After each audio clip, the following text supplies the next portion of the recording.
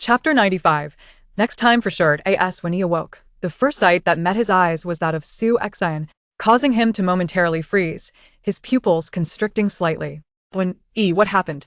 Where are Su Tong and her beast husbands? Su Xin inquired coldly, her brows furrowing in concern, when averted his gaze, unable to meet her eyes, and replied in a hushed tone. After they discovered me, I was bound and rendered unconscious. I have no idea where they are now. Upon hearing this, Su Xin's eyes widened in shock and fury. How could you not mention that you were following them alone without certainty when had he disclosed this, Su Xin would have undoubtedly prohibited him from going and assigned more personnel to accompany him. From past experiences, he knew that revealing such information would elicit indifference from Su Xin, along with disdain for his perceived incompetence. You truly infuriate me, Su Xin shouted. Beside them, Gu Yanbei and Jing Chen also frowned in concern. Gu Yanbei turned to Qin Shiming and Huaixi, who had just returned from searching for the others, and asked, "Did you find any traces of Su Tong and her beast husbands?" Huaixi shook his head. No, neither Su Tong nor her beast husbands were present. Not even the silver-maned beast we had been wearing down for quite some time was nearby. What? The silver-maned beast is also absent? Su Xin's anger and surprise intensified. While she could temporarily set aside her grievances with Su Tong, she could not afford to lose the silver-maned beast. Huaixi nodded emphatically. I scoured the surrounding 3 to 4 kilometers, and there was no sign of the silver-maned beast. It is highly likely that it has been lured away by Xiao Yufan and his companions. Upon hearing this, Gu Yanbei's expression turned grave. He addressed Su Xiner, Jing Chen, and I will head out to search for the silver-maned beast's traces. We will leave signals along the way. You just need to follow us at that moment. The sooner they searched, the greater the likelihood of finding it. As long as the silver-maned beast was safe, he was confident in his ability to reclaim it from Xiao Yufan and his ilk. Su Xin, understanding the gravity of the situation, immediately acquiesced. Yanbei, Jing Chen, hurry. We will follow closely behind. Jiyu Yanbei and Jing Chen nodded, swiftly transforming into their beast forms and departing. Of course, the outcome was that they scoured the vicinity for dozens of kilometers without discovering any trace of the silver-maned beast, which had already been hunted by Su Tong and her group, its crystal core extracted, and its corpse lying within Su Tong's spatial realm. As night fell, the area had previously been devoid of other mutated beasts due to the presence of 2 high-level silver-maned beasts, creating an illusion of safety. However, with both silver-maned beasts gone, the other mutated beasts sensed the absence of their high-level counterparts and began encroaching upon their territory. When Su Xin and her 3 beast husbands reunited with Gu Yanbei and Jing Chen, they had already slain several level 4 mutated beasts along the way.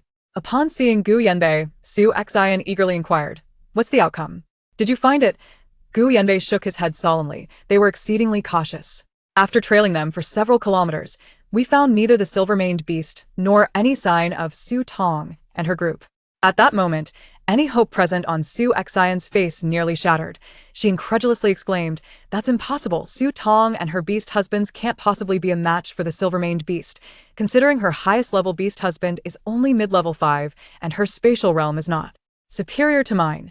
Even if the silver-maned beast had been worn down for a while, they could not have overpowered it. Yanbei, could there be others nearby who might have seized the silver-maned beast?" Gu Yanbei furrowed his brow. While the possibility was slim, it was not beyond the realm of possibility. Xiner has a point, however, when lingering at the back of the group, held a different perspective. While he had been observing Su Tong and her companions in hiding, he had witnessed her 2 beast husbands absorbing crystal cores to advance. If Su Tong had ample star energy prepared, both Jin Yan and Gu Huaixi could potentially succeed in their advancement, thus enabling them to hunt down the silver-maned beast. Yet, he knew that Su Xin would not believe him. He had already become a source of her disdain. There was no need for him to further provoke her ire. Silence was a wiser choice. After pondering, Jing Chen suggested, "The silver-maned beast might have returned near the mutated coffee tree, as we originally discovered it there. Should we head back to investigate?" Jing Chen's words finally reignited some spirit in Su Xin. Jing Chen is correct. The silver-maned beast may have returned to its old haunts. I had previously informed my second brother. He must be near the mutated coffee tree by now. Perhaps he has already dealt with the silver-maned beast. With Su Xin's words, the mood among the beast husbands lightened somewhat. Thus, under the cover of night, they hastened towards the coordinates of the mutated coffee tree. After braving the dangers of traveling at night, They finally reached their destination 2 hours later. Meanwhile, Su Hongyi had been waiting for Su Xian for quite some time. As the siblings met, Su Xian eagerly asked, "Second brother, did you manage to hunt the silver-maned beast?" Su Hongyi was taken aback. "Xianer, how did you know we killed a silver-maned beast?" Su Xian's eyes sparkled. "Second brother, you really did slay the silver-maned beast. What wonderful news." At last, Su Tong would not profit from this. The probability of a level 6 peak silver-maned beast yielding a crystal core was quite high, and numerous parts of its body could be utilized for crafting weapons and armor. Su Hongyi, unsure of why his sister was so elated, nodded. "Yes, we did indeed slay it. Just wait for you to arrive and collect the silver-maned beast into your spatial realm." As he spoke, Su Hongyi led Su Xian and her companions to the location where the silver-maned beast's body was stored. Unable to contain her curiosity, Su Xian asked, "Second brother, did it yield a crystal core?" At the mention of this, Su Hongyi's frustration surfaced. His luck had been dismal. After finally hunting such a formidable silver-maned beast, he had not extracted a crystal core. Su Hongyi shook his head, despondent. Su Xian, well then. Her second brother's luck was indeed rather abysmal. She quickly reassured her brother, "Second brother, it's all right. If we didn't succeed this time, we'll surely succeed next time. At least we still have the mutated coffee tree." Su Hongyi. He cast a guilty and awkward glance at his sister, who remained unaware that both the mutated coffee tree and the Tamil liquid had vanished. With the night obscuring the deep pit, it was not easily noticeable. Even if she saw it, she would likely assume that he had excavated the mutated coffee tree. But this was a truth that could not be concealed. Su Hongyi forced a smile. "Xianer, the mutated coffee tree is gone." Su Xian questioned her own hearing. What did gone mean? Could it be that the plant had somehow sprouted legs and run away? Her expression froze in shock. "Second brother, what do you mean by that? Has the mutated coffee tree been destroyed?" Once he opened his mouth, Su Hongyi found it easier to continue. He spoke candidly. "When we confronted the silver-maned beast, we feared that the battle would harm the mutated coffee tree, so we moved the battlefield nearby. After we hunted the silver-maned beast, we returned only to find that the mutated coffee tree had already been dug away, and the Tamil liquid beneath it had also been stolen." Su Xian. At that moment, despair washed over Su Xian. Upon reaching the vicinity of the silver-maned beast's corpse, Su Xian and Gu Yanbei's group quickly realized that the beast lying on the ground was not the one they had battled. In other words, the silver-maned beast, the mutated coffee tree, and the Tamil liquid had all slipped through their fingers. Their efforts had not only gone unrewarded, but had also squandered star energy, leaving them with nothing to show for their labor. Well, perhaps it wasn't entirely in vain. There was still a silver-maned beast's corpse. However, since the body had not been stored in the spatial realm immediately, and given that the temperature in Area 11 was rather warm, it had begun to decay slightly, greatly, diminishing its value. Su Xian gritted her teeth, her once elegant visage now twisted in rage. Clenching her fists, she roared, "It must be Su Tong. It has to be Su Tong's doing." Chapter 96. When did Su Tong begin to show favoritism towards the insufferable lion? In the central region of Zone 11, they sought refuge on a secluded hilltop, setting up camp on its reverse side. Today, even Su Tong was utterly exhausted, let alone facing the likes of the silver-maned beast, Xiao Yufan and Mo Yuan. After a hurried dash to this location, the star energy within each of them was nearly depleted. Jin Yan, in particular, was severely affected after laying Su Tong down. The golden lion panted heavily before collapsing onto the ground. When Gu Huaixi activated the camp lantern, Su Tong noticed, to her shock, that Jin Yan's left hind leg was drenched in blood. Alarmed, she hurriedly brought the light closer to inspect, but before she could ascertain the extent of the injury, Jin Yan had transformed back into his human form, with golden hair and golden eyes. His golden locks were soaked with sweat, which trickled down his sharply defined nose as he leaned against a tree, attempting to ease himself down. Even this simple motion drained him further, rendering his complexion paler. Su Tong bit her lip, recalling that Jin Yan had been struck by the silver-maned beast while rescuing her. Her heart softened a fraction, prompting her to reach out and support him. Jin Yan bore the pain, casting a sidelong glance at Su Tong. Seeing her offer assistance, he did not refuse. Instead, he draped his long arm over her shoulder for better leverage. From a distance, it appeared as though the towering Jin Yan, standing at nearly 2 meters, was cradling the petite Su Tong, who was only 1.65 meters tall. Bai Su, observing this, felt a swell of indignation. After ensuring Jin Yan was seated, Su Tong turned her attention to the wound on his left leg. When Jin Yan had transformed into the golden lion, the injury had appeared grievous, and now, in human form, the gash on his thigh was even more gruesome, with flesh torn away to reveal bone beneath, truly a sight to evoke discomfort. Tong could not help but furrow her brows, murmuring, "This is severe." At that moment, Huaixi approached to examine Jin Yan's wound, employing his healing abilities to alleviate his pain. Tong noticed that the radiant white light of Huaixi's healing powers gradually dimmed, becoming increasingly faint. After easing Jin Yan's discomfort, he wiped the sweat from his brow and explained, "The disparity in levels between Jin Yan and the silver-maned beast is significant, resulting in severe injuries. Although he has partially healed since then, engaging in battle has exacerbated his wounds. My current level is still insufficient. I can either wait for my star energy to replenish and treat him gradually, or advance to level 5 abilities to heal him in one go." Huaixi was currently at the pinnacle of level 4. To attain level 5, he required at least a level 5 crystal core, of which they had none. Jin Yan chuckled, his spirits lifting slightly, revealing his defiant nature. "No need to rush. I can endure. By tomorrow, when my wounds are somewhat improved, I shall hunt down a few level 5 mutated beasts for you. Once you level up, you can treat me then." Bai Su, unable to contain himself, retorted, "Jin Yan, you're in no condition to boast about hunting level 5 beasts. I doubt you could even stand up right now. Shall I demonstrate my ability to stand for you?" Jin Yan scoffed. Tong felt the urge to roll her eyes. Despite their exhaustion, they still had energy to bicker. "Anzai, Bai Su. You need not concern yourself with him. Hurry and set up the tent." Bai Su, feeling aggrieved, thought, when did Tong start favoring this obnoxious lion? Huaixi shot an admonishing glance at the restless Jin Yan. "Sit still. I have no surplus star energy left for your treatment, or else you'll regret it when the pain returns. Tong, you should rest here while I check on Yuan." Today, apart from the severely injured Jin Yan, Yuan was also in need of attention. Yuan was working alongside Bai Su to set up the camp, while Xiao Yufan patrolled nearby. Yuan's condition was relatively stable. After Huaixi exhausted his last vestige of star energy, Yuan's injuries had nearly healed. With such a bountiful harvest today, and everyone feeling fatigued and famished, the only thing Tong could do was prepare a lavish feast to reward her companions and help them regain some star energy. As the camp was being set up, there were no immediate dangers surrounding them. The cool evening breeze dispelled the heat of Zone 11, bringing a rare, refreshing chill.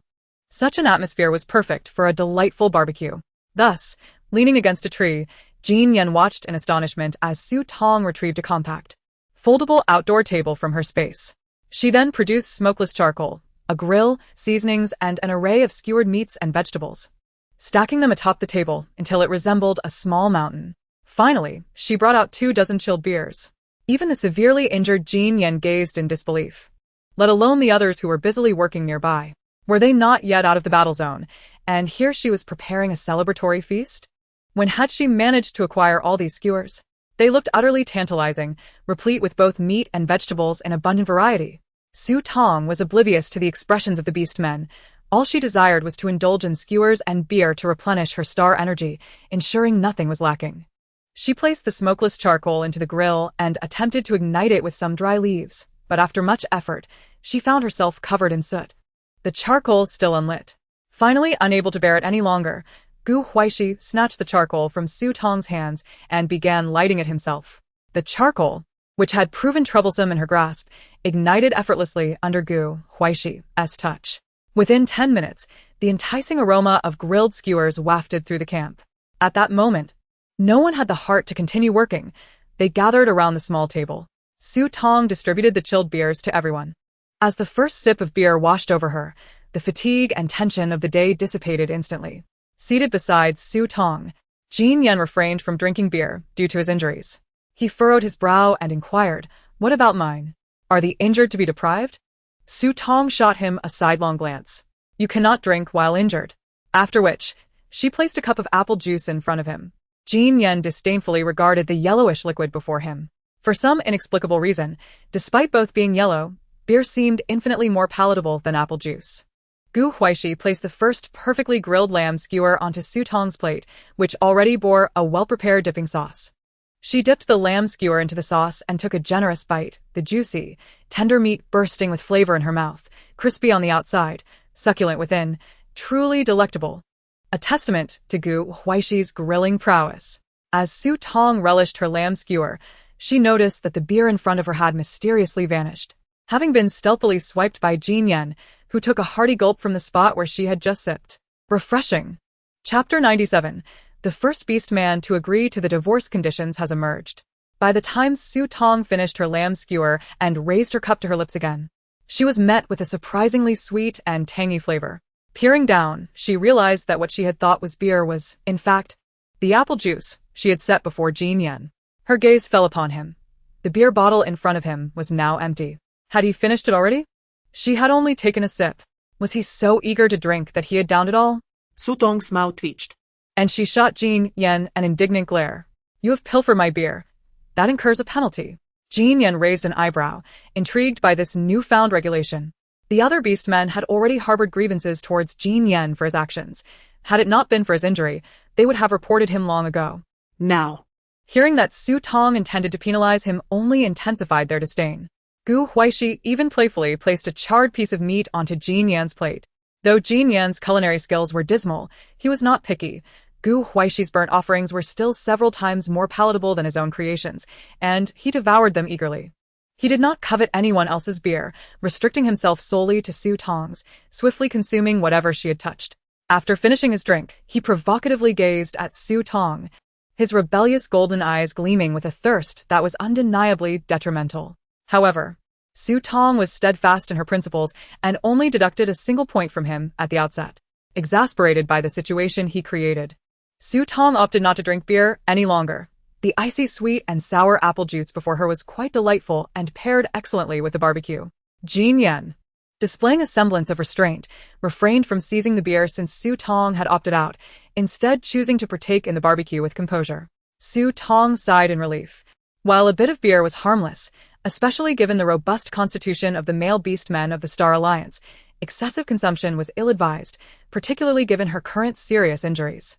The skewers laid out for this evening were sourced from her previous stockpiling efforts in the modern world, procured from a wholesale market, utilizing only the freshest beef, lamb, and pork. Though the vegetables were frozen, their flavor remained commendable, especially with Gu Huaixi's grilling prowess enhancing the experience. The barbecue and beer feast was nothing short of exquisite and memorable, perhaps unmatched by even the most affluent families in the Star Alliance. With 2 crates of beer completely consumed and no skewers left in sight, it was evident that 5 beastmen were not merely gluttonous nicknames. Su Tong suspected that even if she presented them with double the amount, they would still devour it all. After a hearty meal, the previously empty star energy within Xiao Yufan and the others had remarkably replenished by 2 to 3-fold. Following dinner, Su Tong placed a pinnacle-level 6th-grade crystal core in the center of the table. The gray wind-type crystal core refracted light akin to a diamond, enchanting like stars in the night sky.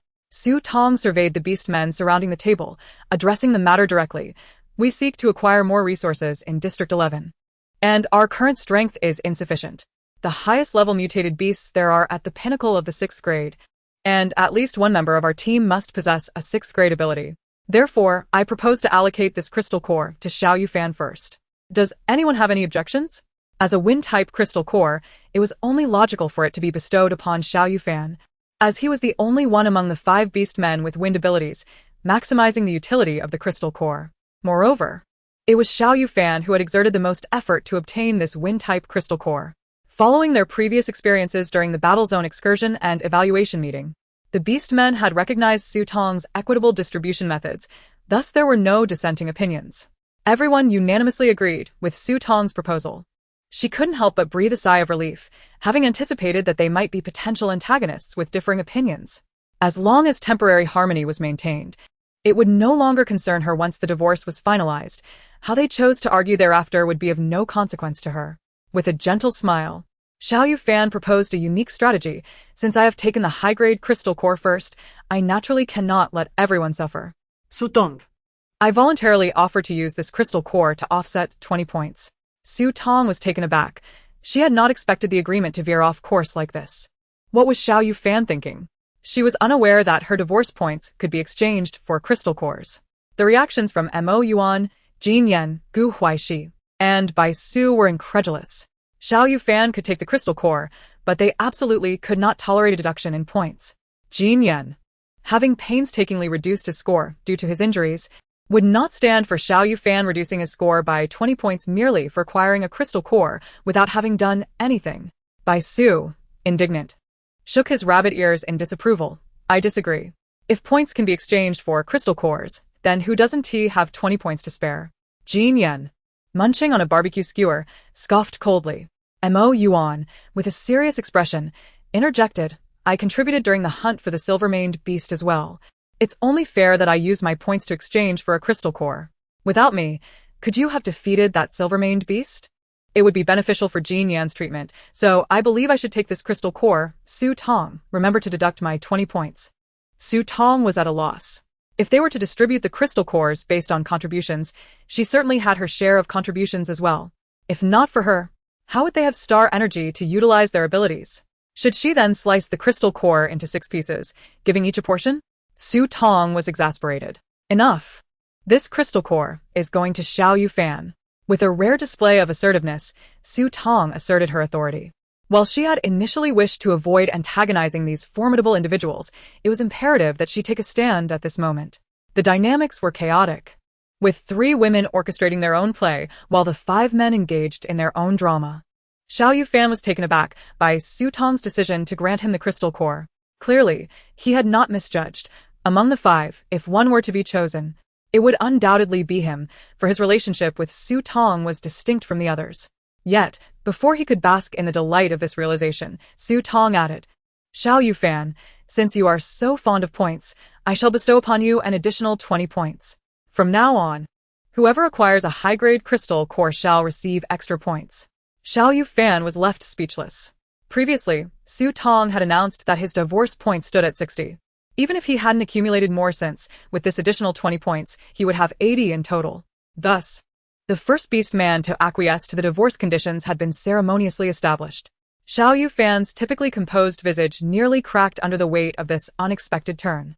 The joy of swiftly obtaining a high-grade rare crystal core faded, replaced by feelings of resentment and unease. The others, unsympathetic, reveled in his predicament, with Jin Yan even giving him a thumbs up. It was rare to see the usually composed Xiao Yufan falter, and this situation brought them amusement. 20 points were not something one could simply add at will. Clearing his throat awkwardly, Xiao Yufan replied, Su Tong, I was merely joking. Su Tong rolled her eyes at him, evidently deciding to ignore him henceforth. Xiao Yufan pondered how to deduct points now.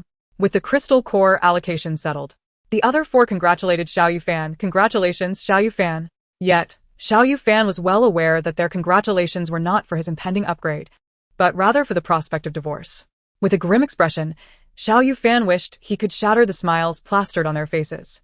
Amidst this jovial yet tense atmosphere, the surroundings echoed with rustling sounds. Chapter 98. Jin Yan, you will sleep with me tonight. Yuan was the first to sense something amiss. His previously languid demeanor sharpened into vigilance as he noticed an approaching presence. His warning alerted Jin Yan, Bai Su, and the others. You all protect Su Tong and the camp. I will investigate, he declared, transforming into his beast form, the sea eagle, and soaring into the air. Before Xiao Yufan could return, Huaixi and Yuan had already discerned what was transpiring nearby. It was, in fact, due to Su Tong's peculiar ability to attract mutated creatures. Previously, the area surrounding the camp had been cleared by Yuan, ensuring that no mutated beasts were present within several kilometers. However, after they had set up camp and enjoyed their dinner, numerous mutated beasts had been drawn in, now encroaching upon their vicinity. Fortunately, they were situated in the central area of District 11, where the mutated beasts were relatively low level, with the highest being at the initial stages of level 5, and even those were scarce. Thus, the group faced little difficulty in dealing with them. Upon his return, Xiao Yufan confirmed Yuan's suspicions. Such issues would not arise if they were in a temporary base, as military personnel were assigned to handle the surrounding mutated beasts. Additionally, if they chose to stay at the center of the temporary base, Su Tong's ability to attract creatures would not be as pronounced. Bai Su shrugged. It seems we'll have to take turns keeping watch tonight. They had set up 3 tents in their temporary camp, one designated for Su Tong, with the other 2 assigned randomly. Given that Xiao Yufan had obtained the crystal core, it would be prudent for him to absorb it as soon as possible. Absorbing a crystal core required a quiet environment, so one tent would be specifically allocated for Xiao Yufan. Among the remaining individuals, Jin Yan, severely injured, could not participate in the night watch and required care and rest. Residing in the remaining tent, the constant comings and goings of everyone undoubtedly disrupted their sleep. Leaving little room for concern for him, Tong furrowed her brows as she observed the situation before her. Suddenly, Jin Yan attempted to rise from beside the tree, only to let out a pained hiss. It seemed he had exerted himself too much, and blood had once again seeped from his wound. Tong recalled that this man had sustained such severe injuries in his effort to save her. Instantly, guilt overwhelmed her, and she resolved in her heart, Jin Yan, you shall share a tent with me tonight. The other three may focus on slaying the mutated beasts without concern. Upon hearing her words, Jin Yan quickly concealed his right hand, which had just discreetly pinched his own wound, behind his back. The golden light in his golden eyes flickered momentarily. Perhaps he had pressed too hard earlier, as his hand was now stained with blood. Fortunately, it was nighttime, and Tong, being female, had average eyesight. The others, upon hearing Tong's declaration, nearly swore in disbelief. Yet, upon gazing at the pitifully injured Jin Yan, their brows furrowed once more. In such a state, he should be unable to do much to Tong, or so they hoped. Observing their expressions akin to those experiencing constipation, Tong inquired curiously, "What's wrong? Do you have objections?" Anyone who dared to voice dissent at this moment would find themselves tasked with caring for Jin Yan tonight. The group quickly shook their heads, fearing that Tong might inadvertently award them extra points. With the arrangement settled, the hour grew late, and they returned to their respective tasks. With Tong as a living target, Yuan swiftly dispatched 10 level 4 mutated beasts, 3 level 3 star beasts, and 7 or 8 level 2 mutated beasts in his first wave. Meanwhile, Su and Huaixi, on their break, found it impossible to sleep, each lying in their sleeping bags with ears perked, ever alert to the sounds from the adjacent tent. Su, in particular, was careful not to appear too obvious, as his fluffy rabbit ears twitched occasionally. In Tong's tent, after being assisted inside, Jin Yan reclined on a separate moisture-proof air mattress covered with a cool ice blanket, a thoughtful gesture prepared for him by Su and Huaixi.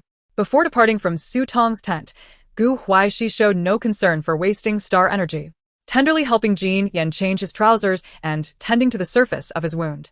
The heat of Zone 11 intensified within the confines of the tent. Tong changed out of her combat attire into a cool nightgown and lay down on her own moisture-proof mattress. Noticing Jin Yan merely propped up against the head of the bed with his eyes wide open, she yawned and asked, "It's quite late. Aren't you going to sleep?" His golden bangs obscured his deep-set golden eyes, and Jin Yan's well-defined profile revealed his thin lips moving slightly. "I can't sleep due to the pain." Tong was taken aback. "Is it that agonizing?" She recalled that Huaixi had treated his wound before leaving. If Jin Yan could manifest a lion's tail at this moment, it would undoubtedly be swishing about as he spoke. After scratching her head for a moment, she uttered a statement that immediately darkened Jin Yan's expression. "Shall I fetch you a painkiller?" This painkiller was something she had stockpiled during her modern life to alleviate menstrual cramps. Whenever she took one during her discomfort, it worked wonders. Jin Yan could only manage a non-committal sound as Tong had already placed a white pill and a glass of water beside him. "Hurry, take it. You'll feel better soon." This medication even contained sleep-inducing properties. Once consumed, he would quickly drift off to sleep, preventing any unforeseen complications, allowing her to rest peacefully as well. Despite the outcome, Tong's tone was gentle and coaxing, infused with a comforting quality that Jin Yan found himself unable to resist. It was just a matter of taking a pill. He complied, with a gulp of water. He swallowed the painkiller, and Tong promptly collected the cup, smiling at him before lying down to sleep. Jin Yan was somewhat dumbfounded. Was that truly all there was to it? Sharing a tent with her was merely for the sake of rest? Although his leg was injured, he was otherwise healthy and vigorous. Her invitation to share her tent was genuinely just to keep her company while she slept. The corners of Jin Yan's mouth twitched. Upon encountering that individual in the shopping center, he realized his time was limited and that he must seize every opportunity available. Just as these thoughts began to swirl in his mind, an overwhelming wave of drowsiness suddenly washed over him. What was happening? Why was he feeling so fatigued? As a male beast man, his vitality was typically remarkable. He could forego sleep for days without issue, yet it was still early evening. Before Jin Yan could execute his plans, He had already succumbed to slumber against the head of the bed. As Jin Yan's breathing grew steady and elongated, Su Tong, lying beside him, opened her eyes. She glanced at him, nodding in satisfaction. You'd best not be thinking of causing any trouble. It's time to wash up and sleep. During her time in this beast world, Su Tong had gained significant insight into the robust physiques of male beast men, which were incomparable to the fragile female form. Anticipating that a single painkiller would not incapacitate Jin Yan, she had discreetly added over a dozen sleeping pills to his glass of water. With such a dosage, she was confident he would be able to enjoy a deep and restful sleep. The night passed exceptionally quietly, swiftly slipping away. When Jin Yan finally awakened, he found Huaixi, wearing a gentle smile, seated at the edge of his bed. Startled by the uninvited presence of Huaixi in Su Tong's tent, Jin Yan nearly tumbled off the air mattress in shock, and then he angrily exclaimed, "This is Su Tong's tent. How did you get in here?" Huaixi gestured for Jin Yan to look at the bed where Su Tong had slept, neatly made with her summer quilt, leaving no trace of her presence. Morning had arrived, and he was the only ailing one still in bed. "Stop dawdling. I'm here to treat you." Dumbfounded, Jin Yan turned his gaze outside the tent. Realizing that the once dark night had transformed into bright daylight, it was indeed morning. He had managed to sleep until dawn despite his severe injuries. He hadn't even noticed when Su Tong had risen. The thought of the pill and water he had consumed the previous night darkened Jin Yan's expression. Cunning Su Tong. She plotted against me. Unfazed by his glowering countenance, Huaixi proceeded with his treatment. They had other matters to attend to that day, and it was crucial that Jin Yan's wounds healed at least halfway, lest they be burdened with his care. Opportunities lost would not return, and Jin Yan had no choice but to endure the treatment. By the time he and Huaixi exited the tent, he could at least walk normally. Su Tong greeted Jin Yan with a beaming smile. "Good morning, Jin Yan." "Humph," he muttered in response. However, breakfast was a different matter altogether. Su Tong was far less generous, serving roasted meat from a level 2-star beast source locally. She supplemented this with several handfuls of freshly harvested lettuce from the original owner's farmland, while the bok choy and spinach, benefiting from the spiritual spring water, would require a few more days to mature. In due course, she could prepare juices from apple spinach or banana spinach.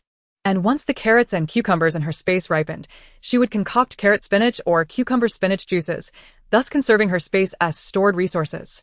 However, the seasoning for the roasted meat was leftovers from the previous night's barbecue, and the beast men found the star beast meat, enhanced by the energy-providing seasoning, to be quite palatable.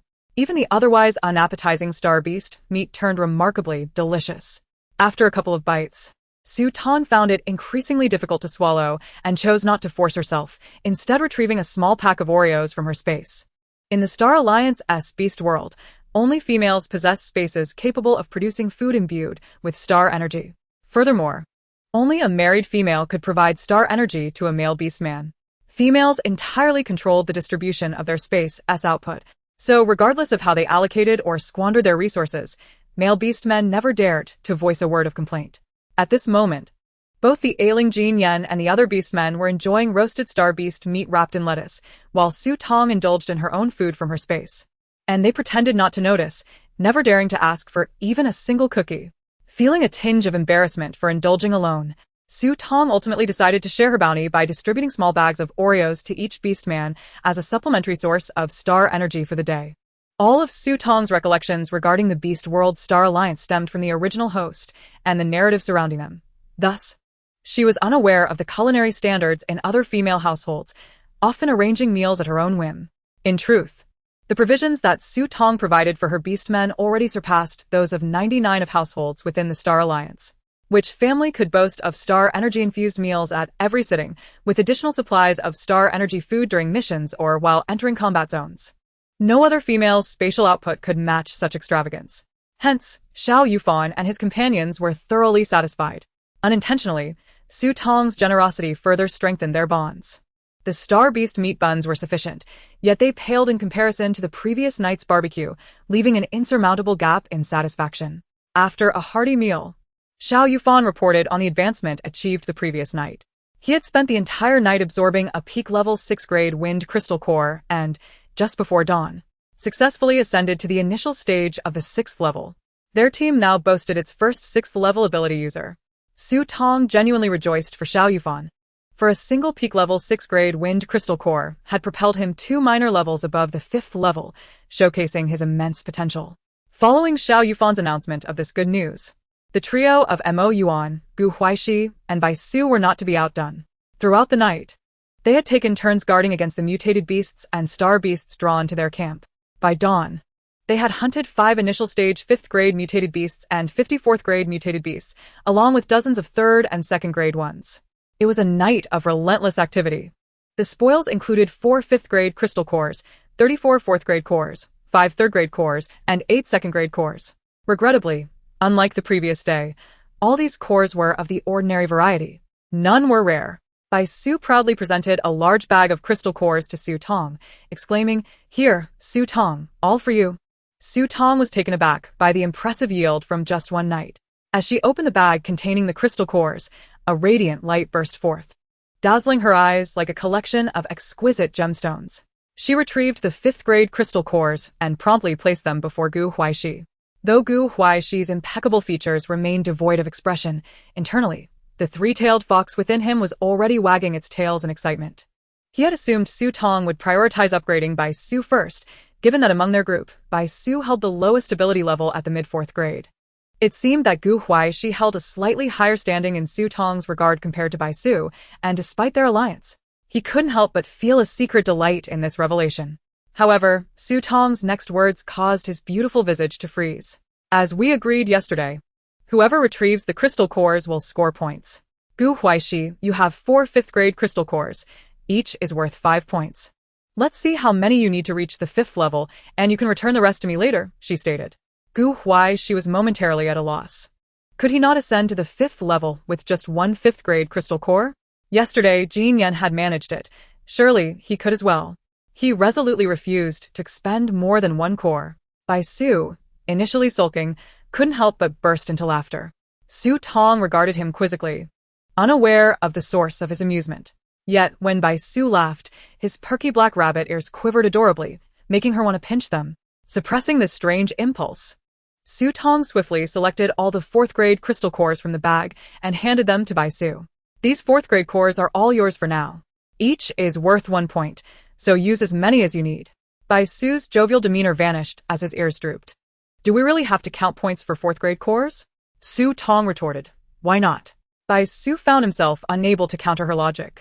"Well, at least 1 point for each 4th grade core means 5 points for 5 of them.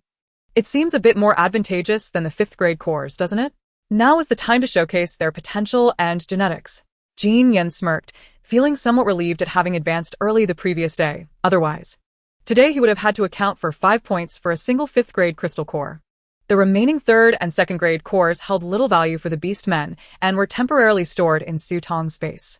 Just as they finalized the distribution of crystal cores, a simultaneous distress signal flashed on the wristbands of the 6 companions. Chapter 100.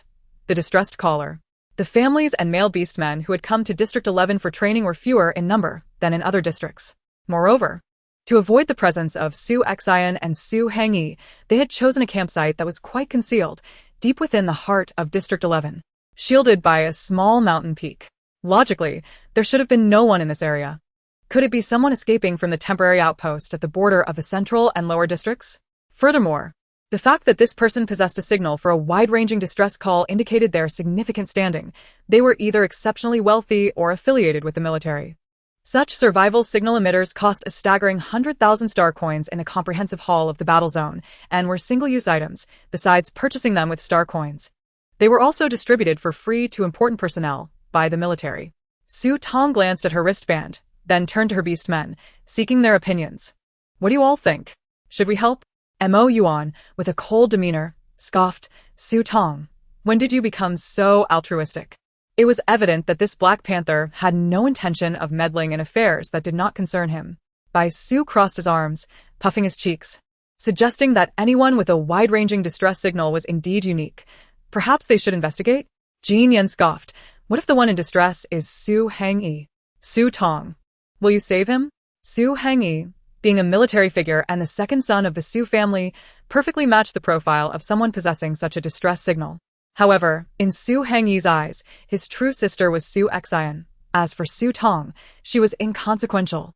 Interestingly, despite their impressions, Su Tong harbored special feelings towards this biological brother. While her sentiments may have mellowed over time, she had previously made considerable efforts to win his affection. Jin Yan's incisive question immediately silenced the group. Su Tong, slightly exasperated, retorted, "What does Su Heng have to do with me now? I've long been cast out by the Su family." Despite her words, none of the 5 beast men took her statement to heart. They had witnessed her previous resentment towards Su Xin and her indecisiveness and longing regarding the Su family. Xiao Yufan turned to Gu Huaixi, asking, "What do you think?" Gu Huaixi, possessing greater insight into the Su family than the others, shook his head. "I doubt it's Su Hengyi. Even if he were in danger, he has means to notify military personnel for assistance. He wouldn't casually use a wide-ranging distress signal." The signal emitted by such devices was indiscriminate, and given the cutthroat competition of the Star Alliance's beast world, especially within battle zones, should the signal fall into the wrong hands, the consequences could be dire. After Gu Huaixi's explanation, Xiao Yufan voiced his agreement, saying, "I concur with Bai Su. Let us discreetly investigate. If the one in distress poses no danger, we can decide on our course of action." Yuan, visibly displeased with Xiao Yufan's suggestion, scoffed, "You want to go?" Xiao Yufan frowned, replying, "Fine, I'll go. My beast form is quite convenient for this." Yuan scoffed again. For reasons unknown, ever since Xiao Yufan had ascended to the 6th level, Yuan had begun to find him increasingly irksome. Sensing the tension rising, Su Tong quickly interjected, "All right. Let us proceed this way. Xiao Yufan will investigate the situation. The rest of us can focus on absorbing the crystal cores, resting, or patrolling. We still need to stay here for another day to gather more crystal cores." Thus, they all set off on their respective tasks. Jin Yan's injuries have improved significantly. He is patrolling alongside Gu Huaixi, while Bai Su is busy absorbing crystal nuclei for upgrades. Last night, the 5th-level mutated beasts were all hunted by Yuan, who exerted the most effort and barely slept a wink, so it is now his turn to rest. Xiao Yufan went to check the situation and found that only Su Tong was temporarily idle. However, as a fragile being, she could be of little assistance, merely serving as a lure for monsters, so she returned to the tent to assess her spatial conditions. The mutated coffee tree she unearthed yesterday still resides in her space. Given the rarity of mutated coffee trees, Su Tong is reluctant to use it for tasks. Moreover, she has learned from the original storyline that the mutated coffee tree possesses other uses, further solidifying her decision not to part with it. In the section designated for fruit trees in the original owner's space, she cleared a spot for the mutated coffee tree. After planting it and watering it with spiritual spring water, the tree has begun to settle into its new home. Currently, the mutated coffee tree is in a growth phase, with clusters of flower buds emerging on its branches. While a normal coffee tree typically requires around 10 months to progress from budding to flowering and then to fruiting, the enhancement from spiritual spring water could shorten that time to 1 month. However, as this is a mutated coffee tree, its growth may differ from that of an ordinary coffee tree. After admiring the tree, which stands as tall as she does, Su Tong harvested some mature lettuce before withdrawing her consciousness from the space. At that moment, Xiao Yufan returned from his reconnaissance. Stepping out of the tent, Su Tong was taken aback to see a male beast man accompanying Xiao Yufan, none other than Lu Xian. Xiao Yufan assisted the severely injured and unconscious Lu Xian into the tent. Su Tong inquired whether Lu Xian had sent the distress signal. Xiao Yufan nodded and rummaged through Lu Xian's pockets, retrieving a small cylindrical chip used for distress signals, which had a duration of 30 minutes and was nearing its end. Xiao Yufan promptly deactivated the device. "I'll go find Gu Huaixi to examine him," Xiao Yufan said as he stood up to search for Gu Huaixi. Gu Huaixi arrived swiftly and was startled by the pitiful state of Lu Xian in the tent. When Su Tong had previously visited the Lu family with Xiao Yufan and Bai Su, Lu Xian had not been bedridden. However, the beastmen had encountered Lu Xian during the original owner's rampage at the Lu family, hence Gu Huaixi's surprise at seeing him now. Gu Huaixi quickly began his examination of Lu Xian, while Xiao Yufan and Su Tong waited anxiously. After completing his assessment, Gu Huaixi took hold of Lu Xian's wrist, channeling his healing abilities into him. However, unlike previous treatments, Gu Huaixi found that his healing powers could not penetrate Lu Xian's body and were completely repelled. Having employed his healing powers numerous times, he had never encountered such an obstacle. Undeterred, he attempted several more times, yet the outcome remained unchanged. The inability to access Lu Xianheng's body meant that he could not provide treatment for his severe injuries, which had reached a life-threatening level. Seeing Gu Huaixi retract his powers, Xiao Yufan and Su Tong exchanged puzzled glances. Gu Huaixi furrowed his brow in frustration, explaining, "His star energy has been completely depleted, with not a trace remaining. Star energy is the source of our abilities, since our star energies are fundamentally the same. As long as you have a trace of star energy, my healing powers can assist you. But with none left in him, I cannot penetrate his body, and thus cannot aid in his recovery." In essence, saving Lu Xianheng necessitated restoring star energy within him. However, this could only be achieved through marriage, whereby the female's spatial production could provide star energy to the male beast man, and currently, Su Tong and Lu Xianheng shared no such bond. Suddenly, Gu Huaixi had a thought and urged, quickly check if he has any food on him. Since Lu Xianheng had made it to the battle zone, it indicated he must have had star energy within him at some point. A male beast man without star energy would never venture into a combat zone. Before marriage, male beast men could absorb a small amount of star energy from their mother's spatial production, so perhaps Lu Xianheng had brought some from Lu Lejun's space. Regrettably, Xiao Yufan searched swiftly and found nothing but a few ordinary nutrient liquids on Lu Xianheng. The trio fell silent. Su Tong furrowed her brow and remarked, "Wasn't it said that male beast men could convert crystal nuclei into a small amount of star energy? Could that method work?" Gu Huaixi shook his head, explaining that Lu Xianheng was too gravely injured and unconscious to independently absorb and convert the crystal nuclei. Moreover, the conversion process also required a portion of star energy as a catalyst. There is a method that could allow him to absorb the crystal nuclei without needing to do so autonomously, Xiao Yufan suddenly interjected. Su Tong and Gu Huaixi turned to him expectantly. He continued, using a crystal nucleus that matches his ability attribute would allow for passive absorption and conversion. However, the requirements for the crystal nucleus are quite stringent. Not only must the attributes match, but the ability level must also align with that of the crystal nucleus. Regardless, they finally discovered a potential remedy for Lu Xianheng. What is his ability attribute and level? Su Tong inquired with curiosity. I can discern that using my healing powers, Gu Huaixi replied, immediately activating his abilities again. After a brief moment, he looked at Su Tong with an odd expression. Lu Xianheng currently possesses a mid-level 3 lightning attribute ability. At that, Su Tong recalled the rare lightning crystal nucleus she had acquired after personally hunting a level 3 mutated beast yesterday. A peculiar feeling surged within her. However, prioritizing the rescue, she retrieved the lightning crystal nucleus from her space and handed it to Gu Huaixi. Use this, she urged, though a pang of reluctance tugged at her heart. Xiao Yufan nodded at Gu Huaixi, who likewise did not hesitate over the precious crystal nucleus. After all, a level 3 rare crystal nucleus was valuable but not irreplaceable, and it was far preferable to the alternative of Su Tong hastily proposing a marriage contract with Lu Xianheng for the sake of star energy. He placed the crystal nucleus in Lu Xianheng's palm and guided him with his healing powers, prompting Lu Xianheng's body to begin absorbing and converting the lightning crystal nucleus. With even a modicum of star energy, they could treat Lu Xianheng's injuries. Su Tong and Xiao Yufan temporarily exited the tent to allow Gu Huaixi to work. Su Tong mused, wasn't Lu Xianheng bedridden due to old injuries? Has he recovered? Xiao Yufan frowned and shook his head in uncertainty, noting that since he could arrive in the battle zone, he must have recovered to some extent. As for why he was in such a state, they would need to wait for him to awaken to inquire. What Xiao Yufan did not voice was that Lu Xianheng had been bedridden for 7 or 8 years without improvement. If Lu Lejun had provided him with sufficient star energy, he should have gradually recovered by now. The suddenness of this recovery indicated some extraordinary experience. A sense of unease and foreboding began to swell within him uncontrollably. While Su Tong and the others were occupied with aiding Lu Xianheng, Su Xian, accompanied by the beast men, was passing by from a nearby area about 10 kilometers away. Had Su Tong's team not already rescued Lu Xianheng, Su Xian would have likely received Lu Xianheng's distress signal at that moment.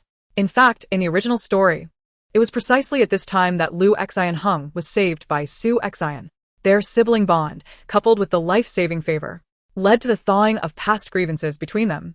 Subsequently, Lu Xianheng not only assisted Su Xian in countering Su Tong's struggles, but also leveraging his formidable lightning abilities, discreetly cleared numerous obstacles for her, providing her with greater support than Su Heng ever could. However, this time, Su Tong and the others were a step ahead. Su Xian had not detected Lu Xinheng's distress signal. An hour later, Gu Huaixi had healed 60% of Lu Xinheng's severe injuries. The robust constitution of a male beast man allowed Lu Xinheng to appear almost revitalized, even after only partial treatment. Although Lu Xinheng's ability level did not match Gu Huaixi's, the latter expended less energy in treating him compared to Jin Yan. Yet the severity of Lu Xinheng's injuries surpassed those of Jin Yan. Consequently, the energy consumed during the treatments was roughly equivalent. At this juncture, Gu Huaixi found himself low on star energy and required replenishment before he could continue treating Lu Xinheng. Lu Xinheng opened his eyes in horror, realizing that he was not in the tropical rainforest of Zone 11, but rather inside a tent. His pupils, which had contracted in fear, gradually relaxed as he heard a gentle yet distant male voice ask, "You're awake?" Turning slowly, he beheld Gu Huaixi, who possessed white hair and blue eyes. It's you. Su Tong's beast man. Lu Xinheng exclaimed in astonishment. Gu Huaixi, who was wiping his hands with a damp cloth, nodded coolly. "I am Gu Huaixi, Su Tong's beastman. We received your distress signal, which led us to rescue you." It was Su Tong who had saved him. Lu Xinheng instinctively disregarded the we. He propped himself up slightly, leaning against the headboard. Inside the tent, it was just him and Gu Huaixi. Su Tong was conspicuously absent. "Where is Su Tong?" Lu Xinheng asked in a low voice. Gu Huaixi noted that Lu Xinheng, upon awakening, was more concerned about Su Tong than his own condition or how he had been rescued. A sudden wave of regret washed over Gu Huaixi.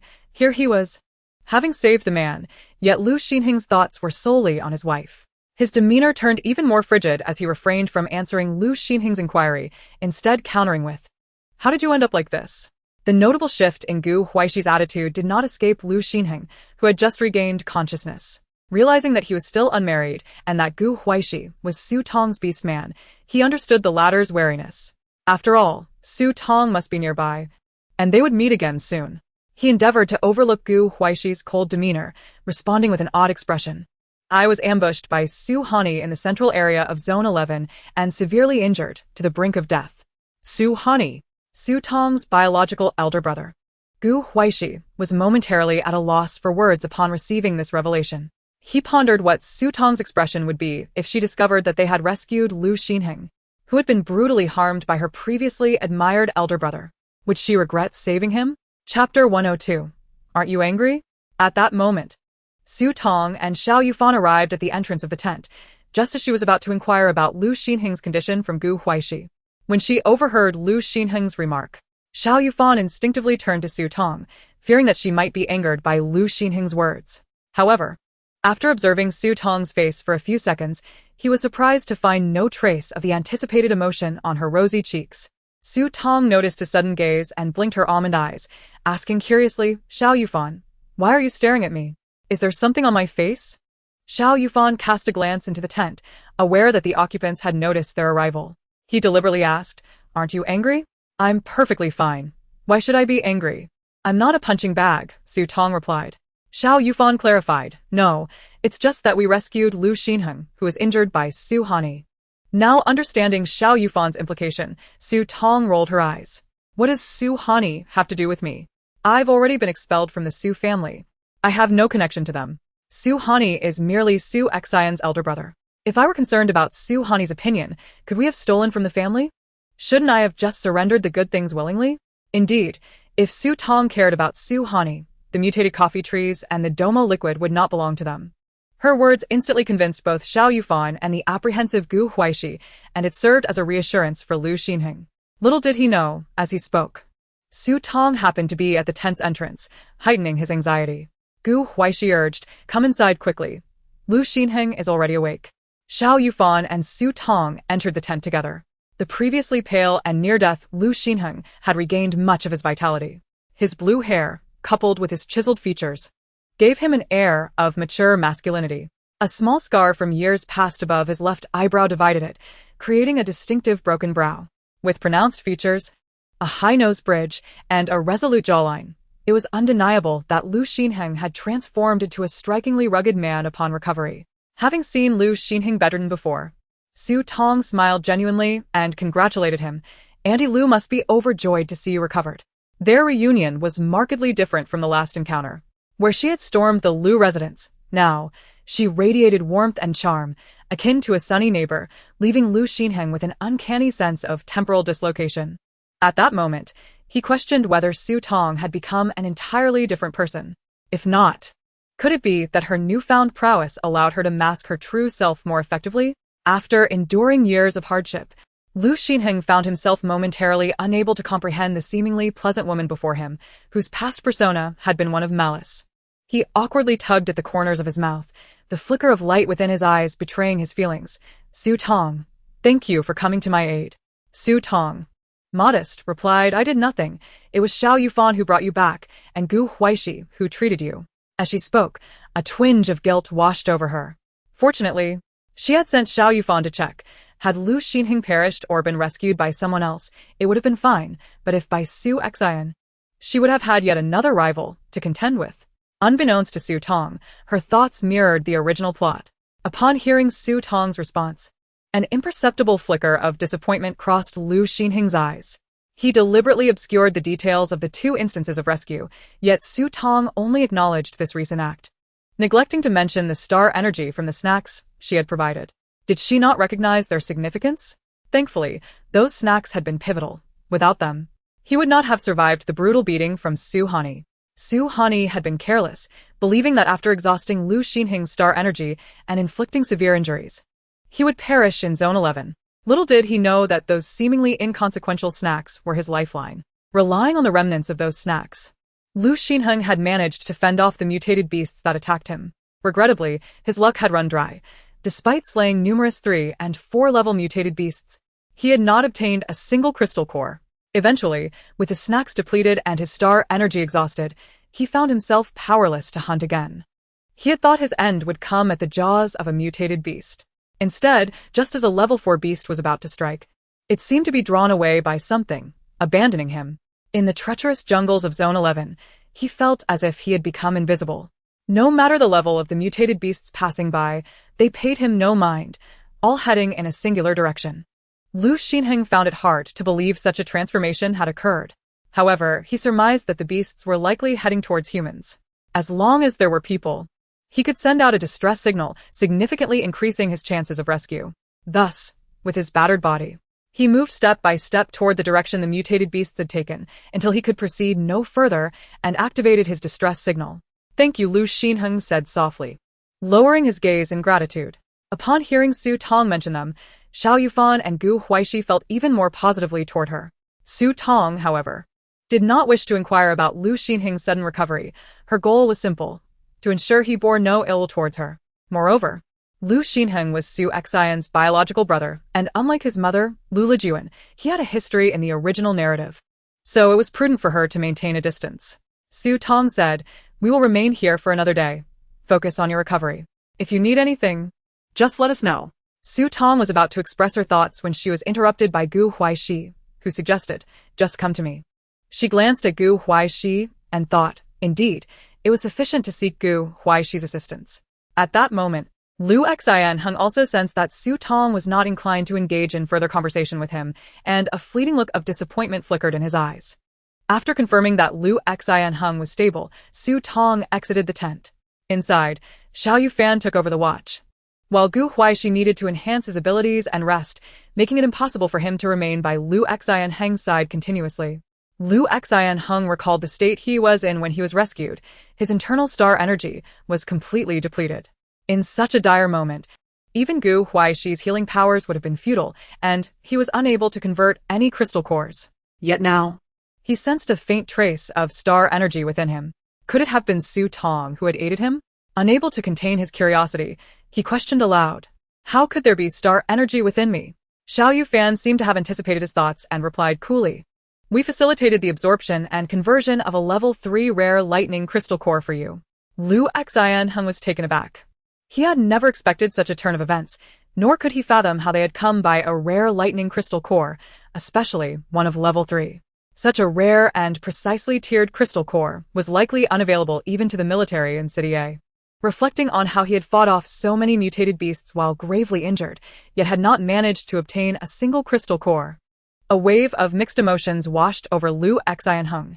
The disparity in luck between individuals was indeed striking.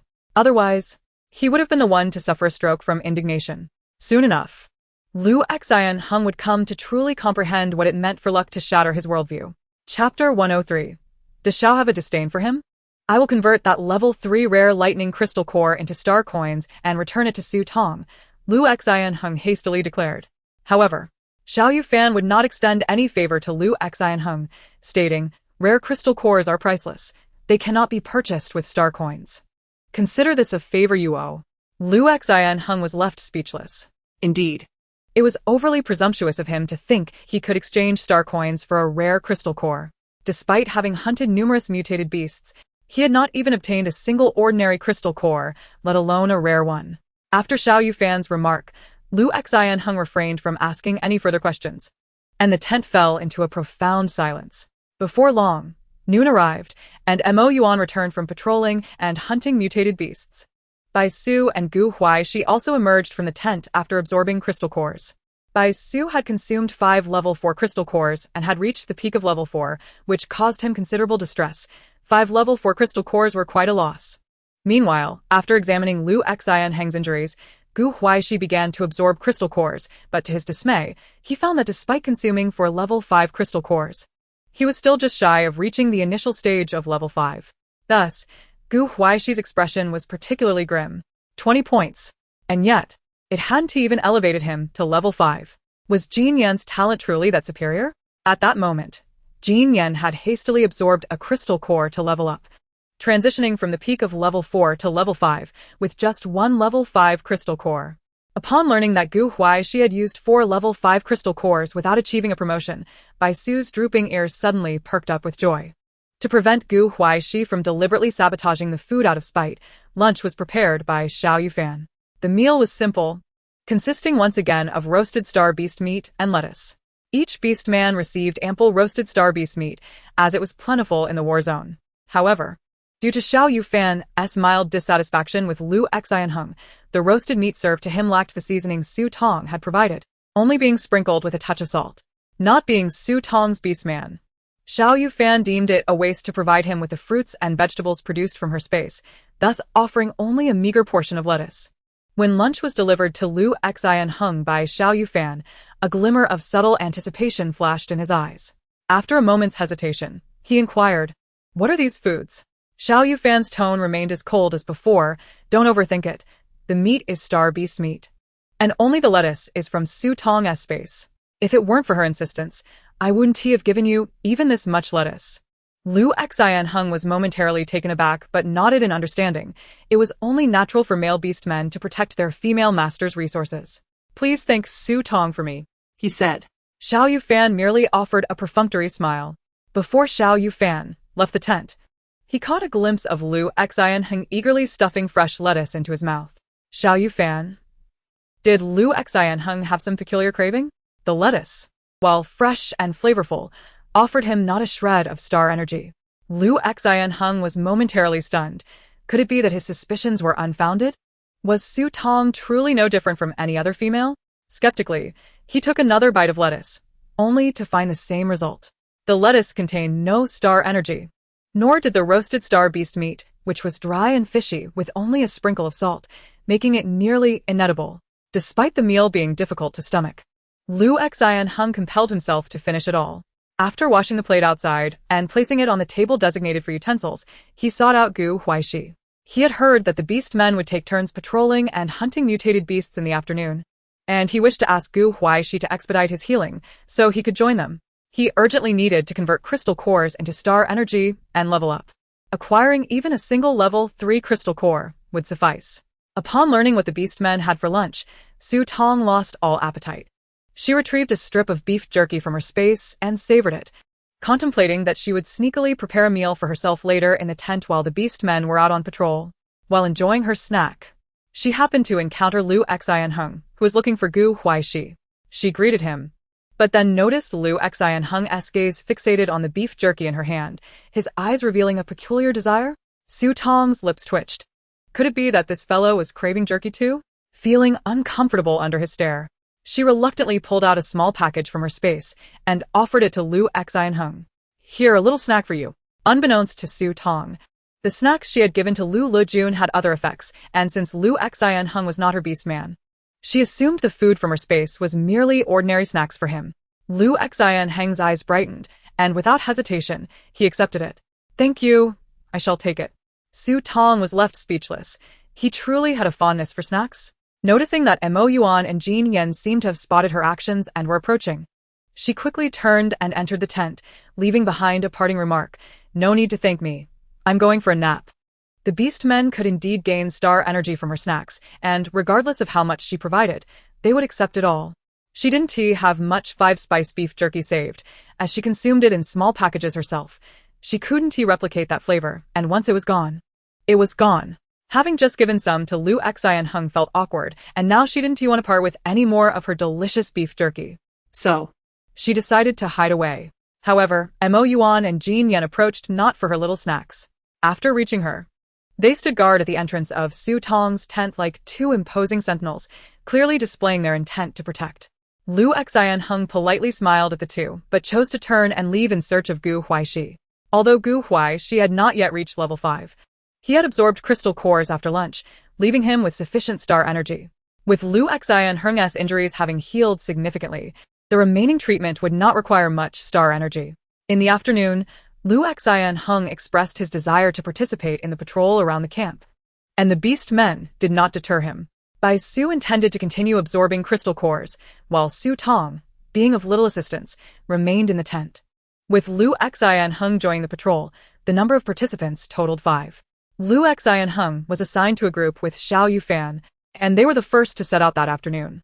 Not long after leaving the camp, Lu Xian suggested, "Let us split up. This way, we can patrol more swiftly." This would also prevent the situation where they might encounter a mutated beast only to have it swiftly dealt with by Xiao Yufan before he could claim it. Xiao Yufan seemed to have anticipated his thoughts, shaking his head. Together, if we separate, the number of mutated beasts will be overwhelming. Your ability level is too low to handle them. Lu Xin felt a twinge of indignation. Did Xiao look down on him? Before Su Hongyi ambushed him, he had spent the better part of a day in the central area of Zone 11, and encountering a mutated beast once an hour was already fortunate. How could he now claim that there were many mutated beasts? They were not cabbages that one could find as many as desired. However, it soon became apparent to Lu Xin that, in this vicinity, mutated beasts were indeed as plentiful as cabbages. Chapter 104. All thanks to Su Tong. Although he was eager to refute Xiao Yufan, he realized that they were on someone else's territory, and it would be wiser to remain low-key and humble. Lu Xin chose not to persist. He believed that if they failed to encounter any mutated beasts shortly, Xiao Yufan would relent. But soon, Lu Xin had no time to entertain other thoughts, for they had already encountered mutated beasts, and not just one, but 3. 1 5th-level star beast and 2 3rd-level mutated beasts. Is there really that many? Lu Xin wondered aloud. Could it be that mutated beasts are more abundant here than elsewhere? Xiao Yufan remained composed, noting that this was already a norm for them. Today, the number of mutated beasts was relatively low compared to last night and this morning. I'll handle the 5th-level beast. You take care of the 3rd-level ones, all right? Xiao Yufan proposed. Lu Xin nodded in agreement without hesitation. After he consented, Xiao Yufan paid him no further mind, diverting the 5th-level star beast away and focusing on it. Lu Xin, a mid-level 3rd-tier lightning ability user with the form of a blue wolf, showed no mercy against the 2 3rd-level mutated beasts, unleashing 2 bolts of lightning without hesitation. Suddenly, purple lightning crackled through the air, resembling divine punishment as it struck the 2 3rd-level mutated beasts. In a single encounter, one of the initial 3rd-level beasts was charred and collapsed to the ground. The other, though still able to move, was left severely weakened. Lu Xin charged forward, transforming into a colossal blue wolf, and with his razor-sharp claws crackling with electricity, he struck the remaining 3rd-level mutated beast on the head, swiftly ending its life. Xiao Yufan, being a 6th-level ability user, quickly dispatched the 5th-level star beast. After slaying the 5th-level creature, he quietly observed Lu Xin from a distance. Lightning ability users were rare, and this was his first time witnessing one in combat. Although Lu Xinheng's abilities were only at the 3rd tier, his lethality was not diminished. In fact, He fought with greater prowess than Xiao did at the same level with his wind abilities, against two third-level mutated beasts. One in the initial stage and the other at the peak, Lu Xinheng managed to eliminate them with merely 2 attacks. No wonder there were rumors of lightning ability users being the most formidable in combat among all abilities. Once both mutated beasts lay defeated, Lu Xinheng eagerly used his wolf claws to tear open their bodies. To his astonishment, both third-level mutated beasts contained crystal nuclei. Was fortune finally smiling upon him? Had the previous hunts that yielded no nuclei now compensated him? Carefully extracting the crystal nuclei and securing them, he turned to find Xiao Yufan standing not far off. He hurried over and inquired, "I've dealt with my end. What about the star beast on your side?" Xiao Yufan gestured towards the fallen 5th-level star beast's carcass. "I've taken care of mine as well." Lu Xinheng felt a twinge of surprise.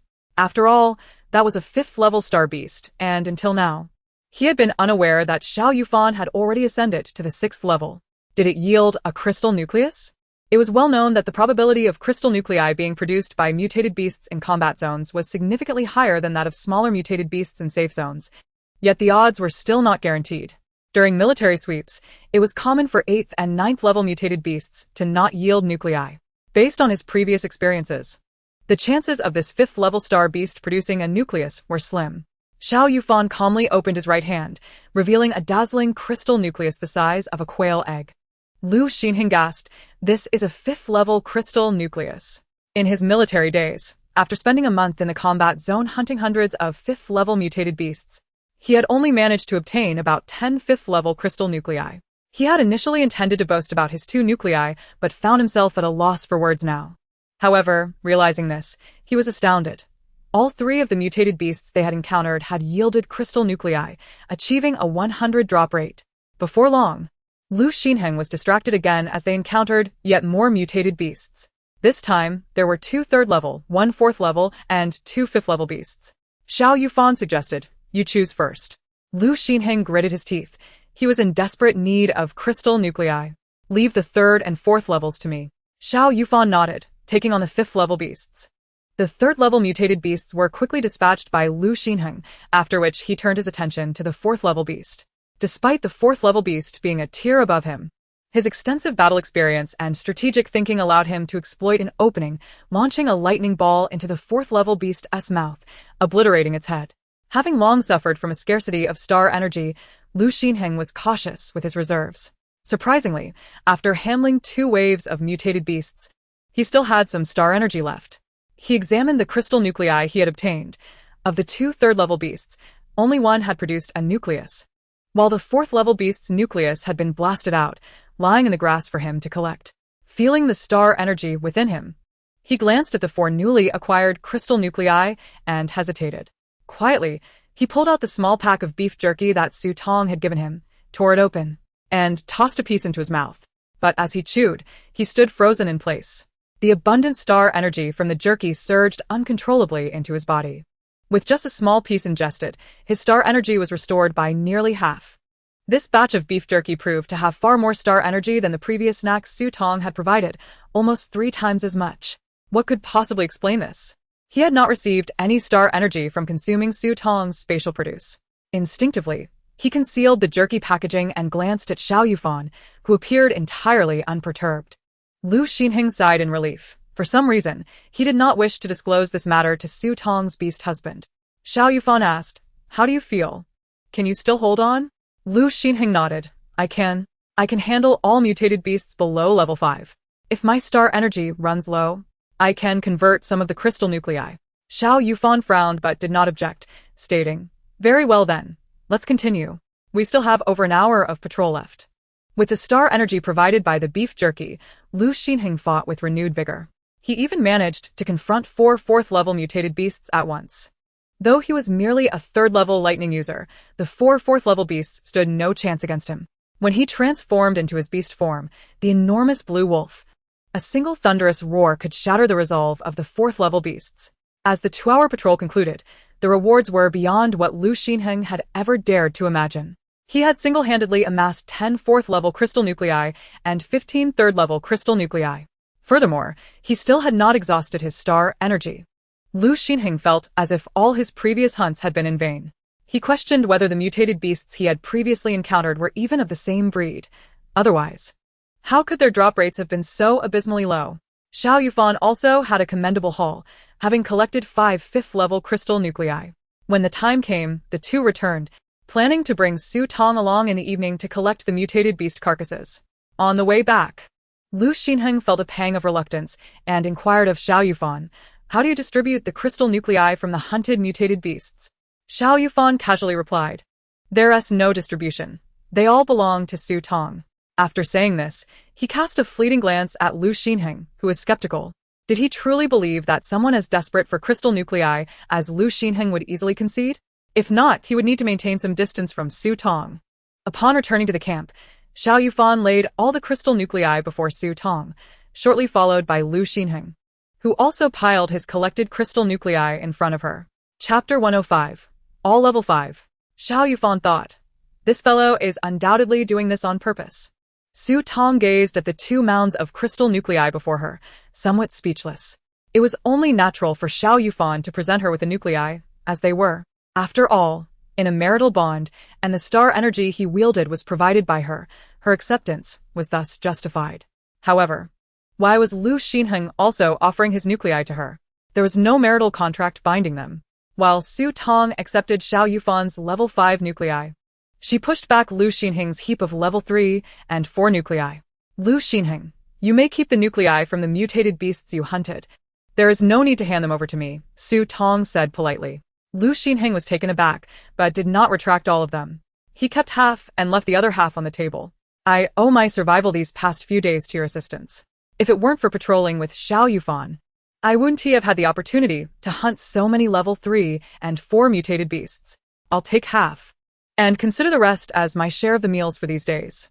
After speaking, Lu Xinheng gathered his half of the nuclei and turned to leave, providing no further opportunity for Su Tong to decline. Su Tong looked at Xiao Yufan. "How about you help return these nuclei to him?"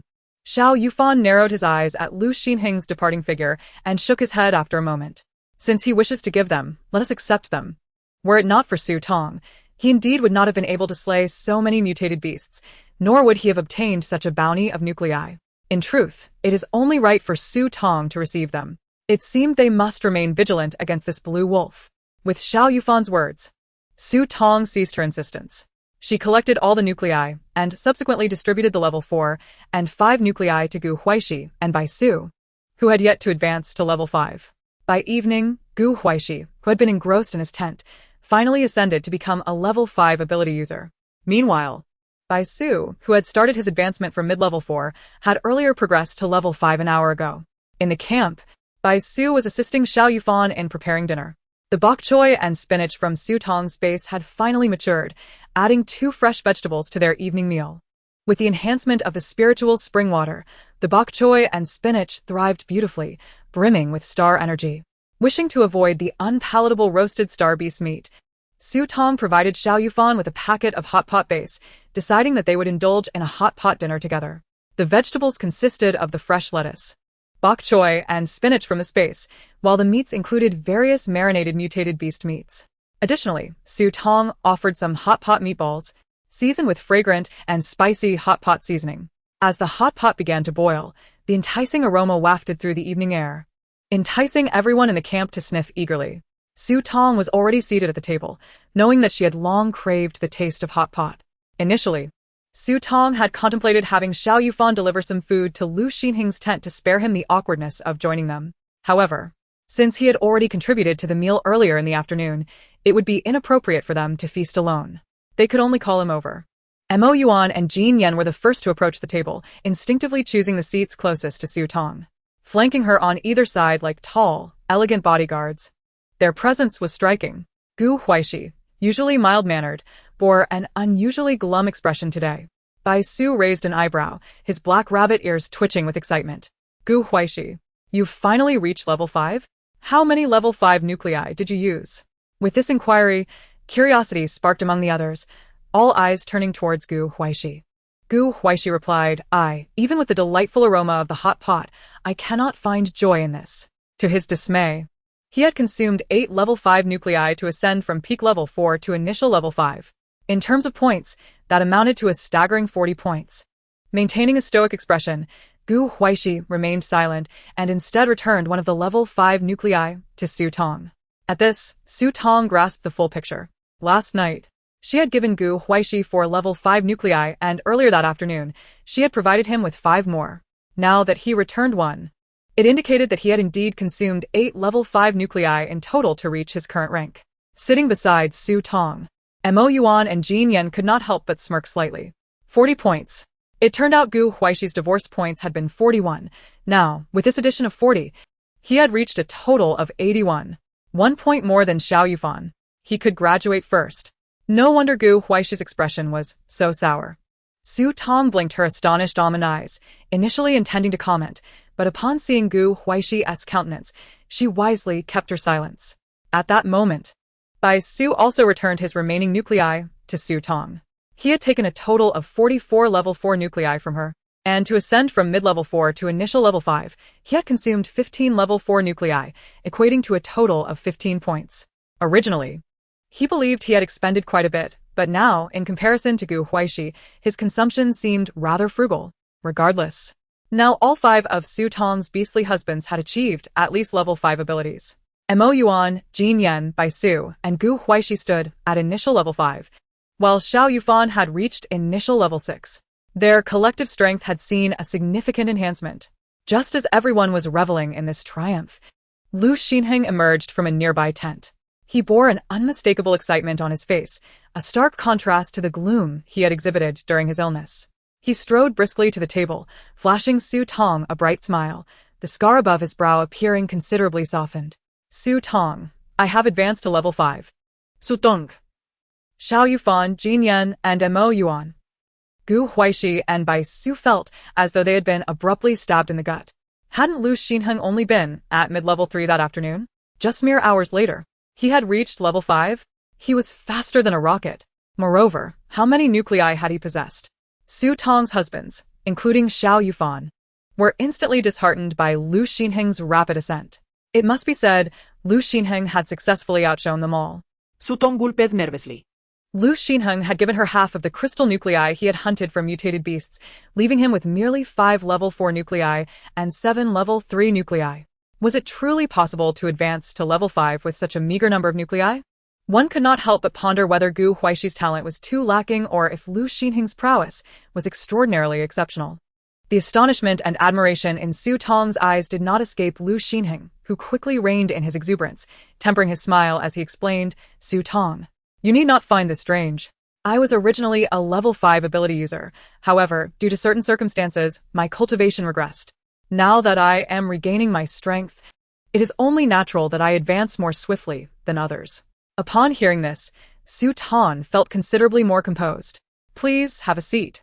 Now that everyone has reached level 5 or above, let us raise our glasses to celebrate.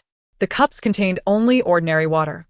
And as the glasses gently clinked together in the air, aside from Su Tong, the other 6 beastly men were absorbed in their own thoughts, none truly celebrating.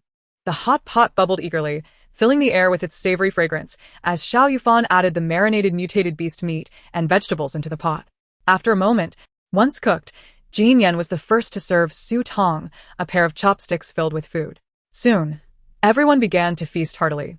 Lu Xinheng had initially thought he was merely joining for a meal, but as the vegetables and mutated beast meat enveloped in hot pot broth entered his mouth, he surprisingly sensed a subtle infusion of star energy. He discreetly glanced at Su Tong, who was happily devouring her meal, her cheeks flushed with delight. Despite having prepared ample meat and vegetables, the food was devoured swiftly. Su Tong stared at the now empty dining table in astonishment, realizing that her husband's appetites had also escalated alongside their ability upgrades. Chapter 106. This time, choose Bai Su. The modest amount of vegetables she had cultivated would scarcely suffice if they were allowed to indulge freely, with the aid of the spiritual spring water. They grew at a pace far outstripping their consumption. The appearance of Lu Xinheng had instilled a sense of crisis among the 5 beastly husbands who had previously been disjointed, now unified in their resolve. That night, a patrol was organized for guarding the camp, and Lu Xinheng volunteered to participate. Xiao Yufan and the others did not refuse, but they insisted that Su Tong select someone to share her tent for the night. All 5 remained on high alert, concerned that Lu Xinheng might take advantage of the situation after dark. It seemed wiser to assign someone to stay with Su Tong, ensuring their collective peace of mind.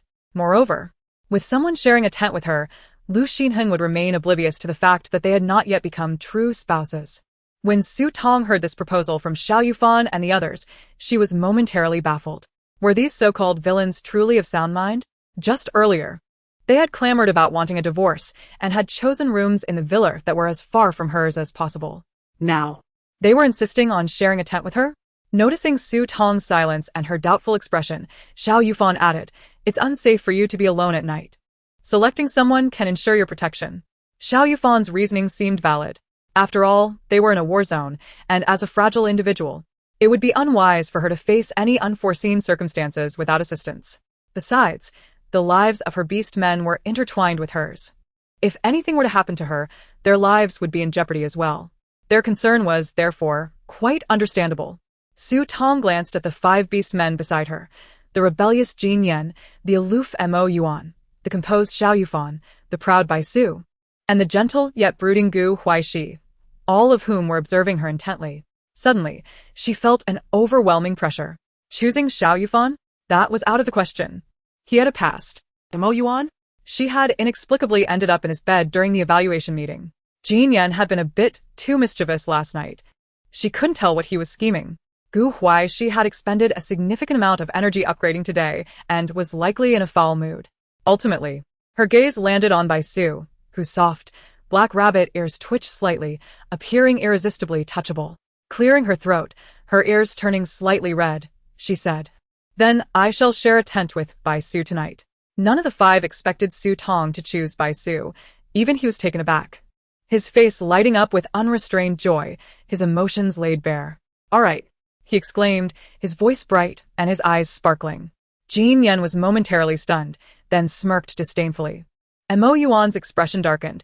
Xiao Yufan pressed his lips together, and Huaixi simmered with unspoken irritation. However, with others present, the remaining 4 kept their reaction subtle. "Then let us arrange tonight's watch," Xiao Yufan said calmly. Since everyone had reached level 5, and they were in the central region of District 11, where high-level mutated beasts were rare, no one was keen on teaming up with another. Thus, the 5 of them divided the 10-hour watch, each taking 2 hours. It appeared that the mutated beasts surrounding the camp were destined to suffer tonight. The tent the beast men set up for Su Tong was the largest. It not only provided a sleeping area but also included a small space for washing up and using the restroom. After dinner, Su Tong stored the mutated beasts they had hunted that day in her space.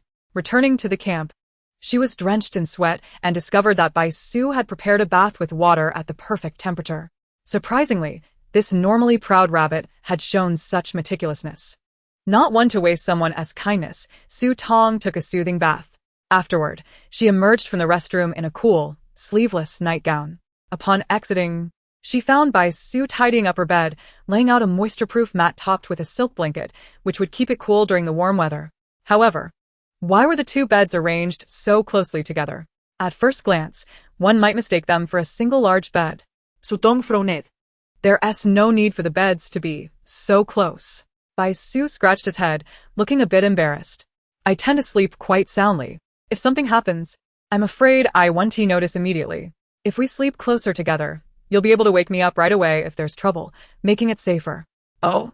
So that was his reasoning for placing the 2 beds together? Su Tong tilted her head. It did seem somewhat logical. Fine. Bai Su had been mentioning divorce constantly, so he likely had no ulterior motives towards her. "All right, I'm done. The restroom is now available for use if you need it." In the entire camp, only Su Tong's tent had a restroom. The beast men had to make do with a bucket of water for their hygiene. Since Bai Su had prepared bathwater for her and made her bed, it was only fair to let him use her restroom as a form of gratitude. Bai Su's face brightened. "Is that all right?" Su Tong rolled her eyes and nudged him. Go ahead. I have my shower gel and shampoo in there. Feel free to help yourself." "Thank you, Su Tong." As Su Tong watched him enter the restroom, she sat down on the bed, reflecting on Bai Su's innocence. His emotions were so transparently written on his face that she had no worries about him harboring any ill intentions. The bedding felt delightfully soft and cool beneath her. Indeed, Bai Su had made it considerably more comfortable than before. Reclining against the headboard, Su Tong sighed contentedly and then delved into her space. Replanting the half-eaten lettuce and spinach with a fresh batch, watering them with spirit spring water. Completing this, she checked on the mutated coffee tree she had planted. To her dismay, despite having passed over a day, the tree showed no signs of growth. In fact, it seemed to have wilted slightly since its initial planting. How could this be? Had she perhaps watered it insufficiently? Taking more spirit spring water from her space, Su Tong drenched the coffee tree again. Afterward, she routinely inspected the fruit trees and other crops in her space. While the crops appeared healthy, she was alarmed to find that the 4 fruit trees were not thriving either. The 1-meter hypersimmon tree had not only failed to grow taller, but had also shed a few leaves. The pear tree's leaves were curling and turning yellow at the edges, indicating poor health. A wave of anxiety washed over Su Tong as she recalled what Yuan had mentioned before, that female spaces required the presence of male beast men for upgrades, and maintaining a female space depended on the beast men as well. Yuan's space had deteriorated from level 5 to level 3 due to the damage to her beast man's body. Su Tong swallowed nervously, her mind racing. Could the issues with her fruit trees be a sign of her space regressing? Presently, she was uncertain, but her expression had already turned troubled. As she withdrew her consciousness from the space, her gaze flickered toward the restroom, nearly causing her to lose her composure.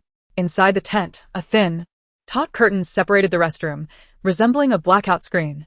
Once the tent lights were turned on, the light projected against the curtain, which, while dimmer, still allowed for visibility. Currently, the restroom was brightly lit, with a separate bright light illuminating the space, casting Bai Su's shadow clearly on the curtain. The shadow on the curtain was tall and slender, with prominent rabbit ears standing upright. Water cascaded down from the shower head, droplets trickling down his face.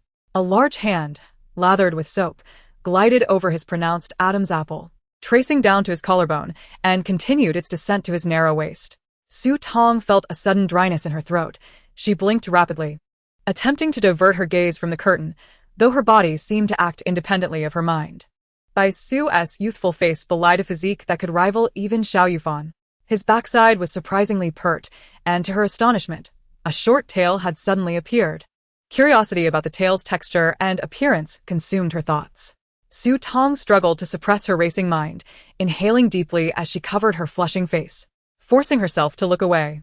After a while, the sound of water in the bathroom finally ceased. The blinding light was extinguished, and footsteps echoed within the tent.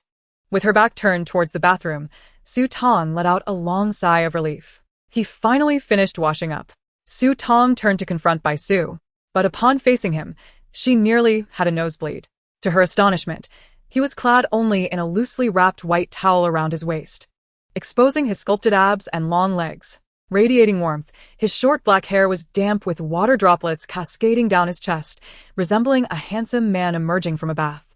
The coolness that had just settled on Su Tong's face instantly evaporated, replaced by a flush of heat as she scolded, "Bai Su, why aren't you dressed after your shower?" Bai Su, with a look of sincere apology, let his droopy black rabbit ears fall, and sheepishly replied, "I forgot to bring my clothes in." Su Tong thought, fine. If it weren't for her having a spatial pocket, she would often forget her clothes too. Bai Su confidently strolled over to the shoulder bag resting beside the bed and bent down to retrieve a black robe. With a casual flick of his wrist, the small white towel fell to the ground. Su Tong was startled and immediately turned her head away. Bai Su's swift movements exposed her to sights she never intended to see. Standing at the edge of the bed, Bai Su seemed utterly unfazed as he donned the black robe and tied the belt, then turned to Su Tong with a radiant smile reminiscent of a sunny gentleman. Su Tong, blushing, furrowed her brow and asked, "Is this how you sleep? In the nude?" Bai Su answered matter-of-factly, "What's wrong with that? I usually sleep naked. I only brought this robe because I'm sharing a tent with you tonight. Wearing too much will disturb my sleep." So Tong coughed lightly, aware that the bathroom was visible without needing to turn on additional lights. She suspected Bai Su might be doing this deliberately. He seemed incapable of hiding his thoughts, and his nature was decidedly mischievous. Bai Su frowned. "Su Tong, are you not aware that male beast men with rabbit-type forms have poor night vision? If the light is dim, I can hardly see anything." This revelation was new to her, so the bright light was indeed a necessity for him, not a ploy. Su Tong felt her head spinning. Noticing her conflicted expression, Bai Su couldn't help but smirk slightly. He then naturally lay down beside Su Tong. With the two beds pushed together, their positions were nearly indistinguishable from sharing a single bed. The robe Bai Su wore was loose, and as he reclined, the collar gaped open, revealing his fair chest and defined abs. One arm cradled his head while the other rested casually at his waist, finding a comfortable position before promptly closing his eyes. His deep, slightly husky voice broke the silence. Su Tong, it's getting late. You should sleep. Su Tong bit her lip, her eyes wide open. Had she misjudged Bai Su? Did he have no ulterior motives? Suddenly overwhelmed with shame, she scolded herself for her impure thoughts. Bai Su was still that proud and innocent black rabbit. Yet, with him sleeping beside her, Su Tong became acutely aware and entirely unable to summon any sleepiness. She gazed up at the tent ceiling for a while, feeling bored. She slightly turned, facing Bai Su to observe him. Compared to Xiao Yufan and Mo Yuan, Bai Su's facial features were softer, yet strikingly chiseled, as if sculpted by a master artisan. His long black eyelashes brushed against his eyelids, and immersed in slumber, he resembled a delicate sleeping beauty. However, what captivated Su Tong most were the black rabbit ears perched atop his head. Even in sleep, they twitched occasionally, fluffy and inviting, with a faint white line running through the middle, suggesting a delightful texture. Su Tong had long coveted those rabbit ears. Previously, she had no opportunity, but now that Bai Su was asleep, she wondered if it would be acceptable to reach out and touch them. Tempted like Pandora drawn to her box, she extended her hand toward Bai Su's ears. When her fingers finally grasped the two fluffy rabbit ears, her eyes widened in delight. Indeed, just as she had imagined, they were soft and comforting, and she yearned to keep caressing them. While Su Tong was lost in this exhilarating sensation, a deep, husky groan escaped Bai Su's lips. The next moment, she found herself pinned beneath him. Instantly, an intense breath enveloped her, and a domineering kiss descended upon her lips, engulfing her in a fiery embrace. Su Tong was momentarily stunned, her hands still tangled in Bai Su's rabbit ears, surrendering to his whims. Once the searing kiss ended, and she could breathe normally again, she looked up, astonished, at Bai Su's flushed face and deep-set gaze. His breath was hot against her skin, and a glimmer of mischief flickered in his usually proud and innocent gray eyes. Leaning closer, he whispered in her ear, Su Tong, did you not know that a male rabbit beastman's ears are the most sensitive part of their body? Since you touched them, you must take responsibility. Chapter 108. Too tempting to resist. Su Tong exclaimed, what on earth? So, male rabbit beastmen's ears are off limits? Why has no book ever informed me of this? If she had known, she would have restrained herself. Yet, she had to admit, those two black rabbit ears were indeed delightful to touch. Feeling dazed, she asked, how am I supposed to take responsibility? Bai Su's eyes narrowed slightly as he asked, what do you think? Then, a torrent of passionate kisses fell upon her, and the once innocent rabbit seemed to be possessed by a carnivorous beast. The already loose robe slipped off at some point, revealing his robust physique under the dim light of the tent. Bai Su's strong arms tightly embraced her soft form beneath him, fulfilling a scene he had yearned for countless times in dreams, nearly exposing his true nature in front of Su Tong. Su Tong felt as if she were ablaze. Regaining a fragment of awareness, she glanced at Bai Su, whose kisses were trailing lower. For a fleeting moment, she wondered why he seemed so different from his usual self. Was this the result of her desire clouding her judgment? Considering the inexplicable changes in her spatial pocket, perhaps it was time to experiment with Bai Su. After all, he was the one demanding her to take responsibility. Moreover, this enticing black rabbit was simply too irresistible. She couldn't hold back. Adhering to her principle of never being at a disadvantage, she thought, since she had already touched him, she might as well go all in. As Bai Su continued to kiss her, Su Tong once again reached out to caress his fluffy rabbit ears. With her touch, Bai Su's body tensed uncontrollably, followed by an even more uncontrollable fervor. It was evident that even herbivorous male beastmen possessed stamina that rivaled their carnivorous counterparts. After one round, Su Tong was utterly exhausted. Remembering Bai Su's poor night vision, she quickly turned off the tent lights to prevent him from wanting to continue. In the pitch darkness, she could see nothing. Yet this infuriating black rabbit could still find her with precision. In desperation, Su Tong grabbed his exposed fluffy tail, but rather than ending their encounter, Bai Su became even more exhilarated. Although Su Tong felt their first time had already been lengthy, Bai Su was not satisfied, and thus a second round was inevitable. Eventually, drenched in sweat and utterly spent, Su Tong could only hope Bai Su would finally relent. After the conclusion of their heated exchange, Su Tong swiftly turned away, her anger palpable as she ignored Bai Su. In the dark, as Su Tong pivoted, Bai Su caught sight of a palm-sized enigmatic totem of a black rabbit adorning her smooth back, a mark he had left behind. A wave of unprecedented satisfaction washed over him. Their beds were naturally conjoined, allowing Bai Su to easily shift closer to Su Tong. He then enveloped her entirely in his embrace. Su Tong, please don't be upset. I lost control just now. How about I relieve my frustration by gently tugging your ears? As he spoke, Bai Su took her hand and guided it to the soft, fluffy rabbit ears atop his head. The plushness of the ears brushed against Su Tong's palm, providing a modicum of comfort and easing her mood slightly.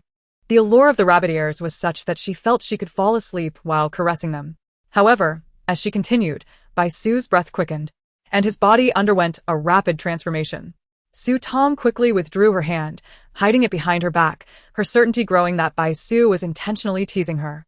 That mischievous black rabbit. After an intense bout of activity, Su Tong soon succumbed to a deep slumber. Concerned she might catch a chill, Bai Su draped his sleeping robe over her.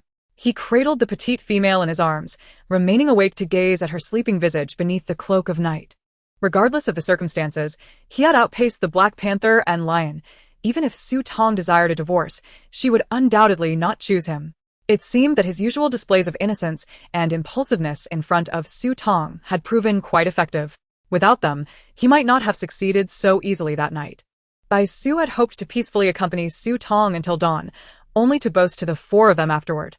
However, in the dead of night, Xiao, Yufan, and Mo Yuan unexpectedly arrived at Su Tong's tent, rousing them from their slumber. Mo Yuan's expression was grim as he urged, "Bai Su, wake Su Tong.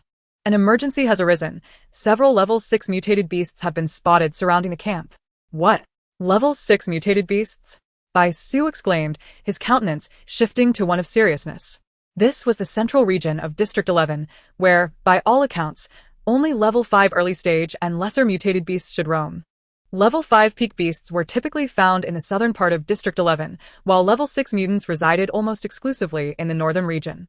Bai Su immediately nodded, his demeanor turning grave. He roused Su Tong from the bed, helping her don her combat attire. Upon her emergence from the tent, Xiao Yufan noted her slightly swollen lips. A flicker of dark intrigue passing through his eyes before he spoke evenly. "Su Tong, gather your things quickly. We must leave this place immediately." The battlefield was fraught with peril, especially since they were not in a temporary stronghold, and the appearance of level 6 mutated beasts rendered the danger completely uncontrollable. Remaining encamped here would place everyone in jeopardy, necessitating an immediate departure. Upon receiving the news, Su Tong swiftly followed Bai Su, packing their temporary camp into her spatial storage. The carcasses of mutated beasts slain during the night patrol had already been relocated by the beastmen, allowing Su Tong to simply deposit them into her space.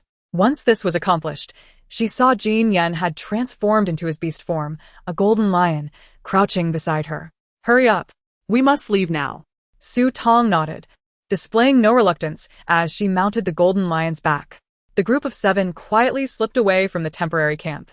At the rear, Lu Xinheng observed the harmonious collaboration between Su Tong and her beastmen, his brows knitting slightly. The last time Su Tong had stormed the Lu family, her interactions with her beastmen had not appeared nearly as amicable.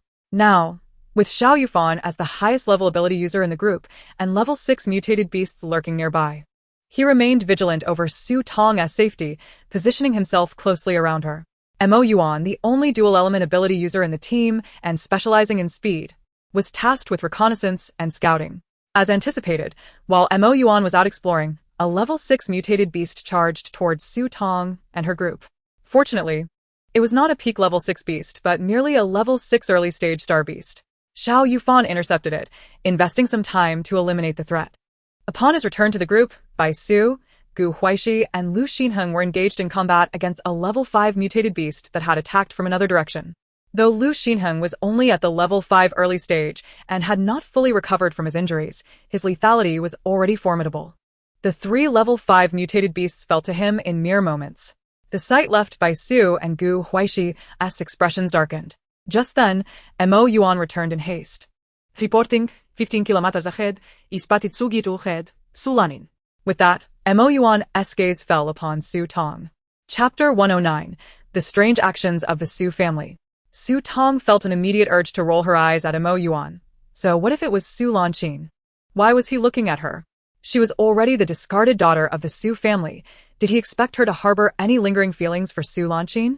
While she felt indignant on behalf of the original owner and suspected that the destruction of the original owner's space was connected to the Su family, her current strength was insufficient to contend with them, and she was still far from their level. Tong inquired, which direction did she head? Are the level 6 mutated beasts appearing nearby related to her? To her surprise, the mention of her biological mother, Su Xin, did not rattle Tong. In the past, she would not have been so composed. Even after the Su family had cast her out, she couldn't help but keep an eye on their movements, particularly regarding her mother, Su Xin, and her second brother, Su Hongyi. Had Tong truly come to terms with her situation? In the darkness, Yuan's expression turned somber as he replied, "The Su family head is heading toward the southern part of District 11. A large number of level 6 mutated beasts are being driven down there by her." It seemed that the level 6 mutated beasts they encountered were drawn by Tong, attacking in the dead of night. Yuan's brow furrowed as he added, "I noticed that among the mutated beasts being driven away by the Su family head, there were silver-maned beasts." The mere mention of the silver-maned beasts linked them to the Mora liquid in their minds. Could it be that Su Xin and her beast men had ventured into District 11 in pursuit of Mora liquid? However, Mora liquid was typically concealed near the nests of silver-maned beasts. If they sought Mora liquid, why not simply hunt near the silver-maned beast lairs? Why drive so many level 6 mutated beasts to the central southern part of District 11? It was now certain that the level 6 mutated beasts were indeed connected to Su Xin. Yufan calmly assessed the situation. "We cannot remain here. We also cannot head to the southern part of District 11 at this moment. We have only two options. Either proceed to the northern part of District 11 or leave District 11 entirely. What do you all think?" Initially, their plan had been to stay in the central region of District 11 for 2 days to accumulate crystal cores.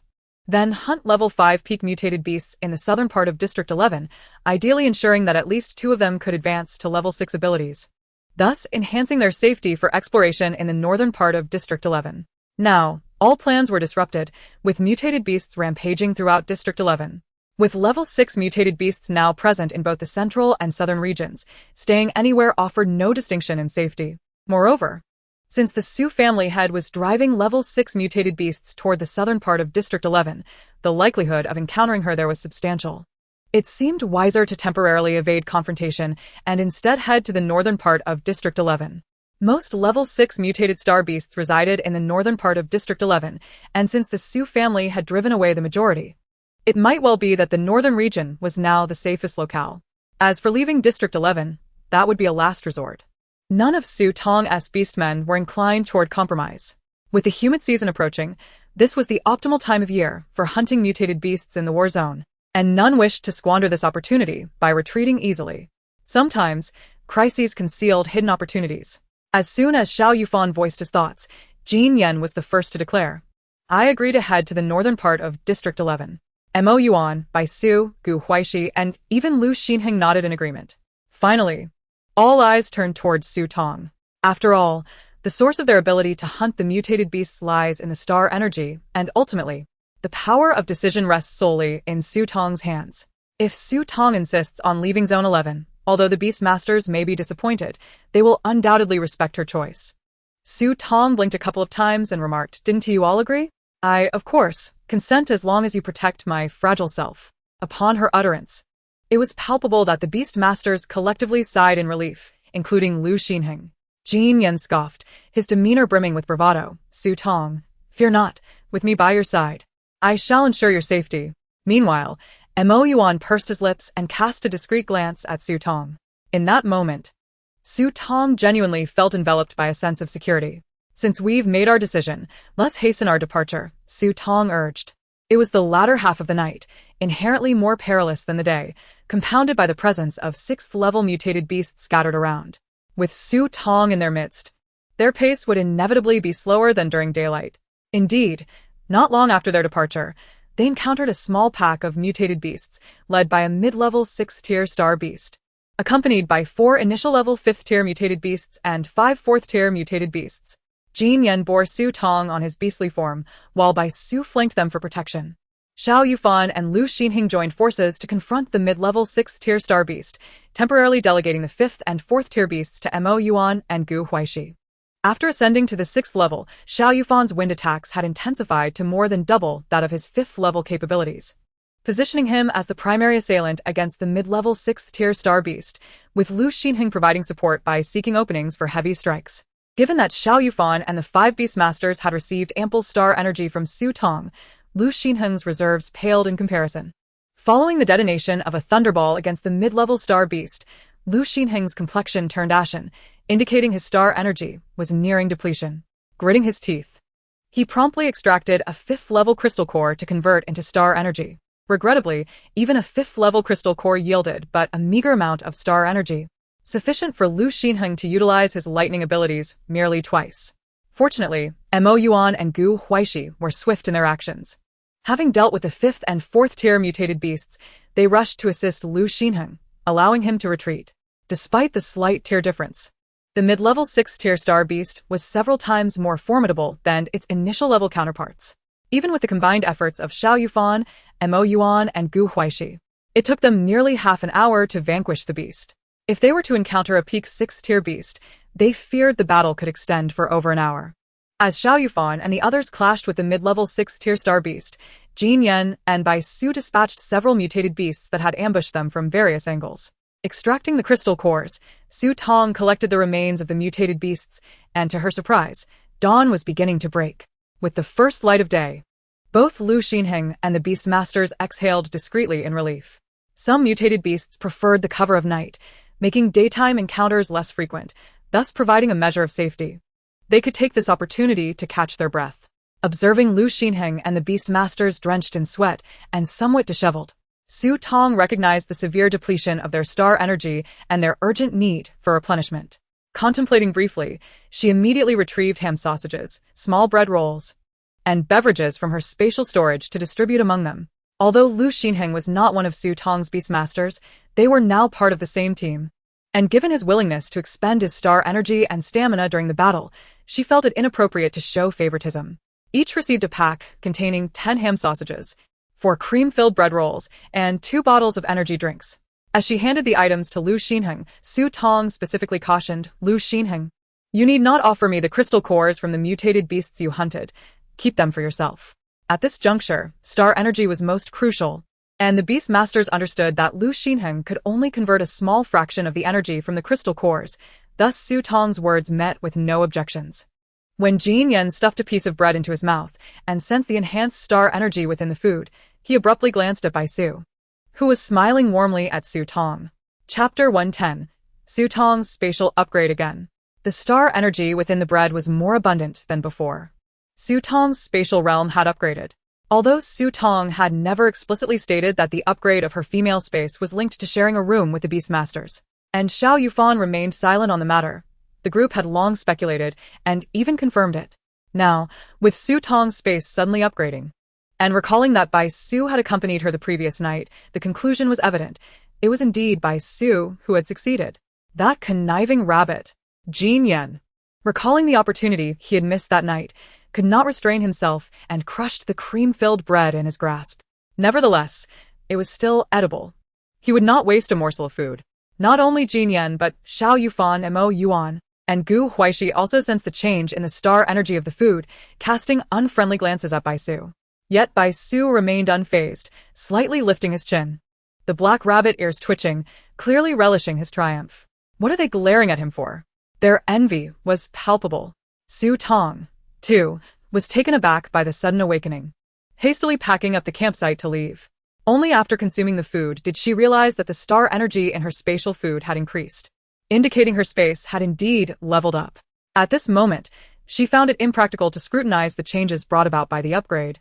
Merely sensing that her space had ascended to level 4, the star energy contained within the food was approximately double that of its previous level 3 state. The upgrade of a female's space is as challenging as that of a male's beastly abilities. The higher the level, the more arduous the ascent. The last time, during her encounter with Xiao Yufan, her space had reached level 3, yet after spending the night with Bai Su, it had only increased by 1 level. This did not imply that Bai Su's genes and potential were inferior to Xiao Yufan's. In the realm of the Star Alliance, many young females, having shared beds with all their Beastmasters post-marriage, found their spaces stagnating around level 3. observing the other beastmasters casting intentional and unintentional glares at Su. Tong deemed it prudent to maintain a low profile. Otherwise, she feared attracting unwanted attention. When Lu Xinheng received the food from Tong, he was elated. He unwrapped a ham sausage and, upon tasting it, immediately felt the stark difference in star energy compared to yesterday. Today's food evidently contained a more concentrated and purer star energy. He could not fathom the reason behind this change, yet Lu Xinheng refrained from voicing his curiosity. Having slightly satiated their hunger and replenished their star energy, the group dared not linger, swiftly making their way towards the upper part of Zone 11. They intended to head directly to the temporary base located at the intersection of the central and upper regions, which would not only provide a safe haven for rest, but also allow them to gather intelligence regarding the situation in the upper part of Zone 11. The weather in Zone 11 was oppressively humid, the air reeking of acrid sulfur, and Tong found her mask only exacerbated the stifling atmosphere. It took them nearly 5 hours to traverse from the central region to the vicinity of the temporary base in the upper central area, with a substantial portion of that time spent combating the 6th-level mutated beasts that emerged along the way. They had successfully hunted 3 mid-level 6th-tier mutated beasts, 2 initial-level 6th-tier mutated beasts, and an additional 2 to 3 dozen 5th-tier and below. Up to this point, Tong had amassed 2 mid-level 6th-tier crystal cores, 1 initial-level 6th-tier crystal core, 35th-level crystal cores, 64th-level crystal cores, and a combined total of 150 cores from levels 1 to 3. Among the 6th-level mutated beasts encountered, one was responsible for Lu Xinheng's demise, granting him 1 initial-level 6th-tier crystal core. While the haul was commendable, the expenditure of star energy was equally staggering. In merely 5 hours, the food Tong had distributed that morning had been entirely consumed, leaving everyone with merely a fraction of their star energy, including Lu Xinheng. Xiao Yufan gazed distantly towards the base, his expression darkening. As the situation at the base appeared dire, Tong, whose vision was inferior to theirs, retrieved a specialized female binocular from the Star Alliance to survey the area ahead. The once bustling base now showed scant signs of activity, with several tents oddly askew. Tong's expression turned grave. It seemed that something had gone awry at the base. Yuan stepped forward, instructing, "You all stay hidden here. I will go check on the outpost." While Yuan was on reconnaissance, Tong retrieved provisions from her space and distributed them among the beastmasters and Lu Xinheng. Each received 2 bottles of tea, 2 small packets of compressed biscuits, and 2 chocolate bars, with Yuan's share reserved for his return. Among the beastmasters, Xiao Yufan possessed the highest level of ability, thus consuming the most resources. Tong generously provided him with an additional 2 chocolate bars. After tasting a piece of chocolate and sipping on a fruit-flavored drink, Tong couldn't help but lament that the beastmasters were gluttonous. In less than half a day, she had already expended a significant amount of supplies. Someone like Xiao Yufan would require even more sustenance. Thankfully, her space had been upgraded, allowing for an increased energy content in the food. Had her space still been at level 3, the consumption would have been more than double what it currently was. With limited stock in her space, if this continued, she would soon deplete her resources. Tong was soon engulfed in deep worry. Lu Xinheng expressed his gratitude to Tong, quickly finishing a piece of compressed biscuit before clutching the level 5 crystal core in his palm, eager to advance. As he was already at the pinnacle of level 5, his upgrade would be approximately 3 times faster than others, and as long as he had enough crystal cores, he would soon return to his previous peak level. A few beastmasters noticed his determination to seize every moment for advancement, frowning slightly, but not intervening. They understood his circumstances. Although his upgrade indirectly required their protection, they indeed needed stronger allies for collaboration at this juncture. Yuan swiftly returned after confirming the situation at the outpost. The conditions in District 11 had grown increasingly sinister, prompting Tong and her companions to remain vigilant. Within 15 minutes, Yuan was back, showing the photos he had taken with his wristwatch to the group. Tong promptly handed him his share of food, urging him to replenish his energy while they had the chance. Yuan's cold gaze softened slightly as he began to eat, informing everyone, "The outpost has been destroyed. It appears not to be the work of humans, but likely ravaged by mutated beasts." The photographs he captured displayed collapsed tents, ruined walls, ashes, and frequent traces of mutated beasts within the outpost. Huaixi shot a glance at Tong, pondering whether the outpost had been destroyed by the group of level 6 mutated beasts driven by the Su family. It was a possibility which Su nodded in agreement with. With the outpost in ruins and devoid of any figures, there would be no opportunity to rest there. Everyone, resigned to the situation, began to tidy up and continue their journey toward the upper region of District 11, hoping to find a relatively safe location to establish a temporary camp before nightfall. At that moment, Lu Xinheng finished absorbing the level 5 crystal core in his palm. A brilliant blue-violet glow erupted from his body before settling into tranquility. He opened his eyes, gazing at his companions, and revealed a confident smile rarely seen on his face, declaring, "I have returned to the pinnacle of level 5. Chapter 111. Unbeknownst, we became a whole upon hearing this news. Only Su Tong beamed sincerely, exclaiming, "Lu Xinheng, congratulations." The addition of another level 5 lightning element ability user greatly enhanced their safety on this journey. Among the 5 Beastmasters, Jin Yan scoffed with crossed arms, and Yuan remained expressionless. Xiao Yufan's smile did not reach his eyes. Huaixi chuckled, and Bai Su, with a hint of envy, remarked, "Being at the pinnacle of level 5 is still just level 5. Let's move quickly. We cannot afford to delay," urged Xiao Yufan as he took the lead. His words swiftly shifted everyone's focus, effectively overshadowing Lu Xinheng's rapid advancement. Jin Yan transformed into a golden lion, often carrying Su Tong on his back. Instinctively, she climbed onto the broad back of the golden lion. Bai Su and Huaixi flanked her on either side, while Yuan brought up the rear, remaining vigilant and prepared for any threats. Observing the harmonious interactions among Su Tong's group, Lu Xinheng felt his smile gradually fade. He suddenly sensed that they were a cohesive whole, a unity he felt he could never penetrate, no matter how hard he tried. Clenching his fists tightly, his gaze became resolute as he quickened his pace to catch up with Su Tong's group, walking alongside Yuan. Hearing the commotion behind him, Xiao Yufan glanced back at Lu Xinheng, then turned away, narrowing his eyes. After Lu Xinheng ascended to level 5, their encounters with level 6 mutated beasts became significantly swifter. The formidable lethality of the lightning element, combined with Xiao Yufan's wind control and Yuan's speed, allowed them to save considerable time. After dispatching 3 level 6 initial stage mutated beasts that ambushed them, they harvested a level 6 crystal core and finally entered the upper region of District 11. Before arriving in District 11, Su Tong's team had accepted 2 missions at the Comprehensive Hall, one regarding coffee trees and the other concerning the search for fire nettles.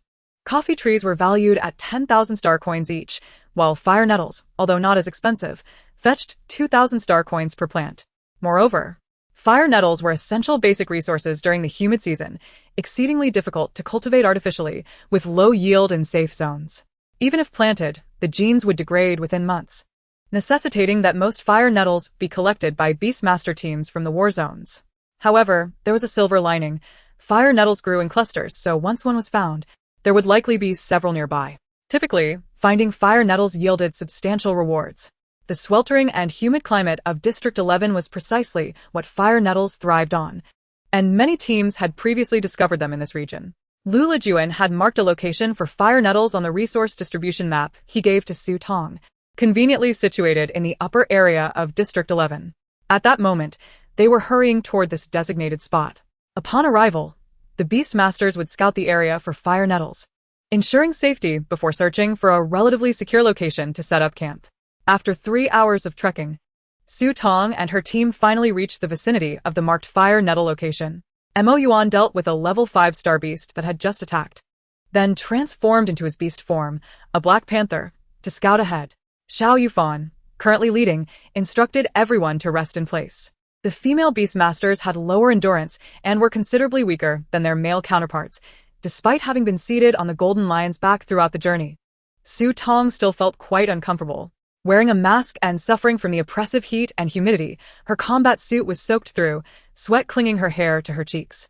Su Tong felt as if she were submerged in a sauna, compounded by the occasional mosquito disturbances in the dense forest, leaving her utterly drained of energy. Seizing the opportunity to rest, Su Tong quickly retrieved some ice water from her space, gulping down a generous mouthful before pouring the remainder onto a towel to wipe her face and arms. This brief refreshment revitalized her somewhat. Noticing that Xiao Yufan and the others were similarly drenched in sweat, Su Tong distributed a bottle of ice water to each of them. The gratitude in their eyes softened significantly upon receiving the precious, cooling water from her. A rarity to witness in a female leader willing to share such resources with the Beastmasters. Everyone understood that male Beastmasters were hardy, So few females truly empathized with their experiences, often overlooking their discomfort and assuming they were fine. Huaixi suddenly remarked curiously to Su Tong. You don't have much ice water left in your space's thermos. Next time, save it for yourself. Male beastmasters are quite resilient. The heat doesn't bother them much. So you should keep it for your own relief. At his words, Su Tong's hand froze mid-drink. She suddenly recalled that time in her space was suspended. Therefore, anything she stored within remained unchanged when retrieved. There was no issue of depletion. Initially, she had stockpiled a significant amount of ice water to prepare for the extreme heat that might accompany the apocalypse. However, ordinary female spaces did not share this characteristic. Their space was akin to that of the original owner, where time flowed and synchronized with the outside world. Without placing the entire thermal container within this space, there would be no ice water. Huaixi's sudden utterance raised questions. Did he perceive something amiss, cautioning himself, or was he deliberately speaking for Lu Xinhing's ears? Su Tong rubbed her temples. The oppressive heat of the day had left her mind in a muddled state, almost betraying her greatest secret. She feigned nonchalance and nodded all right. After downing nearly half a bottle in one breath, Lu Xinhing glanced towards Huaixi and Su Tong. Just as the group began to recover from their fatigue, a furious roar from a mutated beast erupted from a distance. The sound carried an air of intimidation, causing even the highest-ranked Xiao Yufan to blanch instantly. He hastily urged, "We must take Su Tong away. It's a level 7 mutated beast." Meanwhile, Yuan, who had ventured out to scout, followed the map on his wristwatch and arrived at the designated coordinates. It was a sunken valley, the air thick with humidity, so damp it seemed the moisture could coalesce into droplets. The entire valley was enveloped in this humid warmth, shrouded in mist, reminiscent of a tropical rainforest on the brink of a torrential downpour. Yuan transformed into his beast form, a black panther, sniffing the air before darting off in a specific direction. Pushing through dense thorns and vines, he finally spotted an unassuming plant of a pale yellow hue beside a puddle. It stood diminutive, barely 20 centimeters tall. If one wasn't attentive, it could easily be overlooked. Indeed, there was fire nettle. Since it thrived here, it was unlikely to be the only specimen. Yuan promptly advanced along the edges of the puddle. After traversing about 40 or 50 meters and circling a towering tree, a sprawling patch of fire nettle came into view. The plants grew densely together, thriving remarkably. An estimation revealed dozens of them. As Yuan scanned the area, his gaze quickly fixated on another site. Beside the fire nettle stood a tree, 5 to 6 meters tall, laden with red fruit, some so ripe they appeared nearly black, resembling coffee trees. Chapter 112. The Fierce Battle. Yuan hurried over to investigate, capturing photographs and verifying through his smart wristwatch that it indeed was a coffee tree. Elated, he noted the coordinates, preparing to return immediately. However, he had barely taken a few steps when a tremor shook the ground, followed by a thunderous roar. Yuan's expression darkened as he transformed back into his panther form and swiftly leaped out of the valley, seeking a higher vantage point. Upon discerning the unfolding chaos nearby, his countenance shifted dramatically. A fierce melee was occurring among more than a dozen mutated beasts. It was evident that the mutated beasts were divided into two factions. One group, comprising around 10 silver-maned beasts, was significantly larger. Leading them were 2 peak level 6 silver-maned beasts. The opposing faction consisted of 3 colossal, menacing star beasts. The 3 star beasts surrounded the 10 or so silver-maned beasts, occasionally taunting them and casually hurling abilities into their ranks, while the leading silver-maned beasts retaliated in anger, only to be easily subdued by the 3 star beasts. The trio of star beasts toyed with the silver-maned beasts as if they were mere playthings. Despite the leading silver-maned beast being at peak level 6, it stood with no power to retaliate, helplessly subjected to their whims. How could there be so many silver-maned beasts here? Could this vicinity be their lair? The 3 star beasts, capable of mocking even the peak level 6 silver-maned beasts, must certainly exceed level 6. They could be level 7 or even higher.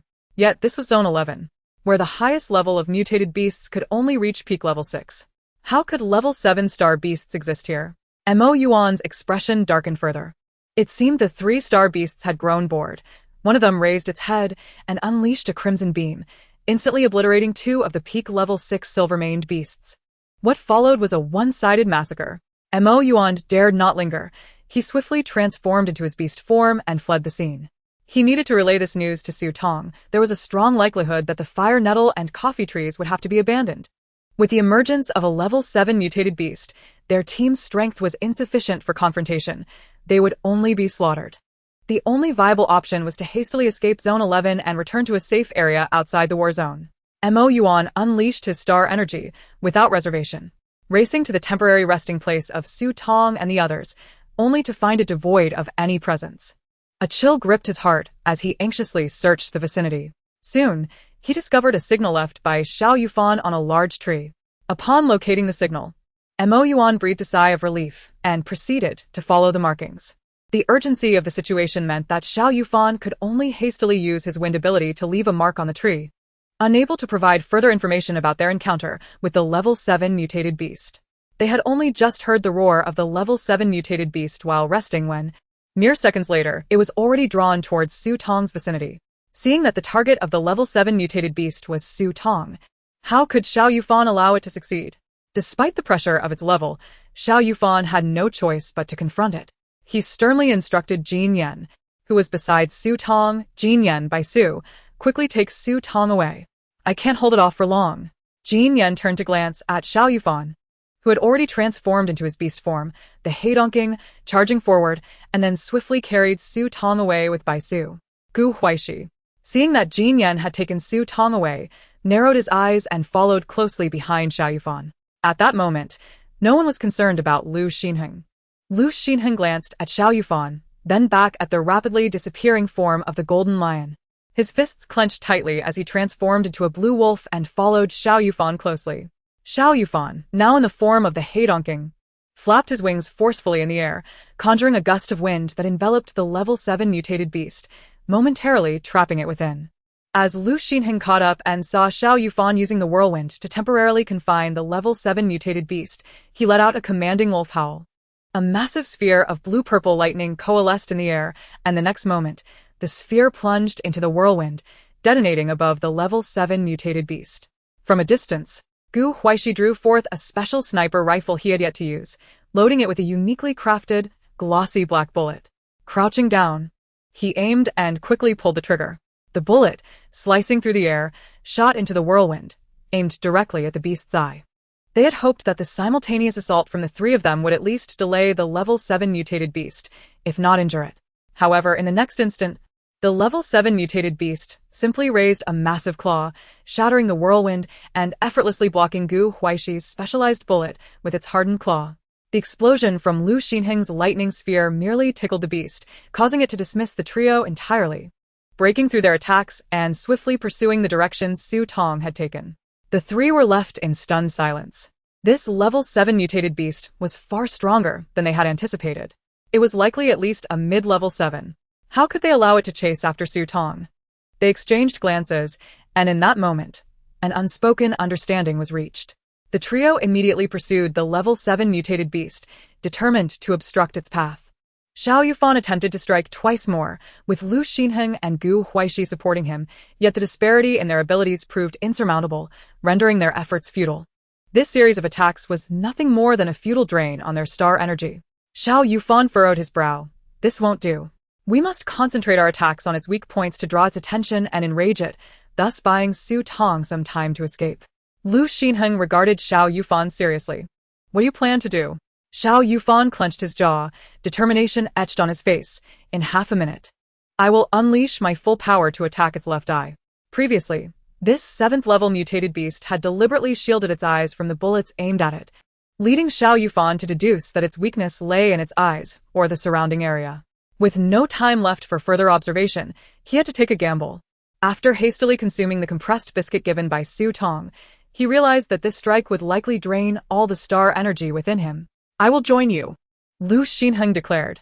Upon hearing this, Xiao Yufan was momentarily taken aback, but at such a critical juncture, he set aside his hesitations and nodded in agreement. Lu Xinheng then frantically stuffed Su Tong's chocolate into his mouth. Huaixi followed closely behind, already prepared with special bullets. 10 seconds later, a massive whirlwind coalesced into a hurricane, filled with wind blades sharp enough to cut through steel. This whirlwind spiraled towards the left eye of the 7th-level mutated beast. Seizing the opportunity, Gu Huaixi fired the special bullet, concealing it within the vortex. Lu Xinheng's transformed blue wolf claw struck, unleashing a bull-sized purple lightning bolt that detonated above the head of the 7th-level mutated beast. The lightning initially drew its attention, causing it to swipe at the bolt in a furious roar, shattering it. However, it failed to notice the whirlwind that followed closely behind. By the time it destroyed the whirlwind, it was too late to react to the special bullet that had already been shot towards its pupil. Instantly, the furious roar of the 7th-level mutated beast echoed throughout the upper region of District 11 as one of its eyes was obliterated. It had truly been enraged. In an instant, the beast's long tail swept away the nearest blue wolf, and its massive right claw snatched up the sea eagle, crushing it like a rag doll and tossing it to the ground. After inflicting such a painful blow on Xiao Yufan and Lu Xinheng, the 7th-level mutated beast was still unsatisfied. Its remaining eye glowed ominously red as it prepared to unleash a beam to eliminate both Xiao Yufan and Lu Xinheng. At that moment, a shadow darted forth like lightning from the side, charging towards the 7th-level mutated beast. Chapter 113, Su Tong has returned. Just as the red beam was about to be fired, the shadow collided with the head of the 7th-level mutated beast, and immediately, a black mist enveloped its intact eye. It was Yuan. Time seemed to slow as the beast's head was knocked askew, partially diverting the red beam, which instead landed a meter away from Xiao Yufan and Lu Xinheng. Soon, the 7th-level mutated beast realized that its attack had been thwarted by a suddenly appearing male beastman. Infuriated, it began to focus its energy on attacking Yuan. Although Yuan was currently only at the initial 5th level, he was a dual-element ability user. His speed ability, combined with his control over the black mist, rendered the somewhat clumsy 7th-level mutated beast momentarily unable to deal with him. Taking advantage of Yuan's distraction of the beast, Gu Huaixi hurriedly rushed to assist the injured Xiao Yufan and Lu Xinheng, immediately providing treatment. A gentle healing energy surged towards the two, rapidly mending their internal and external injuries with all his might. Meanwhile, Xiao Yufan and Lu Xinheng seized the moment to consume star energy food, replenishing their depleted star energy. Out of the corner of his eye, Xiao Yufan caught sight of Lu Xinheng's actions and was momentarily stunned, but there was no time for further contemplation. In just over a minute, Yuan was struck away by a claw of the 7th-level mutated beast. He landed hard, rolling several times before spitting out a mouthful of blood. There was no avoiding it. The gap in levels between him and the beast was too vast. Even though he was agile, the star energy consumed during battle was several times greater than before. Once the 7th-level mutated beast saw through and suppressed him, defeat was merely a matter of time. To prevent the beast from having an opportunity to finish him off, Xiao Yufan and Lu Xinheng charged forward once again. Just as Gu Huaixi finished treating Xiao Yufan and Lu Xinheng, he rushed to assist Yuan. Yuan, engaged in a fierce struggle with the 7th-level mutated beast, sustained injuries even worse than those of Xiao Yufan and Lu Xinheng. Gu Huaixi exhausted all his star energy before managing to treat only half of Yuan's injuries. With no star energy left, he had to cease treatment and replenish his energy. Yuan, still nursing half of his injuries, also had to hastily consume the food provided by Su Tong. To the 7th-level mutated beast, these male beast men were as bothersome as flies, and its fury only grew with each passing moment. Eventually, it ceased to hold back, unleashing nearly all of its might with every attack. Xiao Yufan, when struck out of the battle circle, suffered even more severe injuries than before. Lu Xinheng was still holding on, but it was evident that he too would not last long. Gritting his teeth, Yuan charged once more, coordinating with Lu Xinheng. Gu Huaixi's face was pale. The little star energy he had replenished was entirely spent on Xiao Yufan. Xiao Yufan stuffed the last piece of compressed biscuit into his mouth and, with a stern expression, said to Gu Huaixi, "I don't have much star energy left. I can't hold on for long. You should find Su Tong." Gu Huaixi's condition was not much better than Xiao Yufan's. Having exhausted all his food, he too was low on star energy. Instead of moving, he raised his sniper rifle once more, loading special bullets. At that moment, Gu Huaixi's exquisitely refined face took on a resolute demeanor. "I will provide cover from the periphery. No matter how severe our injuries, we will buy as much time for Su Tong as possible. With my bullets, perhaps we still have a chance to escape." Xiao Yufan had not anticipated Gu Huaixi would choose this path, and suddenly realized that this fox was not as weak as he had once perceived. "All right. Do as you see fit," he acquiesced, never one to interfere with others' decisions, except in Su Tong's case. This time, having exhausted all his star energy, Huaixi could no longer provide immediate treatment for the other three.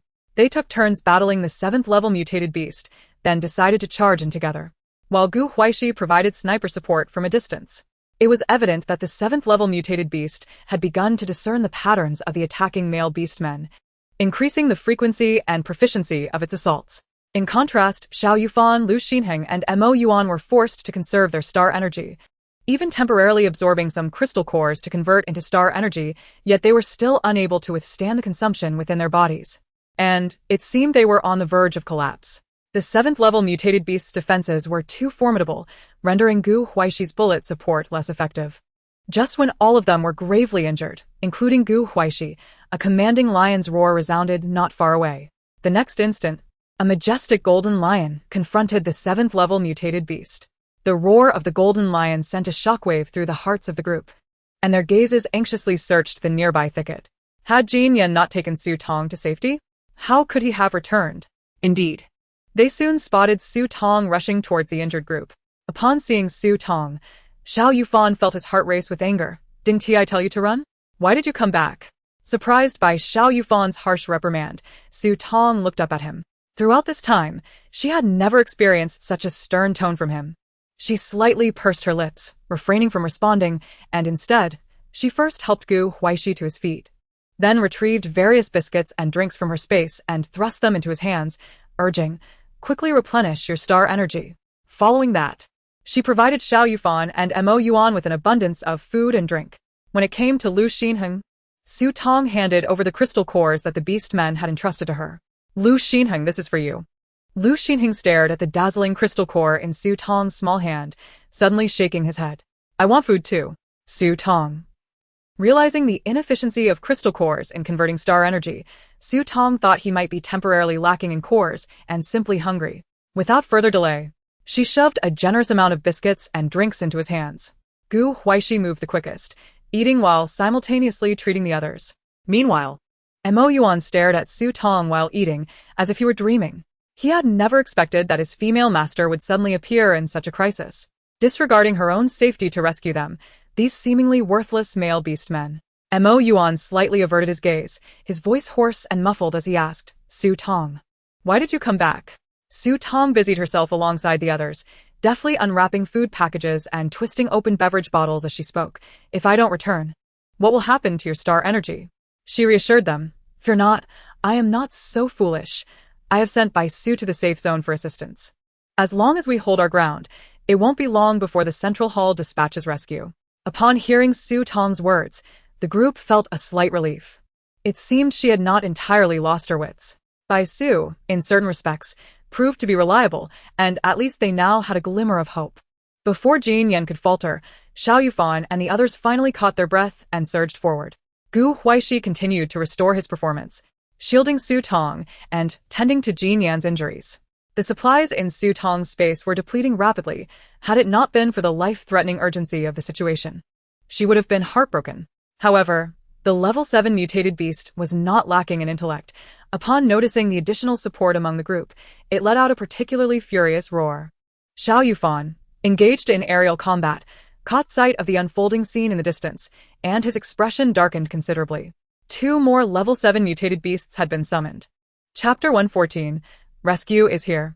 Managing to confront one had already proven exceedingly challenging. The arrival of 2 more rendered their situation dire. Regardless of their seemingly endless supply of star energy food and timely medical treatment. Furthermore, Bai Su's quest for assistance would undoubtedly take longer than the approach of these 2 level 7 beasts. By the time the Central Hall personnel arrived, it was likely their group would already be lost. Realizing this, Xiao Yufan quickly alerted his companions, urging them to silence the beast's roar. As 2 level 7 mutated beasts were heading their way, upon hearing Xiao Yufan's warning, the group immediately targeted the beast's head and mouth, striving to prevent it from producing any further sound. The momentary relief that had graced their faces was replaced by tension once more. Mo Yuan proposed, "We can only temporarily divert it to the side, buying ourselves some time. This way, those 2 level 7 beasts may not locate us immediately." Although Mo Yuan's suggestion was merely a stalling tactic, it seemed to be the only course of action available at that moment. They could only hope that Bai Su's efforts would accelerate. Jin Yan conveyed Xiao Yufan's words to Su Tong. Her expression turned equally grave as she replied, "We should also run in the direction they are leading it." Su Tong was acutely aware of her formidable physique. If she remained stationary, even if Xiao Yufan and the others managed to lure the level 7 mutated beasts away, it would be of little consequence. All she could do was strive to distance herself from the 2 level 7 beasts yet to arrive, hoping they remained unaware of her presence.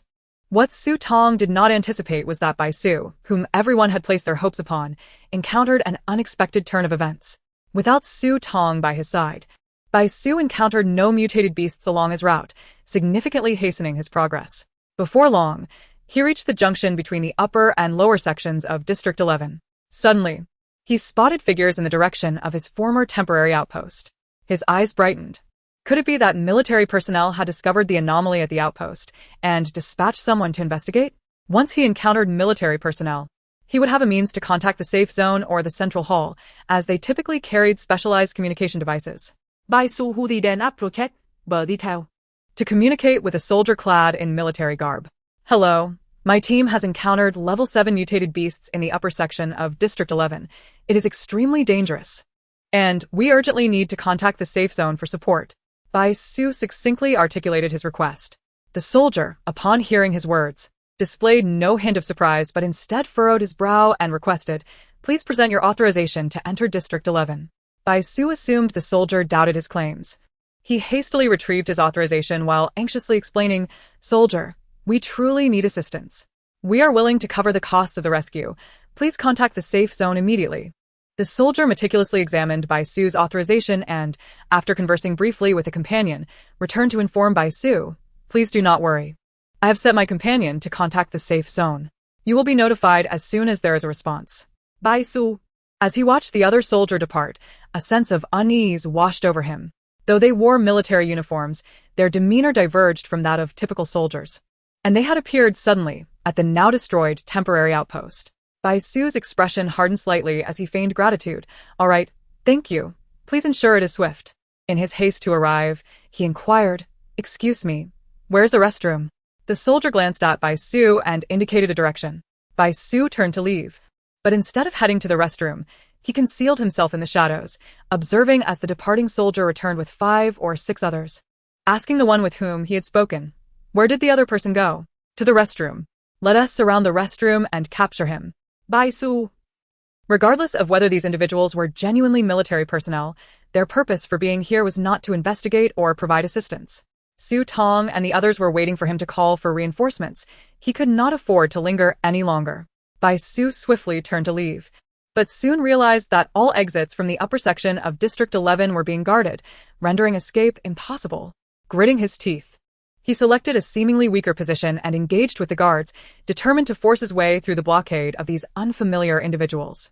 As the 2 level 7 mutated beasts drew nearer, Lu Xinheng observed the weary group and glanced at the anxious Su Tong, finally making a resolute decision. "I have a method to deal with these level 7 mutated beasts." Xiao Yufan, Mo Yuan, and Jin Yan. Even Su Tong stared in disbelief, her almond eyes widening. Could it be that Lu Xinheng possessed some extraordinary, miraculous ability? Yet, she had never encountered any mention of such in the original narrative concerning the protagonist. "Leave this level 7 mutated beast to us. You must act swiftly," Mo Yuan shouted. Lu Xinheng nodded and withdrew from the battle. His combat attire bore numerous scars. As soon as he exited the fray, he retrieved a metallic device, no thicker than a finger, from his backpack and, after a few adjustments, launched it skyward. Having completed this, Lu Xinheng assured Su Tong, "Rescue will arrive in 5 minutes." Su Tong. So soon. Lu Xinheng reached out, taking the biscuits and drinks from Su Tong's hands and stuffing them into his mouth. While he indulged, Su Tong furrowed her brow and posed a question that rendered Lu Xinheng momentarily stiff.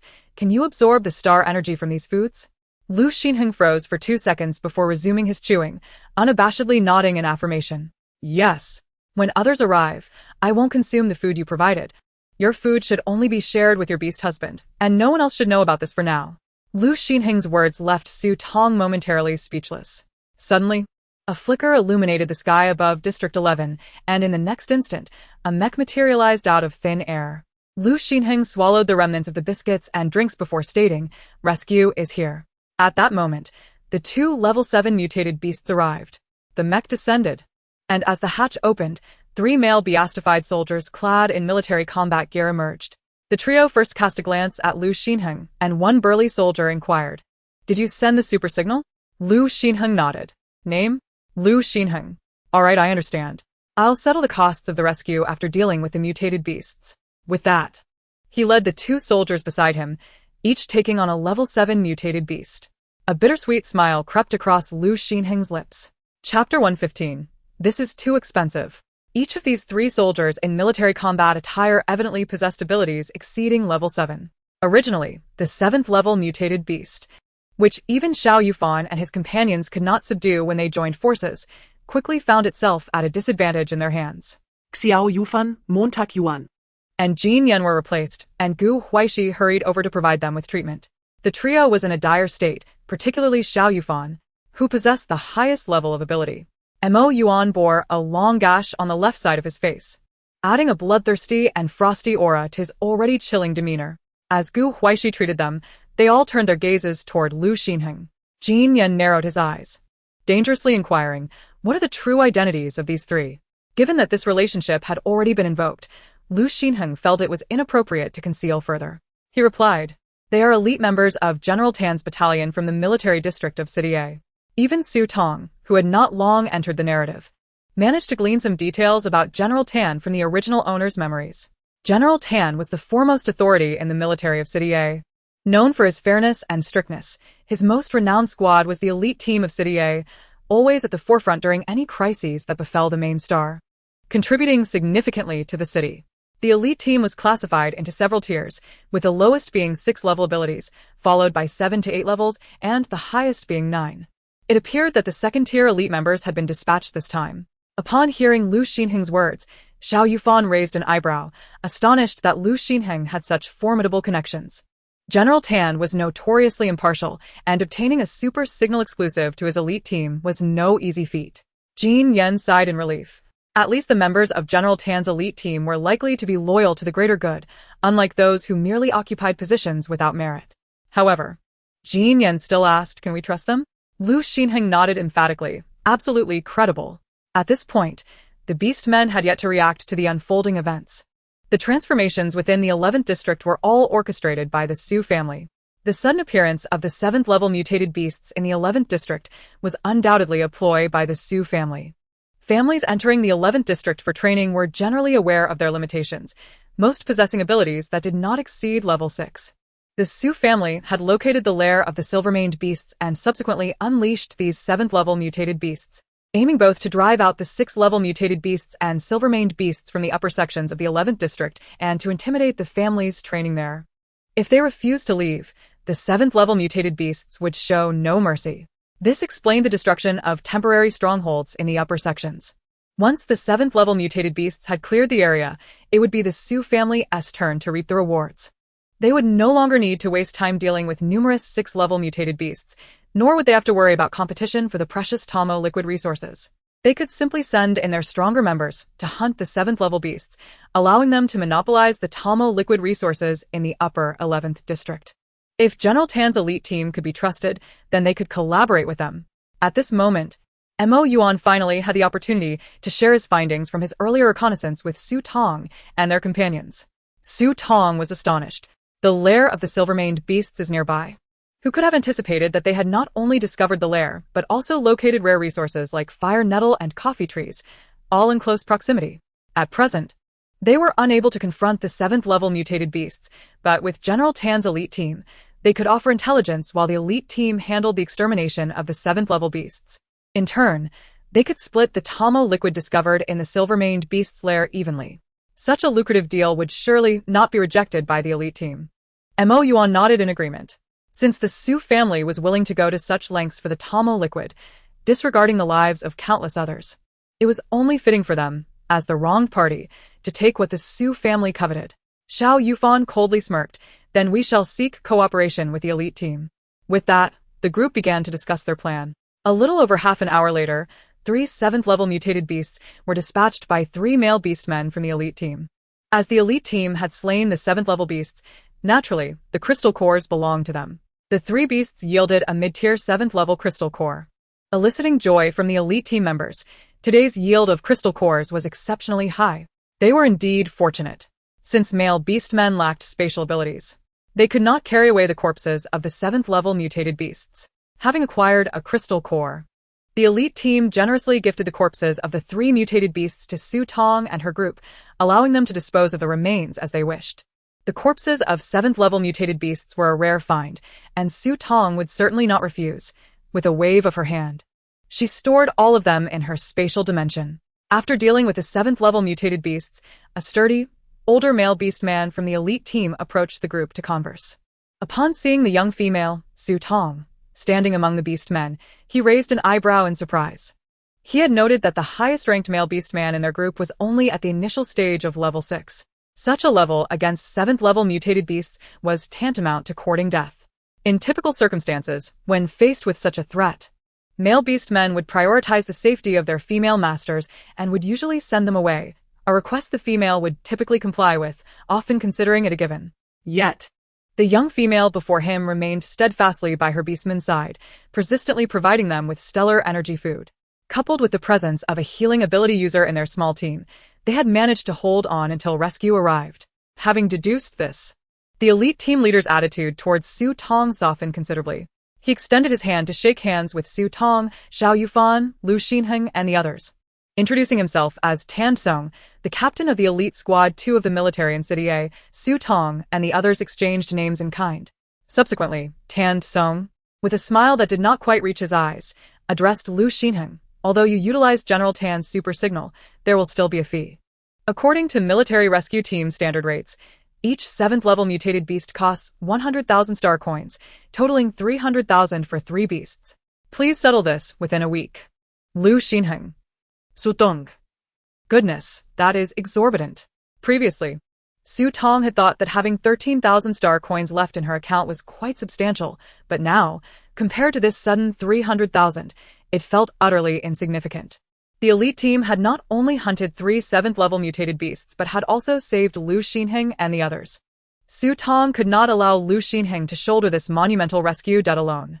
Lu Xinheng's lips twitched as he nodded. Understood.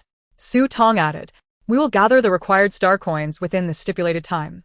The fact that a female would voluntarily assume responsibility for the debt drew Tan Song's admiration for her once again. Initially, he thought the mission would conclude there, but unexpectedly, Su Tong called out to him, Captain Tan, I wonder if you would be interested in a lucrative business opportunity. Tan Song had not anticipated that a routine mission would lead to a business proposition. His interest piqued, he nodded, do tell. Su Tong then explained the proposal for them to hunt 7th level mutated beasts and split the Tama liquid. At this, Tan Song could no longer maintain his composure. Are you saying there is a lair of silver-maned beasts nearby, and that the lair is occupied by 7th level mutated beasts? The highest level of mutated beasts in the 11th district is only at the peak of level 6. How could there be so many 7th level beasts? This would require General Tan to send someone for further investigation. We are not privy to the specifics, Xiao Yufan replied calmly. Although they had encountered the head of the Su family, Su Lanqin, in the central section of the 11th district, they had no concrete evidence linking these events to the Su family. Recklessly involving the Su family could be detrimental to them. Tan Kong note that are suit. I will report the peculiar circumstances of the 11th district to the general upon my return. Eagerly, he added, I agree to your proposal. Take me to the lair of the silver-maned beasts at once. If there truly exists a den of silver-maned beasts in this vicinity, then they shall acquire an ample supply of Toma liquid this time. It is worth noting that this substance is exceedingly rare, even within military circles. With this resource, his elite second team would undoubtedly achieve significant merit. Tan Song is a person of decisive action, and Su Tong and her companions are equally adept. Su Tong, being female and somewhat slower, is carried by Jin Yan, who is transformed into a golden lion. As they proceed to the silver-maned beast's den under the guidance of Mo Yuan. Meanwhile, Bai Su forcefully breaks through the defensive perimeter, soon engaging in combat with the guards. Not far away, Su Xin is resting in her tent, sipping fruit tea and enjoying snacks, when suddenly she receives a report from outside the tent. Miss. Someone is breaching the defense line. Su Xin's brows furrowed in displeasure as she swiftly intervened, rendering the messenger unconscious and tossing him into the dense forest, dismissing any need for further reports. Once thrown into the thicket, the unfortunate soul would likely fall prey to 6th or 7th level mutated beasts, sparing her the effort of dealing with him herself. The person speaking hesitated outside the tent, stating, "The intruder is a 5th level initiate with defensive abilities, and my men are currently at a loss." Su Xin retorted, "These individuals provided by my brother are utterly useless. They cannot even handle a 5th level initiate beast man." "I understand. I shall take my team to investigate." Rising, she turned to Gu Yanbei beside her. Gu Yanbei immediately understood her intent and smiled, saying, "Xiner, I shall accompany you." "Thank you, Yanbei." However, Su Xin was reluctant to let her beast husband expend his star energy at this juncture, as her spatial output was far too precious. Exiting the tent, she called upon the 6th level initiate thug left by Su Jingru, and under his guidance, they set off to inspect the situation at the defense line. Upon catching sight of the individual clashing with their side, Su Xion's eyes widened in astonishment, followed by a chuckle. "I thought it was someone of significance. It turns out to be Su Tong's rabbit beast husband. What brings him here alone?" The leader seeking Su Xian explained, "We just received news from the outpost that he intends to leave Zone 11. His team has encountered a 7th level mutated beast and is heading to the safe zone for assistance." Hearing this news, Su Xian froze momentarily, then burst into even greater laughter. By Su's team? Wasn't that Su Tong's group? They had the audacity to venture into the upper part of Zone 11, only to encounter a 7th level mutated beast.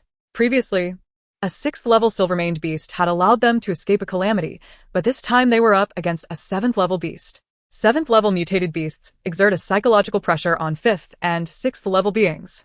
The last time she saw Su Tong and his beast husbands, Su Tong's spatial capabilities were merely 3rd level, and her husbands were at most peak 5th level. Confronting a mutated beast 2 whole levels above them was tantamount to courting death.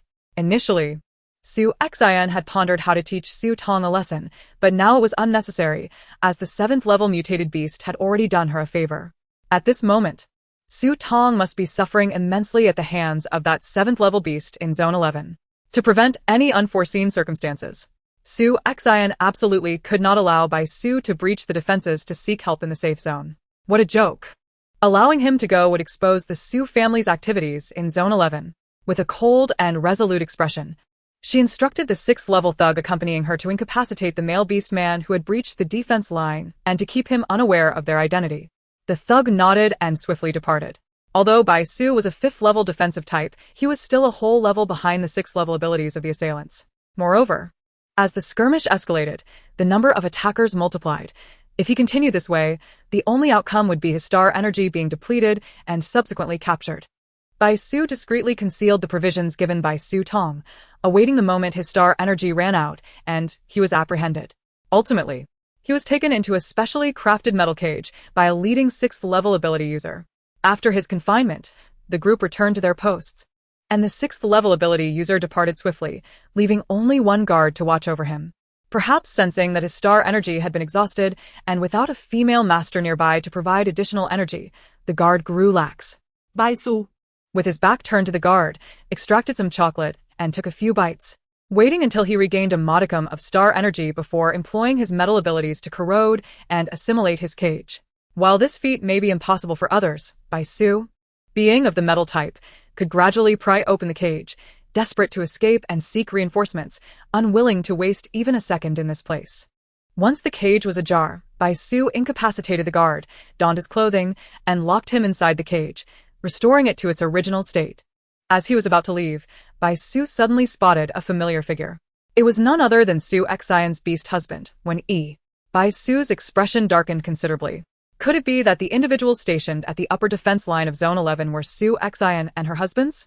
Might the sudden appearance of the 7th level mutated beast in Zone 11 be a scheme orchestrated by the Su family?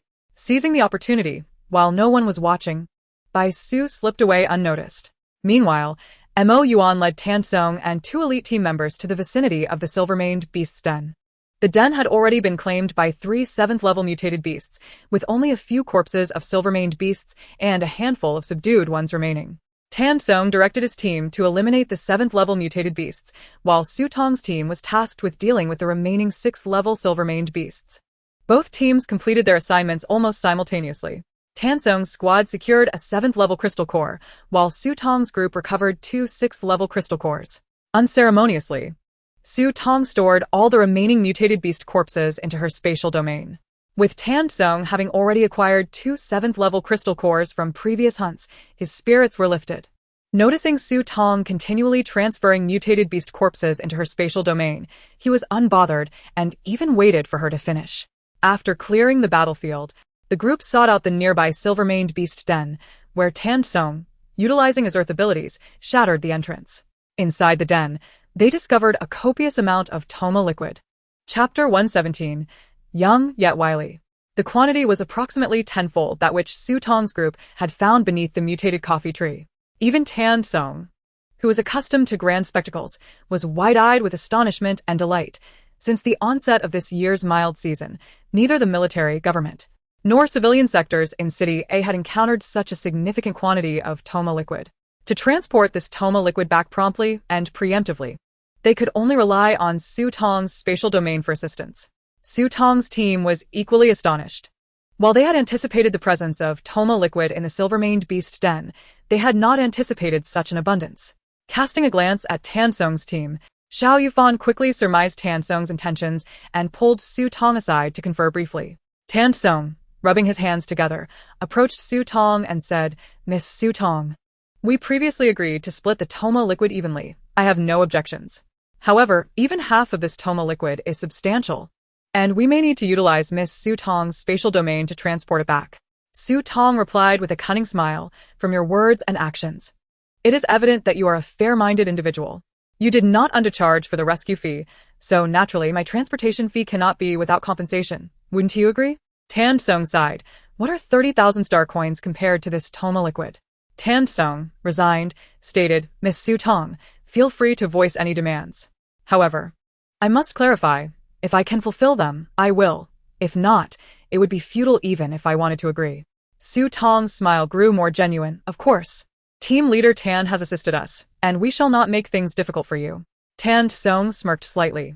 Despite her youth, this little female seemed quite astute, and with her several beast husbands being quite cunning as well, he could not afford to underestimate her. Su Tong's requests were simple. She wished to accompany her husbands to the nearby valley to gather fire nettles and dig up a coffee tree. After accomplishing these tasks, she requested that Tan Song escort her and her team out of Zone 11. Although both fire nettle and coffee trees are valuable resources, the former is nearly impossible to cultivate in safe zones, being a one-time crop, while the latter, though rare, is not entirely absent from military supplies. Consequently, Tan Song's team harbors no envy towards these resources. At present, the most critical task for them is the collection of Toma liquid. Su Tong's request was not unreasonable, and without a moment's hesitation, Tan Song acquiesced. Thus, the male beast men commenced the process of packaging the Toma liquid, while Su Tong was responsible for transferring these liquids into her spatial storage. After expending more than half an hour, they successfully emptied the Toma liquid from the silver-maned beast nest. They then proceeded to the valley discovered by Mo Yuan. With Tan Song's team providing protection, any sudden assaults from mutated beasts were swiftly eradicated, resulting in the acquisition of 2 level 6 crystal cores and 3 level 5 crystal cores. Noticing that Su Tong's beastman abilities reached only level 6, Tan Song generously bestowed the 5 crystal cores upon her, as a gesture of goodwill. Su Tong accepted them without hesitation, disliking pretense. Xiao Yufan, Mo Yuan, Jin Yan, and Huaixi were tasked with harvesting fire nettle and digging up coffee trees.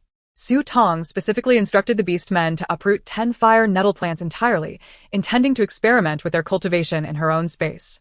Tan Song found this behavior unremarkable and did not intervene. Most female team members, experiencing fire nettle cultivation for the first time in a war zone, shared Su Tong's mindset.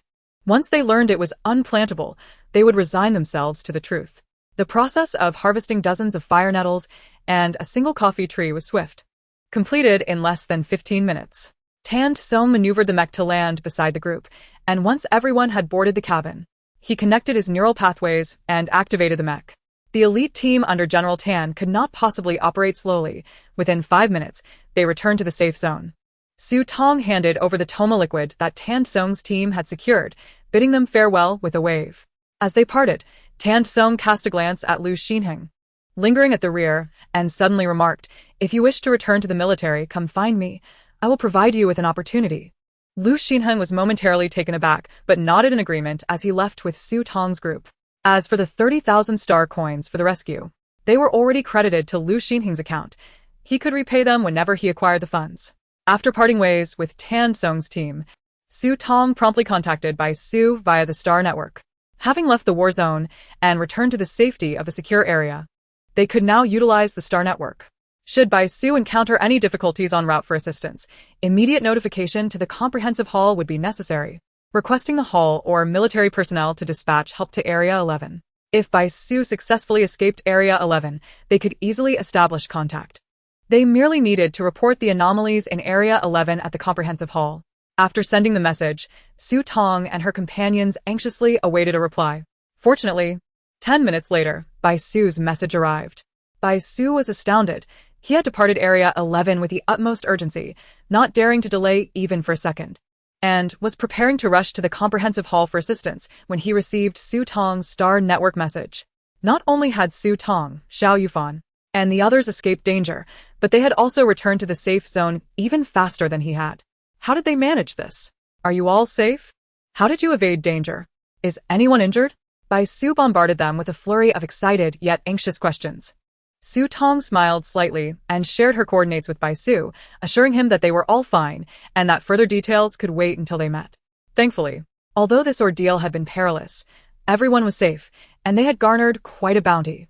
10 minutes later, Bai Su reunited with Su Tong and the others, whereupon they reported the anomalies in Area 11 at the comprehensive hall before returning to the previously rented camp to rest for the night.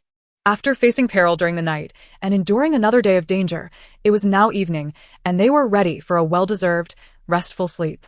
The comprehensive hall promptly reported the anomalies in Area 11 to higher authorities, with both the political and military sectors receiving the news.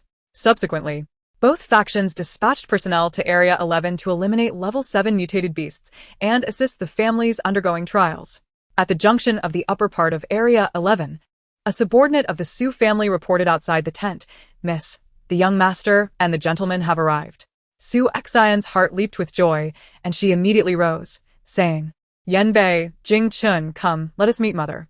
Upon reaching the entrance of the camp, they encountered Su Xin. Su Xian's eyes sparkled as she exclaimed, "Mother, not a single person escaped our defenses." Su Xin nodded in satisfaction, commending Su Xian. "Shiner, well done. You truly are my daughter, Su Xin." Su Xian, with a playful demeanor, clung to Su Xin's arm and inquired, "Mother, has the cleanup of those Level 6 mutated beasts been completed?" Su Sengru nodded.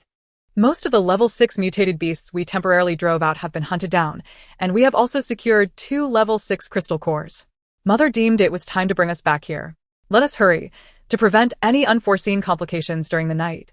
We should extract the Toma liquid as soon as possible," reminded Su Xin's beastman, Du Pei. At that moment, a peculiar signal receiver in Su Xin's hand suddenly activated. Chapter 118. Cleaner than a robbery.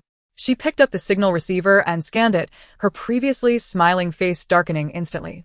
Du Pei asked Xin, "What is the matter?"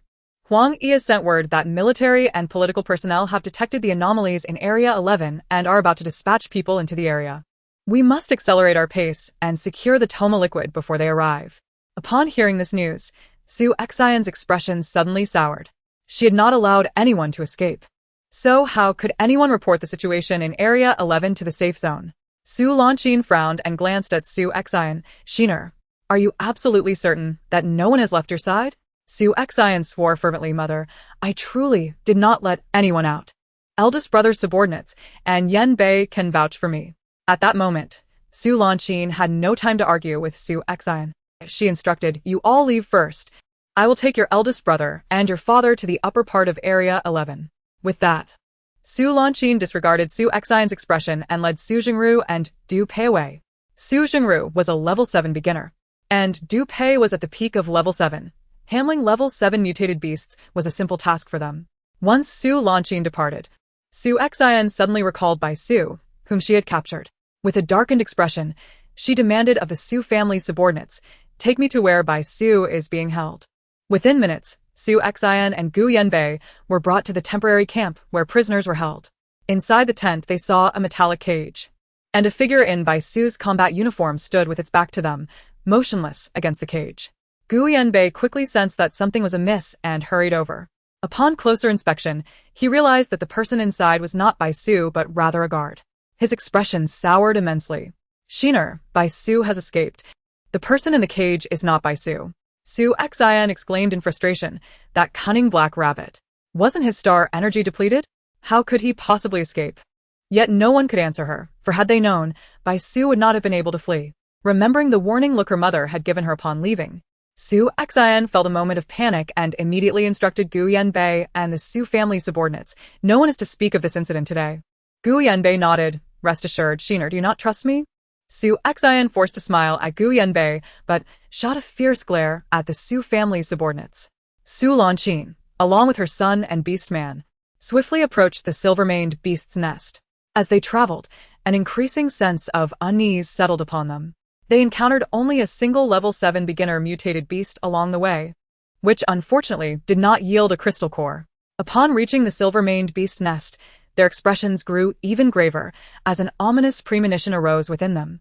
The nest, which should have been teeming with level 7 mutated beasts, was utterly devoid of life. Not a single silver-maned beast carcass was in sight, as if the area had been meticulously cleared. Su Jingru reassured himself, pondering whether the corpses of the silver-maned beasts had been consumed by a 7th-level mutated beast. After devouring them, perhaps the beast had ventured elsewhere, leaving this place eerily silent and devoid of any evidence. How could that be? Even if a 7th-level mutated beast feasted upon the silver-maned beast carcasses, there would be at least some traces of blood left behind. It would not have consumed everything so thoroughly. As for the notion of a 7th-level mutated beast departing, that was even less plausible. These creatures thrived in warmth, favoring the vicinity of silver-maned beast nests for their lairs. Once they had claimed this territory, the likelihood of them abandoning it for any reason was exceedingly slim. Despite recognizing the implausibility of the situation, Su Xin found herself wishing, against her better judgment, that her son's theory held some merit. Du Pei suggested that they should first access the nest to collect the Tama liquid, and they could investigate the circumstances here in detail later. Su Xin nodded in agreement. The trio approached the entrance of the silver-maned beast's nest, where Su Jingru, endowed with Earth-type abilities, effortlessly opened the nest with a mere gesture. Yet in the next instant, Su Xin's delicate features twisted into a grimace of disbelief. The expansive nest of the silver-maned beasts was utterly vacant. Nothing remained, save for the sound of air whooshing in. Su Jingru stared in disbelief, questioning, "Mother, could the Tama liquid be at the bottom of the nest?" Du Pei's expression darkened significantly, with a forceful tremor of his hands. He caused the entire nest to collapse, revealing the vast hollow space before the trio. The interior was cleaner than if it had been ransacked. There was not a single drop of Tama liquid. Su Xin, her face contorted with rage, bellowed. "Who took our Tama liquid ahead of us? If I discover who it was, I shall tear them to shreds." At that moment, even if she wished to deny it, Su Xin, Du Pei, and Su Jingru were acutely aware that the Tama liquid had been preemptively seized. Not only had the Tama liquid been taken, but the 6th and 7th level mutated beasts had also been eradicated, leaving no trace behind. Suddenly, Su Xin's specialized signal receiver activated once more, delivering a message from Su Hongyi urging them to evacuate District 11 promptly. The military and political personnel would be arriving at the upper section of District 11 in approximately 10 minutes. Despite their connections within the military, it was unwise to attempt explanations at this juncture. It would be far better to leave as soon as possible. Gritting her teeth in frustration, Su Xin reluctantly departed. The Su family had invested an enormous cost and considerable funds to collaborate with certain military personnel to bring the 7th-level mutated beasts to District 11, only to find their efforts in vain. It felt as though they had lost both the maiden and the soldiers. Su Xin was at a loss regarding how to proceed with her partnership with Lord Liu. Upon the arrival of military and political personnel at District 11, all 7th-level mutated beasts were swiftly eradicated, and some individuals who had been hiding were rescued from the area. In the vast camp outside the comprehensive hall, Xiao Yufan, Bai Su, and others were busy setting up tents for their encampment, while Gu Huaixi was preparing the meat of star beasts and vegetables for dinner. The tent where Su Tong resided had already been erected, and she was currently resting inside.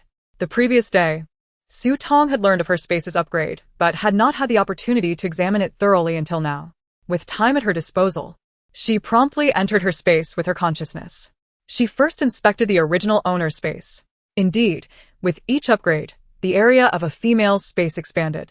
Compared to her third-level space, the fourth-level space boasted an additional acre of pasture, alongside a newly formed stream. However, the cultivable land remained the same as in her previous third-level space.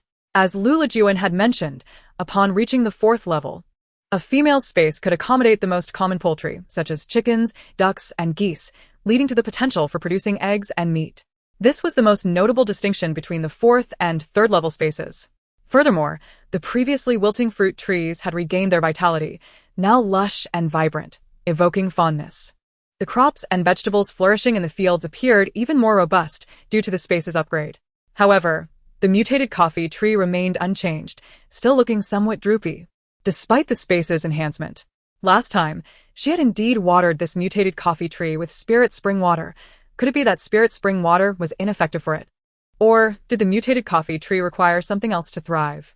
Suddenly, Tong recalled that when she had discovered the mutated coffee tree, it had been guarded by a silver-maned beast, beneath which lay a significant amount of tama liquid.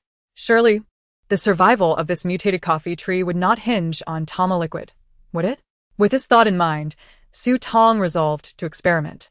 Though tama liquid was precious, she had enough at present to spare a small amount for the planting of the mutated coffee tree. Tong poured a small cup of tama liquid around the roots of the mutated coffee tree, covered it with soil, and then watered it with some spirit spring water. After harvesting the mature lettuce, bok choy, and spinach from her space, she planted new seeds in the cleared ground. Observing the now empty pasture within her space, Tong planned to visit the comprehensive hall early the next morning to see if she could purchase some poultry chicks. Moreover, the coffee tree they had excavated in District 11 would not be submitted as a task item. The tree was laden with coffee beans, many of which had already ripened to a dark red hue. Tong carefully harvested the ripe coffee beans and set them aside, transplanting the coffee tree into her own space and watering it with spirit spring water. Once the coffee tree took root and its fruits matured, she would be able to produce her own coffee beans. In the future, she would have a continuous supply of coffee, far more advantageous than handing over the coffee tree to the comprehensive hall. She also transplanted 10 roots of fire nettle into the original owner's space, watering them with spirit spring water as well. It was said that no matter how meticulously cared for, fire nettle could not thrive in a female space or be cultivated artificially. She wondered if spirit spring water could bring them to life. Tong did not harbor high hopes, merely wishing to try. Having completed these tasks, the original owner's space was now well tended.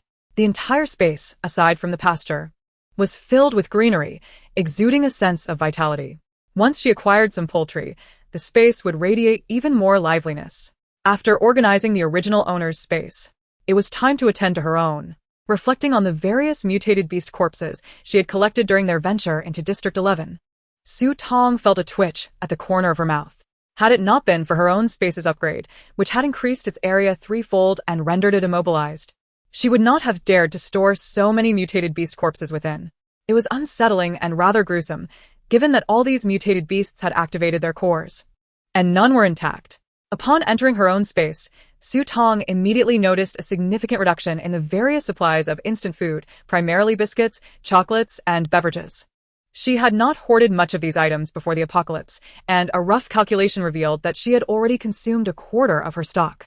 The 5 beastmasters, along with Lu Xinheng, had indeed eaten quite a lot during their time in District 11, 6 bottomless pits. At this rate, her supply of instant food would not last long. Previously, Tong had organized her modern supplies in a corner of her space. She had once thought her stock was abundant, believing she could ration it for a lifetime. But now, upon inventory, she felt her mouth twitch. She had indeed underestimated the voracious appetites of her companions. With the recent upgrade of her space, its area had again doubled from the 3rd level. The entire space seemed even more expansive, making the assortment of modern supplies piled in the corner appear even sparser. After checking her supplies, Tong proceeded to examine the spirit spring water. There appeared to be no changes, aside from a slight increase in the flow rate from the spring, though she wondered if it was merely her imagination.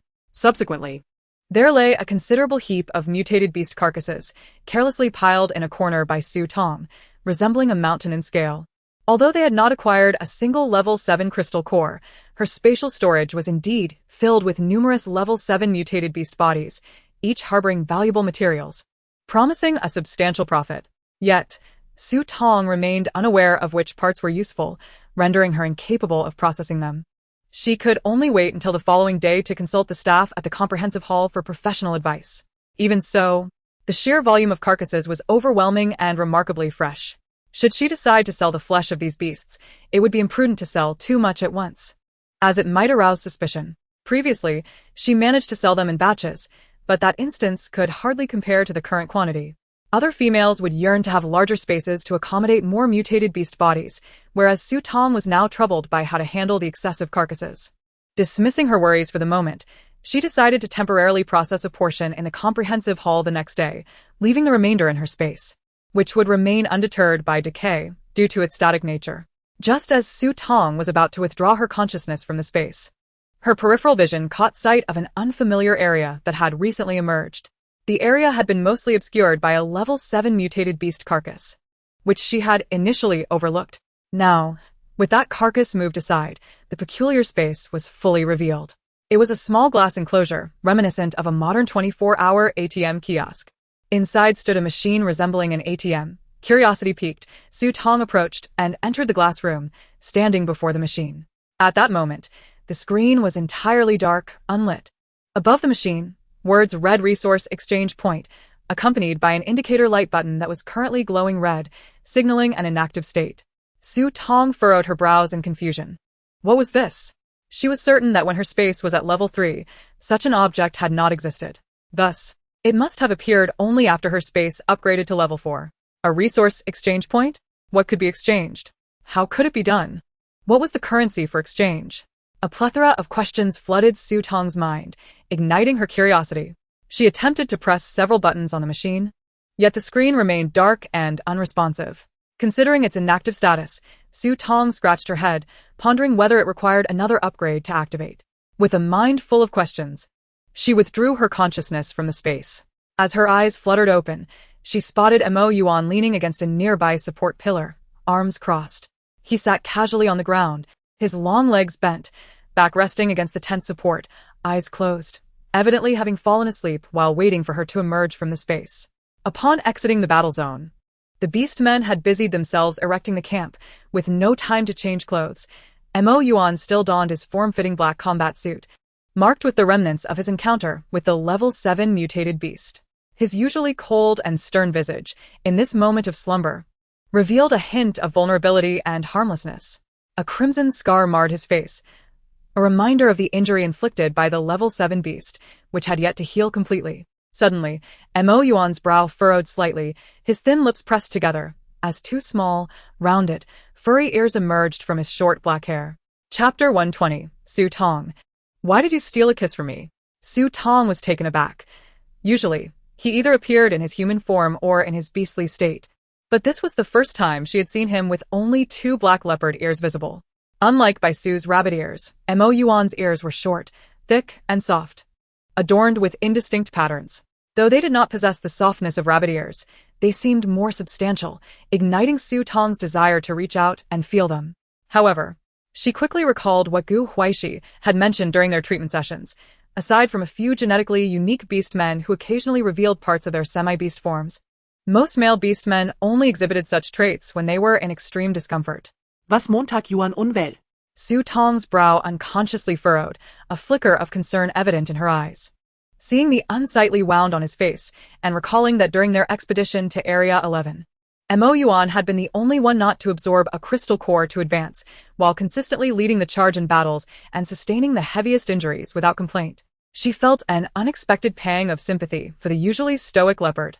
Perhaps the severity of his wound, inflicted by a level 7 beast, was compounded by a level suppression, making recovery more arduous. After a moment's contemplation, Su Tong retrieved some healing ointment from her space, gently applying it with a cotton swab to his face. Fearful of awakening Yuan, she took great care with her movements, reminiscent of how her mother had tended to her wounds in childhood. As she applied the ointment, she softly blew on the affected area, drawing them closer together. The pristine ointment brought a soothing coolness to the wound, causing Yuan's long eyelashes to flutter slightly. Alongside the refreshing scent of the ointment, a warm and gentle fragrance enveloped his cold, hardened cheek. She was tending to his injury and soothing his pain. Mo Yuan's icy heart quivered intensely, as if wound tightly with a spring, now uncontrollably racing. One of his eyes cracked open just in time to witness Su Tong's serene and earnest gesture of blowing on his cheek. A beam of sunset light filtered through the slightly parted tent, casting a warm glow that enveloped Su Tong, making her appear as a divine gift from above. Mo Yuan's typically stern and handsome face softened in this moment. As Su Tong gently blew on the wound on his left cheek, he feigned an accidental turn to the right, causing their lips, which should have been at a distance, to inadvertently meet on the side of his wound. Su Tong, what just happened? Instinctively, Su Tong glanced into Mo Yuan's eyes, praying he remained asleep. Otherwise, there would be no way to explain herself. Yet, it seemed fate was determined to toy with her, as his eyelashes fluttered twice before he opened his eyes. Su Tong. She hastily retracted her lips from his cheek, awkwardly clearing her throat. The first question that escaped Mo Yuan's lips upon waking was, Su Tong, why did you steal a kiss from me? Su Tong found herself at a loss for words. Her mouth opened, her cheeks flushed a deep crimson without her realizing it. Finally, she resigned herself to the moment, raising her chin defiantly, exclaiming, You are my beast man. I can kiss you whenever I please. Why should there be a reason? Little did Su Tong know. Her words had stirred a hornet's nest. Before she could gauge Mo Yuan's reaction, she was suddenly enveloped in a broad, masculine embrace, rich with a scent of virility, leading to an impassioned kiss that was both restrained and fervent. Uncertain of how long the kiss lasted, Su Tong felt her tongue grow heavy and her breath constricted, until finally, Mo Yuan released her. Her cheeks flushed deeply, she gasped for air, indignantly accusing Mo Yuan, You ambushed me. Mo Yuan firmly held the little female in his arms, burying his face in her neck, his deep laughter resonating from his chest. Then, Su Tong heard his husky voice. You are my female master. I can kiss you whenever I wish, no need for ambush. Oh, dear. He was too adept at turning the tables. And Su Tong found herself at a loss for a retort. In a fit of annoyance, Su Tong struggled out of his strong embrace, her long hair slightly disheveled. And in a burst of frustration, she seized Mo Yuan's still visible leopard ears, vigorously rubbing them several times. After Su Tong grasped the two sensitive beast ears, Mo Yuan's body stiffened for several seconds as he exerted all his restraint to suppress any further actions towards her. Once Su Tong had indulged enough, she hoarsely inquired, Is it pleasant to touch? Su Tong eagerly nodded, her eyes sparkling. Indeed, it is delightful. Mo Yuan's leopard ears were thick and plush, reminiscent of a luxurious fleece blanket, offering a uniquely tactile experience. In contrast, Bai Su's rabbit ears were slender and lightweight, with softer and finer fur, presenting two entirely different sensations. If she were to express a preference, Su Tong felt equally enamored by both. She adored them both. Suddenly, Mo Yuan leaned closer to Su Tong's ear, his voice husky. Su Tong, choose me to sleep with you tonight. Let me be your companion for the entire night. Su Tong mused. It seems quite pleasant to fall asleep with the leopard ears. Before she could respond, Jin Yan's impatient voice echoed from outside the tent. Su Tong, come out for dinner. Su Tong was jolted back to reality, hastily disentangling herself from Mo Yuan's embrace and rising to her feet. She covered her flushed cheeks with her hands to cool down her heated skin while responding to Jin Yan, I'm coming. Feeling somewhat vexed at her own lack of composure, Su Tong lamented that had it not been for Jin Yan's interruption, she might have succumbed to the charms of the handsome man. As Jin Yan stood at the tent entrance, he noticed Su Tong's hurried exit, her lips slightly swollen and her cheeks flushed, causing his golden pupils to narrow momentarily. After Su Tong emerged, Mo Yuan sauntered out of the tent at a leisurely pace, his leopard ears having retreated at some unknown point. No wonder that cunning rabbit always liked to flaunt its ears. Having tried it today, it indeed proved quite effective. As Mo Yuan passed by Jin Yan, he cast a glance at the lion, who was barely containing his fury. Jin Yan scoffed angrily, You foul leopard! Our partnership is hereby severed. With that, he strode away. Mo Yuan's lips twitched. This lion was indeed naive, believing that they could coexist peacefully under the same female master and remain allies indefinitely. For male beast men, seeking the attention of the female master required competition and rivalry at every turn. Seated at the makeshift dining table, Su Tong felt her face gradually cool down. Huaixi placed the best-cooked piece of mutated beast meat in front of her, accompanied by fresh lettuce from her space. Having depleted too many star energy foods in the war zone, Su Tong refrained from presenting any beverages and settled for ordinary mineral water produced by the Star Alliance. Still affected by Yuan's earlier stimulation, Su Tong's taste buds seemed unresponsive, and she absent-mindedly finished her meal. Once dinner concluded, Su Tong managed to gather her focus. To her surprise, she discovered that Lu Xian was still seated at the same table with them. Chapter 121. Su Tong's Most Important Secret. The folding camping table, already cramped, now felt even smaller with 6 tall young male beast men seated around it, creating a somewhat crowded atmosphere. Su Tong had initially planned to finish her meal and distribute crystal cores to everyone, especially with the humid season approaching in 5 days. Nothing was more crucial than empowering the beastmen. However, with an outsider present, she hesitated to proceed with her intentions. Lu Xianheng's presence in her camp likely indicated that he believed they still had unresolved obligations, waiting for her to provide an explanation. Recalling her earlier discoveries in District 11, Su Tong slightly furrowed her brow and spoke. Lu Xianheng, I have something to discuss with you privately. Do you have a moment?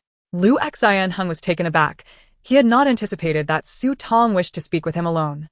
Instinctively, he glanced at the varied expressions of her beast men surrounding the table, then nodded without hesitation. I am available at any time. Shall we do it now? Su Tong suggested. Lu Xianheng nodded in agreement. Su Tong pointed towards the open grassy area in the distance, noting that it was evening. With the sky dimming and most families in the camp engaged in dinner, leaving few people on the grass, perfect for a conversation. Shall we walk as we talk? Lu Xianheng glanced in the direction Su Tong indicated and agreed. Though a barely perceptible hint of disappointment flickered in his eyes at her omission of an invitation to her tent, Su Tong promptly rose and led the way towards the grass. Bai Su and Jin Yan immediately rushed to follow her side. Su Tong sighed in exasperation. I need to talk to Lu Xianheng. Why are you following us? Bai Su beamed with vibrant energy. Su Tong, I am here to protect you. What if there are bad people? As he spoke, he cast a subtle glance at Lu Xianheng, the implication unmistakable. Jin Yan turned away to gaze at the now vanishing sunset. I overate, so I'll take a stroll too. Su Tong retorted. The area near the comprehensive hall is quite safe. I don't require protection right now. Jin Yan, you can stroll, but please do not follow the same route as us. With that, she disregarded their expressions and resolutely made her way towards the grass, with Lu Xianheng quickening his pace to keep up. As they walked side by side under the dimming sky, the juxtaposition of their figures, one slender and the other tall, was strikingly evident. Xiao Yufan glanced at them and remarked, All right, Su Tong likely only wants to discuss something with Lu Xianheng. You needn't follow and complicate things. Jin Yan scoffed. Xiao Yufan, you seem rather composed. Whether Xiao Yufan was truly calm was difficult to ascertain from his expression, but shortly after, he quietly departed to take a walk in the grassy square alone. Yuan and Huaixi remained seated, one appearing to doze off while the other seemed lost in thought. Yet, their gazes were perpetually fixed on the delicate figure of the female in the distance, as if that silhouette were the embodiment of a heavenly goddess. Vanishing the moment they looked away. As Su Tong walked with Lu Xianheng, she distinctly felt at least 4 pairs of eyes upon her. Knowing they belonged to Jin Yan and the others, she chose to ignore them and addressed Lu Xianheng. Lu Xianheng, I must express my gratitude for your use of the super signal during our perilous moment, which ensured our safety. Rest assured, the expenses incurred for the rescue will be divided equally. Please transfer your share of the debt to me shortly.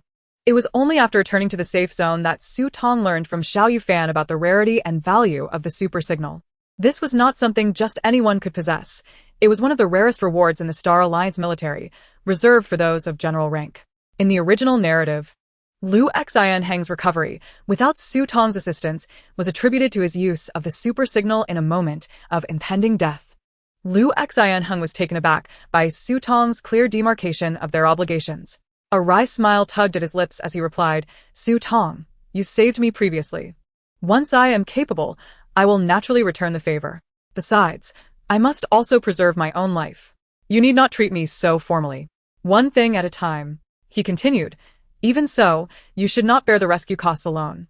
The Lu family is already struggling. A debt of 300,000 star coins is beyond our means. Moreover, dividing the costs equally was fair, ensuring that all were treated as equals, regardless of status. A warmth surged within Lu Xianheng's heart at Su Tong's words, a feeling he had not experienced in years. Since she was adamant about this distribution, his opposition would only make him appear indecisive. Seeing Lu Xian acquiesce, Su Tong then inquired about the matter she truly wished to understand. Lu Xian, can you extract star energy from the food I provided you? Lu Xian nodded, his handsome features turning serious. The reason I was able to recover was not solely due to the produce from my mother's space over the years, but rather the box of snacks you gifted her. Su Tong was utterly astonished to learn that Lu Xian's recovery stemmed from the snacks she had given him. What a fortuitous coincidence. In an instant, Su Tong recognized the extraordinary implications of this revelation. The snacks she had given to Lu Lejun were not sourced from the Star Alliance's beast world, but had originated from her own space. Did this mean that the food in her space could provide star energy to any male beast man, regardless of their relationship to her? Was it the case that her spatial food and its effects were also shared with the original host? Su Tong suddenly felt a wave of anxiety wash over her. What about the things I consume from my space?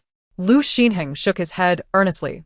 Over the past few days, he had shared meals with Su Tong, consuming the same food, yet he had not gained any star energy from the fresh vegetables she had procured from her space. As Lu Xin remained oblivious, Su Tong quietly exhaled in relief. Thankfully, she could continue to use the original host's spatial produce as a facade, ensuring that her own stockpile remained undisclosed. Her intention was merely to be like a rice weevil, not to become a sacrifice on an experimental table. After a moment's hesitation, Lu Xin posed the question that had been gnawing at him. Su Tong, where did you acquire those snacks and rations? If there was a regular supply of such sustenance, he would not need to rely on any female. He had little interest in marriage for the time being. Su Tong was at a loss for words. How could she explain to Lu Xin that she possessed 2 spaces? That was a secret she never intended to divulge. Moreover, the food in her space was consumable and not inexhaustible. It would vanish once depleted. After contemplation, Su Tong replied, those snacks and rations were something I stumbled upon. Though I am uncertain of their exact source, there isn't much left. She could not reveal the truth to Lu Xin, but neither did she wish to conceal everything entirely. The supplies in her space were indeed dwindling, and the higher the rank of the male beast men, the greater their appetite. If allowed to indulge freely, her stock would not last long. Upon hearing her response, a flicker of disappointment passed through Lu Xinheng's gaze, but he quickly regained his composure. Such fortuitous circumstances were rare. Matters of star energy that the military and political elite could not resolve were unlikely to be addressed by Su Tong. Although she had inadvertently gifted that box of snacks to his mother, he had undeniably reaped significant benefits from it. Su Tong had already assisted him once. To seek more would indeed be greed. Furthermore, what she said might well be true.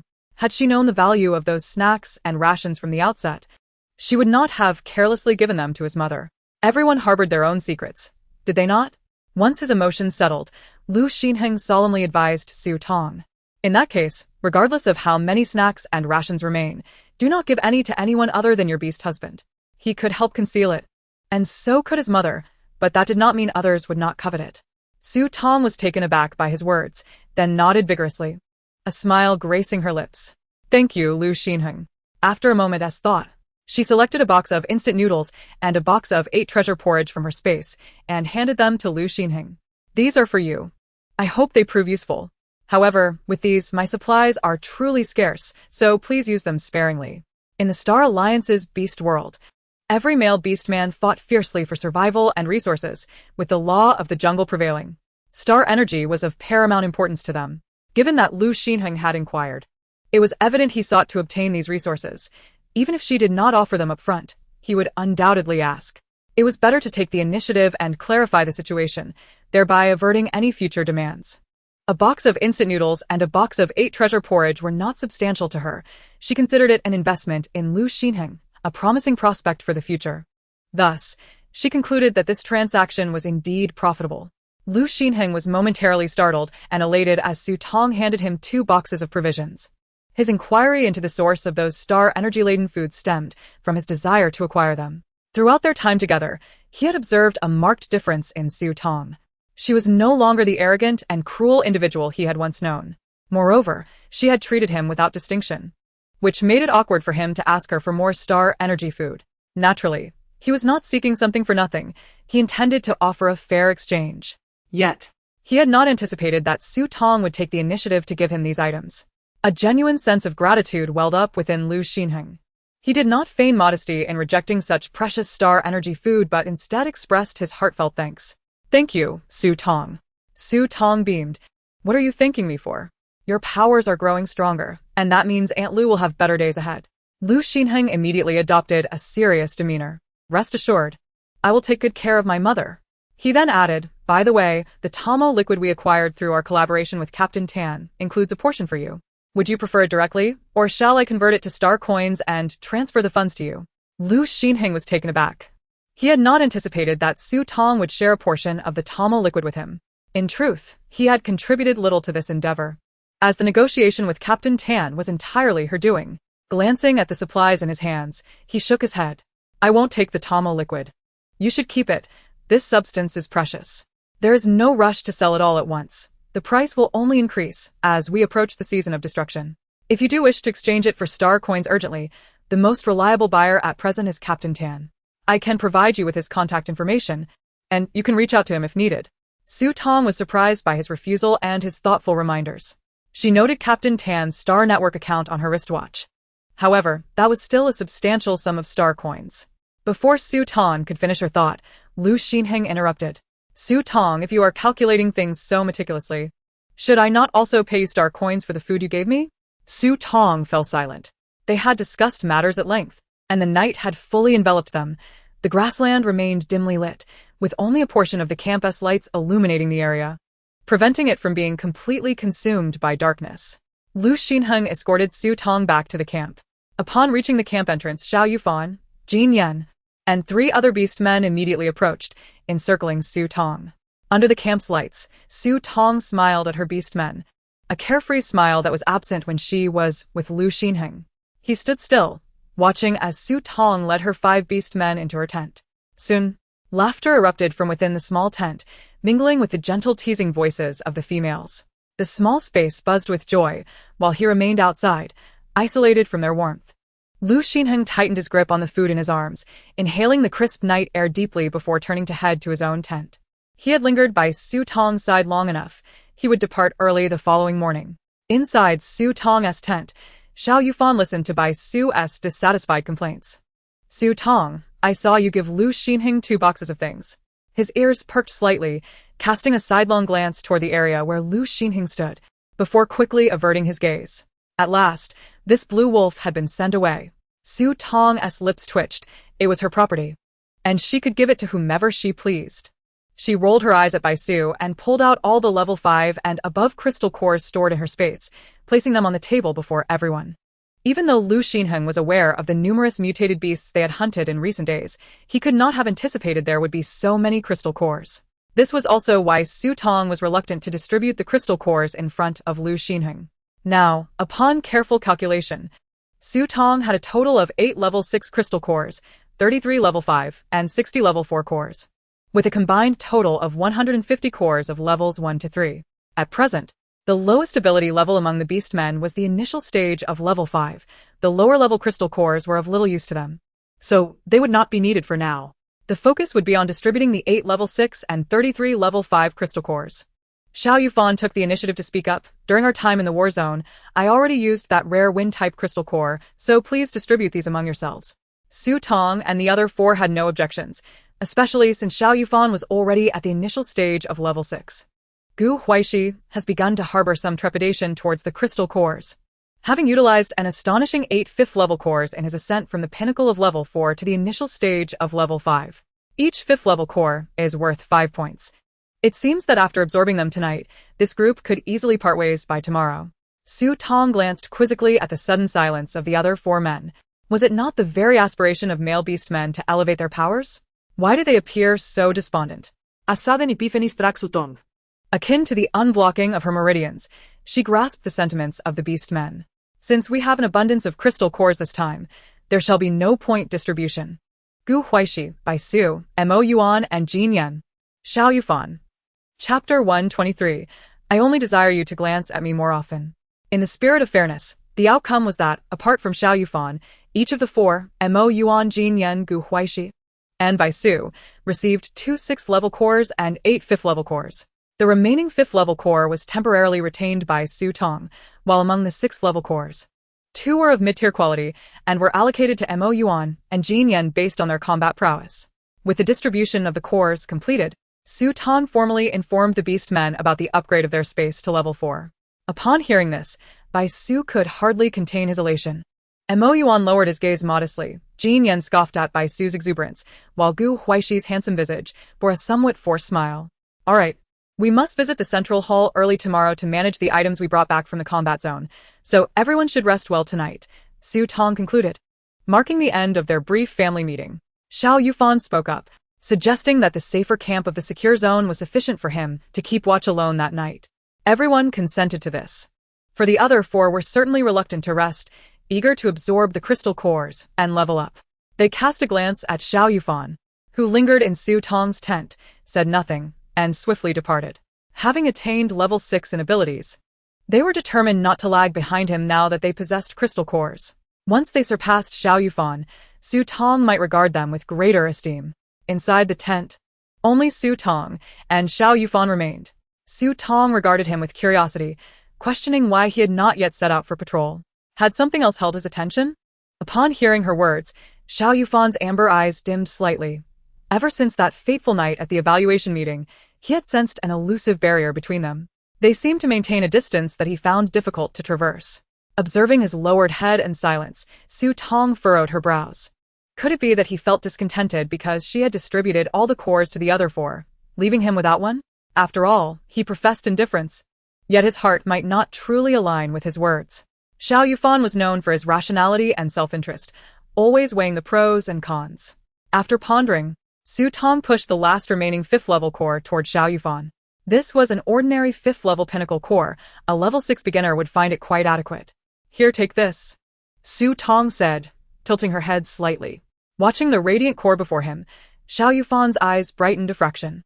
It seemed that Su Tong still held him in regard. However, before his moment of joy could fully blossom, she continued, Xiao Yufan, you needn't calculate everything so meticulously. This distribution was quite equitable.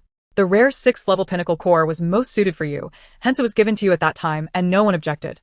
If it had gone to Mo Yuan, I believe he would have reached the pinnacle of level 5, even if he could not attain level 6. But during the combat zone, Mo Yuan did not level up until just now when I allocated the cores. Xiao Yufan then realized Su Tong had misunderstood his intentions. He had not stayed behind to contest the fairness of her core distribution, but rather to seek a moment of solitude with her. He looked up in astonishment. Su Tong, is that truly how you perceive me? Su Tong blinked, taken aback. Had he not intended that? If not, why was he always so calculating? Xiao Yufan, you needn't feel anxious. I am not exposing you. It is entirely natural to act in one's own interest. I too can be quite selfish at times. Rest assured, I shall not hold this against you. Xiao Yufan felt as though a breath he had been holding was suddenly released, alleviating the tension that had gripped him.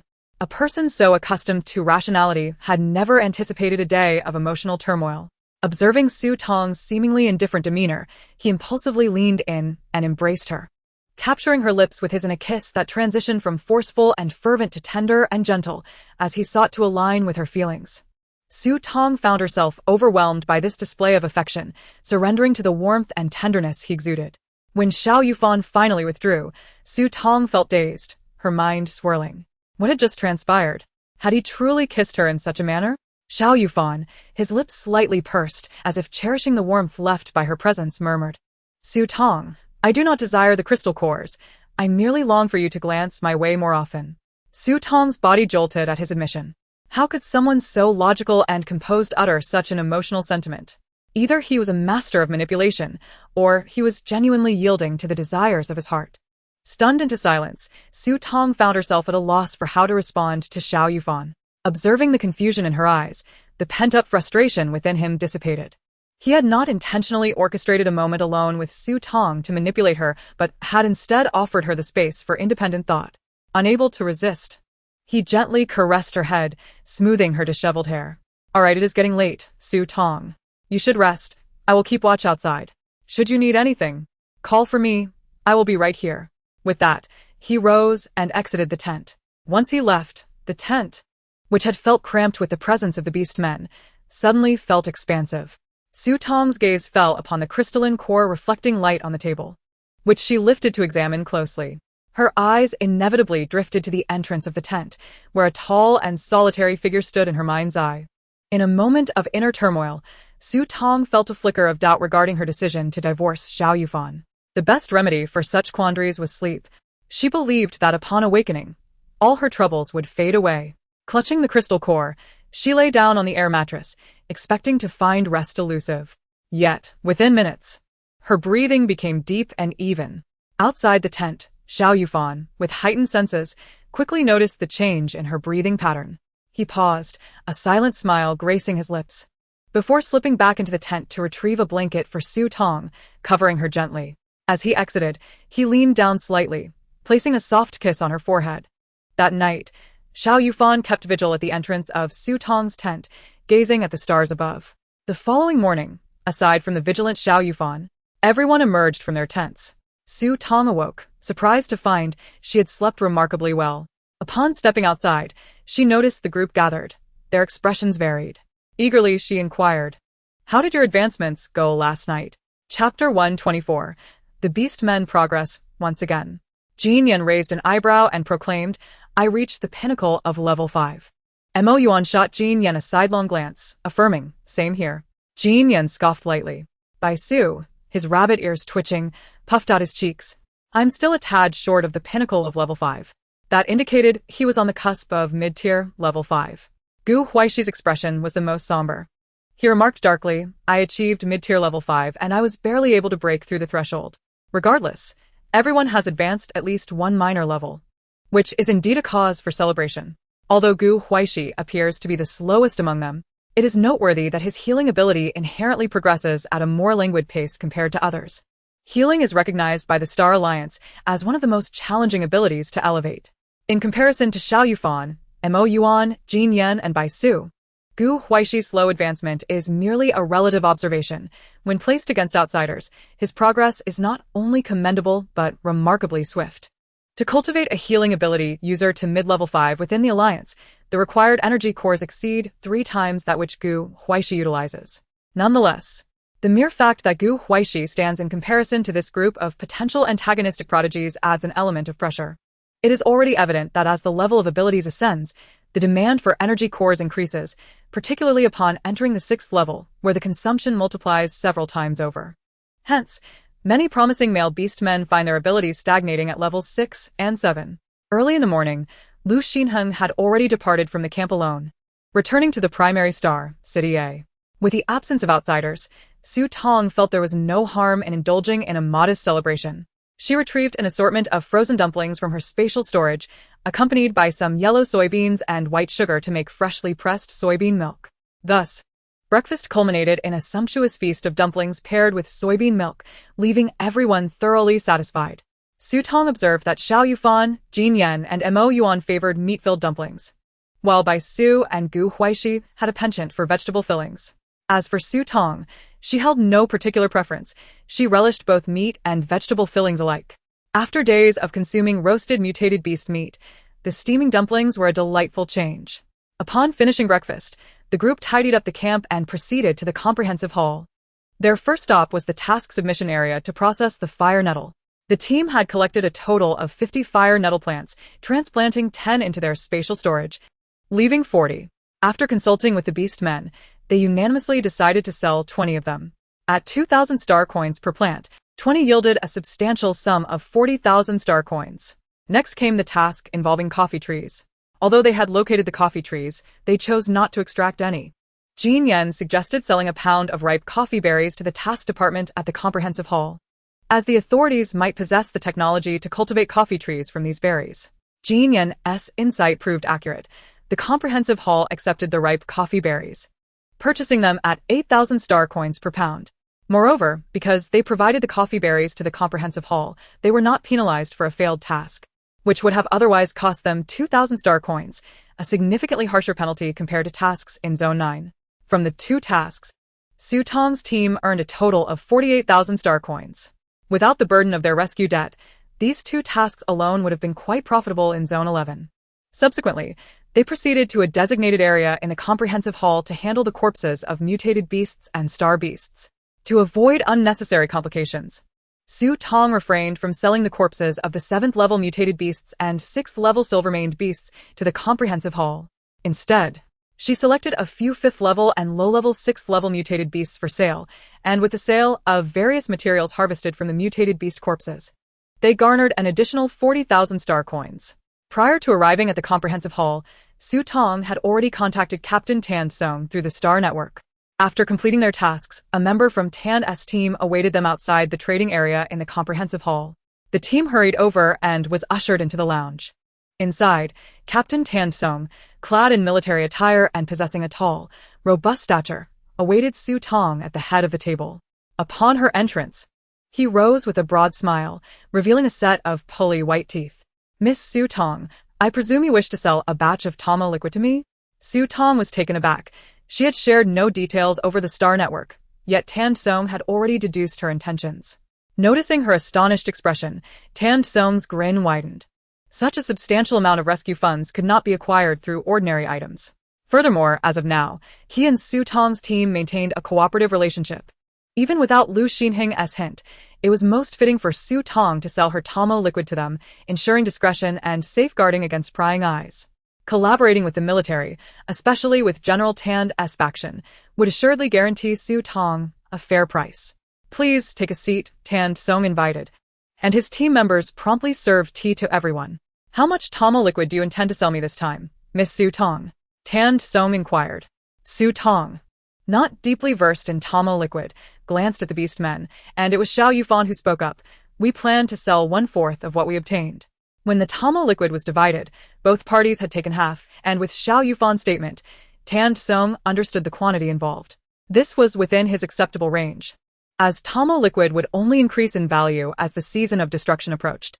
If Su Tong's group were not in need of star coins, they would not be selling at this time.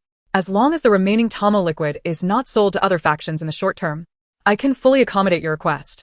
Tan Song pondered for a moment, stroking his chin, then stated, "Agreed, but I have a condition." Xiao Yufan raised an eyebrow. "Captain Tan, please proceed. I can offer you a 10% increase on the Tama liquid price, but I hope you will refrain from selling the remaining Tama liquid until after the humid season," Tan Song candidly expressed. Xiao Yufan glanced at Su Tong, who nodded in agreement, as they had no intention of selling the remaining Tama liquid in the near future. Moreover, they possessed additional Tama liquid discovered beneath the mutated coffee trees, which was also considerable. "We agree," Xiao Yufan affirmed on behalf of Su Tong.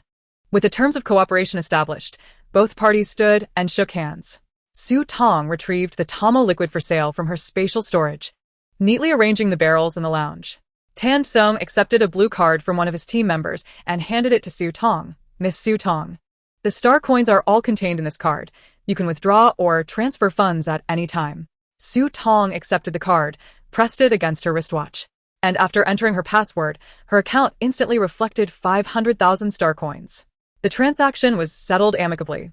Tan Song seemed quite fond of this straightforward method of cooperation. He smiled and remarked, "Should you have any valuable items in the future, Miss Su Tong, do not hesitate to contact me first. While I cannot claim to offer the highest prices, I assure you that my offers are the most equitable, with prompt payment." Since he had made such a statement, Su Tong indeed had a matter she wished to entrust to him. Chapter 125. Returning home. "I wonder if the military requires materials from 7th level mutated beasts?" Su Tong inquired. The moment her words escaped, Tan Song grasped her underlying concern.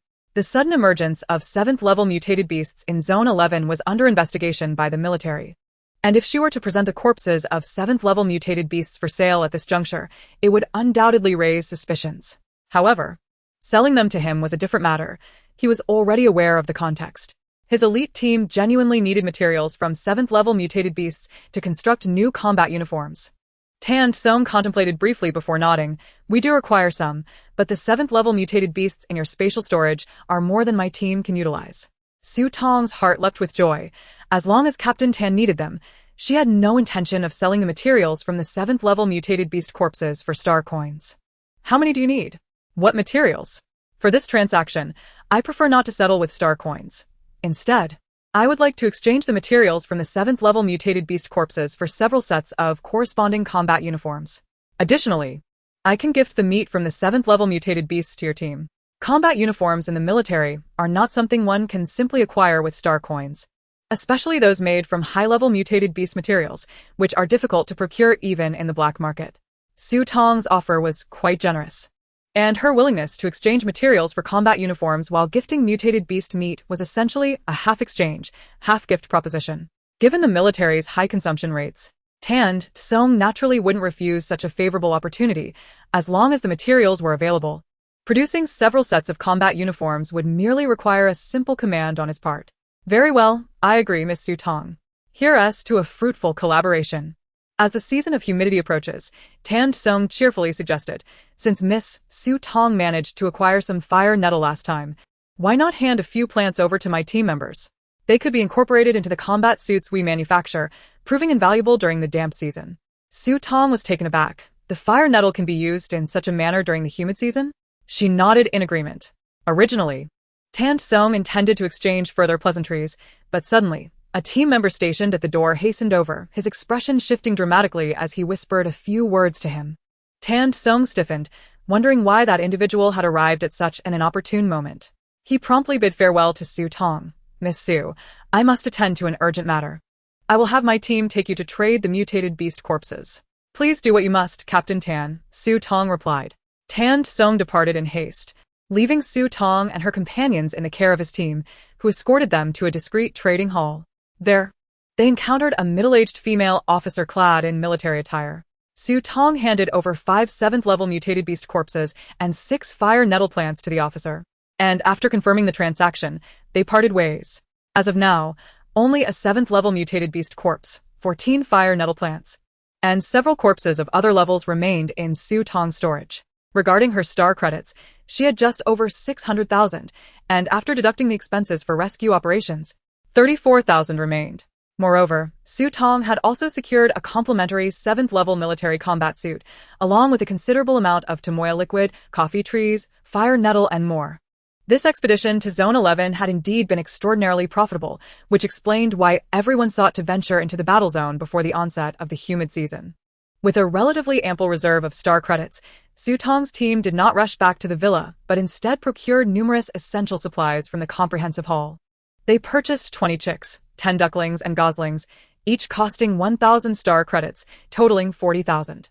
Su Tong also noticed that milk cows were available for sale at 50,000 credits each, but, regrettably, her current storage could not accommodate large livestock. So she had to forego that opportunity. Subsequently, she acquired various materials necessary for preparing for the humid season, which astonishingly amounted to 100,000 star credits. Initially, Su Tong believed her 34,000 star credits were plentiful, but after the shopping spree, she found herself with only 200,000 left. In fact, their current vehicle was in dire need of replacement. Even if they chose not to, modifications were essential. The Star Alliance allocated standard vehicles to young females, which sufficed during the temperate season, but conditions changed dramatically as the humid season approached. Su Tong inquired at the dedicated service counter in the comprehensive hall and learned that purchasing a suitable 7-seater vehicle for the humid season would require at least 150,000 star credits, while modifications would amount to around 100,000. Resolutely, Su Tong decided to hold off for the time being. If necessary, she would look for opportunities to sell some mutated beast corpses or exchange for crystal cores before reconsidering the vehicle situation. With these trivial matters settled, the group drove back to the villa. Su Xin had returned to the villa district with her beast husbands the previous night, as had the Su family. With Su Hongyi providing cover, as long as the Su family vacated Zone 11 within the stipulated time frame, they would not attract any scrutiny. During this trip to Zone 11 before the humid season, Su Xin, in an effort to support Su Xin and her brothers, had garnered no rewards. Rather, she had expended a considerable amount of her stored star energy food. Had it not been for the subsidies provided by the Su family prior to their journey to Zone 11, she would likely be unable to procure the necessary star credits to confront the humid season. This morning, except for Gu Yanbei, all the beast husbands were compelled by Su Xin to perform chores around the villa, including Jing Chen. The tasks assigned varied in intensity. Jing Chen, possessing an ability just below Gu Yanbei's, at the pinnacle of level 5, was responsible for installing special materials to prevent moisture within the house.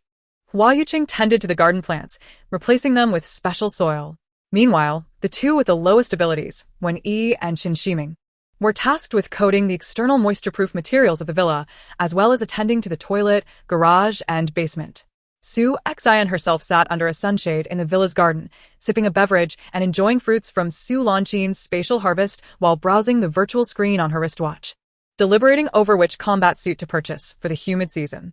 She had taken a liking to a newly released 6th-level combat suit in a soft pink hue, which exuded femininity, but alas, its price was exorbitant, far beyond her current financial means. Besides Su Xin, Gu Yanbei caught a glimpse of her screen out of the corner of his eye. He slightly furrowed his brow, and before he could utter a word, the sound of an approaching vehicle echoed through the villa district. Both Gu Yanbei and Su Xin looked up simultaneously, only to discover it was Su Tong's car. Su Tong's villa was adjacent to Su Xin's. Although they were not part of a row, the empty space beside the entrance of her courtyard happened to border Su Xin's garden. Su executed a stylish drift as he parked outside the courtyard, his chin held high. Before Su Tong could cast a warning glare at Su, voices emanated from Su Xin's garden. Gu Yanbei spoke gently. Shiner, are you interested in this latest 6th-level military combat suit? Su Xin replied sweetly, yes, this combat suit is not only functional but also beautiful. It's just a pity that it's too expensive. Only 50,000 star credits, hardly exorbitant. I will place the order for Shiner right away. No. Yanbei, that's too extravagant. What is 5,000 star credits for Shiner? Even if it were 10 or 20,000, I wouldn't mind. Yanbei, you are truly wonderful to me. Su Tong. All the beast husbands. How nauseatingly sweet that couple in the garden seemed, rendering them akin to a group of freeloaders. Chapter 126, Kill the Enemy. Inflict self-damage. Su Tong exited the car first to scan her fingerprint at the villa's gate, followed by Xiao, Yufan, and the others who had not driven. Upon disembarking, Su Tong chose to ignore the lovey-dovey display of affection between Su Xin and Gu Yanbei, treating them as if they were mere air. Their lack of attention seemed to irk Su Xin and Gu Yanbei. Gu Yanbei's expression darkened, while Su Xin's countenance was no better. What was happening? Previously, Su Tong could hardly stand Gu Yanbei's affections towards her. She would invariably explode in anger upon seeing them, needing to hurl a few insults to relieve her frustration. In such moments, she could feign vulnerability and seek Gu Yanbei's protection, which would only intensify his disdain for Su Tong, leading him to believe she was malicious and unreasonable. Today, however, Su Tong's behavior was entirely unexpected for Su Xin. Biting her lip in frustration, Su Xin concluded that Su Tong must be suppressing her feelings. Her earlier outburst had not been sufficient. How could Su Tong, who adored Gu Yanbei so, not feel envious? Adding fuel to the fire, Su Xin suggested, Yanbei, now that you have reached 6th level ability, your previous combat suit is no longer suitable. I shall get you one as well, and we can wear matching outfits. Gu Yanbei paused, then affectionately ruffled Su Xin's long, flowing hair, nodding in agreement. All right. Su Tong. What does this mean? Is she intentionally flaunting Gu Yanbei's 6th level ability before her? All the beast husbands. Can Su Tong endure this? They certainly could not. Su, still in the car, shot a cold glance at Su Xin through the window. As the villa gate swung open, Su Tong strode in without looking back, followed closely by Xiao, Yufan, and the others, leaving Su still seated in the car. Not hearing the sound of the car, Su Tong paused and turned back. Su Xin. Look. Su Tong cannot hold back any longer. She must not have anticipated that Gu Yanbei would attain 6th level ability at such a young age. At this moment, she must be regretting her choices. She was eager to see how Su Tong would respond. She had already prepared her retorts. Unfortunately, even if Su Tong turned around, she did not spare Su Xin or Gu Yanbei a single glance, addressing Su instead. Su, why are you dawdling? Drive the car in quickly. I know you have objections to driving, so I'll give you extra points later. Shu. What nonsense. He was merely lost in thought, and now he is being awarded extra points for it? Su hurriedly maneuvered the car into the villa courtyard, poking his head out with a sunny smile. No need. Driving is part of my responsibilities. I love driving. There's no need for extra points. Su Tong. Do not presume she is unaware. All the way back, Su deliberately drove recklessly. Su Xin could no longer contain herself. She abruptly rose from her seat. She had already informed Su Tong about Gu Yanbei's 6th level ability, and yet, was she not concerned or envious? Impossible. Su Xin immediately summoned the star energy within her to utilize her unique abilities. After scanning the abilities of Su Tong and the others, Su Xian's face turned as pale as a sheet. Her body swayed, and she felt so weak that she could hardly stand. If Gu Yanbei had not noticed something amiss and supported her, she would have collapsed onto the garden grass. Impossible. How could Su Tong's space ability also be at level 4? Moreover, Xiao Yufan's ability had astonishingly reached level 6, identical to Gu Yanbei's. As for Mo Yuan and Jin Yan, they were at the pinnacle of level 5, while Bai Su and Gu Huaixi, who had rather ordinary talents, had both reached mid-level 5. They had only ventured into the battle zone once, yet their strength had surged so dramatically. Clearly, during the evaluation meeting, her beast husband's abilities had still surpassed Su Tong's. Long accustomed to superiority over Su Tong, Su Xian suddenly realized that Su Tong was on the verge of surpassing her, which filled her with immense disquiet and even a hint of fear. What if Gu Yanbei discovered that Su Tong's space had not only returned to normal but had also reached level 4? Would he change his perception of Su Tong? She absolutely could not allow Gu Yanbei to learn of Su Tong's transformation, nor could she let the Su family find out. Seeing Su Xian's ashen complexion, Gu Yanbei expressed concern. Xian, what is the matter? Are you unwell? Su Xian shook her head. I'm fine, just a bit dizzy, it's nothing. In truth, she was far from fine. She was experiencing excessive consumption of star energy. Observing those with lower ability levels consumed less energy, while those with higher levels consumed more. Since Su Tong shared her space level, and all of Su Tong's beast husbands had abilities surpassing hers, how could she not be overexerted? Su Xian hastily retrieved a homegrown peach from her space, taking a few bites before beginning to feel better. Before she could return to the villa to rest, the sound of approaching vehicles suddenly echoed nearby. This time, the car was not the standard vehicle issued to young females by the Star Alliance, but rather a modified luxury sedan. The car, swift and stable, soon came to a halt between the villas of Su Xian and Su Tong. Once the vehicle stopped, the driver swiftly exited and respectfully opened the rear door, and in the next moment, a young man clad in an exquisitely tailored suit stepped out. Upon seeing him, Su Xian's face lit up with joy, disregarding her discomfort as she hurried to greet him. Standing beside him, she looked up with a beaming smile and asked, "Elder brother, what brings you here today to visit Xianer?" The visitor was none other than Su Jingru, the eldest son of the Su family. The driver retrieved an elegantly woven bamboo basket from the trunk and handed it to Su Jingru, who accepted it with grace. Su Xian glanced down to see the basket brimming with fresh fruits and vegetables, particularly a bunch of vibrant sun roses and purple mangosteens atop. Unmistakably high-quality produce from her mother's space. Had her mother instructed her elder brother to bring these for her? Su Xian's previously disheartened mood lightened considerably with Su Jingru's unexpected arrival. At that moment, Su Tong and her beast husbands had yet to enter the villa and were still in the courtyard, unloading items from the car's trunk. Su Tong had always envied and resented Su Xian for receiving the affection of their parents and elder brother, particularly from the eldest. Ever since they were young, Su Jingru had looked down upon Su Tong, believing she brought shame to the Su family for having destroyed her space, deeming her unworthy of being a daughter of the Su clan. In her quest for his approval, Su Tong had committed countless foolish acts, yet her elder brother had never regarded her with any esteem. Now he personally came to see her, bringing with him the high-quality goods from their mother's space that Su Tong could never obtain. Surely, Su Tong would be consumed with jealousy. "Elder brother, let me help you with that." Su Xian smiled and reached out to take the items from Su Jingru. However, just as she was about to touch them, Su Jingru suddenly withdrew his right hand, frowning slightly as he stated, "Su Xian, this is not for you.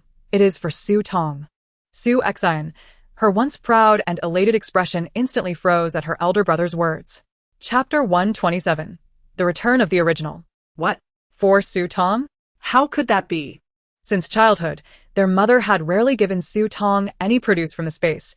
Even when she did, it was mostly worthless, inferior items. Why would she give such splendid fruits and goods to Su Tong? What right did she have? Su Xian's expression cracked, her tone stiffening. "Elder brother, you cannot be joking with me. This is no laughing matter." Standing beside Su Xian, Gu Yanbei also furrowed his brow as he glanced at Su Jingru. Su Sengru. Still frowning, replied, "Enough, Su Xian, I am busy and have no time for jokes. Prepare the items for the humid season. It is fast approaching." With that, Su Jingru turned away, without regard for Su Xian's expression or response, striding towards the gate of Su Tong's villa courtyard. Elder brother was indeed here for Su Tong. And the fine items he brought were also meant for her. Despite her reluctance to believe it, Su Xian was forced to accept the truth. The expression on Gu Yanbei's face, however, was curious, as if something was subtly shifting, eluding their grasp. Su Tong and her companions had yet to enter the villa. The two villas were not closely situated. Being a female, Su Tong naturally did not overhear the conversation between Su Jingru and Su Xian. But her beast husbands possessed keen senses and had heard every word exchanged between the siblings. They exchanged glances, growing wary of the approaching Su Jingru. The attention from the Su family, which Su Tong had once desperately sought but could never attain, was now suddenly presented to her. Moreover, it was being delivered by none other than Su Jingru, the eldest son of the Su family, who had previously held her in disdain. Could Su Tong truly withstand such a sweet temptation? After spending so long together, the five of them had discerned that the Su family was not to be trusted. They had no desire to see Su Tong once again ensnared in the Su family's trap, exploited by them. The doorbell rang, prompting Su Tong to turn around. She immediately spotted the tall figure of Su Jingru standing outside the courtyard gate, holding the beautifully adorned bamboo basket, a broad smile on his face. Upon noticing Su Tong's gaze, he waved at her amiably, exuding a brotherly warmth that was a stark contrast to his previous contempt. Su Tong, what brings Su Jingru here? In the original owner's memories, Su Jingru had never initiated a conversation with her. Every encounter was marked by disdain or ridicule, as if he were eager to distance himself from her entirely. His sudden display of familiarity suggested that something was amiss, perhaps a case of mistaken identity. With an impassive expression, Su Tong reminded him, "You are mistaken. Su Xian's residence is next door." Su Jingru. He realized that his earlier cordial demeanor had been wasted, as she had assumed he was there to see Su Xian. The five beast husbands nearly broke their serious expressions at the absurdity of the situation. Just as Su Tong was about to turn back towards the villa, Su Jingru hastily called out, "Su Tong, wait. I am not here to see Su Xian. I have come to see you. Open the door and let me in for a visit. You have moved here after your marriage. I have yet to see you." This was indeed a surprising turn of events. Su Jingru had come to see her. Su Tong approached the courtyard gate, with her beast husbands closely following, resembling the most loyal of bodyguards. From behind the ornate iron gate, she assessed her elder brother, finding him presentable, yet not entirely trustworthy. Su Sengru, what do you want from me? Please speak plainly. I have many matters to attend to and little time to waste with you.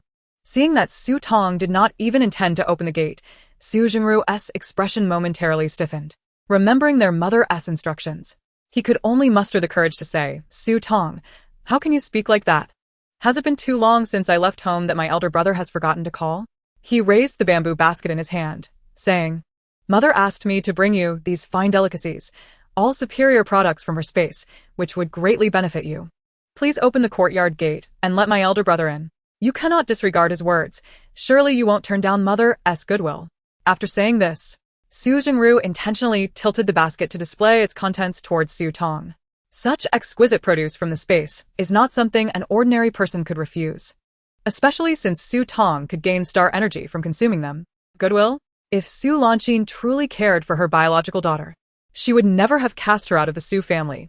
After her own daughter was matched for marriage, she would not have abandoned her. She should have personally come to visit with her beast husband long ago.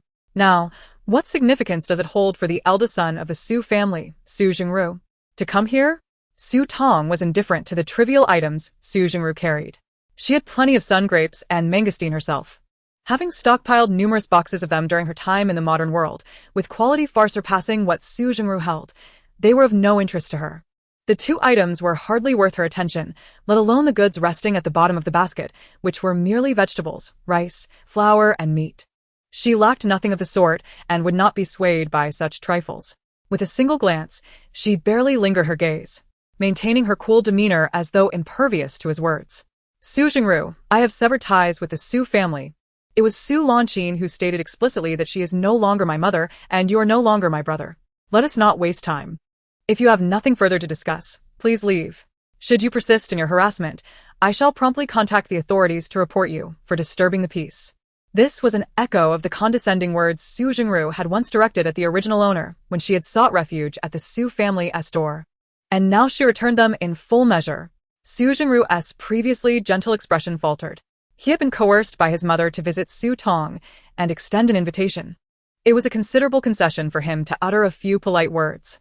How could he endure Su Tong's frosty demeanor any longer? His countenance hardened as he coldly retorted, "Su Tong, my visit is a sign of respect. Do not be ungrateful." Disinterested in prolonging the conversation, Su Tong activated the virtual screen on her wrist device and called the authorities. The Star Alliance Police responded promptly. "Miss Su Tong, this is the Star Alliance Police. How may we assist you?" "Hello, I am being harassed at my residence and request police assistance." "Understood. We will arrive within 3 minutes. Please ensure your safety." Su Jingru was taken aback. He had not anticipated that Su Tong would actually call the police. In the past, when he had threatened her, she had never gone as far as to report him. The Star Alliance treats females with great favor, and even if a report is made, as long as there is no serious offense, the police would not impose harsh consequences on a female. However, the situation is markedly different for male beastmen. Any disturbance to a female incurs exponentially severe penalties. Even with backing, if it is not substantial, it would be of little consequence. Thus, Su Jingru's anger intensified. And realizing that he could no longer pursue her, he clenched his jaw and reluctantly voiced his intent. "Fine. Su Tong. Well done. Mother has invited you back for a family dinner in 10 days. This is your only opportunity to rejoin the Su family. Whether you come or not is up to you. Do you think I truly wish to enter this dilapidated villa of yours?" Afterward, Su Jingru contemplated throwing the gifts he held at the gate of Su Tong's villa, but upon glancing down at the fine items, he halted his movement. Glaring at Su Tong, he turned and hastily returned to his vehicle, slamming the door with force. The luxurious car sped away from the villa. The 5 beastmen crossed their arms, chuckling silently to themselves, amused by Su Jingru's apparent lack of prowess. Was he truly driven away by such trivialities? However, their amusement soon turned to concern. They had not anticipated that Su Jingru had come to invite Su Tong back for a family dinner, proclaiming it to be her sole chance of returning to the Su family. Could Su Tong truly resist the temptation he presented? Along with the allure of returning to the Su family, her deepest desire had always been to earn the recognition and affection of her parents, brothers, and the entire Su family. In unison, they turned their gazes towards Su Tong, searching for clues in her expression, hoping to discern whether her earlier demeanor towards Su Jingru was a facade of strength or genuine sentiment. Suddenly feeling the weight of their scrutiny, Su Tong felt a shiver run down her spine. "Why are you all staring at me? It's quite unsettling." Xiao Yufan scratched his nose. "Oh, it's nothing. Just observing." Realiseption dovne don sunun taiton. "You all don't think I would actually return to the Su family for dinner, do you? Am I that masochistic? Moreover, 10 days from now marks the onset of the humid season. I have no desire to venture out in such dreadful weather." It was evident that the Su family had never truly considered Su Tong's well-being. Venturing out in the humid season without appropriate gear and transport, especially for a female, could be detrimental to her health. Such a good family with good parents and brothers should be left for Su Xin to enjoy. Meanwhile, Su Xin had not returned to the villa, secretly observing from the back door as Su Jingru left without even entering Su Tong's residence, infuriated, and taking away their mother's goods. A sense of relief washed over her as she thought, how foolish Su Tong is. But this works in my favor. The Su family will always have only one brilliant daughter, me. Though Su Jingru fled swiftly, he was soon pursued by police cars. Su Tong had provided footage from the surveillance cameras, and even though he had ceased his pursuit, he was still stopped and fined 5,000 star coins. He received a stern warning against any further harassment of young females. Should he offend again, the consequences would be far graver, including a possible stint in jail. Upon returning to the Su family, Su Jingru's expression was foul. After his departure, the beast men busied themselves without needing direction from Su Tong. They had to promptly utilize the materials they had procured for the humid season on the villa, reinforcing the garden against moisture and addressing the internal spaces, which required extensive work. Just these tasks alone would keep the 5 beastmen occupied for 2 days. Yet that was not all.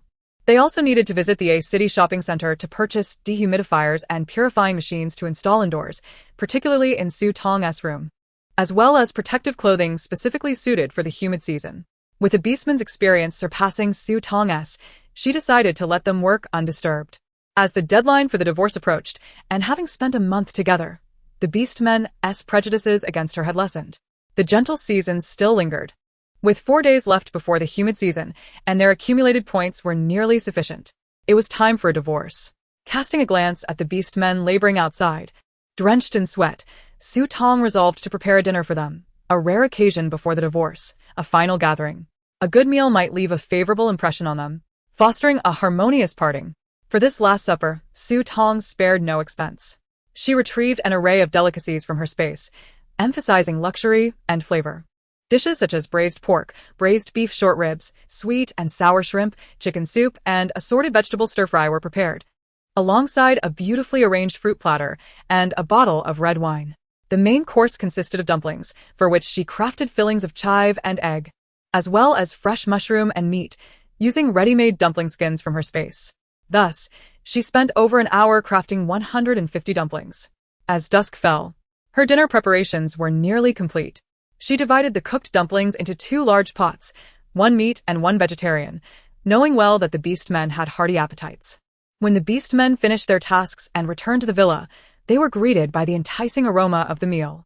Xiao, Yufan, and the others were momentarily taken aback, utterly astonished that Su Tong would personally don an apron and prepare dinner. Their shock deepened when they beheld the sumptuous spread laid out on the dining table. Since their marriage began, they had never indulged in such an opulent meal. Was Su Tong's culinary skill truly so refined? More importantly, why had she prepared such an extravagant feast today? Despite the mouth-watering dishes that made the beastly husband salivate, an inexplicable feeling of impending crisis loomed over them. Even Bai Su, who was typically carefree, was not exempt from this peculiar tension. Su Tong emerged from the kitchen, adorned in a striped apron, carrying a pot of dumplings. Spotting the beastly husband's frozen in place, she inquired, "What are you all staring at? Hurry and wash up. Dinner is ready, and there is plenty of delicious food tonight." Huaixi frowned slightly, observing Su Tong in her homemaker guise, which stirred within him a strange sense of dissonance and a hint of frustration. It felt as though Su Tong could thrive independently, perhaps even better than they had imagined.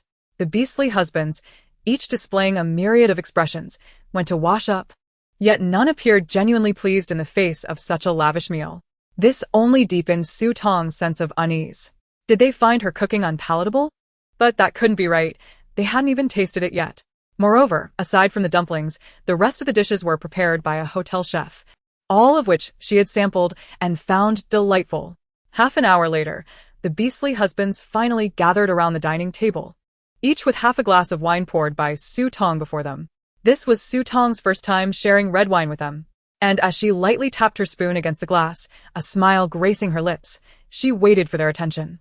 When all eyes were upon her, she raised her glass, proposing a toast to express her gratitude for their understanding and care over the past days. The husbands exchanged glances, sensing an unusual atmosphere. Ignoring their gradually perplexed expressions, Su Tong took a sip of her wine. It had been a while since she had indulged in red wine, and she was pleasantly surprised by its taste.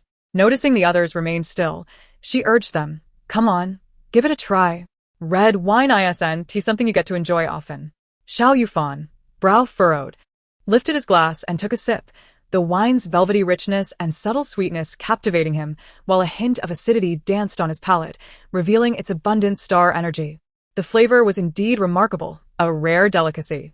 As Su Tong encouraged them to drink, she remained silent, allowing them to savor the wine, prompting Yuan, Jin Yan, Huaixi, and Bai Su to follow suit. Seeing them all partake, Su Tong's smile widened. "So, what do you think? I didn't deceive you, did I? Isn't this wine splendid? Now, don't just drink, let us enjoy the food." She eagerly selected a piece of beef rib. The beef was sweet and savory, enveloped in a rich sauce, tender enough to fall off the bone, bursting with flavor. As the others joined in, they quickly realized the rarity of this meal. Crafted from ingredients imbued with star energy that Su Tong had never previously showcased, the flavors rivaled those of Huaixi's culinary creations. Gradually, the once nervous husbands began to immerse themselves in the exquisite dining experience. Yet, as the delectable dishes filled their stomachs, an odd sense of unease lingered at the table, as if it were an unshakable specter. During the meal, Su Tong remained silent until most of the food had been consumed, at which point she set down her chopsticks and cheerfully declared, "It's time to reveal the divorce scores. It's been a month, and I'm sure you've all been eagerly awaiting this." The beastly husbands exchanged glances, their expressions reflecting a unanimous sentiment. They were not in the least bit anxious. Without allowing them to voice their thoughts, Su Tong unveiled the divorce score sheet she had meticulously prepared. Jin Yan, 70 points, saved Su Tong in area 1120. Hunted mutated beasts, 10. Yuan, 70 points, infiltrated silver-mane beast den, 20. Hunted mutated beasts, 10.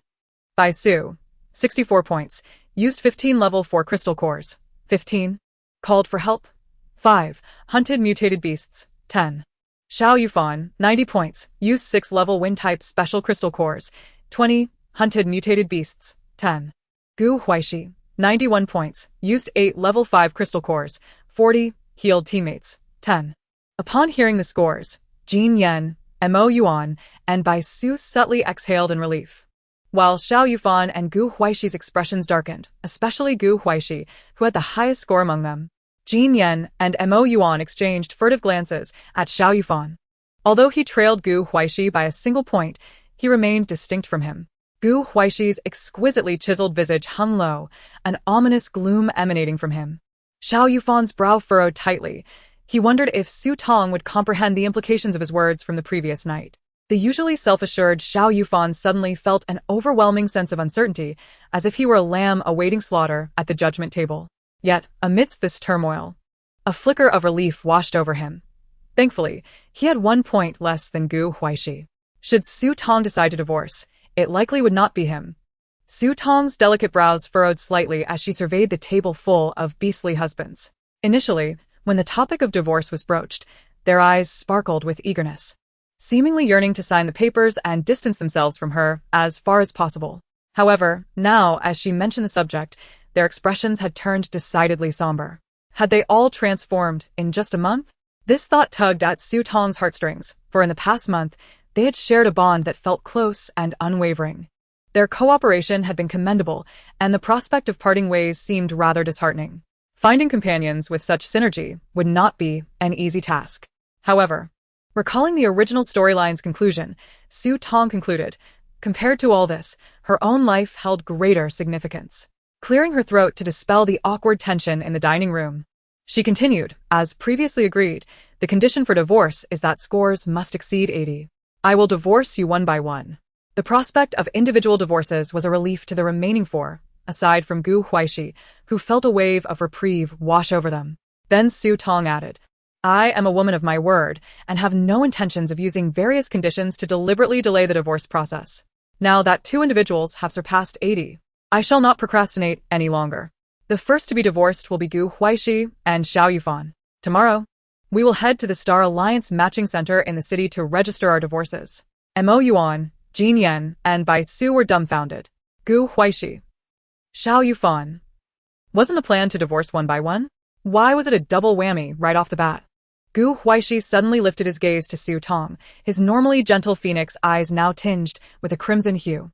He pressed his lips together tightly, forcing a bitter smile as he addressed her. Su Tong, did you choose me for divorce first because my talent and genetics are the weakest among the beastly husbands? Indeed. It seemed not only his family, but everyone around him, including Su Tong, shared this disdain. Su Tong replied, what does talent and genetics have to do with this? Was Huaixi still fixated on the fact that he had used 8 level 5 crystal cores just to advance to a level 5 ability? Su Tong turned her gaze toward Xiao Yufan, her meaning clear. Xiao Yufan had already attained level 6 abilities, and he too was on the divorce list. Huaixi's pale complexion dipped as he lowered his head, seemingly lost in his own solitary world, entirely oblivious to Su Tong's pointed look. Feeling exasperated, Su Tong recalled how she had once thought Huaixi was perfectly fine, handsome, gentle, and a capable cook, far superior in temperament to the other 4. Now, however, she couldn't help but feel something was amiss. With a sigh, she clarified, the order of divorce is determined by scores, not by talent or genetics, Huaixi. Please, don't overthink it. Moreover, were you not the one who initially yearned for our divorce? Now that I have acquiesced, you should feel elated. Rest assured. We shall visit the matching center first thing tomorrow. I shall not squander any time unnecessarily. The Gu family and the Su family are closely intertwined, akin to 2 peas in a pod. The original host's memories reveal a considerable understanding of the Gu family. Gu Yanbei was betrothed to Su Xin's biological daughter as part of a childhood arrangement, and upon being restored to the Su family, Su Tong firmly believed that Gu Yanbei was destined to be one of her future beast husbands. Gu Yanbei, due to his ancient bloodline and exceptional talents, garnered immense attention within the Gu family, while his half-brother, Gu Huaixi, faced constant comparison and disdain. Over time, Gu Yanbei began to loathe his ineffectual brother. The original host harbored affections for Gu Yanbei and naturally sided with him, frequently bullying Gu Huaixi in his stead. This enmity persisted even before their official match. When the original host discovered that Gu Huaixi was indeed among her beast husbands, her disdain for him only intensified, attributing Gu Yanbei's disfavor towards her to Gu Huaixi as well, subjecting him to ridicule and even contemplating selling him to a middle-aged female. Hence, among her 5 beast husbands, the one who harbored the most animosity towards the original host was not Bai Su, who incessantly spoke of divorce, nor the frigid and aloof Mo Yuan, but rather Gu Huaixi. Consequently, Gu Huaixi accumulated points at an astonishing rate, which did not surprise Su Tong in the least. Gu Huaixi suddenly made a soft sound, lapsing into silence. Xiao Yufan's expression darkened. It seemed that all his efforts over the past few days had been in vain. The little female could occasionally be colder and more merciless than they could ever be. He had thought he held all the advantages, yet in her eyes, he was no different from the others. He yearned to tell Su Tong that he regretted his decision, that he no longer wished for a divorce, that he would strive to protect her, enhance his abilities, and share a future with her. However, given Su Tong's callous words towards Gu Huaixi, he feared that even if he humbled himself to express these sentiments, he would only receive a negative response. Xiao Yufan suddenly felt an overwhelming surge of frustration. He caught sight of the unfinished wine on the table, reached for it, poured himself a full glass, and downed it in one go. Wine trickled down his neck. Yet he paid it no heed. Upon finishing one glass, he poured another, consuming the remainder of the bottle. Bai Su, the only one who had shared a connection with Su Tong, felt a sense of danger. It seemed that Su Tong would not refrain from pursuing a divorce simply because of her bond with her beast husbands. How could this little female be so heartless? Observing the increasingly strange atmosphere at the table, Su Tong took the initiative to rise and leave, stating that everyone was weary and should rest early. With that, she was the first to exit the dining hall and return to her room. Despite the evening's sumptuous meal, all her beast husbands felt a sense of indigestion. Chapter 130. The Dangers of Intoxication. Upon returning to her room, Su Tong took a deep breath, finally feeling a sense of ease in her breathing. Turning her head, she was suddenly reminded of the squawking sound. She looked towards the source of the noise and recalled that the clown chicken she had purchased at the Beast World shopping center was still in her room. Thankfully, there was an automatic feeder, water dispenser, and waste cleaner. Otherwise, Su Tong would have returned to find a very unfortunate chicken. As she approached the clown chicken's cage, she was taken aback. In just 5 or 6 days, this once palm-sized creature had grown several times larger. Its current size was akin to that of an adult chicken. Of course, it had also become even more unsightly, with a ring of black fluff around its beak resembling stubble. Having grown rapidly, its appetite had increased, and the feeder was empty, while the water was gone. Upon seeing Su Tong return, it looked up at her with its big, sparkling eyes, exuding a sense of grievance. Su Tong mused. Was it normal for a chicken to grow this fast? Furthermore, the way this chicken gazed at her was far from pitiable or adorable. Instead, it invoked a desire to give it a good smack, for it was simply too garish. Reflecting on her space upgrade, which allowed for the raising of poultry, she attempted to transfer the clown chicken into her space's ranch. To her surprise, it was successful. Upon entering the ranch, the clown chicken dashed towards the feed area, startling the other poultry. Once it had its fill and let out a loud burp, it proceeded to drink from the adjacent water source. However, after just one sip, it shook its head and emitted an angry squawk, refusing to take a second sip. Noticing its peculiar behavior, Su Tong wondered if there was something wrong with the ranch's water. Suddenly, she recalled that the water she had previously given the clown chicken was likely from her space's spiritual spring. Did it desire that water? Quickly, she fetched a bucket of spiritual spring water and poured it into the ranch's water trough for the chickens, ducks, and geese. The clown chicken, now satisfied with its preferred water, not only drank but also ushered the other poultry to partake. Within a mere 15 minutes, this newly arrived clown chicken had established itself as the leader of the ranch's fowl. Su Tong gazed at this chicken that had grown to adult size in just a few days, wondering if its rapid growth was due to the spiritual spring water. Could it be that the spring water not only catalyzed the growth of plants within her space, but also accelerated the development of animals? With this thought in mind, Su Tong promptly added another bucket of spiritual spring water to the trough, intending to check on the poultry's growth in a few days. After completing these tasks, she washed up and prepared for bed. As the lights in her room dimmed, Su Tong felt as though she had barely settled into bed when someone knocked at her door. Exhausted, she had no desire to rise and merely called out from her bed, "Who is it? If there's something to discuss, please do so tomorrow. I'm tired." The person at the door remained silent and persistent. Growing irritated, Su Tong threw off her covers, marched to the door, and flung it open. Just as the door swung wide, a tall figure, reeking of alcohol, stumbled towards her. Before she could retreat in surprise, this figure enveloped her in an embrace, wrapping her in a delicate scent of cedar and the pungency of wine. Su Tong, she heard Xiao Yufan's hoarse, muffled voice whisper in her ear, "I don't want a divorce. Is there any way we can avoid it?" The anger she had felt from being disturbed from her slumber dissipated entirely at the sound of his murmurs. With a soft sigh, Su Tong closed the door and guided the man to sit on the edge of the bed. Leaning against her shoulder, Xiao Yufan closed his long lashes. His cheeks flushed with an unusual hue. Su Tong frowned. Had Xiao Yufan drunk too much? Hadn't it been said that male beast men were resilient? They had only consumed one bottle of red wine among the 6 of them. Could Xiao Yufan be allergic to alcohol? She gently nudged him. "Xiao Yufan, wake up." He seemed to stir slightly, opening his narrow eyes. In that moment, the usual calmness was replaced with a look of desolation and helplessness. His gaze flickered as if confirming that the person before him was indeed Su Tong. Suddenly, he reached out to tenderly caress her soft cheek, his eyes filled with hurt. "Su Tong, as long as you don't divorce me, I am willing to do anything. Please, let's not get divorced, okay?" With that, he tightened his embrace around her, and his feverish lips pressed against her forehead, slowly trailing down, kissing her inch by precious inch. His slurred voice spilled forth, "Su Tong, I beg you, please."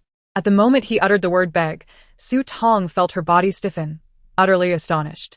Regardless of the past month spent together, or the memories inherited from the original owner, Xiao Yufan has always been a person of calm rationality and pride. He has never been one to easily bow to others, especially to the original owner. When they were first matched for marriage, even when the original owner mercilessly lashed out at him and hurled insults, he merely smiled faintly, never uttering a word of surrender, which infuriated the original owner to no end. Yet now, in a bid to avoid divorce, he finds himself willing to humble himself and plead with her. Su Tong cannot help but feel a pang of sympathy for Xiao Yufan. She instinctively reaches out to gently caress his back, as if to soothe his restless emotions. However, without a verbal assurance from Su Tong, Xiao Yufan's inner turmoil continues to fester. In truth, he only requires the courage to speak up for the first time. Once he does, his tenacity is more formidable than he had anticipated. The kisses Xiao Yufan plants on Su Tong's face grow increasingly fervent, fueled by the effects of alcohol, magnifying all his emotions and sensations. His hands gradually become more audacious. Between kisses, he murmurs hoarsely, "Su Tong, I am more valuable than Mo Yuan Jin Yan. And by Su. If they can remain, why can't I? Am I not as satisfactory to you as Bai Su? If I can fulfill your desires, could you perhaps replace Bai Su with me?" Su Tong finds herself ensnared by Xiao Yufan and falls back onto the bed. She wishes to explain to him that this is not a matter of replacement, nor does she favor Bai Su. The rules have long been established, and if she were to replace him, it would be unfair to Gu Huaixi. Yet Xiao Yufan seems to anticipate her words, sealing her lips and denying her the opportunity to speak. Soon, Su Tong finds herself with no chance to articulate her thoughts, gradually succumbing to Xiao Yufan's vulnerability and tenderness. This time, Xiao Yufan is not as forceful and domineering as he was during their first encounter. Instead, he exhausts every means to cater to Su Tong's needs. Having never experienced such intimacy, Su Tong, in a daze, feels as though she has said a few words. Moments later, she vaguely hears Xiao Yufan's deep, husky sigh of satisfaction, followed by him caressing her damp face as he gazes intently at her, saying, "Su Tong, remember your words." Chapter 131. The stubbornness of the little female. As dawn breaks, sunlight streams through the windows into the spacious bedroom. Su Tong gradually awakens, slowly opening her eyes. instantly feeling the ache coursing through her body. Memories of the previous night flood back like a tsunami. Her fair cheeks involuntarily flush as she raises a hand to her forehead, reflecting on the absurdity of her actions with Xiao Yufan. They are supposed to be divorcing today, yet they had shared an intimate moment last night. What does that even mean? A parting fling? As she braces herself to rise, she turns and is startled to find that the space beside her is not empty. Xiao Yufan lies shirtless, propping his head up with one hand, smiling as he watches her. The motion she had intended to make freezes. She scrutinizes him with suspicion, hurriedly explaining, "You got drunk last night and insisted on staying here." I didn't force you. Xiao Yufan nods. "I know, Su Tong. Thank you for not kicking me out of the room." Su Tong thinks to herself that she had been exhausted after the events of last night and had no recollection of when she had fallen asleep, let alone the energy to expel him. "Su Tong, I remember everything you said last night." Xiao Yufan adds with a teasing tone. "What did I say?" I don't recall, she retorts. Xiao Yufan props himself up, inching closer to Su Tong, causing the thin blanket that had been covering his chest to slip down to his waist, revealing his well-defined abs, embodying a robust vitality. "Su Tong, you promised me you wouldn't divorce me today," he says, his eyes narrowing slightly. Su Tong stammers, "You were drunk last night. Your mind was muddled." "You must have misheard me. I clearly didn't say anything." She averts her gaze, unwilling to meet the pressure of Xiao Yufan's intense stare. The little female is too heartless. He had anticipated that she would resort to trickery. "Are you certain you didn't say anything?" Su Tong nods vigorously, affirming her stance. Her original intention was indeed to say nothing, and if she had spoken, it would have been unconsciously and under compulsion. Besides, Xiao Yufan has no evidence. For the sake of fairness, even if it means putting on a brave face, she cannot admit to it. Otherwise, what would happen to Huaixi today? Suddenly, Xiao Yufan presses a button on his wristwatch, and in the next moment, Su Tong's soft, breathless voice clearly emanates from it. "Xiao Yufan, I promise I won't divorce you." Su Tong's expression turns blank. Can she pretend she didn't hear that? Her lips twitch involuntarily. "How do you explain that?" Xiao Yufan inquires, inching closer to her. Having experienced the events of last night and with evidence in hand, Su Tong is not easily deceived. She even begins to doubt whether Xiao Yufan's drunken state was genuine. She quickly retreats to the head of the bed, creating distance between them, then hastily hops off the bed, offering a flimsy explanation. "I must have been incoherent when I said that. All right, it's getting late. Let us get up. We have countless things to do today." Su Tong, at times indulgent and easily swayed, is ultimately just an ordinary girl with many flaws, yet she possesses principles. Especially when facing the potential antagonists from the original narrative, she understands that they are far more complicated than she initially perceived. At this moment, to protect herself properly, she must adhere to her previous thoughts and decisions. Wavering or being influenced by others would mean lacking boundaries and principles. After saying this, Su Tong hastily makes her way to the bathroom, locking the door behind her to wash up and change.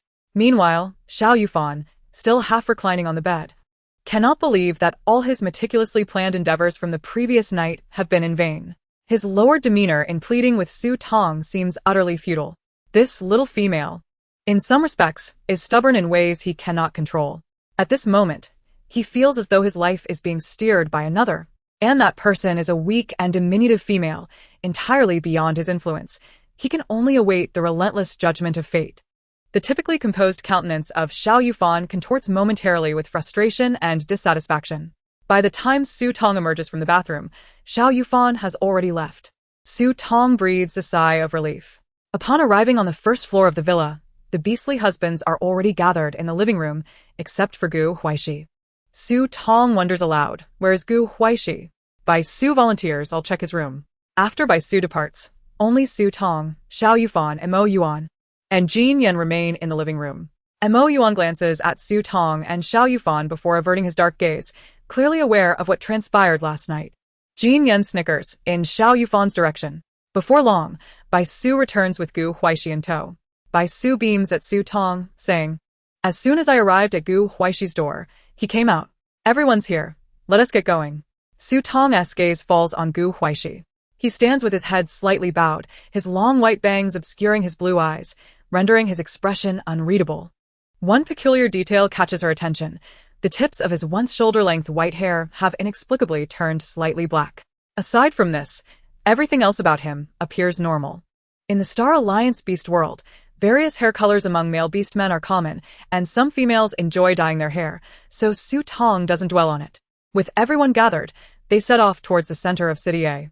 They have many tasks ahead of them. First, they must visit the shopping center to procure supplies needed for the humid season. Then she intends to meet with Lu Yuan from the Lu family, and finally, they will head to the matching center in City A of the Star Alliance to finalize the divorce paperwork. In truth, they could have split into two groups. But since Su Tong has only one vehicle, they must all go together.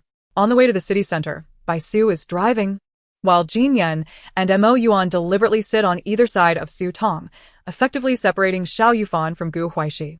Xiao Yufan discreetly cast a warning glance towards Jin Yan and Mo Yuan. Yet Gu Huaixi remained remarkably composed from the moment he stepped out until he settled into the corner seat of the last row in the vehicle, silent as ever. The beast men empathize somewhat. Divorced men are rarely joyful, hence they refrained from intruding upon Gu Huaixi as solitude. Their shopping expedition proceeded smoothly, with Su Tong expending 20,000 star coins to procure all the necessary items before visiting the Lu family. Given the modest size of the Lu residence, Su Tong did not invite the beastmen inside but requested that they wait in the vehicle outside. Lu Xinheng had returned earlier than Su Tong and had already briefed his mother on the events transpiring in the war zone. With both parties having exchanged information, Lu Yuan naturally found little to discuss with Su Tong. Lu Xinheng informed Su Tong of his intention to rejoin the military, serving under General Tan, offering assistance should she require it in the future. After a half-hour conversation, Su Tong departed from the Lu household. Upon entering the vehicle, they directed their course towards the city center's matching center. In the early morning, Gu Huaixi's hair had merely darkened slightly at the tips. By now, it had deepened by a third. Bai Su drove steadily when a thick fog suddenly enveloped the roads on either side. Chapter 132. The Arrival of the Humid Season. Su Tong found it peculiar. It was neither dawn nor post-rain, but rather the midday sun shone brightly. How could fog materialize so rapidly, swiftly obscuring half the roadway? Just as she was about to roll down the window to investigate, Mo Yuan firmly grasped her arm. His expression turned serious and forbidding. Opening the window was out of the question. The humid season had arrived prematurely. What? This was the humid season. Typically, the arrival of each season is remarkably punctual. Yet this year, an unforeseen circumstance had led to an early onset by 3 days. This slight advance left many unprepared. The most conspicuous characteristic of the humid season is the pervasive fog, with visibility dropping below half a meter, coupled with extreme humidity that often remains at a staggering 100. This season also brings forth various micromutated beasts and parasitic insects alongside the fog and dampness. Traveling during the humid season proves more challenging than during the mild season's nights. Females are rare and fragile. Inhaling the fog can be detrimental to their health. Each humid season lasts 3 months, with the fog growing increasingly toxic as the season progresses. By the final month of the humid season, even male beast people must don protective masks when venturing outside, as the toxicity poses a risk even to their robust bodies. Females who inhale the fog must take antidotes or rely on healing-type abilities to purge the toxins, with a maximum delay of 7 days before treatment is imperative. Upon hearing Mo Yuan's words, the atmosphere within the vehicle turned somber. In just a brief moment, the entire road had been shrouded in fog, rendering the vehicles ahead invisible. The sound of a series of collisions and the ensuing curses from drivers echoed nearby. Xiao Yufan urged Bai Su to maximize the headlights, activate the hazard lights, and reduce speed to a minimum. Bai Su had already taken these precautions. Though he drove with the ferocity of a tiger, he was also seasoned. In such sudden circumstances, he navigated with steady precision. Just then, alarms blared throughout the city center of Main Star A, following their recent shopping trip. Within seconds, temporary speakers along the elevated roads began broadcasting warnings, and every wristwatch received an urgent notification from the Star Alliance government. A yellow alert had been issued. The humid season had arrived early. Citizens were urged to return home immediately for safety, and all municipal departments were temporarily shut down to address the emergency, requesting everyone's cooperation. Su Tong thought to herself, well, it seems this marriage cannot be dissolved just yet. Xiao Yufan exclaimed in disbelief. The other beastmen exchanged glances, equally astonished. Jin Yan scoffed, suggesting they turn back without wasting any more time. The sudden arrival of the humid season boded ill. Mo Yuan turned to Su Tong, seeking her opinion. She nodded in agreement. Let us return home. Fortunately, they had prioritized their shopping at the city center, acquiring everything necessary, so their return trip would not be in vain. Albeit the journey would be arduous. Those who were still shopping for supplies or preparing to do so were far less fortunate. Su cautiously maneuvered the vehicle to a turning point, successfully making the turn while the fog had yet to reach its densest state. And they began their journey back to the villa. Meanwhile, when Xian found herself ensnared outside the shopping center. Upon her arrival, she was met with the early onset of the humid season. The area was overwhelmed with beast families rushing to procure supplies, each person anxious and unwilling to yield. Consequently, countless vehicles were jammed at the entrance and exit, unable to enter or exit. Seeing the standstill, the staff could only report the situation to the management of the shopping center. Shortly thereafter, the entire shopping center ceased operations, shifting to online sales only, with deliveries arranged to customers' homes. The sudden closure of the shopping center rendered any further stay unnecessary. All vehicles attempting to enter now turned around to exit, alleviating the congestion. Inside the vehicle, Su Xin directed the beast men to place their orders online post-haste. She feared that if they delayed, they would miss out entirely. Except for Jing Chen, who was driving, everyone activated the online shopping portal on their wristwatches. Upon glancing at the prices of supplies, Su Xin's brows furrowed tightly. All the items they needed for the humid season had surged in price by more than double. Furthermore, the delivery fees were exorbitant. Unable to contain her frustration, Su Xin exclaimed, "How can the shopping center's personnel be so greedy? It's outrageous." Initially, her star coins were more than sufficient for purchasing humid season supplies. However, in a fit of spite towards Tong, she had extravagantly spent 50,000 star coins on the latest 6th-level combat suit for Gu Yanbei. Now, with the sudden price hikes and additional delivery fees, her funds fell short. While Su Xin ranted and perused the online marketplace, complaining about everything, she remained oblivious to the rapid depletion of the stock for her desired items. By the time she reached the checkout, she discovered that more than half of the items were sold out. Now, even with star coins, she could not make the purchases. Fortunately, some of Gu Yanbei's companions proved to be somewhat reliable, understanding that speed was essential even at inflated prices, and they managed to acquire half of the necessary supplies.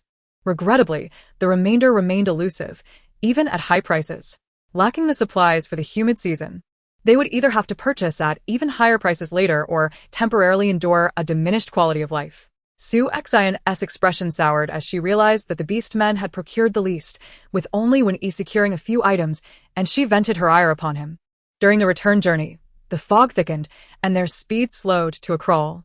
The vehicle they were in, a standard model provided by the Alliance for Young Females Post-Marriage, had average performance, including its sealing capabilities. After merely 20 minutes of travel, fog had already seeped into the interior. By the time the beast men recognized it, Tong had inhaled a portion of it. She coughed lightly, immediately feeling discomfort in her throat. Xiao Yufan noticed her distress and furrowed his brow, urging Tong, "Quickly put on the mask you bought today at the shopping center." Obediently, Tong retrieved the mask from her belongings and donned it. Yuan, with a stern countenance, remarked, "Something feels amiss. The toxicity in this fog seems unusually potent. Even I can sense it." At that moment, Huaixi, who had been silently seated in the back, suddenly spoke, albeit with a voice that sounded somewhat weak. "Tong, I will dispel the toxins for you." Consequently, Yuan switched seats with Huaixi, allowing him to sit beside Tong. As soon as Huaixi settled next to her, he grasped her hand, a gentle white luminescence emanating from his palm into Tong's, alleviating the discomfort in her throat almost instantly. She looked up at Huaixi, only to be startled to see that half of his white hair had turned black. Not only that, but his complexion also appeared unnaturally pale. Just as Tong was about to inquire, Jin Yan suddenly raised his voice in warning. "Everyone be cautious. There are black beetles in the mist." Chapter 133. Peril lurks everywhere. These black beetles were merely the size of sesame seeds, and their presence was difficult to detect amidst the dense fog. They could infiltrate vehicles through exhaust pipes and ventilation openings, feeding on human blood while carrying a plethora of viruses and parasites. A bite from these black beetles would inevitably lead to fever, headaches, and infections from various viruses or parasites in females, while even some of the more fragile male beastmen would not be spared. In previous years, these black beetles would only emerge during the mid-stages of the humid season, but this year, They appeared unexpectedly at the onset of the season. Upon hearing Jin Yan's alert, Su immediately said, "Xiao Yufan, it's south, your turn to drive. I'll take charge of defense inside the car." Xiao Yufan nodded, and the two swiftly switched positions within the vehicle. As soon as Su settled into the passenger seat, he pressed both palms against the interior wall of the car. In an instant, a thin layer of golden energy enveloped the car's interior, forming a golden barrier that completely isolated them from the outside world. Despite this, Su's actions were still a moment too late. More than a dozen black beetles had already burrowed into the vehicle, necessitating alternative methods for removal. Jin Yan, wielding fire-based powers, had an energy output too substantial for the confined space of the car, while Xiao Yufan, utilizing wind-based abilities, was equally unsuitable while driving. Consequently, they could only temporarily rely on Yuan to deal with the black beetles inside the car. However, given his abilities were focused on speed and control of the black mist, he was not ideally suited for the task either. Under such circumstances, ice-based powers would have been most effective, but regrettably, none of Su Tong's beastmen possessed ice abilities. Yuan concentrated all his attention on the interior of the vehicle, striving to detect the minuscule black beetles at the earliest opportunity. After capturing 5 or 6 of them, Su Tong suddenly felt a sharp pain in her calf. Looking down, she discovered a black beetle had somehow crawled up her pant leg and was feasting on her blood. Su Tong was speechless. How could such a tiny creature go unnoticed? Despite their best defensive efforts, she had still been bitten. Beside her, Huaixi, his complexion ashen, furrowed his brow and channeled more of his healing energy into Su Tong.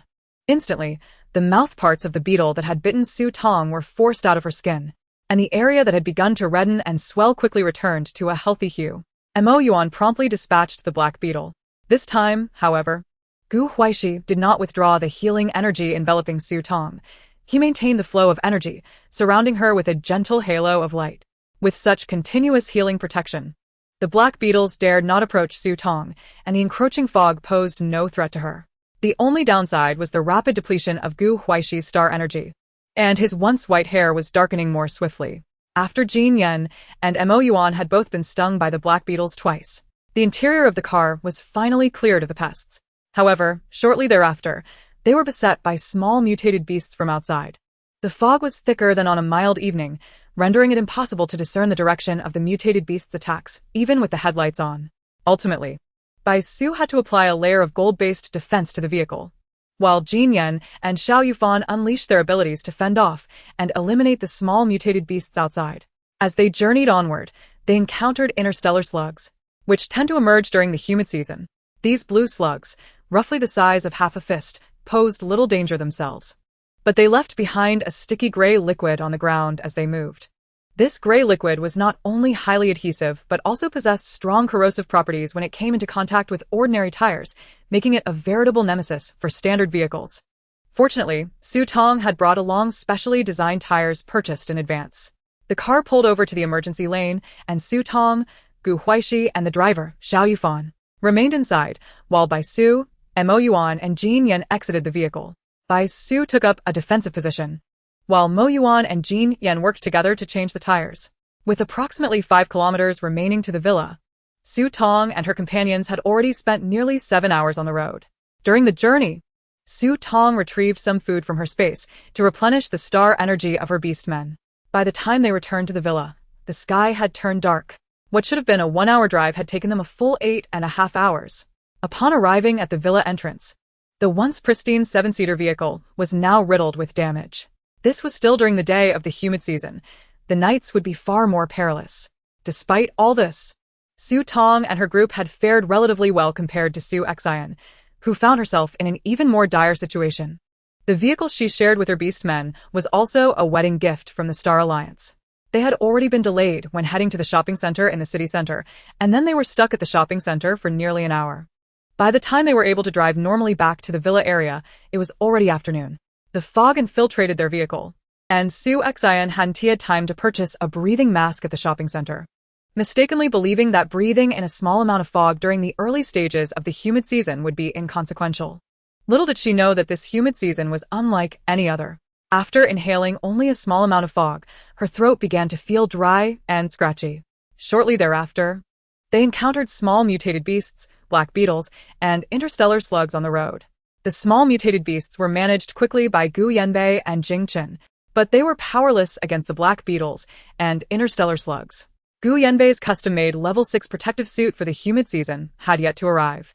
Inside the car, Su Xin was bitten by 5 or 6 black beetles.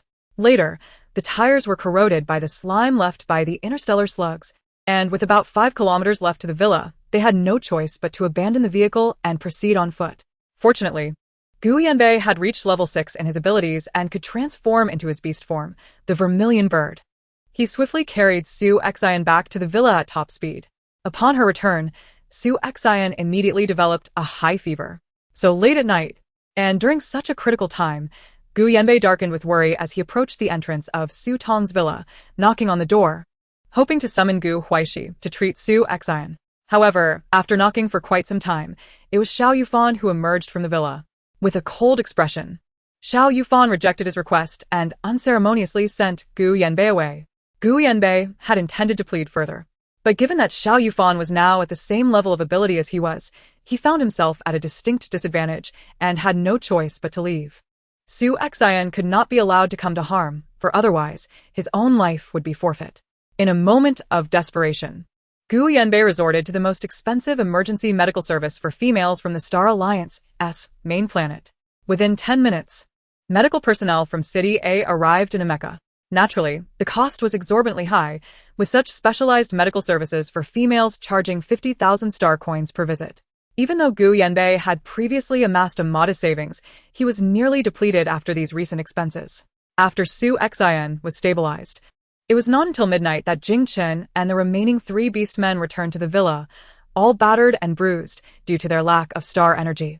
Meanwhile, upon returning to the villa, Su Tong and the others immediately exited the vehicle, with Bai Su heading to the garage to park. Xiao Yufan, Jin Yan, and Mo Yuan did not dare to rest for a moment, hastily taking the various materials they had procured to reinforce the house, while Gu Huaixi, having expended too much star energy in the car, returned to the villa to rest alongside Su Tong. As soon as they entered the villa, Su Tong suddenly heard a dull thud from behind her. Turning around, she saw Gu Huaixi, whose hair had nearly turned completely black, collapsed on the ground. Chapter 134. Gu Huaixi Awakens. Su Tong was startled. Male beastmen typically possessed robust physiques and seldom fell ill.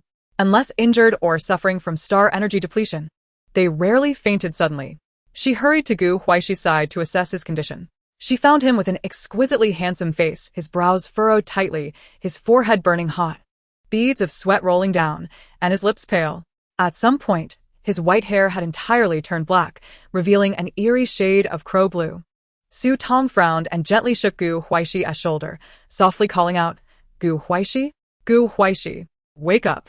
The unconscious Gu Huaixi showed no signs of response. Su Tong supported Gu Huaixi with one of his long, slender arms, attempting to lift him into the room. Alas, despite Gu Huaishi's slender frame, his towering height of 189 centimeters was beyond the capability of Su Tong, who was rather delicate. Upon returning from parking the car, Bai Su was taken aback at the sight of Gu Huaixi sprawled on the floor and inquired, "Su Tong, what happened to Gu Huaixi?" Su Tong, filled with concern, shook her head. "I don't know. He just fainted suddenly." "Bai Su, please help me get him into his room while I fetch the medical kit." Bai Su nodded in agreement. By the time Su Tong entered Gu Huaishi's room with the medical kit in hand, Bai Su had already placed him on his bed. Gu Huaishi's room was tidy and clean, yet it lacked any personal touches. The spacious room contained only the essentials: a bed, a wardrobe, and a chair, devoid of even a comfortable sofa. Overall, it resembled a transient tenant's room, fraught with an unsettling sense of insecurity. However, Su Tong was too preoccupied to take note of the room's appearance. Observing Su Tong opening the medical kit, Bai Su remarked, "Let me handle this. I have undergone basic medical training." At his words, Su Tong handed the kit over to Bai Su. He opened the kit, first using a thermometer to check Gu Huaishi's temperature, then retrieved a body scanner to meticulously examine Gu Huaixi from head to toe. Upon reviewing the data displayed on the scanner, Bai Su's brow furrowed with concern. Noticing his unusual expression, Su Tong hurriedly asked, "What is it? Could he have been stung by a black beetle in the car and become infected?" Bai Su shook his head. "No, he wasn't stung by the black beetle. In fact, his bodily readings are normal, with the sole exception of a high fever. How could he faint if his body is normal?" Is it possible that his star energy has been depleted? Earlier in the car, Huaixi had unreservedly utilized his healing abilities. Although he consumed some star energy food for replenishment, he had expended more energy than other beast husbands. Bai Su showed only Su Tong the screen of the body scanner, revealing that Huaixi still had 21 units of star energy left, indicating it was not depleted. What could be the issue then? Su Tong pointed to Huaixi's hair, now entirely black. Why has his hair color changed? Bai Su scanned the darkened hair 3 times with the body scanner, but the readings remained normal. Perhaps Huaixi used a special hair dye. He speculated, unable to offer any other explanation. Su Tong instinctively felt it was not the cause. She retrieved a fever-reducing patch from the medical kit and gently placed it on Huaixi's forehead. Bai Su stood up, stroking his chin as he pondered. Could it be that Huaixi is simply exhausted from mental strain? Perhaps a good night's rest will restore him by tomorrow? Su Tong had never encountered such a situation before. She glanced at Huaixi, who lay on the bed with a furrowed brow, murmuring, perhaps. At that moment, Jin Yan knocked on the door. Upon entering and seeing Su Tong and Bai Su by Huaixi's bedside, he asked with curiosity, what happened? Bai Su quickly explained Huaixi's condition.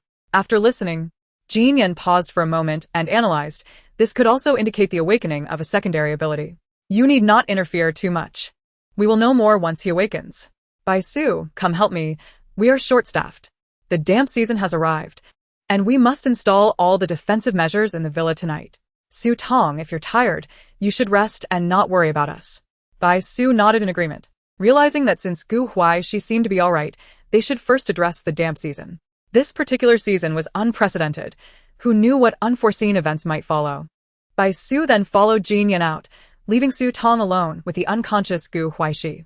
Although both Bai Su and Jin Yan assured her that Huaixi would be fine, a lingering worry gnawed at Su Tong. Ever since she announced her intent to divorce at the matching center that morning, Huaixi's condition seemed off. Not daring to take any chances, she chose to remain in Huaixi's room to care for him. Occasionally, she would touch his forehead, only to find that the fever-reducing patch was ineffective and his temperature continued to rise. Reluctantly, she resorted to administering fever medication and using an ice pack for physical cooling. She unbuttoned the front of his shirt, then wiped his chest, neck, and palms with a towel soaked in cold water to lower his temperature. After over half an hour of this, Huaixi's fever finally stabilized, no longer climbing higher. Su Tong let out a sigh of relief, fearing that if his fever persisted, it might render him foolish. Once Huaixi's temperature was brought under control, Su Tong began to feel fatigued. The other beast husbands were still busy, and worried that Huaixi might have further complications. She activated the body scanner and placed it nearby, ensuring that any abnormal readings would trigger an alarm, allowing her to respond promptly. After completing these tasks, she leaned against the bed and prepared to take a short nap. Perhaps due to her exhaustion, Su Tong fell into a deep slumber, sleeping for several hours without waking, and the body scanner remained silent. By the time the clock marked the late hours of the night, Huaixi, still lost in sleep, began to stir. His eyes fluttered open, revealing a glimmer of fierce dominance and a menacing glow. The dim light of the bedroom cast an unusually tranquil atmosphere as Huaixi raised one hand to inspect it, marveling at the tangible sensations that felt utterly different from anything he had experienced before. A smirk curled at the corners of his mouth, revealing a sinister curve. His gaze shifted downwards, landing on the sleeping Su Tong, who had her head resting on her arms at the bedside. He shifted his body slightly, resting his chin on one hand while brazenly surveying the young female before him. His fingers glided gently over Su Tong's smooth, pale cheek, the malevolent smile on his lips growing ever more pronounced. In his mind, he scoffed, so this is the little female who would rather remain asleep, submissively allowing me to overpower her than inflict any harm upon her? TSK, her appearance is nothing extraordinary. Huaixi's gaze traveled from Su Tong's face down to her neck and collarbone. Today, she wore a vintage white blouse with a square neckline paired with jeans. As she lay bent over the edge of the bed, her arms pressed slightly against her chest, exposing a considerable expanse of skin. From Huaixi's vantage point, he could see a faint, nearly imperceptible totem beneath her left collarbone. Had he not been intimately familiar with this design, he might not have noticed it at all. It was a totem of a three-tailed fox. Huaixi let out a derisive chuckle, deeming it pathetic that after all this time, he couldn't even secure a bond with a mere female, incapable of leaving a true mark. No wonder he was abandoned. muttering to himself. His words echoed like a curse from the depths of hell. He reached out to trace Su Tong's slightly open blouse, his icy fingers having turned pitch black at some point. His fingertips brushed against the three-tailed fox totem beneath her collarbone, as if he were meticulously outlining its intricate patterns. Suddenly, Su Tong, deep in slumber, furrowed her brows, feeling as though something frigid had ensnared her neck, causing her discomfort. Noticing her expression shift, Huaixi abruptly withdrew his hand and looked at his fingertips, which now glimmered with a faint black light. His gaze fell back to the spot where he had just touched Su Tong, observing that the formerly fair skin was now slightly flushed, as if it had been forcibly twisted. A wicked grin spread across Huaishi's face, excitement gleaming in his eyes as he contemplated marking the sleeping female before him with these red traces. Everything that the foolish girl dared not do, or could not achieve, he would accomplish without hesitation. This time, Huaixi was clearly a man of action. The moment a thought crossed his mind, he executed it without delay. He leaned closer to Su Tong, and in the next moment, his icy lips brushed against her slightly flushed cheek. Subsequently, he descended to capture her slightly parted, breathing lips. Unlike the gentleness of Huaixi from before, at this moment, he was domineering and forceful, even carrying a hint of an imperceptible bloodthirstiness and malice. Su Tong, immersed in her dreams, was jolted awake by the pain of his kiss. As she opened her eyes, she found herself staring into a pair of blue eyes that were both unfamiliar and eerily familiar. In the next instant, a sharp pain shot through her lips, and Su Tong's rationality was fully awakened. She widened her eyes and pushed vigorously against the person encircling her. Unfortunately, her efforts were utterly futile. Huaishi's arms seemed to transform into iron clamps, remaining immovable despite her resistance. Filled with irritation, Su Tong turned her head away, attempting to evade Huaishi's forceful and menacing kiss. Yet, her struggles were akin to a kitten's feeble scratching to Huaixi. With a slight increase in pressure, Su Tong found herself utterly immobilized. Huaixi smirked, his voice laced with a muddled and wicked tone. "So you finally woke up after being bullied by me for so long, Su Tong. Were you pretending to be asleep on purpose? Wishing for me to torment you a bit longer? How could I possibly deny you that?" With that, Huaixi pressed his lips against hers, once more. This time, it was not merely a kiss. He forcefully pried open her lips, invading her mouth with reckless abandon, stealing away all of Su Tong's breath. Taking advantage of her oxygen deprivation, he claimed her delicate chin, neck, collarbone, and the faintly colored totem beneath her collarbone. As he invaded, the three-tailed fox totem gradually grew vivid and increasingly prominent. Su Tong felt an unsettling change in Huaixi at that moment. The man before her, forcing himself upon her, seemed to have transformed into an entirely different person since waking up. His words and actions were beyond her comprehension. Drawing upon an unexpected surge of strength, Su Tong pushed Huaixi away and landed a resounding slap across his handsome, yet infuriating face. The force of her strike turned his head aside. Furrowing her brows, she looked sternly at Huaixi, who merely touched his slapped left cheek, poked it with his tongue. And instead of appearing angry or shocked, he laughed maliciously. "What's wrong? Xiao Yufan and Bai Su can do it, but I can't. After all, I am your beast husband too. What makes me any less than them?" Su Tong did not respond to his taunts but coldly declared, "You are not Huaixi." Huaixi looked down at Su Tong, propping himself up on the desk. "I didn't expect you to be so astute to discover it so quickly. How amusing." At this, Su Tong's expression darkened entirely. "Where is Huaixi? What have you done with him?" Huaixi glanced at his black nails, scoffing derisively. "Those who are useless do not deserve to exist. Su Tong, you can consider me Huaixi. After all, this body is mine now." Su Tong fixed her gaze on the man before her. He had raven black hair, devoid of any white strands, and his blue eyes were malevolent and bloodthirsty. She could ascertain that this was indeed Huaishi's body, yet the person before her was entirely different from the Huaixi she knew. Was he a mere facet of Huaixi, or something entirely other? Searching through the original owner's memories, it seemed that at some point in the narrative, Huaishi's hair had inexplicably changed to black. Su Tong's lips twitched. What was happening? How could it be that Huaishi's transformation to black hair had occurred sooner than expected? Do not tell her that Huaixi had succumbed to darkness, and the original version would never return. Taking a deep breath, she sensed the gravity of the situation escalating. She addressed Huaixi. I do not care why you have appeared or what you have done to the real Gu Huaixi, but I can assure you, without Gu Huaixi's body, you would not exist either. Therefore, I implore you to treat Gu Huaixi's body with care and refrain from any outrageous actions so that we may coexist peacefully. Otherwise, Gu Huaixi seemed unfazed by Su Tong's threats, a smirk gracing his lips as he teased. Otherwise what? You'll divorce me? I'm not that foolish. I won't fall for that. Su Tong bit her lip and coldly retorted.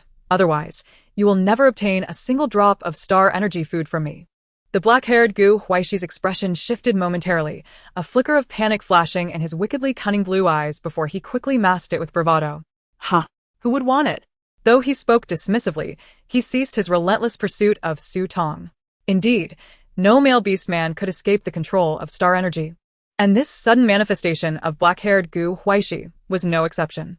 It seemed this marriage could not be easily dissolved, and she needed to uncover the truth behind the real Gu Huaixi and his whereabouts. Su Tong forcefully wiped her lips, tainted by the kiss of the black-haired Gu Huaixi, as if repulsed, and then rose to head towards the door. Observing Su Tong's movement, Gu Huaixi's blue eyes narrowed, his black nails involuntarily digging into his palm. Suddenly, Su Tong halted, turning back to Gu Huaixi. Since you claim to be my beast husband, then stop idling and come to work. The black-haired Gu Huaixi, he had painstakingly emerged from his confinement, and before he could indulge in any revelry, he was already being ordered to labor? What nonsense was this? Chapter 136, The Fool. With just 2 hours remaining until dawn, Su Tong exited Gu Huaixi's room only to discover that he had not followed her.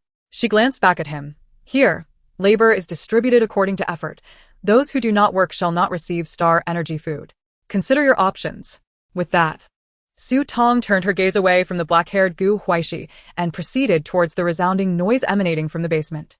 Before long, just as Su Tong was about to step into the basement, she heard the faint sound of footsteps behind her. Inside the basement, Yuan and Jin Yan were busy laying moisture-proof flooring, reinforcing the walls, and spraying insect repellent.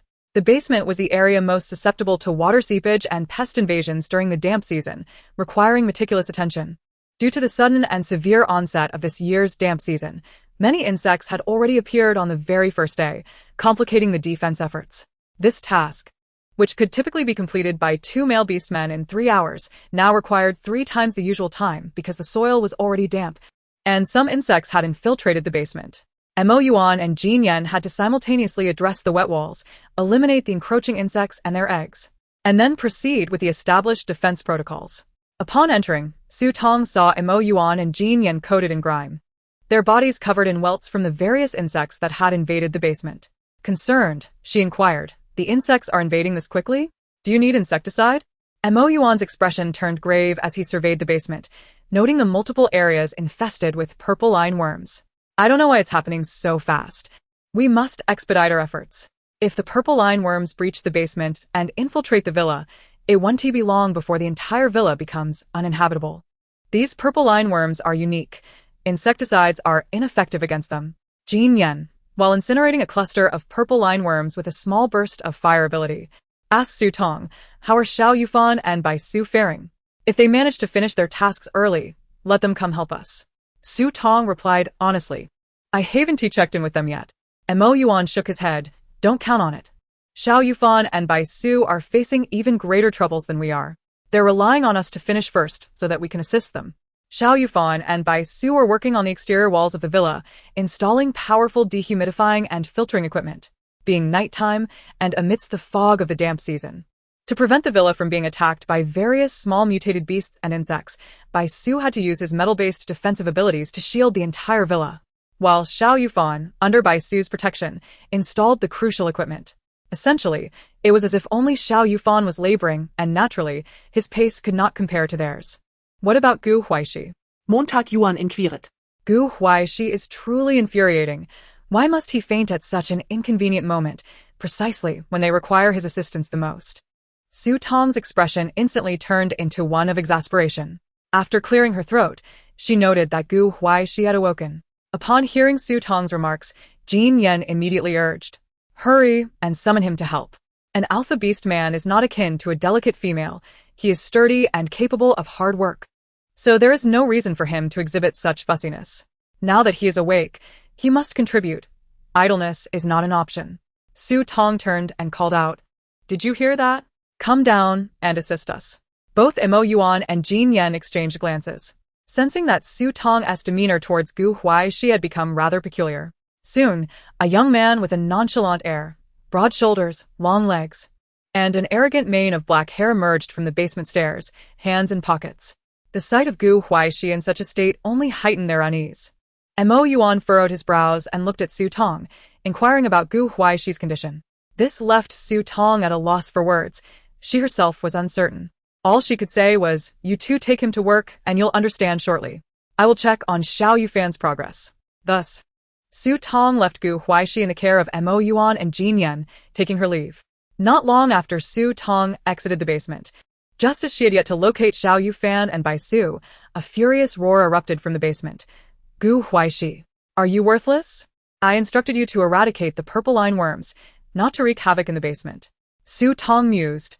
This black-haired Huaixi seems to possess a sharp tongue, but appears clumsy in action. Xiao Yufan and Bai Su were outside the villa, and as a fragile female, Su Tong had been warned by the beastmen not to leave the villa for the time being.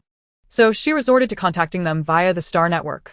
Before long, Su Tong received replies from Xiao Yufan and Bai Su. They informed her that the dehumidifying and filtering equipment in the villa would take over 2 hours to install, and by the time it was completed, it would likely be dawn. They advised her not to worry about them and to return to her room for some rest. Reflecting on the earlier disarray involving Yuan and Jin Yan, Su Tong surmised that Xiao Yufan and Bai Su were likely in a similar predicament. The beastmen were all diligently working to protect her and navigate through the damp season, so how could she selfishly indulge in sleep?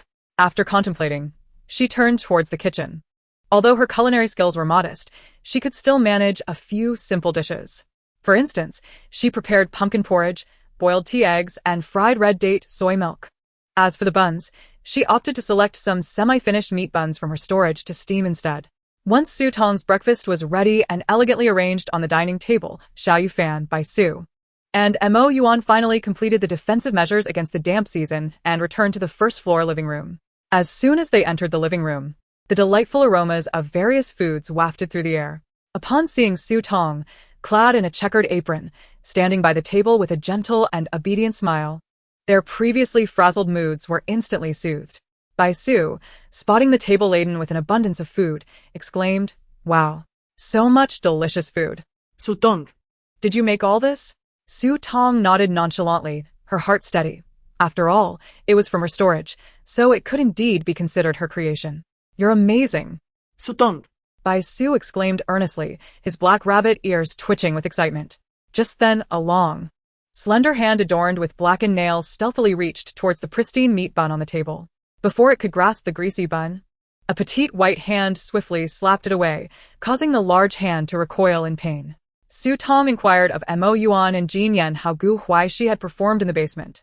Jin Yan snorted derisively, crossing his arms as he pointed out their own disheveled appearance, stating, "This guy nearly destroyed the basement. He did not assist at all.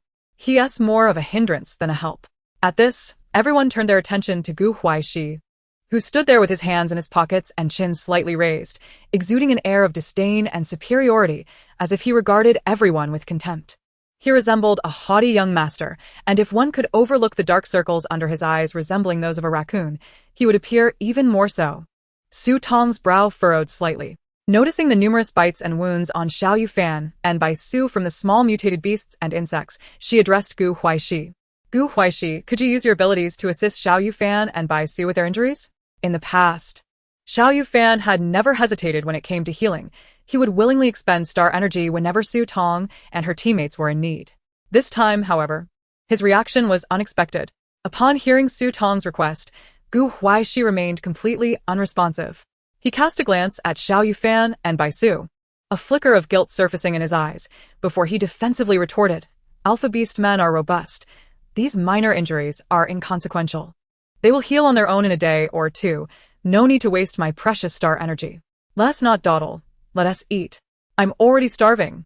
With that, he promptly seated himself at the dining table, conveniently choosing a spot closest to the meat buns. Even Xiao Yufan and Bai Su, who had yet to encounter the awakened Huaixi, sensed something was amiss. They exchanged glances, while Su Tong's frown deepened. Everyone should contribute according to their abilities. If he could not help in the basement and was reluctant to use his powers to heal others, then he certainly did not deserve a share of breakfast. The black-haired Gu Huaixi thought, why should I be deprived? I am also Su Tong's beast man. Why should I be the only one left out of the meal? While contemplating how to salvage his portion of the meal, Yuan calmly remarked, don't hold your breath waiting for him to heal anyone. He isn't even a healing-type ability user right now.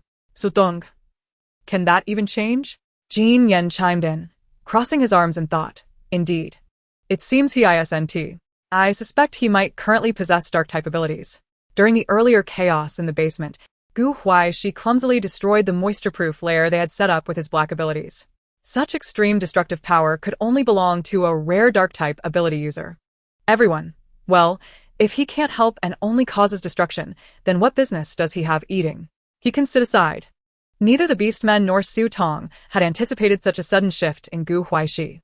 At that moment, they all found themselves reminiscing about the gentle Gu Huaixi of the past. Unable to receive healing, the Beastmen would have to tend to their wounds themselves for the time being. Su Tong urged everyone to take a seat and enjoy breakfast, suggesting that after the meal, they should return to their rooms for a proper wash and rest.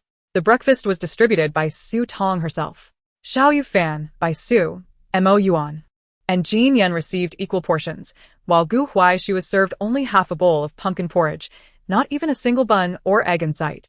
As Gu Huaixi gazed at the bountiful plates of food before the other beastmen, his fox-like eyes narrowed and his black nails dug into his palms. He then turned to Su Tong, who was sipping her porridge, and arrogantly declared, "This measly porridge is beneath my notice."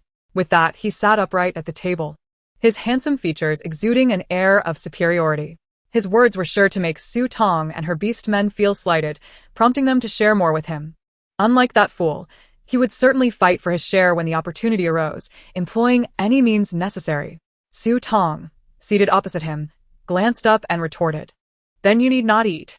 Xiao Yufan, Yuan, and the others acted as though they had not heard Gu Huaixi's words, treating him as if he were invisible. Gu Huai undicesimo, fine. I want to eat. He was not without pride. After enduring for a while, the tantalizing aromas of meat, beans, and porridge assaulted his senses uncontrollably. Bai Su continued to rave about how delicious everything was, as if he hadn't eaten a decent meal in years. What was so special about pumpkin porridge and buns? It couldn't possibly be that good. After a while, as the other beastmen neared the end of their meals, Gu Huaixi stared down at his half bowl of pumpkin porridge, his heart torn with indecision. Perhaps he should give it a try? Despite being a source of stellar energy, the food should not be wasted. What if he chooses not to eat? And Su Tong comes to take away this half bowl of porridge? With this thought, Gu Huaixi promptly lifted the small bowl before him and scooped a spoonful of pumpkin porridge to his lips. Over the years, he had ventured out infrequently. After reaching adulthood, his outings dwindled even further as his emotions stabilized. Hence, he seldom had the opportunity to savor stellar energy food, and given his lack of favor within the Gu family, he rarely enjoyed high-quality stellar energy sustenance. Upon tasting the pumpkin porridge, Gu Huaixi was astonished by its exquisite flavor. Not only was the porridge sweet and creamy, but it was also rich in stellar energy. He could hardly fathom how delightful the foods he had never tasted might be. Initially, Gu Huaixi maintained an air of elegance in his eating, but upon discovering the porridge's merits, he soon began to devour it ravenously. Half a bowl of pumpkin porridge was scarcely sufficient for a male beast man to merely satisfy his hunger. Naturally, Gu Huaixi finished it in mere moments. Afterward, he shamelessly inquired, "Su Tong, is there any left? Please serve me another half bowl." Su Tong glanced at him, shook her head, and pointed to the pot, which was already empty. "There's none left." Gu Huaixi exclaimed, "Are you all a bunch of gluttons?" Jin Yan wiped his lips with a napkin and, resting his hands behind his head, looked at the black-haired Gu Huaixi. "If you're still hungry, there are nutritional liquids in the refrigerator. 1 tube should suffice." Gu Huaixi retorted, "That unpalatable stuff? I'm not interested." After breakfast, everyone returned to their rooms to rest. Noticing Gu Huaixi sitting alone on the living room sofa, Su Tong asked Gu Huaixi, "Aren't you going to rest?" Having finally emerged, Gu Huaixi was reluctant to retreat to sleep so easily. What if something unexpected happened? "I'm not tired, are you? Or should I keep you company while you sleep?" he teased. Su Tong tugged at her stiff lips, replying, "No need. Since you don't wish to rest, the duty of patrolling and guarding the villa falls to you. If anything unusual occurs, alert everyone immediately. If you fail, You won't have any stellar energy food tonight. Gu Huaixi was left feeling as though he had been relegated to mere labor. Before he could respond, Su Tong turned and returned to her room on the second floor. She hadn't rested well the previous night and needed to catch up on sleep. While bathing, Su Tong noticed that the three-tailed fox totem beneath her collarbone, which had previously faded to almost nothing, had become prominent once more. Reflecting on the events from the previous night while guarding Gu Huaixi, she furrowed her brow. The white-haired Gu Huaixi and the black-haired Gu Huaixi were clearly not the same individual, yet they left identical totems on her. Could it be that their shared physical form was the reason for this? What exactly was the relationship between the white-haired Gu Huaixi and the black-haired Gu Huaixi? Su Tong could not grasp this for now, and decided to set it aside. Before bed, Su Tong routinely explored her space. Soon, she discovered that her space, along with the original owners, seemed to have undergone a slight upgrade. This time, the upgrade was not as significant as previous ones, appearing more like a transition from the initial level 4 to the intermediate level 4. In the original owner's space, the area available for cultivation had expanded outward by an additional meter. The planting zones, previously filled to the brim by Su Tong, now had an extra meter of space. Determined not to waste this newly acquired land, she promptly scattered the wheat seeds she had soaked earlier and watered them with spiritual spring water. In the vegetable cultivation area, most of the vegetables had ripened thanks to the spiritual spring water. She harvested a basket of cucumbers, tomatoes, green beans, and peppers, along with spinach, lettuce, and bok choy. The first batch of wheat and rice seedlings had reached flowering stage, and in about a week, they would be ready for harvest. The fruit trees had also grown significantly. Su Tong decided to nurture some different vegetable seedlings over the next few days, planning to expand the vegetable area to enrich the original owner's harvest. After inspecting the vegetables and fruits, she turned her attention to the 2 coffee trees. The normal coffee tree had matured many more coffee beans, and its growth was robust. Su Tong collected all the ripe fruits, intending to process them with specialized machinery the following day. This time, the mutated coffee tree finally flourished without setbacks. After being treated with tamarind liquid and watered with spiritual spring water, the previously withered mutated coffee tree sprouted many new leaves and grew taller, appearing vibrant and full of life. Su Tong also applied more tamarind liquid and spiritual spring water to the roots of the mutated coffee tree. Lastly, she examined the fire nettle, undoubtedly one of the most challenging plants to cultivate in the Stellar Alliance. Even within the original owner's space, and despite the spiritual spring water, the fire nettle lacked the vitality it had in its native district.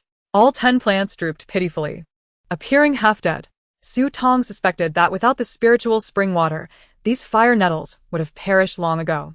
It's no wonder that when she first mentioned transplanting the fire nettle into her space, Tan Song merely laughed it off, not taking her seriously.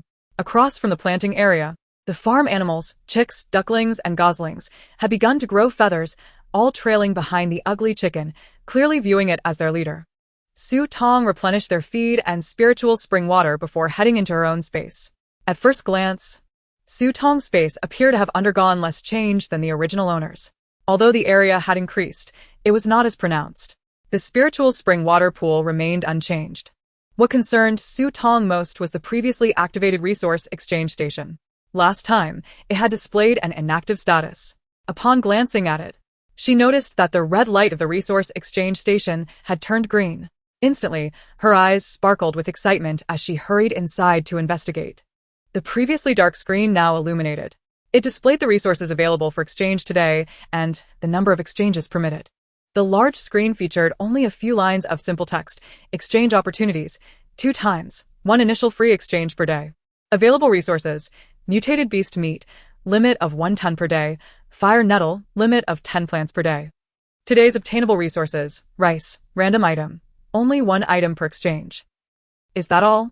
Su Tong mused, noting that only 2 items were available for acquisition, one of which was random. However, seeing that both the available and obtainable resources were limited to 2 items suddenly made her feel more accepting of the situation. The fairness of having both categories limited to 2 seemed reasonable. She was particularly intrigued by the random item. What could it be? A playful thought teased her heart, urging her to test her luck. Without hesitation, she decided to act. The mutated beast meat stored in her space was plentiful, and given the current damp season, it was unwise to venture outside for sales. Thus, she opted to exchange it instead. The resource exchange station in her space could only be utilized once a day. With the initial exchange granting 2 opportunities, indicating its rarity. Determined not to waste this chance, she promptly selected to exchange 1 ton of mutated beast meat, choosing only those of ordinary value. Once selected, 2 buttons appeared beside the screen, prompting her to confirm the exchange of 1 ton of mutated beast meat, with options to confirm or cancel. Taking a deep breath, Tong decisively clicked the green confirmation button. Instantly, the space reflected a decrease of the chosen ton of mutated beast meat, and in the next moment, a pile of bagged rice appeared beside her. Tong hurried over to inspect it. The bags of rice were neatly stacked, and upon opening one, she found the rice to be pure white and glossy, the short, round grains typical of high-quality Northeast rice, exuding a delightful aroma of fresh rice. A rough estimate revealed that each bag contained 10 jin, totaling 50 bags. In other words, exchanging 1 ton of ordinary mutated beast meat had yielded 500 jin of rice. Unsure if the rice obtained from the resource exchange carries any star energy and whether it can be bestowed upon male beast men with whom she has no marital ties, Tong resolved to take a bag of rice the following day to test it on the beast men. If this exchanged material were akin to the food stored in her original space, she would no longer need to fret about the depletion of her resources. The only lamentation was that this exchange yielded only rice, devoid of any random items. Was she truly cursed with bad luck? Observing that the machine still had 1 exchange attempt remaining, Tong inhaled deeply and decided to make another attempt. This time, she opted for fire nettle instead of mutated beast meat, reasoning that the 10 half-dead fire nettles were not a significant loss if one were to perish. After selecting the fire nettle, she once again confirmed her choice. Instantly, 1 fire nettle disappeared from her original space, and beside her appeared a palm-sized paper box. Not rice. This paper box must contain the random reward from the resource exchange. Filled with excitement, Tong promptly picked up the box and carefully opened it. Inside lay a small black vial of liquid, accompanied by an instruction manual. Upon unfolding the manual, she discovered it detailed the cultivation essentials for fire nettle and introduced the vial's contents. Cultivating fire nettle required not only spirit spring water, but also a specific nettle fungus, which was crucial for the fire nettle's survival and growth. The vial contained the nettle fungus. By extracting a drop and diluting it in water, then applying the diluted fungus to the planted fire nettles along with the spirit spring water, one could cultivate them on a large scale. Tong was astonished to learn that the key to cultivating fire nettle was this very substance. No wonder so few could manage to grow it. Perhaps this type of fungus had never been successfully cultivated until now. Without delay, Tong followed the instructions, applying the nettle fungus to the remaining 9 fire nettles. The random item obtained was indeed related to her chosen fire nettles. Did this signify that random items were always connected to the exchanged items? Or was it merely an exception? Furthermore, it appeared that the items available for exchange originated solely from this beast world. Did this imply that only products unique to the Star Alliance held the qualification for exchange? Moreover, was rice the only item available, or did the offerings refresh daily? Tong became increasingly intrigued by the newly emerged resource exchange within her space. Chapter 139. Resentment. Having organized the exchanged rice and safely stored the small black vial, Tong's consciousness withdrew from the space. Lying on her bed, she pondered that although she had not engaged with a new beast husband, her space had indeed upgraded. Could it be due to that night spent with Xiao Yufan? Thus, even if it was not her first encounter, as long as she continued her intimate interactions with the beast men, her space would gradually elevate, albeit at a slower pace than during her initial experience. With these thoughts, Tong slowly drifted into slumber. Despite the sudden onset of the damp season, she navigated its early phase without incident. In contrast, Su Xian's situation was far less fortunate. On the night the damp season commenced, Guyanbei had expended a significant sum to procure emergency medical services for females for Su Xian. It was not until midday the following day that Su Xian gradually regained consciousness. Due to the supplies for coping with the damp season purchased at the shopping center yet to arrive, coupled with the invasion of various small mutated beasts and insects, the basement of Su Xian's home had already succumbed. The entire house was permeated with high humidity, and a thick fog had infiltrated part of the interior. Even indoors, Su Xian found it necessary to wear a protective mask to ensure her breathing remained unobstructed. In such an environment, Su Xian slowly opened her eyes. Upon doing so, she found the room shrouded in a haze, as if enveloped by a thin layer of mist. Initially attributing this to her vision not having fully adjusted upon waking, She propped herself up against the headboard and rubbed her eyes vigorously, only to realize that it was not her eyesight that was at fault. The room was genuinely foggy.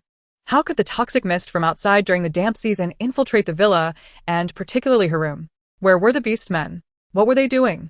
Just as Su Xin prepared to angrily summon her beast husbands, Gu Yanbei, who had been vigilantly seated on the sofa not far from her bedside, snapped back to attention and quickly approached her. Xian, are you awake? Hearing Gu Yanbei's voice, Su Xin felt as though she had found her anchor and grasped his hand tightly. Yanbei, where are we? It can't be home, can it?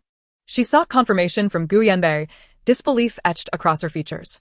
Gu Yanbei paused, sighed resignedly, and nodded in affirmation. Yes, Xiner, we are in the villa. With this realization, Su Xin's eyes widened in shock. How could the fog have entered? Don't you all know to repair the house? Initially intending to address them collectively, she caught sight of Gu Yanbei's expression and swiftly corrected herself. Gu Yanbei furrowed his brow slightly. Last night was perilous on the road, so I brought you back to the villa. They only returned to the villa just before dawn. Since the custom materials and machines from the shopping center have yet to arrive, they could only temporarily seal off some areas at risk of collapse this morning. However, it was still too late. The basement has already fallen. Su Xin, it's only the second day of the damp season, and the basement has already succumbed? The damp season lasts a full 3 months. The basement connects to the first floor, and if repairs are not completed within the stipulated time, it won't be long before the first floor also falls. Where will we live then, on the second or third floor? Anger swelled within Su Xin as she lamented her beast husband's ineptitude. How could they fail at such a simple preventive measure for the damp season? Gu Yanbei hesitated before continuing. Yuan and Chen Shiming just came by. They have exhausted their use of abilities from last night until this morning, and their star energy is nearly depleted. They were hoping for some star energy food to replenish themselves. Su Xin, upon hearing this, nearly laughed in disbelief. They can't even handle this minor issue and expect star energy food? What a pipe dream. They should abandon such fantasies. At that moment, Yuan and Chen Shiming, battered and bruised, stood just outside Su Xin's door, having overheard her words. Their faces paled, and they silently leaned against the wall, sinking to the floor with ashen expressions. Jing Chen and Huaixi exchanged glances but remained silent, too fatigued to respond. Given Su Xin's remarks, Gu Yanbei could hardly pursue the matter of star energy food any further. Naturally, he could not let his expenditure of star coins go to waste and felt it necessary to inform Su Xin of the situation. Su Xin soon learned that her well-being thus far was thanks to Gu Yanbei's expenditure of star coins. While she felt grateful, resentment towards Gu Huaixi and Su Tong surfaced within her. If it weren't for that couple, if Su Tong and Gu Huaixi had not been so miserly and unwilling to provide her with treatment, Gu Yanbei would not have had to spend so many star coins. In her eyes, Gu Yanbei was her beast husband. His star coins were hers. Gu Yanbei's spending star coins was tantamount to her own expenditure. How could she not feel distressed? Su Xin raised her gaze to Gu Yanbei beside her bed and leaned her head on his shoulder, playfully declaring, Yanbei, thank you so much. Otherwise, I would still be suffering. Gu Yanbei gently stroked Su Xin's long, curly hair. We are husband and wife. You are my female master. If I do not consider you, whom should I consider? However, the villa has already been invaded by dense fog. It is unsuitable for you to remain here any longer.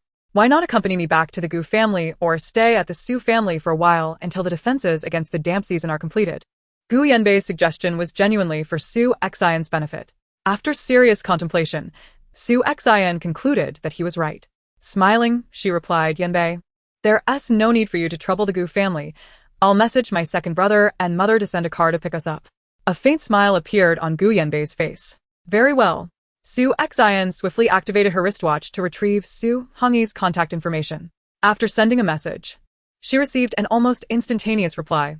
Don't worry, Xiner. Second brother has already dispatched someone to fetch you. They should arrive in approximately 15 minutes. Su Xin then showed the watch's screen to Gu Yanbei, who felt a slight sense of relief in his heart.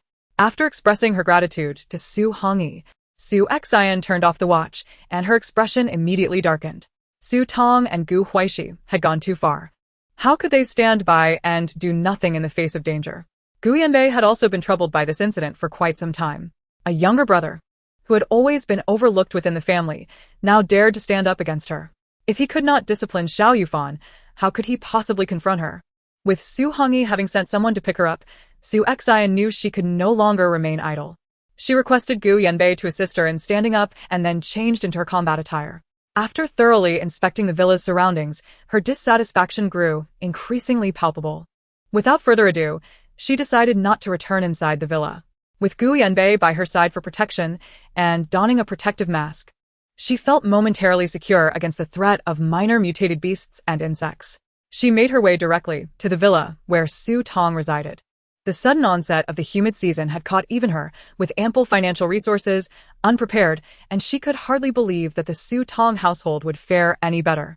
Upon arriving at the entrance of Su Tong's villa, she noticed that a fog disperser had been installed in the courtyard.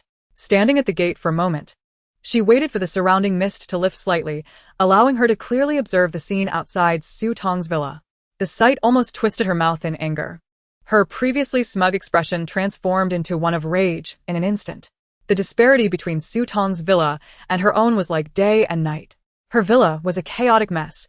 The basement had been invaded by purple line worms, the outer fog prevention measures had not been implemented in time, and the exterior wall's moisture and insect resistance had only been partially completed, to say nothing of the surrounding yard. The ornamental plants and trees she had previously invested heavily in had withered and perished under the onslaught of the dense fog, while the lawn was ravaged by various insects, exposing the barren soil beneath. Some insects had even burrowed into the ground, preparing to undermine the villa's very foundation. In stark contrast, Su Tong's villa was impeccably maintained. The entire structure had been fortified with moisture, fog, and insect-resistant coatings, and the windows and doors had been fitted with dehumidifiers and reinforcements. The yard had been pre-treated with insect repellent, and the fence had been lavishly equipped with fog lights, along with a transparent canopy and specialized insect-repelling nets. The entire courtyard appeared as serene and harmonious as during the temperate season. It seemed that even if Su Tong were to enter the villa's small courtyard without protective gear or a mask, she would remain unaffected by the humid season. The cost of this comprehensive installation alone surely exceeded 100,000 star coins. Not to mention the expenses incurred within the house. Su Xian, without realizing it, clenched her fists in anger. Over 100,000 star coins. Where had Su Tong procured such a fortune? Even she could not muster such a sum at present.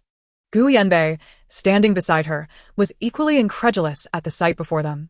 When he had visited the villa's entrance the previous night, Su Tong's defenses had not been nearly this sophisticated. Little did he expect that such extensive improvements could be made in just one night. He mused that even as a level 6 ability user, with an abundance of star energy, he could not have worked at such a speed. He had no inkling that Su Tong had spent over 100,000 star coins in the comprehensive hall in preparation for the humid season, and that after returning to the villa, Xiao Yufan and several beast husbands had been tirelessly laboring to achieve the current state of defense. Just as they were both engulfed in feelings of resentment and jealousy, the grand door of Su Tong's villa swung open from the inside. Su Xian and Gu Yanbei instinctively stepped aside into the dense fog. The first to emerge was Xiao Yufan, followed by Su, and finally Su Tong herself. The trio conversed at the entrance, seemingly with Xiao Yufan and Su introducing the humid season defense measures installed within the villa to Su Tong. Upon seeing Su Tong, Su Xian instinctively activated her unique ability. To her astonishment, she could scarcely believe what she sensed. Her eyes widened as she fixed her gaze on Su Tong. Su Tong's spatial ability had actually reached the intermediate level of level 4, a whole rank higher than her own. How could this be? Just days ago, Su Tong had been at the initial level of level 4. How could she have ascended a rank in just 2 or 3 days? In disbelief, Su Xian once again expended her star energy to probe Su Tong's spatial level, but regardless of how many times she employed her ability, she consistently observed that Su Tong's spatial ability remained at the intermediate level of level 4. As her star energy dwindled, her complexion grew increasingly pale and ghastly. Shortly thereafter, Xiao Yufan and Su escorted Su Tong back into the villa. Gu Yanbei, snapping out of his stupor, glanced down at Su Xian and noticed that her already frail form had turned ashen, her expression grotesquely tense. Alarmed, he hurriedly supported her and inquired, "Xian, what is wrong? Are you feeling unwell again?" Su Xian, roused by Gu Yanbei's concern, took several moments to shake her head. "I'm fine. I just need to rest a bit. Perhaps I spent too long in the fog and am not accustomed to it." Gu Yanbei promptly assisted Su Xian back to the villa. Soon, The individuals dispatched by Su Hongyi arrived, bringing with them some materials for repairing the villa in preparation for the humid season. Su Xian was helped into the Su family's vehicle. She requested Gu Yanbei to accompany her back to the Su family, but he declined. Furrowing her brow, she asked, "Why not? Just leave this to Jing Chun and the others. You needn't waste time on such trivial matters." Gu Yanbei reassuringly patted Su Xian's head. "I cannot entrust this to them. I must handle it personally. Once this is sorted, I will come to find you at the Su family. Rest assured. It will only take a few days." Hearing Gu Yanbei's words, Su Xian nodded in agreement. She then retrieved several peaches and half a bag of rice from her spatial pocket, offering them to Gu Yanbei. "These are for my space. Consume them as needed." No need to be frugal. Gu Yanbei escorted Su Xian to the entrance of the Su family villa. He glanced towards Su Tong's villa while carrying the peaches and rice. Just then, without waiting for him to return to the villa, Jing Chen, leaning against the wall, suddenly chimed in, "You've got star energy food. Care to share a bit with me?" Gu Yanbei's expression turned icy as he retrieved a peach and placed a small portion of rice into a bag, tossing it to Jing Chen. As he passed by Jing Chen, he whispered, "You know what to do." Jing Chen grinned, "Rest assured, I won't tell anyone else who would complain about having too much star energy food." Gu Yanbei snorted in response. Before entering the villa, he had already hidden away the items Su Xian had given him. The vehicle sent by Su Hongyi to retrieve Su Xian had been specially modified for the humid season, allowing it to navigate the fog without significant danger, albeit at a slower speed. After more than half an hour, Su Xian arrived at the Su family villa community in the city center. Following the chaotic day caused by the sudden onset of the humid season, the main Star City center had largely returned to normal order. Su Hongyi personally awaited her at the entrance. Upon seeing Su Xian being assisted from the vehicle, he immediately inquired with concern, "Xian, what happened to you?" Su Xian offered a wry smile. "Second brother, the humid season arrived unexpectedly, and I was unprepared. I was also stung by a black beetle." Su Hongyi supported his sister as they entered the Su family villa. Noticing that no one else had disembarked from the vehicle, he expressed his displeasure. "What about your beast husbands? Did they not protect you?" Su Xian weakly replied, "I instructed them to stay at home and repair the villa. I cannot remain here with mother and you indefinitely. The villa must be attended to." Hearing this, Su Hongyi's dissatisfaction with Su Xian's beast husbands deepened. Shouldn't the defenses for the humid season have been prepared in advance? These individuals were utterly useless. They ought to heed mother's advice and replace them with more capable beast husbands. Replace the beast husbands? Su Xian contemplated the fact that Su Tong's spatial rank now surpassed hers by a small tier. Upon hearing her second brother's remarks, a flicker of intrigue ignited within her. She tentatively inquired, "But Yanbei and Jing Chun are both quite commendable, especially Yanbei. We share a childhood bond." Su Hongyi shot a disapproving glance at his sister, exclaiming, "Are you foolish? It's not a complete switch. Just a couple will suffice. This time you return, focus on restoring your health at home. Mother wishes to arrange a meeting between you and Lord Liu." Chapter 141. You will kneel and beg for mercy. Lord Liu, the Lord of City A, the young, enigmatic beast man who appeared at the evaluation meeting, adorned with a mysterious mask? Su Xian's cheeks involuntarily flushed. After departing from the villa, the remaining beast husbands received the damp season materials from the Su family to continue the repairs on the house. In the afternoon, the supplies purchased from the shopping center finally arrived. Gu Yanbei distributed the tasks, and Su Xian's beast husbands resumed their industriousness. While working, Gu Yanbei kept an attentive ear on the movements within Su Tong's villa. Soon, he discerned that only Gu Huaixi was patrolling the premises, with the others likely having retreated for rest. Gu Yanbei's eyes narrowed, perceiving this as an opportune moment. He turned to Jing Chun and instructed, "I have a matter to attend to. Keep an eye on them and ensure the villa's repairs are completed." Jing Chun replied with a nonchalant glancing at Gu Yanbei as he exited the villa, heading towards Su Tong's residence. Internally, he scoffed, knowing that had Gu Yanbei not provided him with those star energy foods earlier that morning, he would not have kept his movement secret and would have informed the other beast husbands instead. However, observing the unfolding drama was entertaining enough. Upon reaching the entrance of Su Tong's villa, Gu Yanbei unexpectedly donned a smile and beckoned to Gu Huaixi, who stood at the door. "Gu Huaixi, come out. I have matters to discuss concerning the Gu family." Leaning against the villa door, Gu Huaixi, with one hand in his pocket, cast a mischievous glance in the direction of the entrance. He pondered who it could be, only to realize it was the illustrious eldest brother of the Gu family, the benchmark for the so-called waste. Were it not for this brother's presence, that waste would likely not feel so inadequate, nor would he be so disregarded by the Gu family. Since the waste dared not resist, he thought to play with this illustrious brother, providing a spectacle for the waste to witness. Gu Yanbei had anticipated needing more persuasive words to sway Gu Huaixi and had prepared his lines, thinking that if Gu Huaixi remained unresponsive, he would mention something from his biological father to compel him to come. Their relationship was complex, and any mention of his father would invariably draw Gu Huaixi out. Yet, there was no need for Gu Yanbei to utter a word. Gu Huaixi surprisingly began striding toward the entrance. However, when had his once pure white hair turned jet black, his expression had also morphed into something strangely peculiar, as he walked with an air of flamboyance rather than solemnity. Gu Yanbei couldn't help but furrow his brow slightly. Gu Huaixi approached the entrance, sizing up Gu Yanbei. I thought it was someone important. Turns out it's my esteemed elder brother. A rare visitor. What mischief has the Gu family gotten into? Share it so I may revel in the joy. Gu Yanbei's expression darkened further. You are also a son of the Gu family. With such lineage, is it fitting to curse the family? If something befell the Gu family, what benefit would you gain?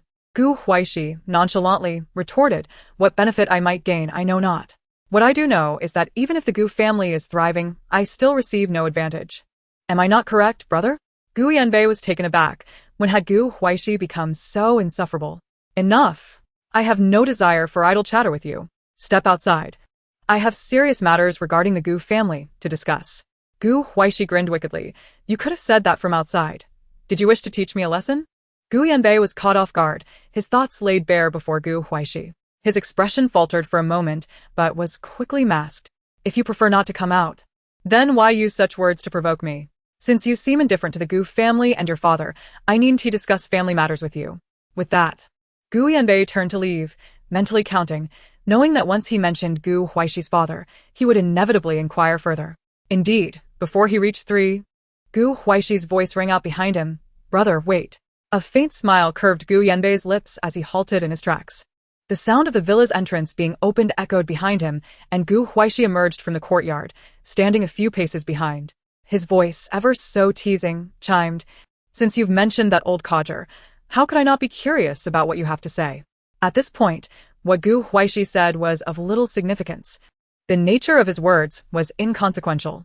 For once outside Su Tong's villa, bereft of the assistance from Xiao, Yufan and others, engulfed by the mists of the damp season, it was time for actions to speak louder than words. With this thought, a glint of triumph and ferocity flashed in Gu Yanbei's eyes. Suddenly, he spun around and hurled a punch towards Gu Huaishi's face. This strike lacked any extraordinary abilities, relying solely on brute force. Yet, possessing innate talent from a young age, even without speed-based powers, his ancient bloodline granted him an edge, allowing him to strike faster than the average beastman. Under his full force, Gu Huaixi had never evaded such an attack. The fist sliced through the air, poised to connect with Gu Huaishi's visage. Just as it was about to make contact, Gu Huaixi executed an uncanny maneuver, miraculously dodging. Gu Yanbei, witnessing this, was rendered incredulous. How is this possible? Gu Huaixi is merely a healer, without combat prowess. His physique is weaker than an average beastman. How could he evade my powerful strike? As he dodged, Gu Huaixi chuckled, Ah. So brother truly just wanted to lure me out for a lesson. If I failed to oblige, wouldn't you be quite disappointed? Gu Yanbei, stifling his frustration, found his empty punch akin to striking cotton, infuriating yet impotent. Gu Huaixi, today you shall kneel and plead for mercy. Gu Yanbei finally unleashed the words that had been pent up within him for so long. As his voice faded, fire-based powers erupted like a fiery net toward Gu Huaixi. Gu Yanbei's fire abilities, augmented by his ancient Zhuge bloodline, surpassed typical flames by a significant margin. Moreover, with his abilities at the 6th level while Gu Huaixi only reached a mid-level 5th, the disparity was stark. Gu Huaixi, being a support-type healer, stood no chance against him. The fiery net, seemingly alive, surged towards Gu Huaixi, constricting tighter, almost engulfing him entirely. As the flames neared Gu Huaishi's form, an unexpected spectacle unfolded. Chapter 142. Beastmen with star energy foods are detestable.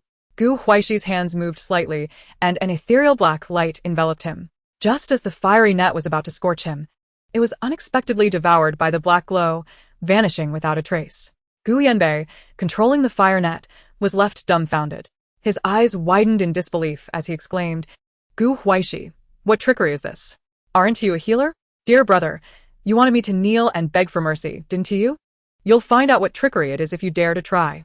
Upon finishing his words, Gu Huaixi unexpectedly took the initiative, his handsome visage adorned with a madness that Gu Yanbei had never witnessed before. Gu Yanbei's brows furrowed deeply.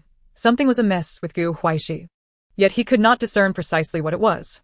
A black void, the size of a football, manifested behind Gu Yanbei, swirling ominously and emanating an inexplicable gravitational pull. As if it led to an unknown abyss, Gu Yanbei found himself uncontrollably drawn toward this black void.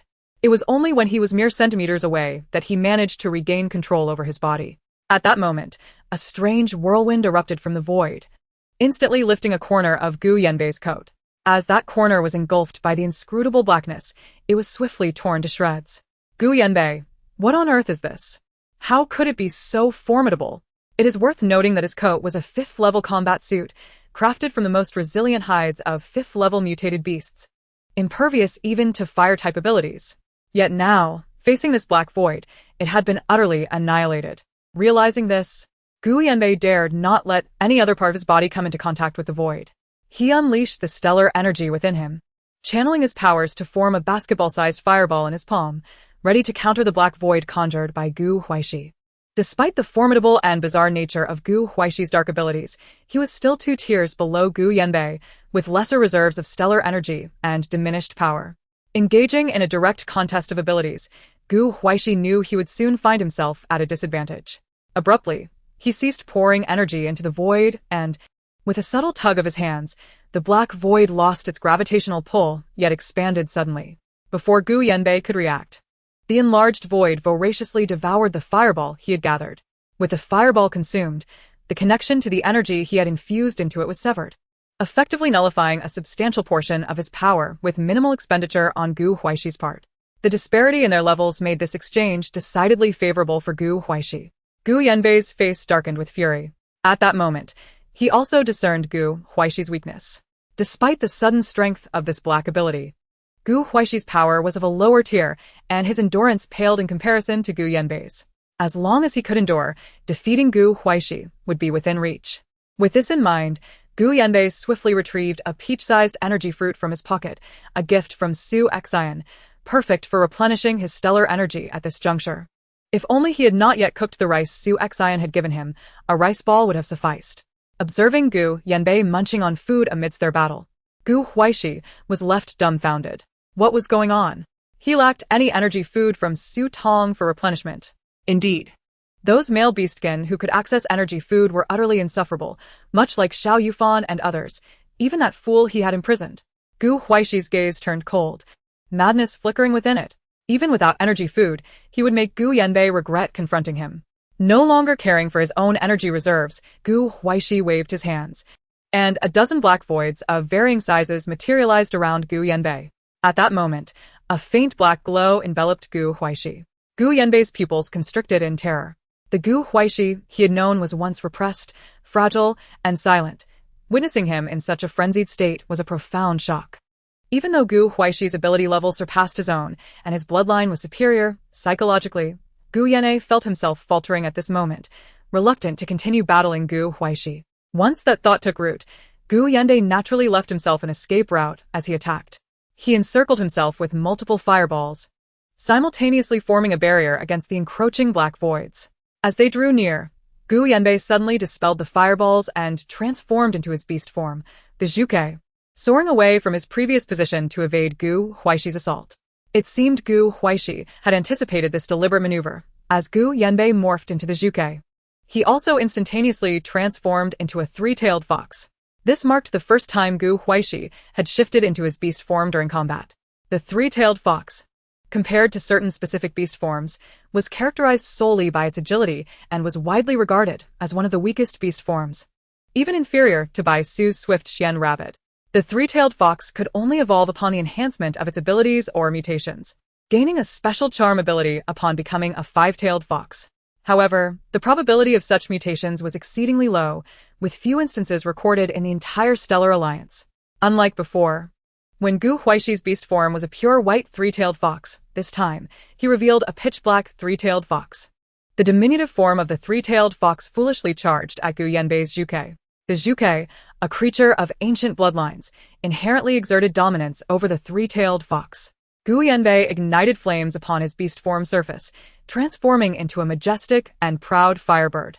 The collision with the black three-tailed fox would only result in its being scorched and severely injured.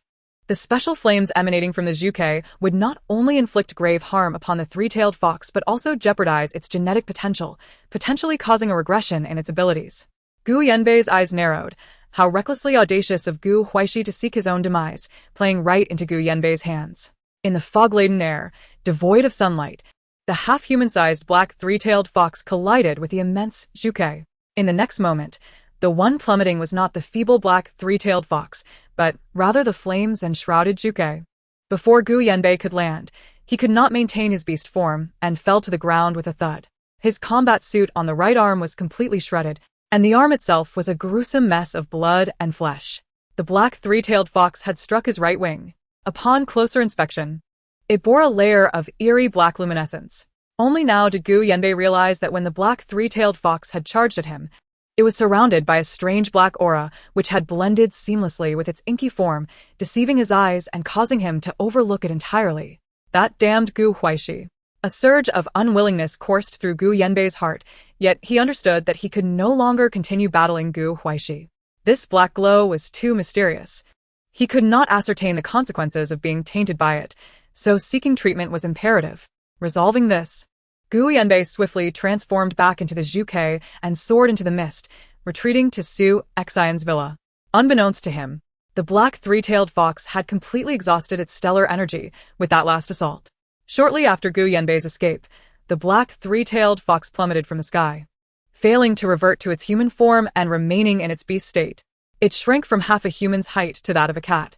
Its previously pure black fur now adorned with a hint of white, beginning at the tips of its ears and between its tails.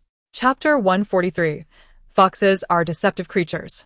Jing Chen, who had been waiting at the entrance of Su Xin's villa to witness the commotion, was taken aback to see Gu Yanbei return in such a disheveled state. His eyes widening in astonishment. Did you go to find Xiao Yufan? Did they come at you with a group of beast men? Gu Yanbei, pale-faced, shot a cold glare at Jing Chen, refraining from answering his question. How could he admit that he had been beaten to such a state by his useless brother? Moreover, that useless brother was 2 tiers below him in ability. Gu Yanbei coldly replied, "Help me get the medical kit." Jing Chen spread his hands, indicating his unwillingness to speak, which suggested that Gu Yanbei's actual circumstances were even more dire than he had anticipated. Soon, a medical kit was retrieved by Jing Chen. Observing Gu Yanbei as he employed a body scanner to assess the grievous injury to his arm, Jing Chen remarked, "This appears to be damage inflicted by dark-type abilities. Is there someone among Su Tong's beastmen with dark powers? Dark type?" Gu Yanbei suddenly lifted his gaze toward Jing Chen. "Are you certain?" Jing Chen nodded. "In the past, I witnessed male beastmen possessing dark abilities while accompanying my father in the military. Such powers are formidable and rare." Gu Yanbei clenched his fists involuntarily at the mention of their ferocity. Su Tong awoke in the afternoon, having indulged in a lengthy slumber, and descended dressed in comfortable attire. She first ventured into the kitchen, extracting a bag of rice from the spatial exchange depot and setting it aside, followed by various vegetables harvested from her space, which she placed into the refrigerator, along with chicken, superior quality star beast meat, and finally, coffee cherries she had picked. The once barren kitchen was suddenly brimming with an abundance of provisions, evoking a sense of satisfaction within Su Tong. Perhaps alerted by the commotion on the first floor, the beastmen began to rise and make their way downstairs. Jin Yan was the first to appear, leaning against the kitchen doorway with crossed arms, raising an eyebrow at the kitchen overflowing with star energy ingredients. Has the spatial harvest been bountiful? Although Su Tong had always been generous with them, it was uncommon to see such a surplus of ingredients at once. Su Tong did not conceal her delight, nodding with a hint of glee. "My space has upgraded to a small tier, now at level 4 intermediate, with a slightly larger area." Upon hearing of Su Tong's spatial upgrade, Jin Yan's pupils constricted, and he cast a glance toward Xiao Yufan, his tone noticeably less cheerful. "So that's the case." Unaware of Jin Yan's shifting emotions, Su Tong inquired, "Jin Yan, can you handle fresh coffee cherries? If you can, we might have fresh coffee to enjoy tonight." I wonder how the flavor of coffee in the Star Alliance compares to that of the modern world. Jin Yan shook his head. This is likely something only Gu Huaixi would know how to do. Mentioning Gu Huaixi reminded Su Tong of the morning when all the beastmen had retreated to rest after breakfast, leaving Gu Huaixi alone in the living room, assigned with the task of patrolling the villa. Pondering this, she quickly exited the kitchen, casting her gaze around the kitchen and dining area. Xiao Yufan was lounging on the sofa in casual attire. Yuan was clad in a black combat suit, meticulously polishing a peculiar cold weapon. And Bai Su was absorbed in a game with a controller he had procured from somewhere, yet Gu Huaixi was nowhere to be found. Furrowing her brows, Su Tong asked, "Have you seen Gu Huaixi?" The others shook their heads in unison. A sense of foreboding washed over Su Tong. She hurried to the front door, opening it to check if Gu Huaixi was outside. However, upon opening the door, she discovered a curled-up small creature on the threshold. It was a black three-tailed fox, no larger than an adult cat, with snowy fur on its ears and tail. Recalling that Gu Huaixi's beast form was a three-tailed fox, Su Tong couldn't help but twitch her lips, struggling to maintain composure. Could this possibly be Gu Huaixi? The other beast men, who had rushed over, soon confirmed her suspicion. It was indeed Gu Huaixi. Su Tong exclaimed, "How did he end up like this? And so small."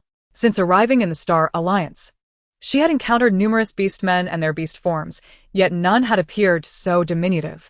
Although she had only known that Gu Huaixi's beast form was a three-tailed fox, she had never witnessed his transformation. Now, confronted with this sight, she found it inexplicably endearing, especially given its petite size. Was his beast form always this small? Su Tong crouched down, gently touching the face of the black three-tailed fox. Its fur was soft and airy. Yet, no matter how much she prodded, she could only feel its faint breathing. It remained in slumber. Yuan, standing nearby, furrowed his brow and asserted, "Gu Huaixi has fainted due to injury." Su Tong protested. But everything seemed fine, and there's no significant danger surrounding the villa. How could Gu Huaixi faint in his beast form? What has he endured? Had Gu Huaixi been in his human form, Su Tong would have undoubtedly felt indifferent. But now, faced with a fragile, adorable black fox, soft and helpless, she found herself utterly defenseless against its furry appeal. Without waiting for Yuan to say anything further, she scooped up the small fox into her arms, her hands instinctively caressing its ears and tail. The three fluffy tails of the black fox were delightful to touch, though they drooped limply in its unconscious state, giving it a pitiful appearance. As Su Tong cradled the beastified Gu Huaixi, the other four beastmen found their sympathy dissipating, even harboring a hint of resentment towards fox-type male beastmen. Indeed, foxes were cunning creatures. None could be trusted. Chapter 144. This is all yours. Su Tong. Place him on the sofa. We need to examine him to determine the cause, Xiao Yufan instructed, holding a medical kit. Reluctant to part with a soft creature, Su Tong nonetheless laid the small fox down on the plush sofa. Xiao Yufan retrieved the body scanner to assess Gu Huaixi. As the data appeared on the screen, the group collectively furrowed their brows. What is the verdict? Su Tong inquired. Xiao Yufan replied, his star energy has been depleted, and due to excessive use of his abilities, his genes and beast form have regressed temporarily. That sounded quite grave. Is there a way to facilitate his recovery? Xiao Yufan candidly explained. There are two methods. One is to ensure he consumes ample star energy food, and the other is to have him absorb some crystal cores to stabilize his genes and abilities.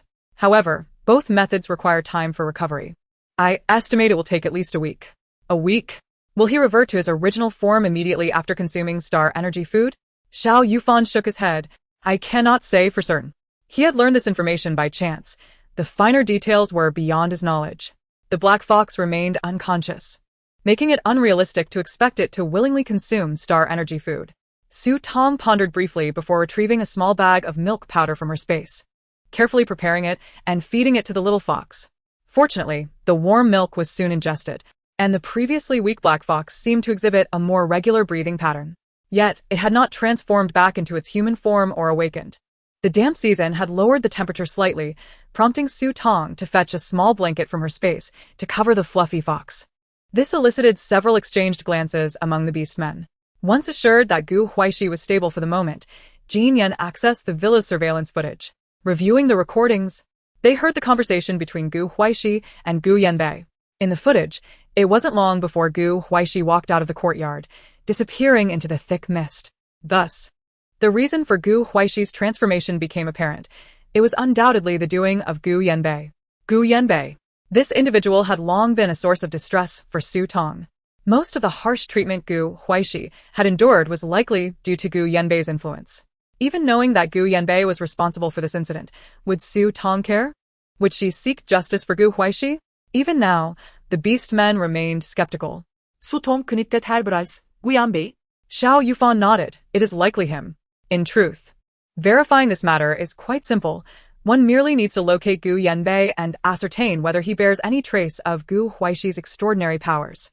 Despite Gu Huaixi's current state of disarray, he remains her beast husband. How could Su Tong turn a blind eye when her own husband has been stealthily bullied to such an extent? Rising to her feet, she scanned the others, inquiring, "Who will accompany me to Su Xian's villa?" Jin Yan was the first to step forward, exclaiming, "Such lively affairs cannot exclude me." Me. Bai Su chimed in eagerly. Although Mo Yuan remained silent, he too took a step forward. Naturally, the remaining Xiao Yufan would not be left behind. Thus, Su Tong set forth with her 4 beast husbands towards Su Xian's villa. Unfortunately, both Su Xian and Gu Yanbei had already vacated the premises by the time they arrived. Jing Chun, smiling, saw Su Tong and her companions off, musing that Gu Yanbei was remarkably swift. Had they been even a moment later, Su Tong and her beast husbands would have caught him within the villa. Inside, as when Yi was engaged in repairs, he cast an envious glance at Su Tong's departing figure.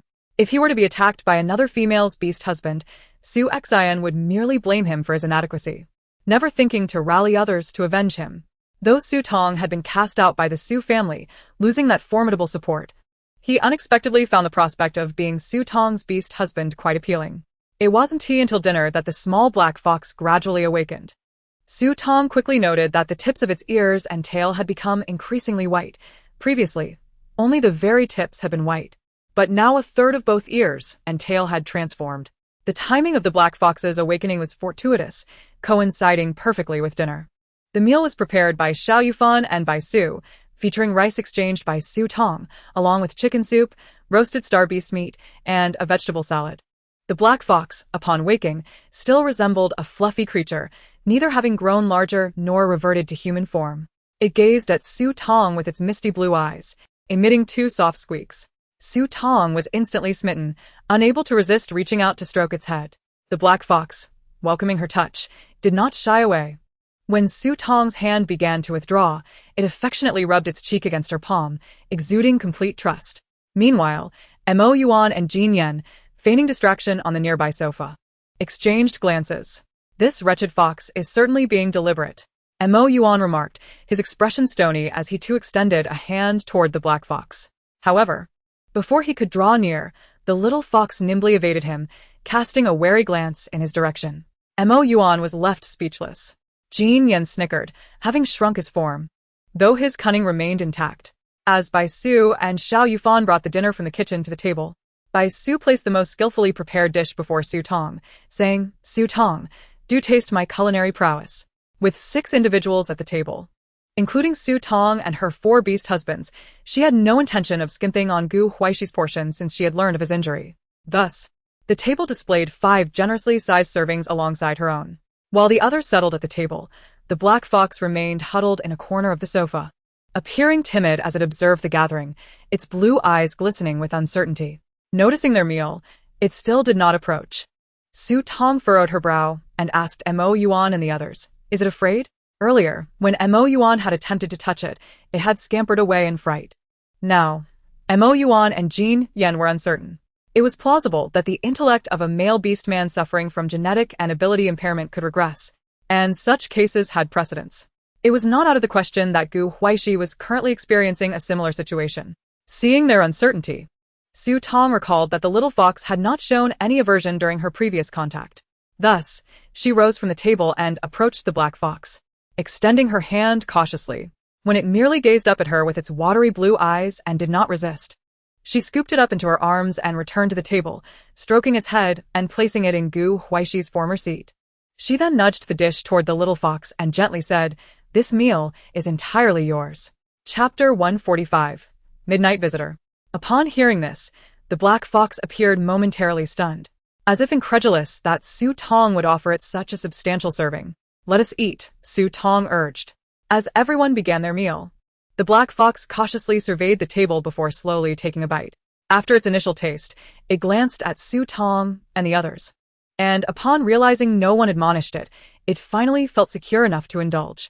The fox's hesitance only deepened Su Tong's affection. Although the other beast husbands were eating, they were covertly observing the transformed Gu Huaixi. Had he become more playful after shrinking? While by Su and Xiao Yufan's cooking could not compare to Gu Huaixi's.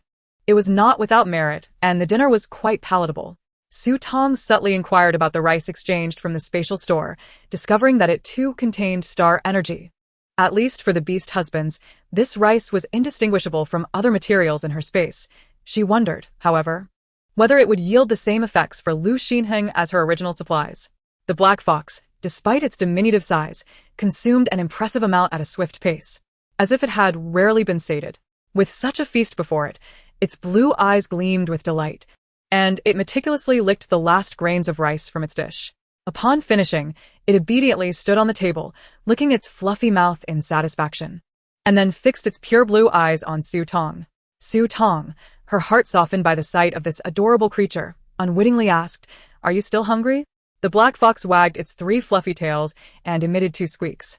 Though Su Tong could not comprehend its meaning, she interpreted it as a sign of hunger. Consequently, she personally prepared a cup of milk powder for the black fox, placing it in front of the little creature for it to savor slowly. The others, Jin Yan, Yuan, by Su and Xiao Yufan, could hardly suppress their exasperation. With Gu Huaixi in such a state, it was evident he would not be keeping watch that night. Thus, the responsibility for guarding was entrusted to Bai Su and Xiao Yufan, with one taking the first half of the night and the other the latter half, while the rest took their normal rest. To prevent Su Tong from becoming too enamored with the fluffy little fox, shortly after dinner, the satiated black fox was escorted back to Gu Huaixi's room by Yuan and Jin Yan. The two kindly administered a sleeping potion to ensure the fox would slumber soundly until dawn. As the black fox was taken away, even though Su Tong felt an urge to reach out, she restrained herself. After all, she understood that the black fox was not a true fox but a male beast man.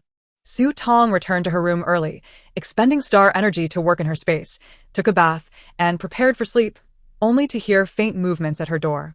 Curiously, she approached and opened the door, revealing a tiny white fox curled up and sleeping at her threshold. It was even more adorable than the black fox. Peering around to confirm no one else was present, Su Tong could not resist scooping up the white fox and bringing it into her room. The little creature stirred at her touch, but merely glanced up at her before seeking a comfortable position in her embrace to continue sleeping.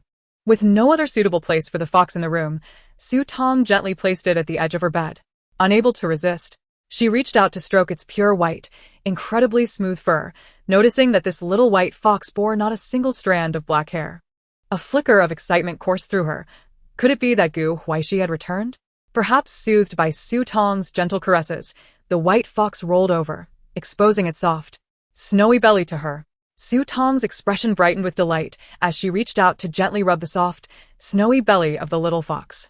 The fox let out a contented murmur, opened its azure eyes for a fleeting moment to glance at Su Tong, and promptly drifted back into slumber. In her past, Su Tong had often yearned to nurture a cat, envisioning herself cradling a soft, cozy kitten in her arms at night. However, during her university years in the dormitory, such an opportunity eluded her. Following graduation, she became engrossed in the pursuit of employment, and just as stability seemed within reach, the apocalypse loomed on the horizon. To her astonishment, in this peculiar beastly era of the Star Alliance, her long-held desire materialized unexpectedly. Although the companion by her side was a white little fox rather than a kitten, their sizes were comparable, and the tactile experience was not dissimilar, thus fulfilling her earlier aspirations. As she turned off the lights to retire for the night, she grasped her blanket tightly and nestled the white fox into her embrace. Caressing the fox's ears and its fluffy tail, a gentle smile graced her lips as she swiftly succumbed to slumber. As Su Tong's breathing altered, the white fox opened its eyes, its blue irises glistening as it fixated on Su Tong's serene visage, lost in deep sleep. With a tender touch, it brushed its lips against her cheek. The temperature during the damp season was slightly lower than that of the temperate season, hovering around 10 degrees Celsius, making a slightly thicker blanket ideal for a good night's rest. The bedding in Su Tong's room was perfectly suited for comfort. However, in the dead of night, She found herself sinking deeper into the plush blanket, feeling increasingly warm. Had she turned on the light at that moment, she would have witnessed a breathtaking three-tailed fox sprawled upon her bed. Measuring nearly 3 meters in length, its 3 fluffy, snow-white tails exuded both majesty and beauty, while its elongated fox eyes and pure white face bore a delicate crimson mark at the center of its brow. It illuminated the darkness, like the pure white moonlight.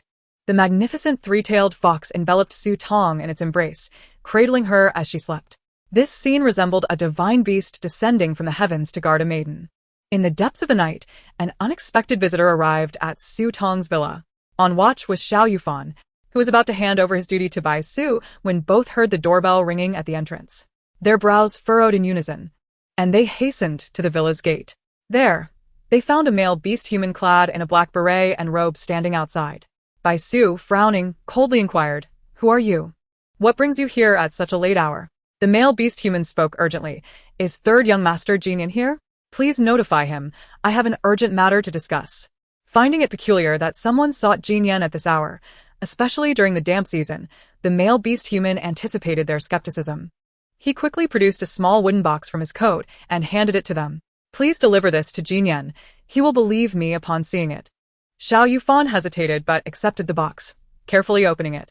Inside lay not a harmful object, but a meticulously crafted golden lion emblem.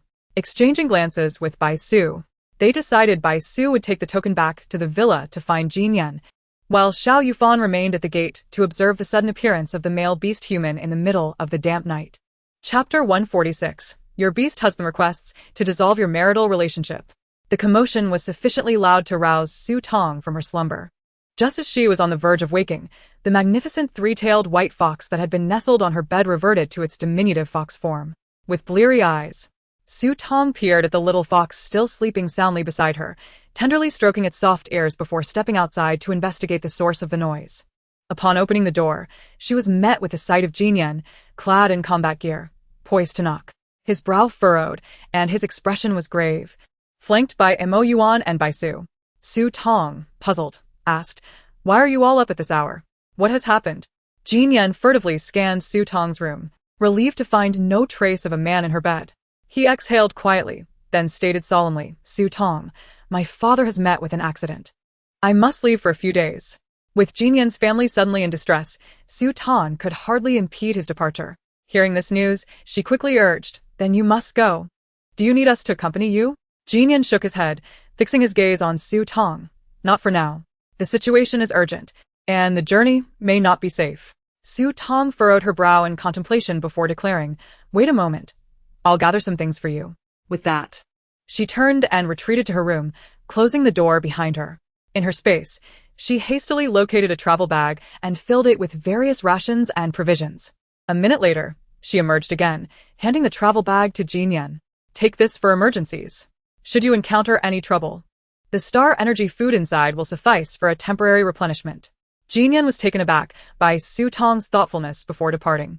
Though his face remained stoic, he felt a surge of gratitude within. He accepted the travel bag, slinging it over his shoulder. Had Yuan and Bai Su not been nearby, he would have undoubtedly given Su Tong a parting kiss. Instead, he simply reached out to tousle her hair, reassuringly stating, "Don't worry, I will return soon." Su Tong nodded earnestly. "Don't fret, your father will be fine." Together, they escorted Jin Yan to the villa's entrance, watching as he boarded a modified vehicle with the male beast-human. The vehicle roared to life and quickly vanished into the mist. Unbeknownst to Su Tong, this hasty midnight farewell would culminate in their marital bond being irrevocably severed by the time they next met. Returning to her villa room, Su Tong rifled through the memories of the original owner, seeking any records pertaining to Jin Yan's family background, but found none. She could only vaguely surmise that Jin Yan likely hailed from the main star, City S, located far from City A. The next morning, Su Tong awoke and first checked on the white little fox snuggled beside her. Seeing it still curled up in blissful slumber, she allowed her consciousness to sink back into her space. A day had elapsed, and the number of exchanges at the Resource Exchange Center had reverted to 1. Exchange count, 1 per day, accumulative. Available resources, mutated beast meat, limited to 1 ton per day, fire nettle, limited to 10 plants per day. Today's obtainable resources, flour. Random item, 1 item per exchange. Upon seeing flour, Su Tong's eyes sparkled with excitement. Indeed, the daily obtainable resources refreshed. She opted to exchange for 1 ton of mutated beast meat. After confirming her selection, she soon found 30 bags of flour materializing beside her, each weighing 10 jin. Although she did not draw a random item, acquiring 30 bags of flour was still a considerable boon. Su Tong placed these 30 bags of flour alongside the rice she had obtained in her first exchange. She hoped the Resource Exchange Center would provide additional items in the future, such as cooking oil, canned goods, compressed biscuits, and seasonings. After completing her tasks, Su Tong washed up and carried the white little fox downstairs. Bai Su had just risen. Upon seeing Su Tong with the little fox, he immediately puffed out his cheeks. Su Tong, didn't Gu Huaixi return to his own room last night? Why is he with you? With one arm cradling the little fox and the other ruffling its head, Su Tong awkwardly cleared her throat and explained, last night, the little fox was sleeping at my door, and seeing it so pitiful, I brought it inside. Bai Su was taken aback. Is that even permissible? Taking advantage of Su Tong's diverted gaze, Bai Su shot a fierce glare at the white little fox. Yet. The little fox seemed oblivious to his hostility, blinking its blue eyes innocently in response. Bai Su thought to himself, what on earth is going on with Gu Huaixi? With Jin Yan absent and Gu Huaixi still in an unstable state, the responsibilities around the villa have temporarily fallen upon Xiao Yufan, Bai Su, and Mo Yuan. The damp season has only just begun, yet the mist outside the villa thickens by the hour. Last night, Xiao Yufan and Bai Su conducted a patrol and discovered an increasing number of insects lurking within the dense fog. This morning, a small number had even infiltrated the villa's garden. Thus, today, Xiao Yufan and Mo Yuan's task is to install insect-repelling electric nets around the villa, while Bai Su is tasked with repairing Su Tong's vehicle, which had sustained considerable damage during an urgent return from the outside, courtesy of the Star Alliance. Given the necessity of venturing out during the damp season, it is imperative that the vehicle be fixed.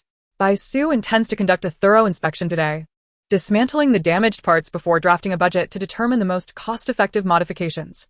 The tasks have been assigned to the beast husband, while Su Tong has taken it upon herself to prepare the meals. Meanwhile, the still juvenile fox, Gu Huaixi, has been following Su Tong closely throughout the day.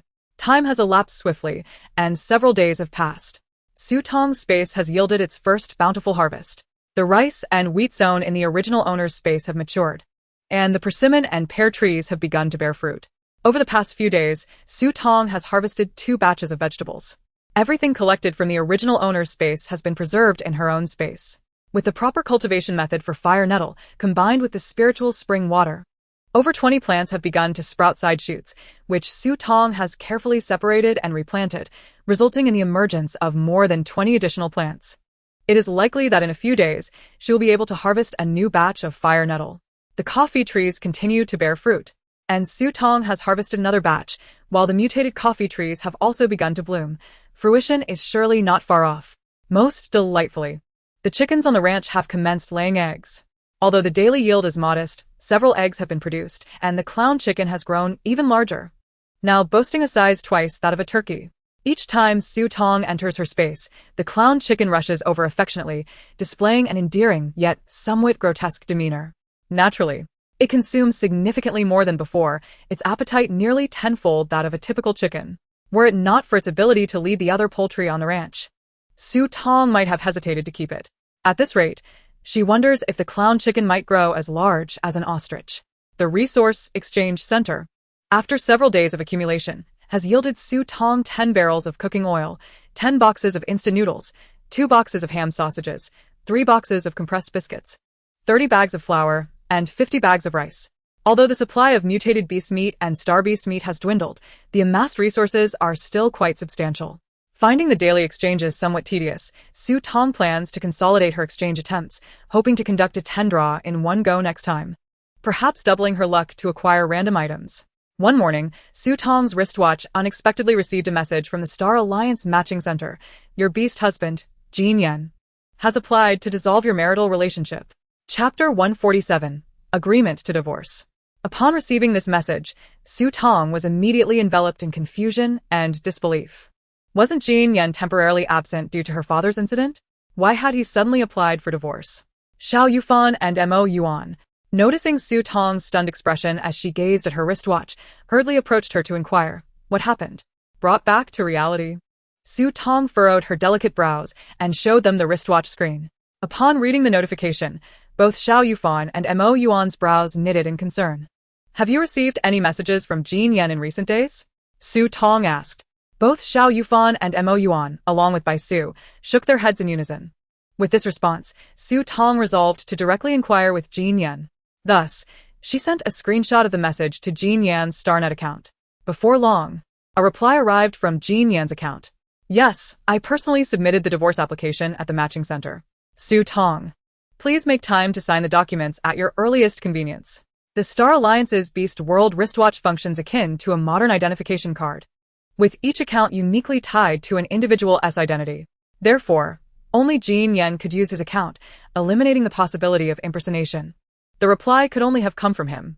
The marriage law of the Star Alliance is one of its highest statutes. Upon reaching adulthood, if a female does not submit a suitable beast husband candidate, the Star Alliance will automatically match her with 5 male beast men to establish a household. To ensure the safety of the scarce females, upon marriage, should a female perish, her husbands will likewise meet their demise. It is apparent that the marriage laws of the Star Alliance favor females.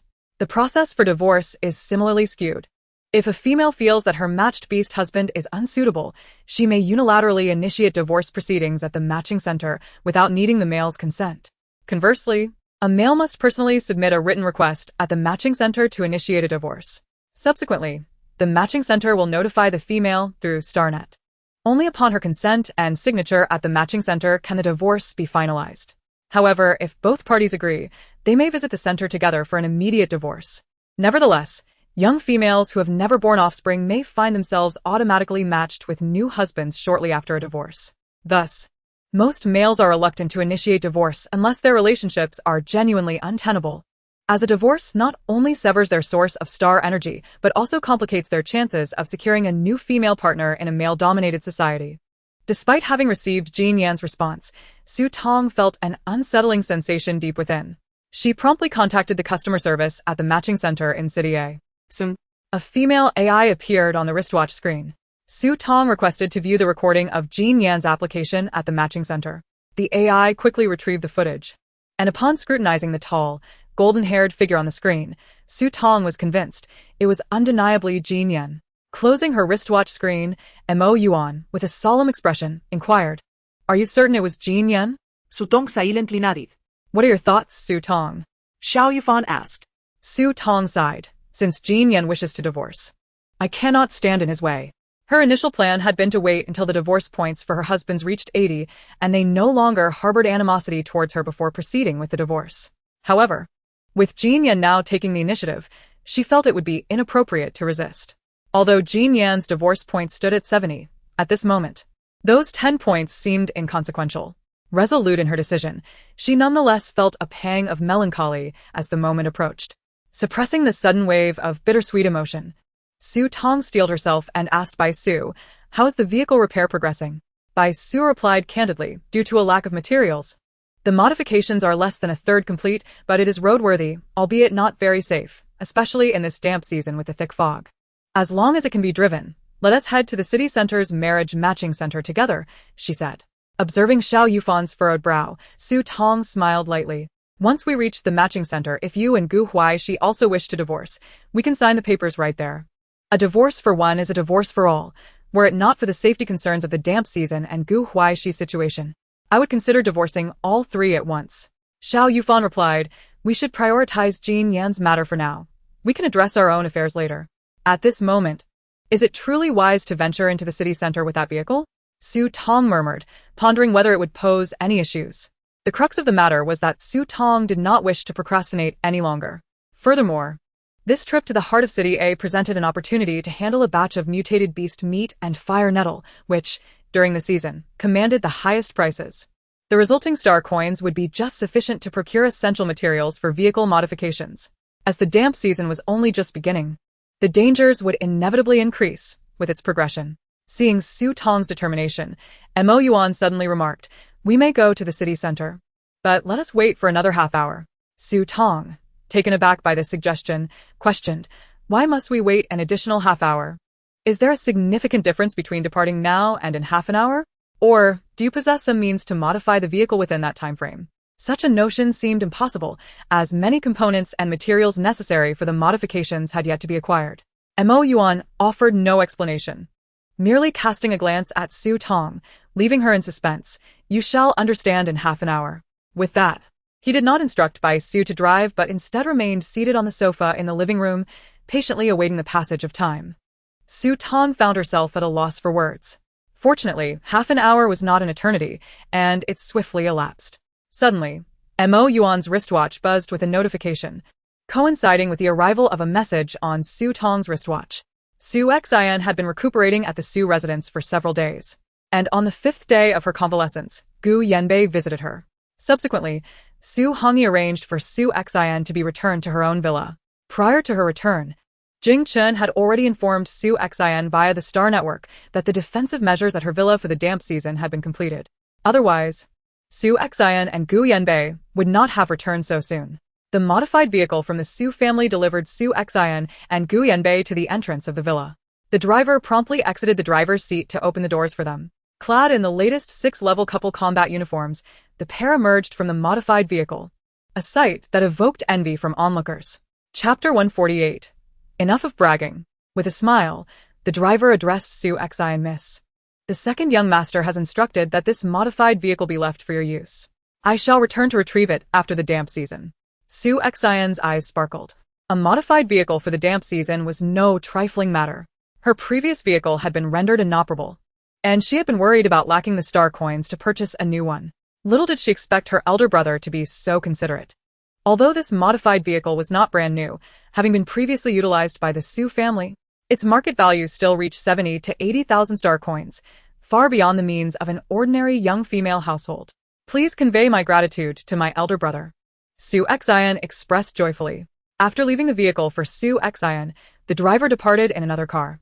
Just as they were about to enter the villa, they suddenly heard commotion emanating from the villa where Tong resided. Su Xin instinctively grasped Gu Yanbei's sleeve. There stood Tong, clad in her worn combat uniform and wearing a respirator, accompanied by 3 beast men, as they approached the gate.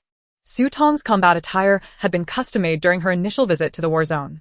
After enduring evaluations, the trials of Zone 11, and the abrupt onset of the damp season, it bore numerous repairs, yet remained serviceable. Nonetheless, it paled in comparison to the pink, custom-made 6-level combat uniform adorning Su Xin. Xiao Yufan, Yuan, and Bai Su wore similarly styled combat uniforms, albeit with their own battle scars reminiscent of Tong's. Upon witnessing Tong's appearance and recalling her own ensemble, Su Xin felt a surge of satisfaction. She approached Tong, inquiring, "Sister, are you heading out?" Tong had not anticipated encountering Su Xin merely while opening the gate to retrieve something. It was indeed a fateful twist of irony to meet the wicked female antagonist and the protagonist. Tong refrained from responding, merely rolling her eyes at Su Xin before glancing at the icon on her wristwatch, signaling that her delivery was imminent. Under normal circumstances, such an eye roll from Tong would have left Su Xin feeling aggrieved, even if she did not outwardly exhibit it. However, this time, she felt no anger whatsoever. Tong's display was merely a manifestation of envy and jealousy. It was Tong who ought to be incensed, not her. Su Xin continued imperturbed. This year's damp season arrived unexpectedly. Like my vehicle, yours must also be inoperable. Having just returned from recuperation, my elder brother thoughtfully provided me with a modified vehicle for the damp season. If you are venturing out, Gu Yanbei, and I can accompany you. It would certainly be preferable to using your own vehicle. Her words were less about offering assistance and more a blatant display of her brother's generosity in front of Tong. Had the original owner been present, hearing such remarks and witnessing Su Xin and Gu Yanbei in their stylish couple combat uniforms would have undoubtedly infuriated her. Yet, Tong was not the original owner. Before Tong could retort, Yuan stepped forward coldly, stating, "We appreciate your kind offer, Miss Su, but we do not require your vehicle. We possess our own." Su Xin had yet to discern any hints of jealousy on Tong's face when Yuan interjected. She scoffed, "What vehicle? Is it the dilapidated one gifted to you by the Star Alliance Matching Center? Yuan, how do you even function as a beast man? Allowing a delicate female to venture out in such a vehicle? If anything were to happen, could you, as a male beast man, compensate for the damages?" Yuan cast a frigid glance at Su Xin, questioning, who claimed it was a vehicle from the matching center. If it isn't from the matching center, it must be the latest model of the damp season modified vehicle. Su Xin retorted dismissively. Stop boasting. A new model of the damp season modified vehicle commanded over 200,000 star coins, a sum far beyond the financial reach of an average young male beast man. The Gu family circumstances were comparable to those of the Su family, and Gu Yanbei was the favored son of the Gu household. Even so, his savings barely amounted to 200,000 star coins, let alone those of Su Tong's beast men. As soon as Su Xion's words faded, the sound of car horns echoed behind them. Curiously, she turned to see two vehicles approaching their direction. The leading vehicle, characterized by its unique design and exquisite materials, was a sleek, dark-colored model, the newest release of the damp season modified vehicle. She recalled having seen it while browsing for the latest combat uniforms online but had refrained from purchasing due to its exorbitant price. Now, witnessing this vehicle's sudden appearance, she dared not entertain the thought that it had been ordered by Su Tong's family. The more she wished for it not to arrive, the more it did. The pristine modified vehicle came to a halt at the entrance of Su Tong's villa, and two male Beastman staff members emerged from the vehicle. They politely inquired via their wristwatches, "May we ask if Miss Su Tong is present?" Still somewhat dazed, Su Tong instinctively replied, "I am." The staff members approached her. Presenting a document, "Miss Su, this is the latest model of the damp season modified vehicle you ordered. Please sign here, and should there be any issues, you may contact our customer service for complimentary repairs." Su Tong remained in a state of disbelief. "I did not order a vehicle." "Are you certain you have not made a mistake?" Although she had earned a considerable amount of star coins in Zone 11 after various expenditures, she was left with only 20,000. A new model of the damp season modified vehicle cost over 200,000. She could not possibly afford it. The staff members exchanged glances, checking the document against her photo, confirming, "Miss, this document bears your likeness. There is no error." At this moment, Yuan cleared his throat and interjected, "Su Tong, I purchased it for you. Please sign." Su Tong's eyes widened in astonishment as she stared at Yuan, utterly shocked. "You are so wealthy?" This was over 200,000 star coins, not merely 2,000. If Yuan possessed such wealth, why had the original owner sought to sell him into the beast arena for a mere pittance? Had her mind been clouded?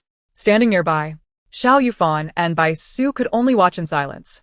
This typically taciturn individual has surprisingly chosen to spend money to curry favor with Su Tong. Noticing that Su Tong was still in a state of bewilderment, reminded her that the car had already been purchased and the star coins spent. If she did not sign, those star coins would be wasted. Su Tong responded, "Of course I must sign. Money spent is akin to water spilled. If I refuse, wouldn't that be a boon for the car dealership?" However, the sudden gift of this vehicle led her to ponder whether, in the event of a divorce, she would need to reimburse him for the star coins spent on the car. This thought only served to amplify her feelings of financial inadequacy. Su Tong promptly signed a receipt with efficiency. At that moment, who had maintained a stoic demeanor, finally revealed a hint of a smile. Meanwhile, Su Xian, standing nearby, wore a countenance marred by discontent. Initially, she had considered the car gifted to her by Su Hongyi to be both splendid and practical, but now, juxtaposed against this latest modified vehicle, it seemed utterly inferior. The proximity of the two cars only accentuated the stark contrast. Chapter 149, Level 7 Combat Suit. The frustration that had been festering within Su Xian was proving difficult to dispel. Upon observing Su Tong clad in a battle suit that had been repaired multiple times, she managed to reclaim a modicum of confidence. If her beastly husband could bestow her a car, surely he could also present her with a combat suit? The new combat suits were not inexpensive, each priced at over 60,000 star coins. Having purchased a car, it was improbable that there would be any surplus funds left for a combat suit. With a frosty expression, Su Xian cleared her throat and remarked, "Sister, now that you have a new car, shouldn't you consider upgrading that combat suit? The newly released Level 6 damp season combat suits on StarNet are considerably more affordable compared to the vehicle you received." After saying this, she deliberately took a step forward, seemingly showcasing her own latest combat suit. She had anticipated that her words would at least evoke a blush of embarrassment in Su Tong. Yet, after several seconds of scrutiny, Su Tong's expression remained unchanged. Not only did she not falter, but she also retorted, "You needn't worry about that, Miss Su Xian. I have already ordered a new combat suit, which will be arriving shortly." Su Xian's fists clenched tightly, her long nails digging into her palms. Su Tong must be saying this deliberately, How could it be mere coincidence that as she mentioned the car, Su Tong's vehicle arrived, and now? As she spoke of combat suits, Su Tong's combat suits were also at hand? The car was fortuitous, but the combat suits were undoubtedly intentional. Su Tong likely ordered a combat suit that was rather mediocre, far inferior to her own, and was merely attempting to preserve her pride. She would not fall for Su Tong's ruse. Forcing a ghastly smile, Su Xian declared, "In that case, I am eager to see the combat suit you ordered, sister." Su Tong's lips twitched slightly. "Suit yourself." Su Xian was indeed relentless, and if that was the case, she would indulge her. Behind Su Tong, Xiao Yufan and Bai Su remained silent, their expressions cold as they observed Su Xian and Gu Yanbei, who were clearly digging their own graves. In less than half a minute, a military courier vehicle arrived at the entrance of Su Tong's villa. A box, towering at half the height of a person, was unloaded by a young soldier, who then requested Su Tong's signature. Upon seeing the military insignia emblazoned on the package, both Su Xian and Gu Yanbei's eyes widened in disbelief. Military-issued items were always of superior quality. They were generally not available for public sale. And even if this box contained combat suits of lesser quality, they would still surpass commercial offerings by at least 2 tiers. After signing, the military courier departed swiftly. Su Tong opened the box, and upon revealing its contents, the last vestige of composure vanished from Su Xian and Gu Yanbei's faces. They gaped in astonishment at what lay within, the military's latest invention, the Level 7 damp season combat suits. Such combat suits were strictly controlled in quantity by the military. Even male beastmen possessing abilities below Level 7 could not obtain them, let alone civilians. Over half of a Level 7 combat suit was composed of materials from Level 7 mutated beasts, providing more than double the defense of a Level 6 combat suit, along with a crystal core functionality system. With just a Level 1 crystal core, the suit could maintain a constant temperature and humidity for an entire day. Specially integrated with the rare, irreplaceable fire nettle, it could shield its wearer from the dangers of dense fog, allowing even the most fragile females to navigate freely through the mists of the damp season. The price of such a protective suit would not be less than 150,000 star coins, and it was truly priceless on the market. To Su Tong's astonishment. She extracted 6 sets of these combat suits from the box, 1 female and 5 male suits. Without a doubt, each of Su Tong's beastly husbands would receive one. At that moment, Gu Yanbei was inexplicably engulfed by a wave of bitterness. Su Xian, her expression darkening, felt an overwhelming urge to flee the scene. She turned on her heel and hastily made her way back to her villa. Gu Yanbei, unable to resist glancing at Su Tong, found that she was entirely focused on distributing the combat suits to her husbands. With a conflicted heart, he turned and followed Su Xian. Su Tong allocated the combat suits to Xiao Yufan by Su, and keeping one for herself and handing another to Gu Huaixi. Upon discovering the final suit, which was originally intended for Jin Yan, she realized it was no longer needed. With a slight pursing of her lips, she stored the combat suit for Jin Yan away. Having completed these tasks, Su Tong urged everyone to return to the villa to change into their combat suits before setting off for the center of City A. Given Gu Huaishi's condition, they felt uneasy leaving him behind, thus deciding to bring him along. Once clad in the latest combat suits, Su Tong immediately felt the benefits. Not only was it breathable and aesthetically pleasing, but it also did not feel stifling. Learning that the combat suits could utilize crystal cores, Su Tong seized the opportunity to distribute 2 Level 1 crystal cores from her stock to each of her husbands. Subsequently, she placed a crystal core into the designated slot of her suit, instantly experiencing the comfort of the regulated temperature and humidity. Finally donning a breathing mask, Su Tong no longer found the damp season unbearable.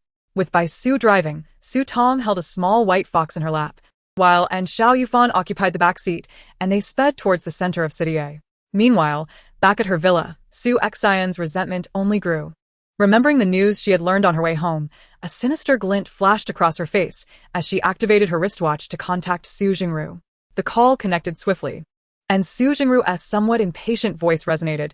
"Su Xian, I'm busy. What do you want?" Su Xian feigned a tone of grievance. "Brother, can I not reach out to you without an issue?" "Enough, I don't have time for your games. Just state your business." With that, Su Xian adopted a serious demeanor. "Brother, if you wish to avoid Mother's ire and ensure the smooth handling of the matter with Lord Liu, you must assist me with a request." On the other end, Su Jingru seemed to pause for 2 seconds before responding. "Fine, I agree. But if it's beyond my capacity, your plea won't change anything." Rest assured, brother. It's merely a matter of relaying a message, something you can surely manage. Moments later, the call ended, and Su Xian's menacing expression reverted to normal, now adorned with a subtle smile. At that moment, Jing Chun hurriedly approached Su Xian. Xian are when ES condition has worsened. He needs star energy. Su Xian frowned. He must endure. Frivolously expending star energy during non-combat periods is unwise. What will we do if we lack sufficient star energy during the later stages of the damp season, or when we reach the war zone? With Su Xian's response, Jing Chun felt it inappropriate to press further, but he could not possibly provide Wen Yi with the star energy food that Gu Yanbei had previously given him. Consequently, despite Wen Yi being injured while repairing the damp season villa and expending his star energy, he received no assistance from Su Xian. Although the fog of the humid season had thickened more than on the first day, the modified vehicle proved its worth, encountering no issues even halfway through the journey. A regular vehicle would have likely stalled merely due to the dense mist. Upon reaching the bridge leading to the center of City A, Su Tong and her companions were halted by a male beast man stationed at the bridge. Chapter 150. Gu Huaixi, it is truly wonderful that you have recovered. Xiao Yufan and Mo Yuan exited the vehicle to negotiate with the beast man. Once back in the car, Xiao Yufan informed them. The No. 1 bridge was damaged by the black beetles a couple of days ago during the humid season and is currently under repair. We must detour to the No. 2 bridge to reach the city center. Bai Su frowned and grumbled. Why is it that issues always arise at the most inconvenient times? Shall we wait a while to see if any other vehicles are allowed to cross? If they can pass but we cannot, there must be a problem. Indeed, the No. 1 bridge in City A had been standing for decades and had withstood the humid seasons well for the past several years. Why would there suddenly be an issue this time? Bai Su's words instilled a hint of doubt in Xiao Yufan and Mo Yuan. Thus, Bai Su maneuvered the modified vehicle to the roadside, turning on the headlights and hazard lights, intending to observe whether other vehicles were being stopped before making a decision. Traveling from the number 1 bridge to the center of city typically took only 20 minutes. If they had to detour to the number 2 bridge, it would take double that time. Driving for twice as long in the thick fog of the humid season posed dangers, far exceeding mere inconvenience. The male beast man stationed at the bridge was taken aback that his professional explanation had not convinced Su Tong and her companions to leave. His gaze flickered, and he furrowed his brow. He instinctively assessed his attire as a government official of City A, noting no flaws. These individuals should not suspect him. Just then, another vehicle approached the bridge. With Su Tong's car still present, the male beast man had no choice but to stop the new arrival. He repeated his earlier script to the newly arrived modified vehicle. The driver of the modified vehicle nodded, turned around, and headed towards the number 2 bridge. This modified vehicle was an extended model, plain and understated on the outside, yet extravagantly comfortable within. In the back seat, a young man wearing a golden mask rubbed his temples and inquired of the driver why they were taking a different route. The driver promptly replied, "My lord. The staff informed us that the number 1 bridge is under maintenance, instructing us to detour via the number 2 bridge back to the city center." Lord Liu paused, slightly taken aback. The number 1 bridge had issues? That shouldn't be the case. It was the best quality bridge in City A, rarely requiring repairs as long as it was not damaged during the cataclysmic season. However, he was too fatigued at that moment, his star energy exceedingly depleted, to ponder further. He waved his hand dismissively. All right, I understand. Drive faster. I need to get back and rest. It seemed his father was right. He needed to find a suitable female to marry soon, or the issue of star energy would persist.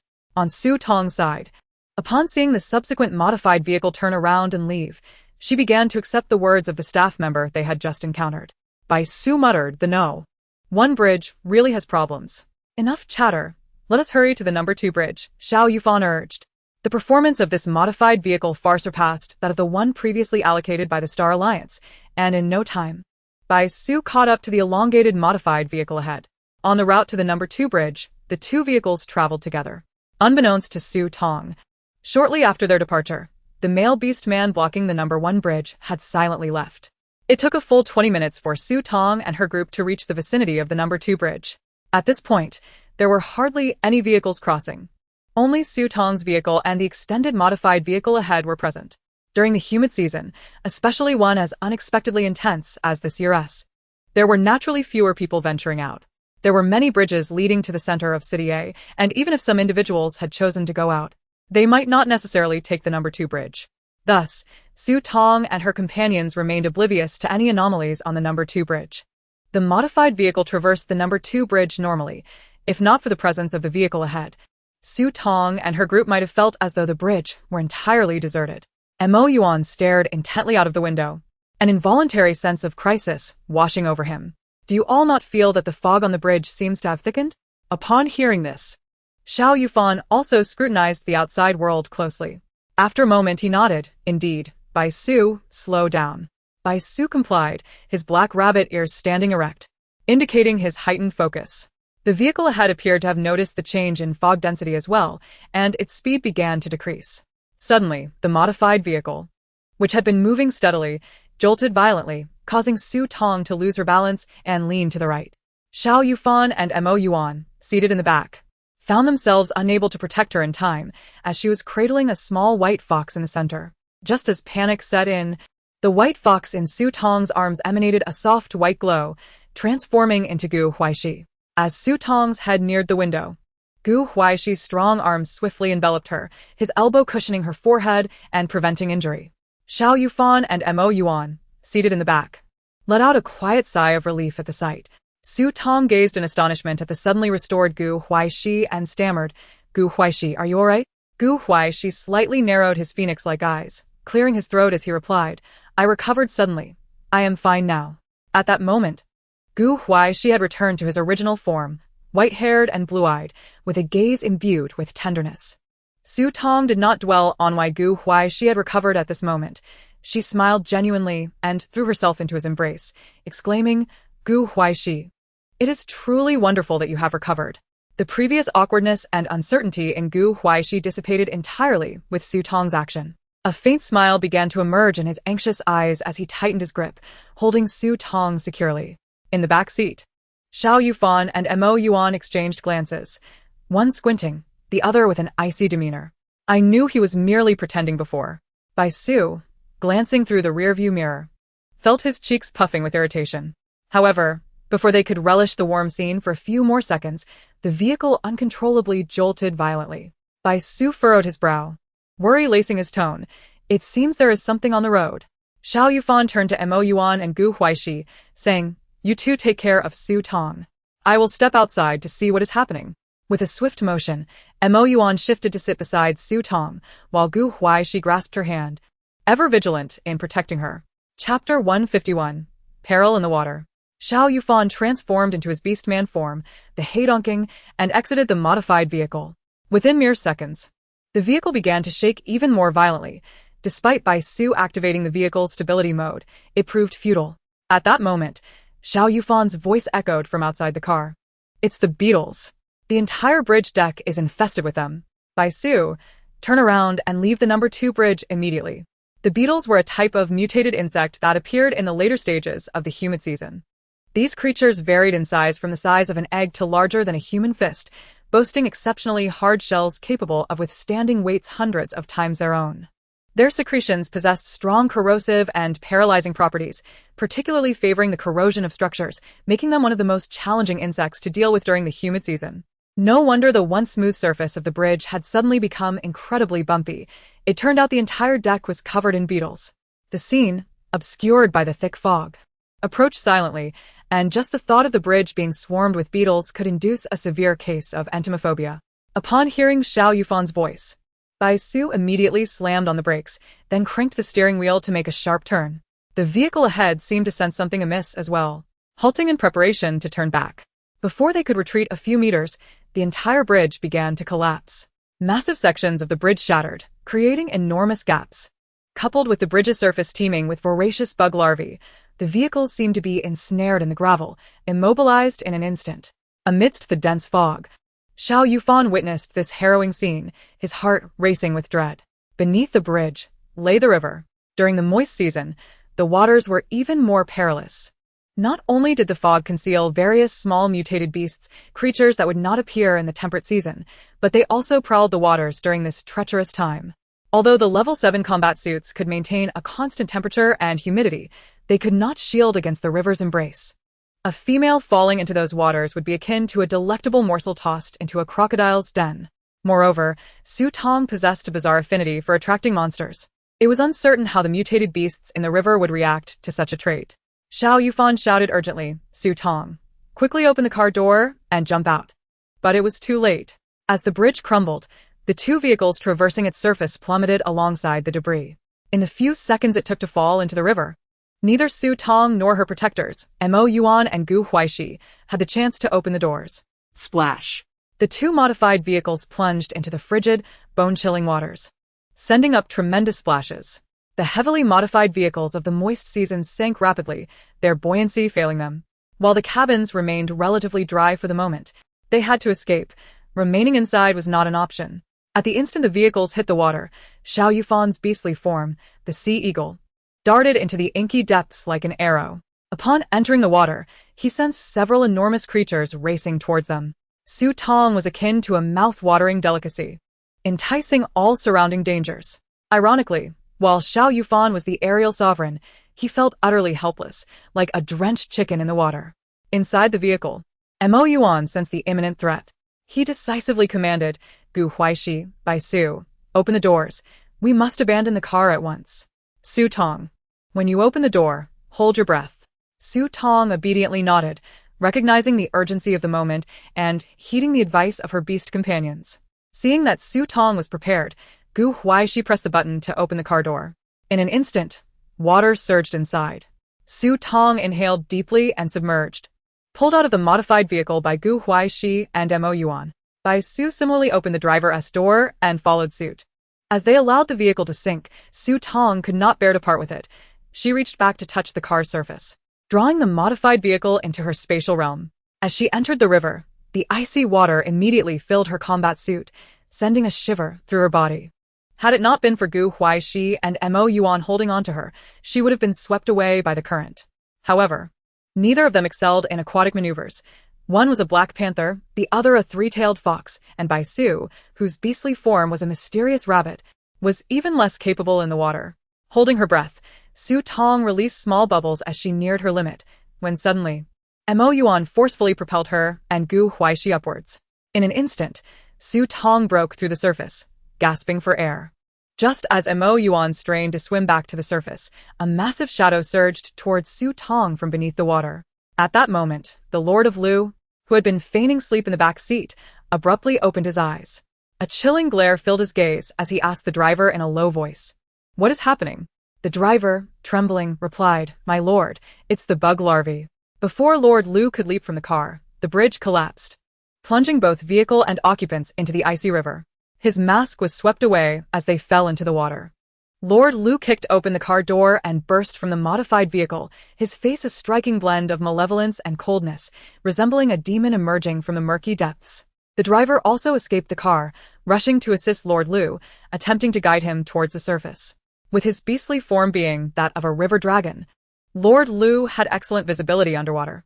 He quickly spotted Su Tong struggling in the water, aided by Gu Huaixi and Yuan. Narrowing his eyes, he recognized her, the young female who had secured first place at the evaluation meeting. The next moment, he noticed a colossal creature speeding towards her. His pupils constricted, and without a moment's hesitation, he transformed into his beastly form, a river dragon, and swam towards Su Tong. The driver watched in alarm as his lord disregarded his own safety. The lord was currently depleted of star energy. He could only transform once more to utilize his abilities. Once his star energy was exhausted, he would be at his most vulnerable. The usually cunning lord had acted without thought.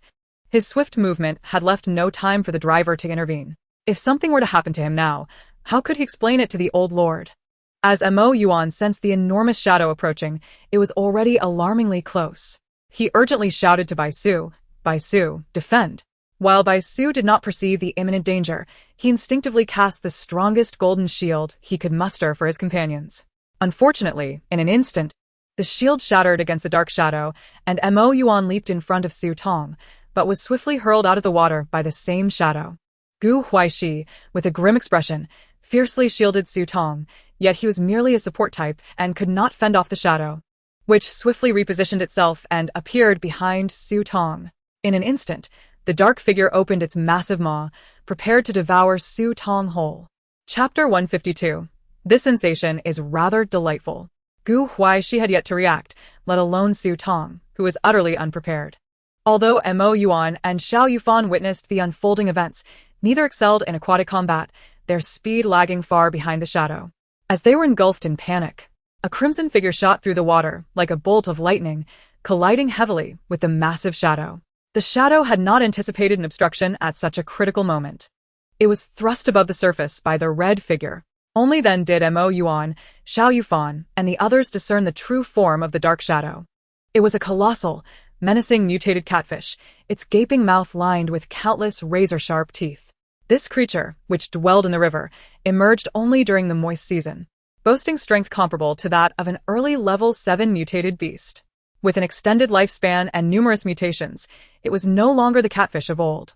The mutated catfish was tough-skinned and meaty, with a formidable attack power, and during the moist season, under the influence of the dense fog, its temperament became even more savage, particularly favoring the hunt of human females during this time. After being flung into the water, the mutated catfish was not one to squander this rare opportunity, and it lunged once more. At last, Xiao Yufan arrived, unleashing countless wind blades that pursued the mutated catfish. Alas, once the wind blades entered the water, their potency was halved due to the resistance of the water, rendering them little more than a mere tickle against the beast. Even the most powerful attack from Xiao Yufan, the strongest among the beastmen, had little effect on the mutated catfish, let alone Mo Yuan, Bai Su, and Gu Huaixi. As the mutated catfish launched its second attack, Su Tong disregarded the chilling water soaking through her clothes and desperately swam towards the shore. The river dragon form of Lord Lu immediately dove into the water, scooping Su Tong onto his back before swiftly propelling them toward the bank. His body was already devoid of stellar energy, and the recent violent impact had nearly drained the remnants of his power. He was now exerting himself to maintain his beastly form. Yet, he possessed no energy left to confront the mutated catfish's second assault. Reluctantly, he decided to retreat and lead Su Tong to the shore. As Su Tong was lifted by a red dragon, Mo Yuan, Xiao Yufan, and Bai Su became aware of the situation. Although they were uncertain about the sudden appearance of this male beast man and whether he might disrupt their plans, they welcomed his intervention in this dire moment. After all, saving Su Tong's life was tantamount to saving their own. Lord Lu guided Su Tong toward the riverbank, while Mo Yuan and Xiao Yufan positioned themselves behind to fend off the mutated catfish. Unfortunately, their abilities were significantly inferior to that of the mutated catfish, and they lacked the advantage of the battlefield, rendering their efforts to hinder it rather futile. They were nearing the bank. If they could just reach solid ground, Su Tong would be safe. No matter how formidable the mutated catfish was, it could not assault them once they were on land. The catfish, aware of this as well, understood that this was its last opportunity. If it failed to seize it, the prize would slip from its grasp. Consequently, the mutated catfish gathered all its strength and, with a powerful flick of its tail, propelled itself toward the fiery red dragon. The catfish's enormous, grotesque mouth had sprouted 2 pairs of backward-facing barbs, glistening ominously with a dark hue, clearly laced with a sinister toxin. Should anyone be struck by the mutated catfish, the consequences would be dire. Lord Lu sensed the fierce pursuit of the catfish behind him. At that moment, he had no other clever means of safeguarding Su Tong.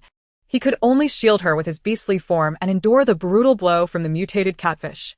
Protected in the center, Su Tong felt a violent impact. The intense shaking left her dizzy.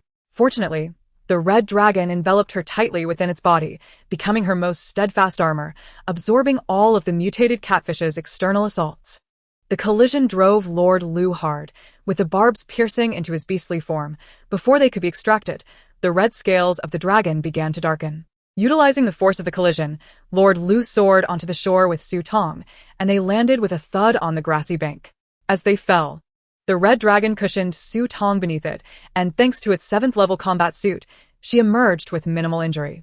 The black catfish, having struck, cast a cold glance at Lord Lu and Su Tong, realizing that they had reached the shore and that it had lost its last chance.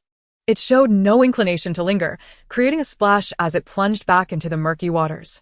Su Tong, steadying her dizzy head, directed her gaze toward the red dragon that had unexpectedly saved her. In no time, the immense red dragon could no longer maintain its beastly guise and transformed into a young male beast man. He had short red hair, a devilishly handsome face, and deep-set eyes. Though his complexion was pale, his brows furrowed, and his lips tightly pressed. Su Tong's gaze fell lower, noticing that he clutched his abdomen. dark blood seeping through his slender fingers, staining his pristine white shirt. Su Tong gasped, "Don't move, you're injured." At that moment, Xiao Yufan, Mo Yuan by Su, and Gu Huaixi rushed over. They too observed the wound on Lord Lu's abdomen. Gu Huaixi, as a healer, promptly approached to assess the injury. A gentle white light enveloped Lord Lu's wound, but after a moment, Gu Huaishi's brow furrowed. "It's no use.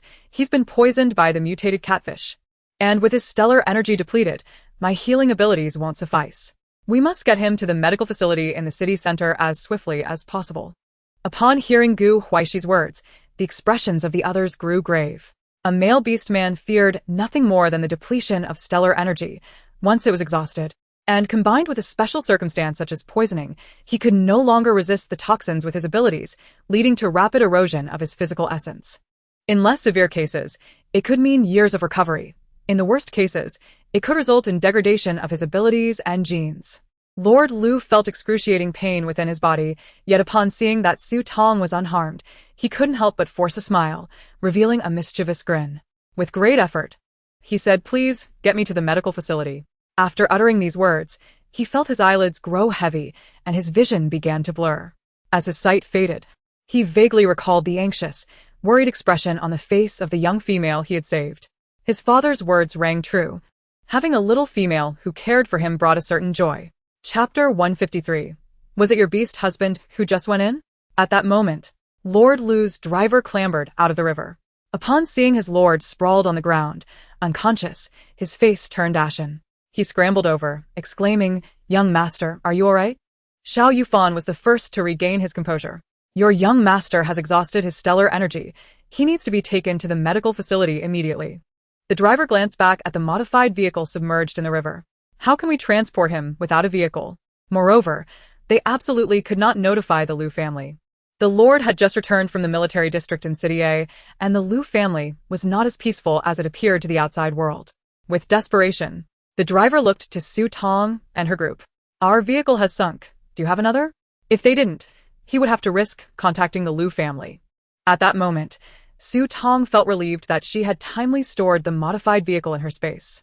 Rising, she stepped aside and waved her arm, causing the damp modified vehicle which Mo Yuan had purchased to materialize nearby.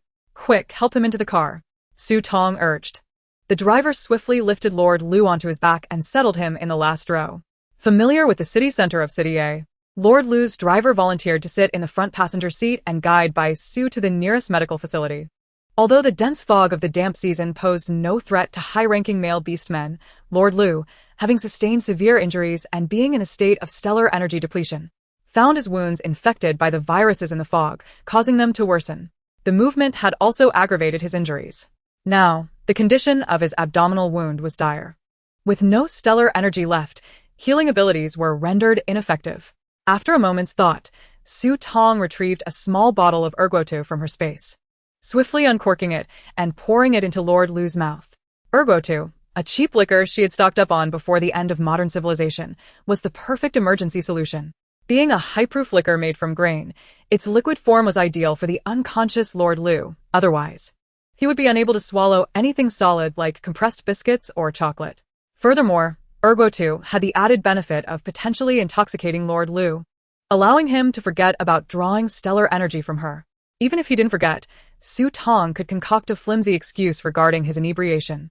As for whether the alcohol would affect his wounds, that was merely overthinking.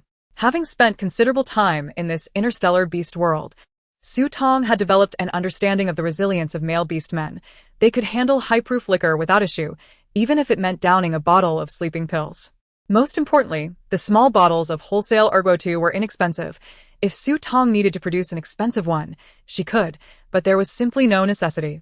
As the liquor poured into him, the scent of alcohol permeated the vehicle. Gu Huaixi, Xiao Yufan, and Mo Yuan exchanged furtive glances at Su Tong. Xiao Yufan squinted.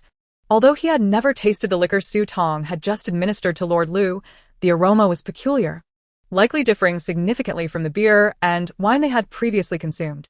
He cast another glance at Lord Lu. Even though the items that Su Tong presented appeared rather ordinary, her willingness to share her supplies from her spatial storage with this individual signified that he was someone they must be cautious of. The other beast men instantly resonated with this sentiment.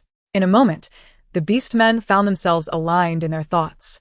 A sharp spiciness coursed through their mouths, traveling down the esophagus and settling in the stomach. Initially, it was somewhat uncomfortable, but as the spiciness spread, the body of Lord Lu seemed to be infused with vitality, with the star energy nourishing his meridians and blood vessels, swiftly reviving his withered form.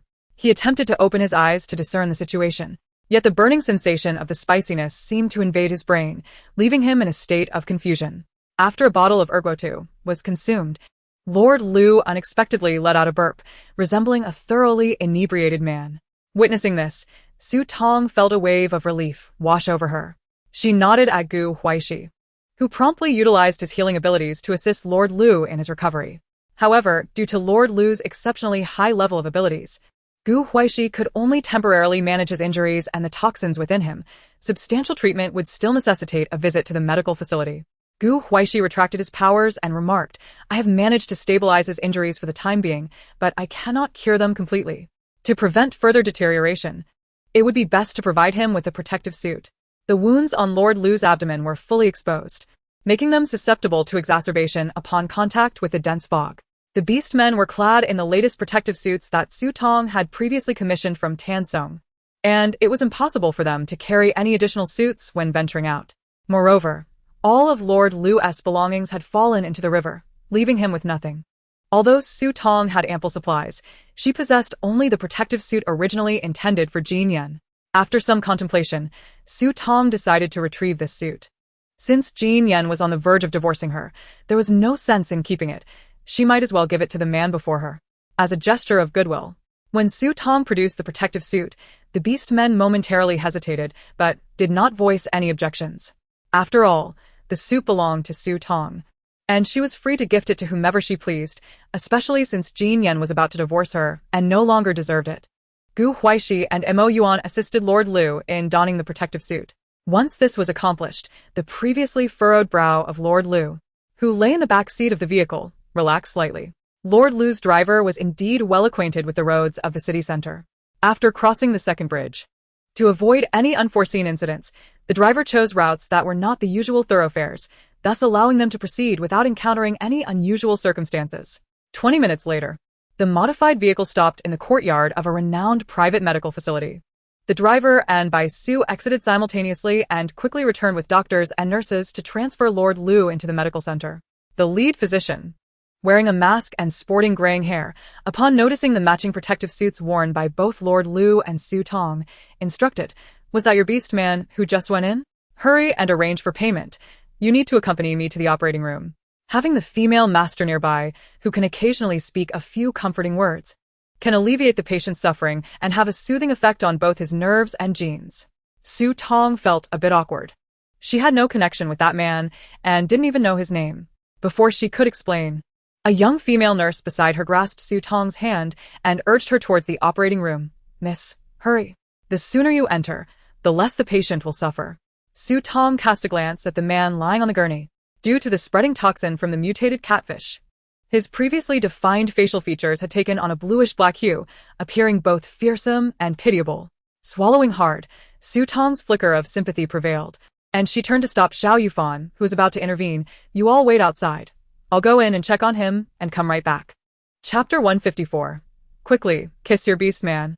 Xiao Yufan had to swallow her words and nodded with a furrowed brow. The driver, seeing that his lord had entered the operating room, quietly exhaled in relief and then smiled at Xiao Yufan and the others. "Everyone, please rest in the lobby. I'll go take care of the payment." When the driver returned from settling the bill, he found Xiao Yufan, Bai Su, Huaixi, and Yuan sitting in the waiting area, visibly impatient. The driver's eyes flickered for a moment before he approached them. Noticing his return, Yuan furrowed his brows and coldly inquired, "What is your young master's name?" The driver dared not reveal Lord Lu's true identity. After all, the Lord usually wore a mask in public, and very few people in City A knew his true visage. He could only provide a partial truth.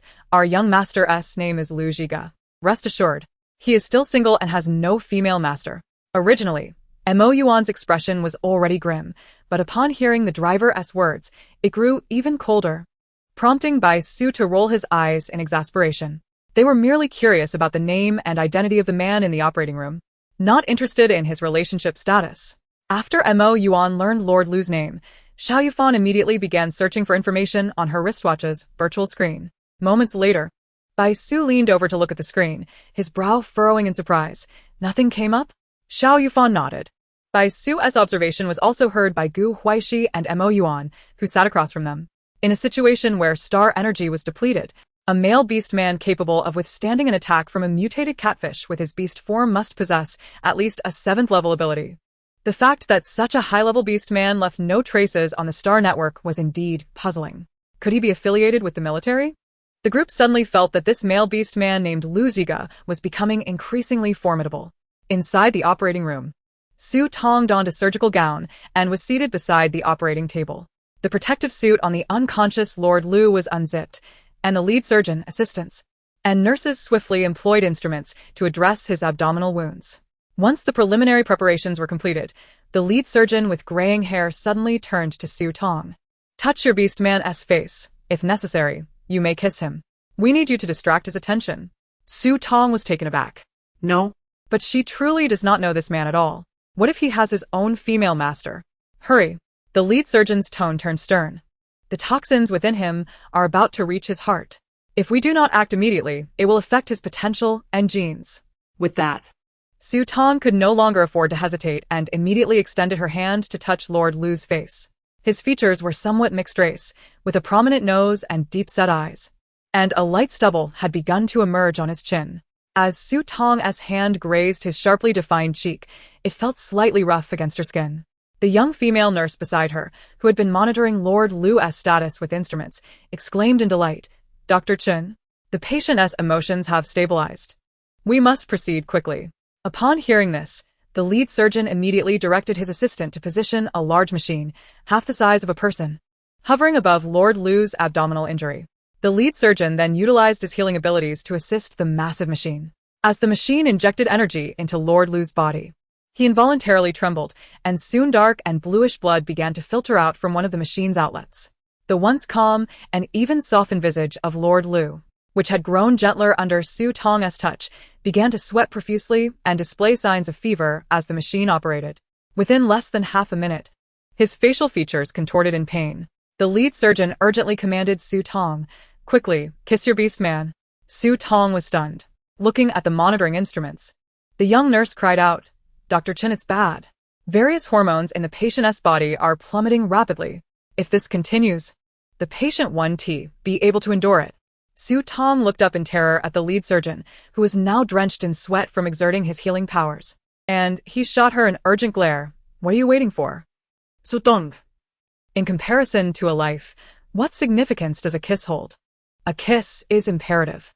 With her eyes closed and head bowed, Su Tong pressed her lips against the cold, pallid lips that bore the marks of pain. The parched lips were instantly moistened by the fragrant softness of her own. The young nurse exclaimed in delight, "Dr. Chen, it's working. The patient's hormone levels are rising, and his vital signs are gradually stabilizing." Dr. Chen nodded, taking a moment amidst the flurry to urge Su Tong, "Maintain it. Don't stop. Just 3 more minutes."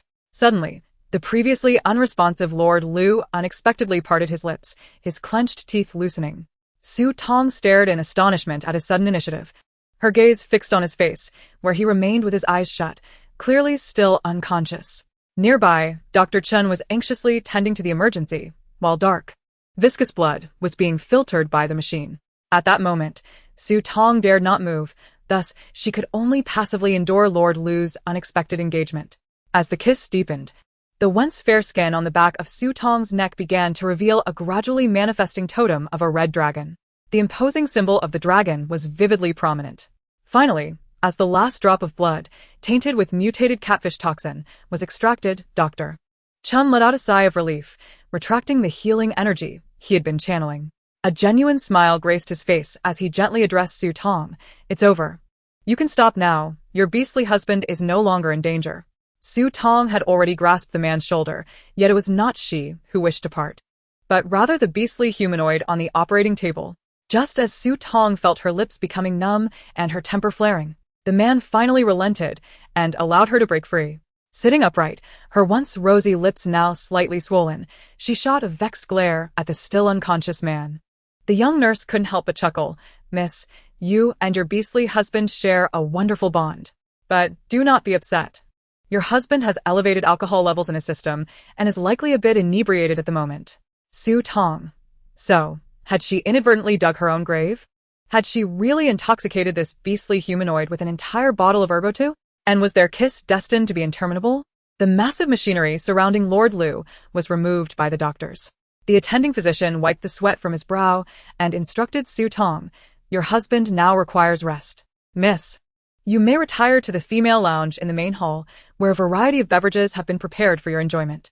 Thank you, and I appreciate all your hard work." Upon noticing that Lord Liu remained in slumber, Su Tong let out a quiet sigh of relief. Thankfully, he had not awakened. Otherwise, it would have been exceedingly awkward for them to exchange glances at such a moment.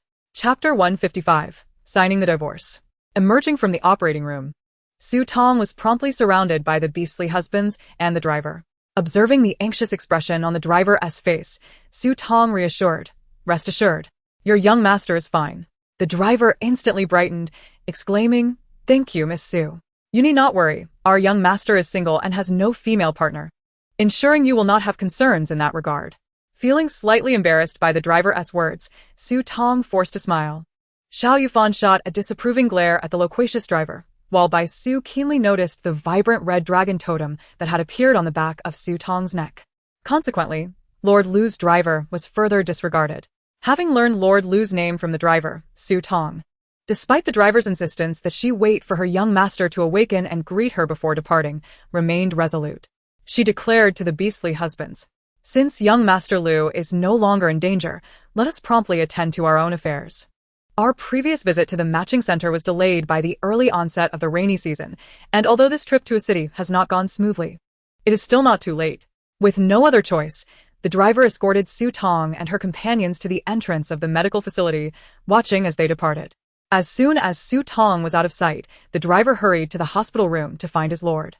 Half an hour later, Su Tong arrived at the matching center in a city. The modified vehicle was parked in the garage on the second basement level of the center. Xiao Yufan and Gu Huaixi appeared to have developed a psychological aversion to the matching center. Upon disembarking, Gu Huaixi furrowed his brows and stated, "Su Tong, I want to accompany you inside.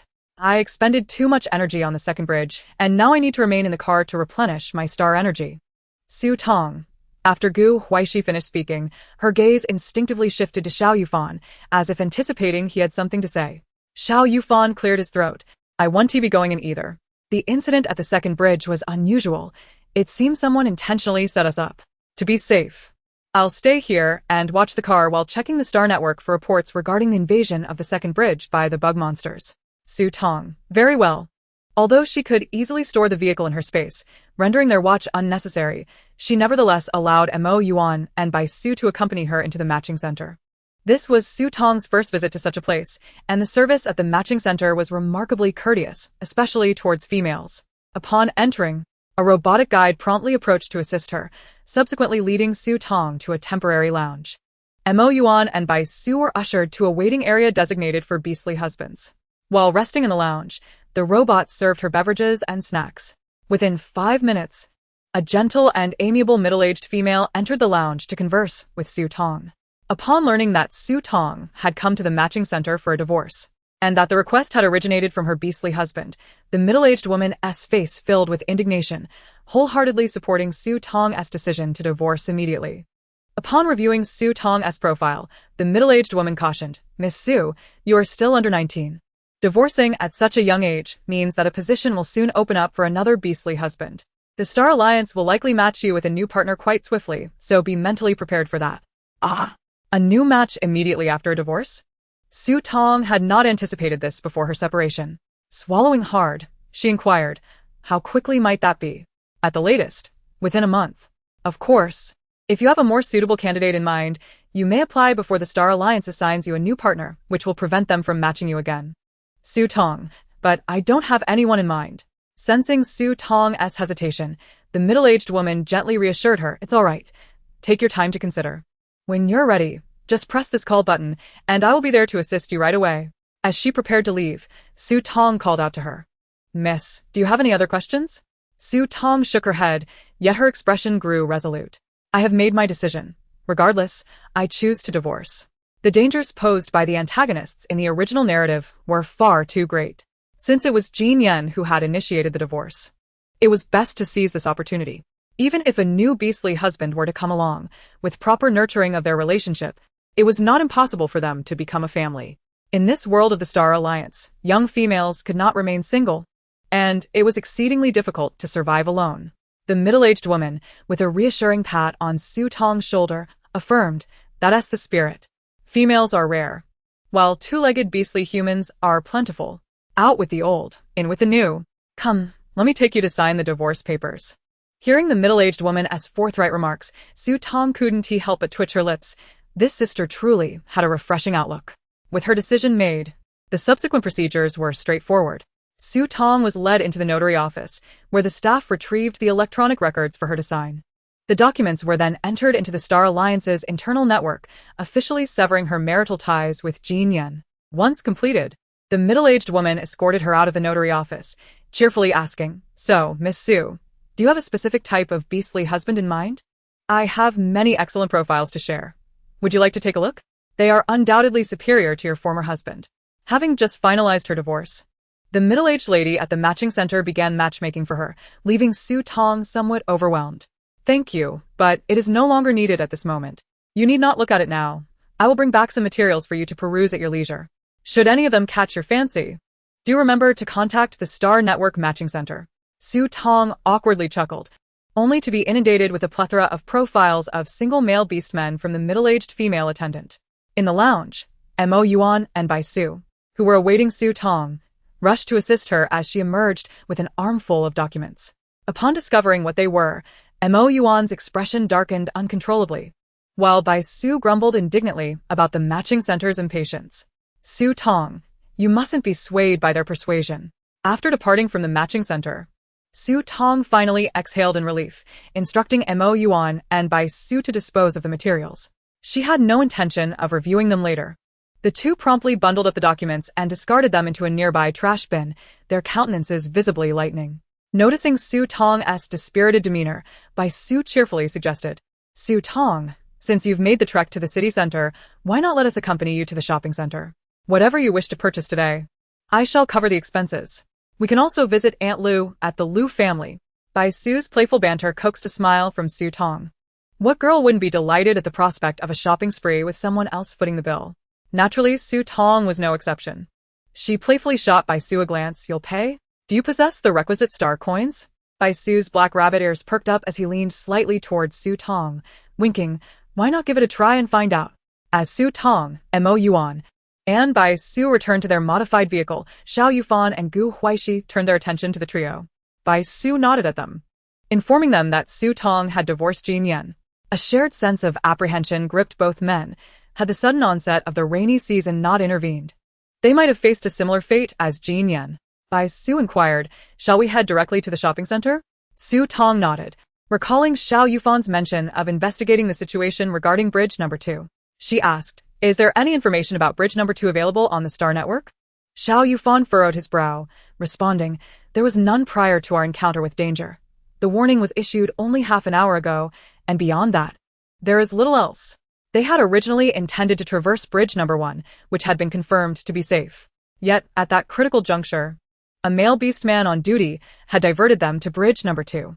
It would be hard for anyone to believe that this was merely coincidence. In truth, Su Tong had long harbored her suspicions, suspecting either Su Xin or the elder brothers of the original owner of the Su family to be the likely culprits. An hour after Su Tong's departure, the mayor of Lu City, who had been placed in a high-end hospital room, finally regained consciousness. The driver, brimming with excitement, exclaimed, "Mayor, you've awakened." The mayor cast a fleeting glance at the driver seated beside him, then anxiously surveyed the room. The driver, understanding the unspoken concern, replied, "Mayor, do not worry. Miss Su has already left. Why didn't you keep her here?" The mayor's voice turned icy. The driver stammered, "How could I, a male beast man, dare to forcibly detain a female? When did she leave?" The mayor pressed, his tone growing colder. "She departed shortly after your surgery. It has been over an hour." The driver replied. A flicker of disappointment crossed the mayor's deep-set eyes. How could that ungrateful girl have left so soon? "Assist me in sitting up." The driver quickly adjusted the hospital bed and provided a soft pillow, helping the mayor sit up. What transpired at bridge number 1 and bridge number 2? Have we clarified the situation? The mayor inquired coldly. The driver, Jing, though publicly a chauffeur, was actually one of the mayor's trusted aides. With a peak level 5 ability and unwavering loyalty. Jing nodded. I have investigated. Bridge number 1 is indeed safe, while the real issue lies with bridge number 2. Just half an hour before you passed by bridge number 1, a report regarding bridge number 2 was submitted, but the information was intercepted. The personnel who misled you at bridge number 1 were arranged by the eldest son of the Su family. However, we cannot yet ascertain if any members of the Lu family were involved. A dangerous glint flickered in the mayor's deep brown eyes. Determine whether any of my brothers were complicit. Send someone to inquire at the major medical facilities. Understood. I will arrange for that immediately. And Su Tong's information? The mayor anticipated this request as soon as he regained consciousness. Ji Ying had long been prepared, handing over a 3D transparent tablet containing Su Tong's profile. He also added, Mayor, I have just discovered that Miss Su visited the matching center. The mayor paused, then swiftly tapped on the tablet, accessing the A city governmental system with his high-level permissions, revealing the latest updates on Su Tong's status. He discovered that Su Tong had just divorced one of her beast husbands and was currently awaiting the system's matchmaking process. The mayor exclaimed, You must assist me with a task. Ji Ying's expression turned serious. What would you have me do, Mayor? Purchase every available bottle of white liquor on the market and deliver them to me. Ji Ying was taken aback. What? But you rarely drink, sir. What has prompted this sudden fondness for white liquor? The mayor shot Ji Ying a warning glance. Ji Ying immediately zipped his lips. Understood. I shall take care of it right away. In the confinement room of the A city military headquarters, Jin Yan lay on a single bed, looking haggard, his expression sullen and defiant. Suddenly, the door to the confinement room swung open, and an object was tossed in front of him. Jin Yan's eyes narrowed as he quickly retrieved the object. It was his wristwatch. Anxiously, he activated the watch, which displayed a synchronized message. The last entry was from an hour ago, sent by the Star Alliance Matching Center. Dear Mr. Jin Yan, you have divorced Miss Su Tong. Date of divorce: April 11th, 2089, at 11:13 a.m. The prideful facade that Jin Yan had always maintained crumbled in an instant, leaving him feeling utterly defeated. He remained in a daze for an indeterminate time before scoffing, a bitter smirk forming on his lips. Was this truly what he had desired? A shadow lingered at the door. Sign. Third young master, the general only wishes what is best for you. You have no idea how much effort he has invested in you. Jin Yan retorted sarcastically. For my benefit? That is the most absurd jest I have ever heard from the Jin family. I demand to see him, Jin Yan stated flatly. The figure in the doorway brightened at this. Third young master, you are finally willing to see the general? Please wait, I shall inform him at once. He will be overjoyed. After Jin Yan had hurried to his father's side, only to find the man in good health, an explosive argument ensued. As he prepared to leave, his father's subordinates apprehended him, and his father callously ordered his confinement without regard. Before being locked away, his father confiscated his wristwatch and all means of communication. Days passed in confinement, and upon his release, he was met with the news of his divorce from Su Tong. Shortly thereafter, Jin Yan was escorted into the temporary office of General Jin at the military headquarters. With his silver hair, the general appeared nearly 70. His immaculate military uniform radiating an air of authority. Upon witnessing his son's defiant and gloomy demeanor, he immediately shed his authoritative facade, revealing a warm, fatherly smile, akin to a kind, retired patriarch. He held up a photograph, beckoning Jin Yan over. Come here, take a look at the lovely young ladies I have chosen for you. Jin Yan found it utterly perplexing that, despite the current state of their relationship, his father could feign ignorance, as if nothing had transpired, and insist that he choose a mate. Save your breath. I shall not choose, he declared resolutely. The gentle smile of General Jin gradually transformed into a mask of rigidity. Chapter 157. Love, Bread, and Power. He cast a disappointed gaze upon his most cherished son, his tone grave and tinged with ire. If you refuse to select, do you wish to follow in my footsteps? Jin Yan clenched his fists tightly, meeting the unwavering gaze of his formidable father. How can you be so certain that the mate I would choose would be inferior to the one you select? And how do you know that my mother does not surpass Aunt Zhang? The general, incensed by his son's retort, emitted a cold scoff that revealed the underlying bond between them as father and son. After his derisive laugh, he bluntly stated, Your mother truly cannot compare to your Aunt Jiang. Had she been able to, we would not be in this situation where your Aunt Jiang remains in good health while your mother has long since departed this world. The father's words struck a deep chord within Jin Yan, who stared at his father in disbelief, unable to fathom how such callousness could emanate from him. General Jin, known as Jin So, was a prodigy from a young age. He had a childhood friend named Fan Xing, and when they reached adulthood, they vowed to spend their lives together. It was only natural that General Jin became one of the beast husbands designated for Fan Xing. However, Fan Xing's spatial potential was rather limited, rated only at B level, and her health was fragile. When the Jin family learned of General Jin's intention to marry Fan Xing, they opposed it vehemently, particularly his parents. Unwilling to forsake his love for Fan Xing, General Jin married her as soon as she came of age, severing ties with the Jin family to become one of her beast husbands. They shared a blissful period together. But the brutal conditions of the interstellar beast world made survival difficult. By the time Fan Xing had gathered enough star energy food to venture into the war zone, the damp season was fast approaching. They had barely hunted a few mutated beasts in the war zone when Fan Xing's frail body could no longer endure, forcing them to exit prematurely.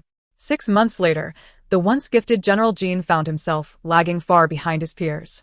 Despite his pride, he managed to suppress his resentment and did not blame Fan Xing, instead laboring to earn star coins to maintain their household. Before long, though Fan Xing's spatial level had not improved significantly, she chose to become pregnant. A pregnant female required a substantial amount of star energy for the offspring, and Fan Xing's already limited potential meant there was scarcely any star energy food to share with the beast husbands. While the husbands voiced their discontent, General Jin could not, as the unborn child was his.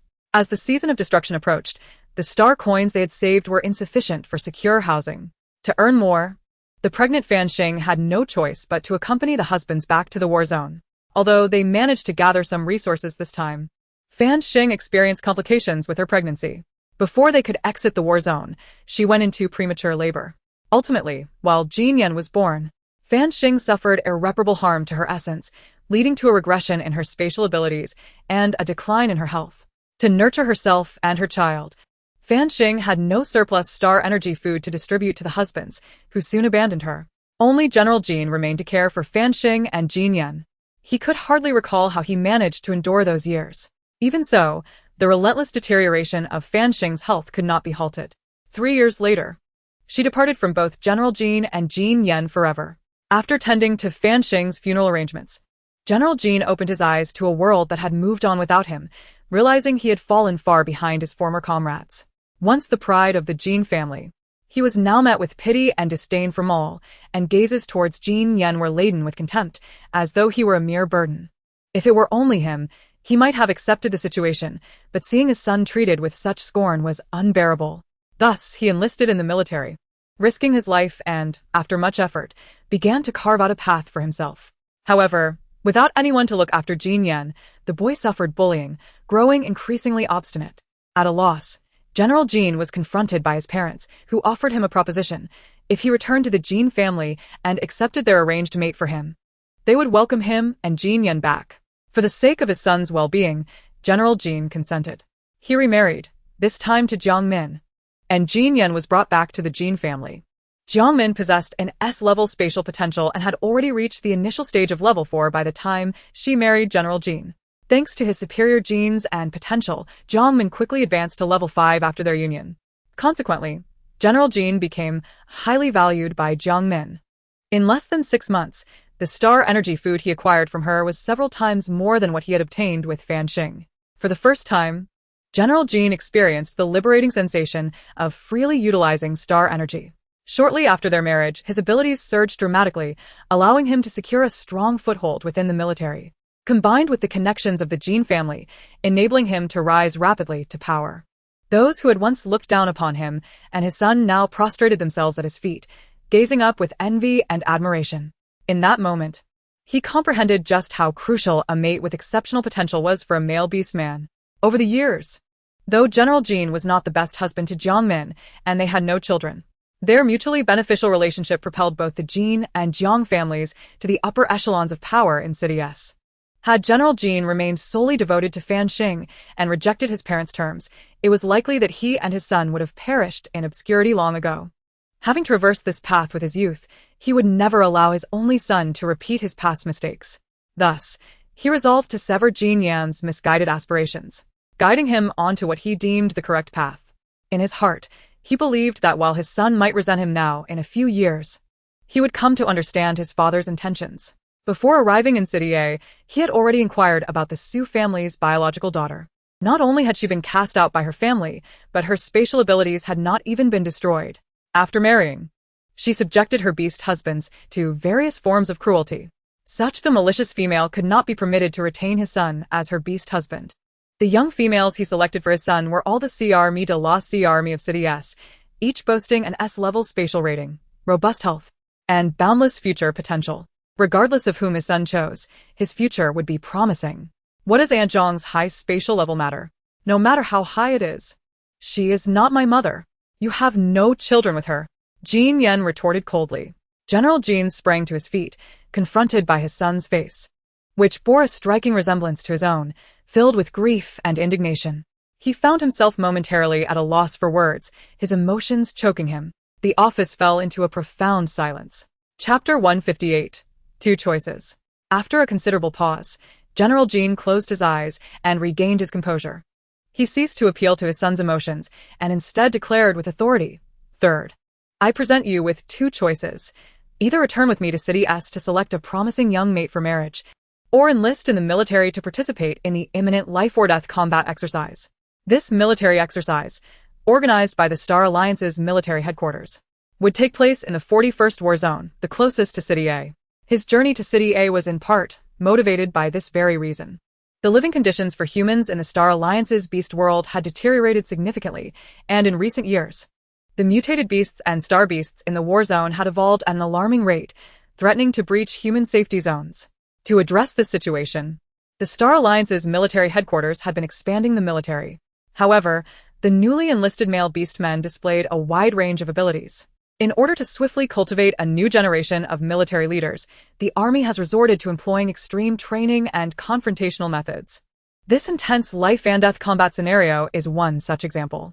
Within the 41st Battle Zone, the predominant threats consist of level 7 to 8 mutated beasts or star beasts, with the terrain presenting formidable challenges and numerous dangers.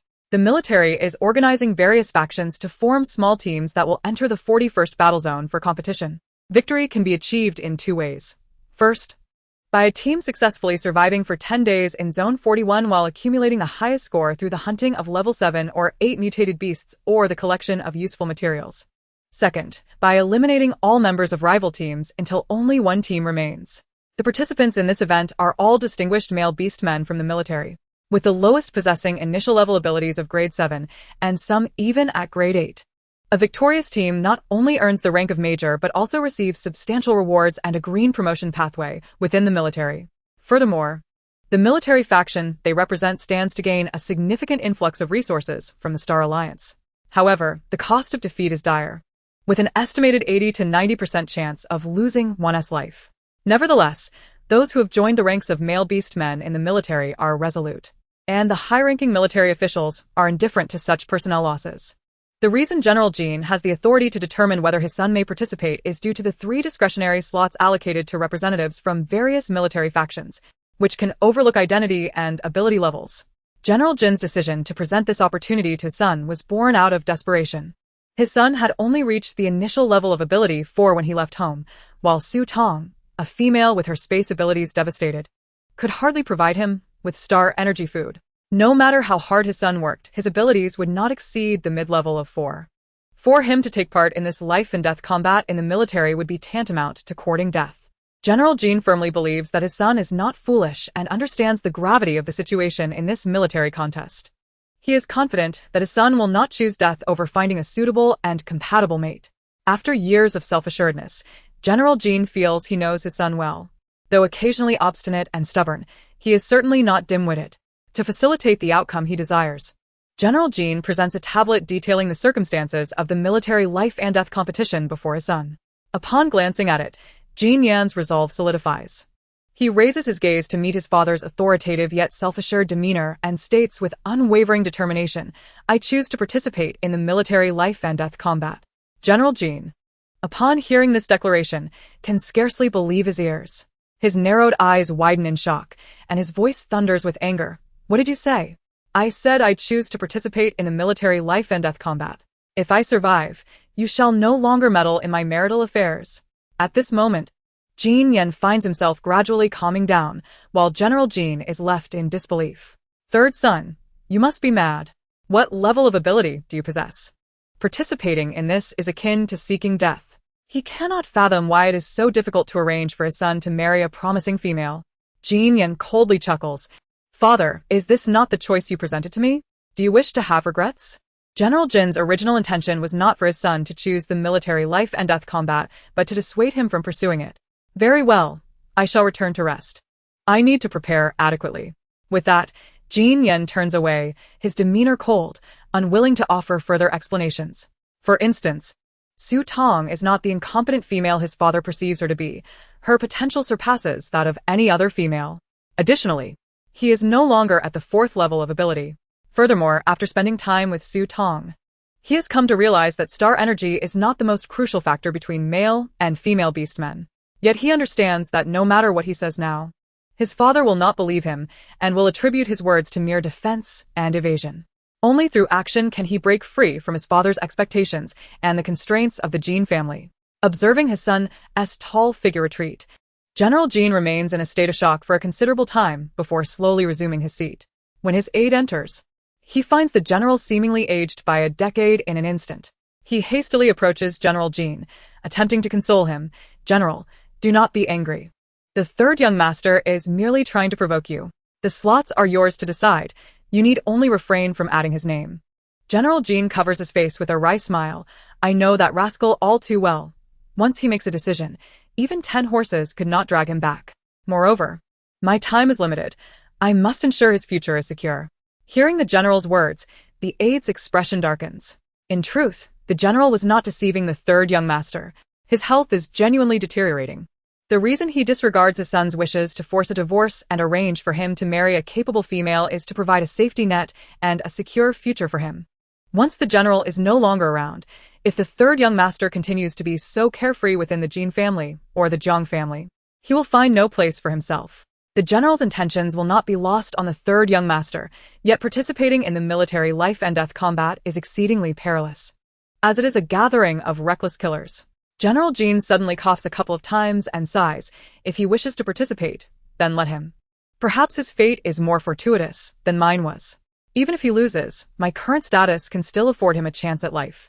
Or perhaps, after this experience, he will come to understand and willingly return to S City to marry.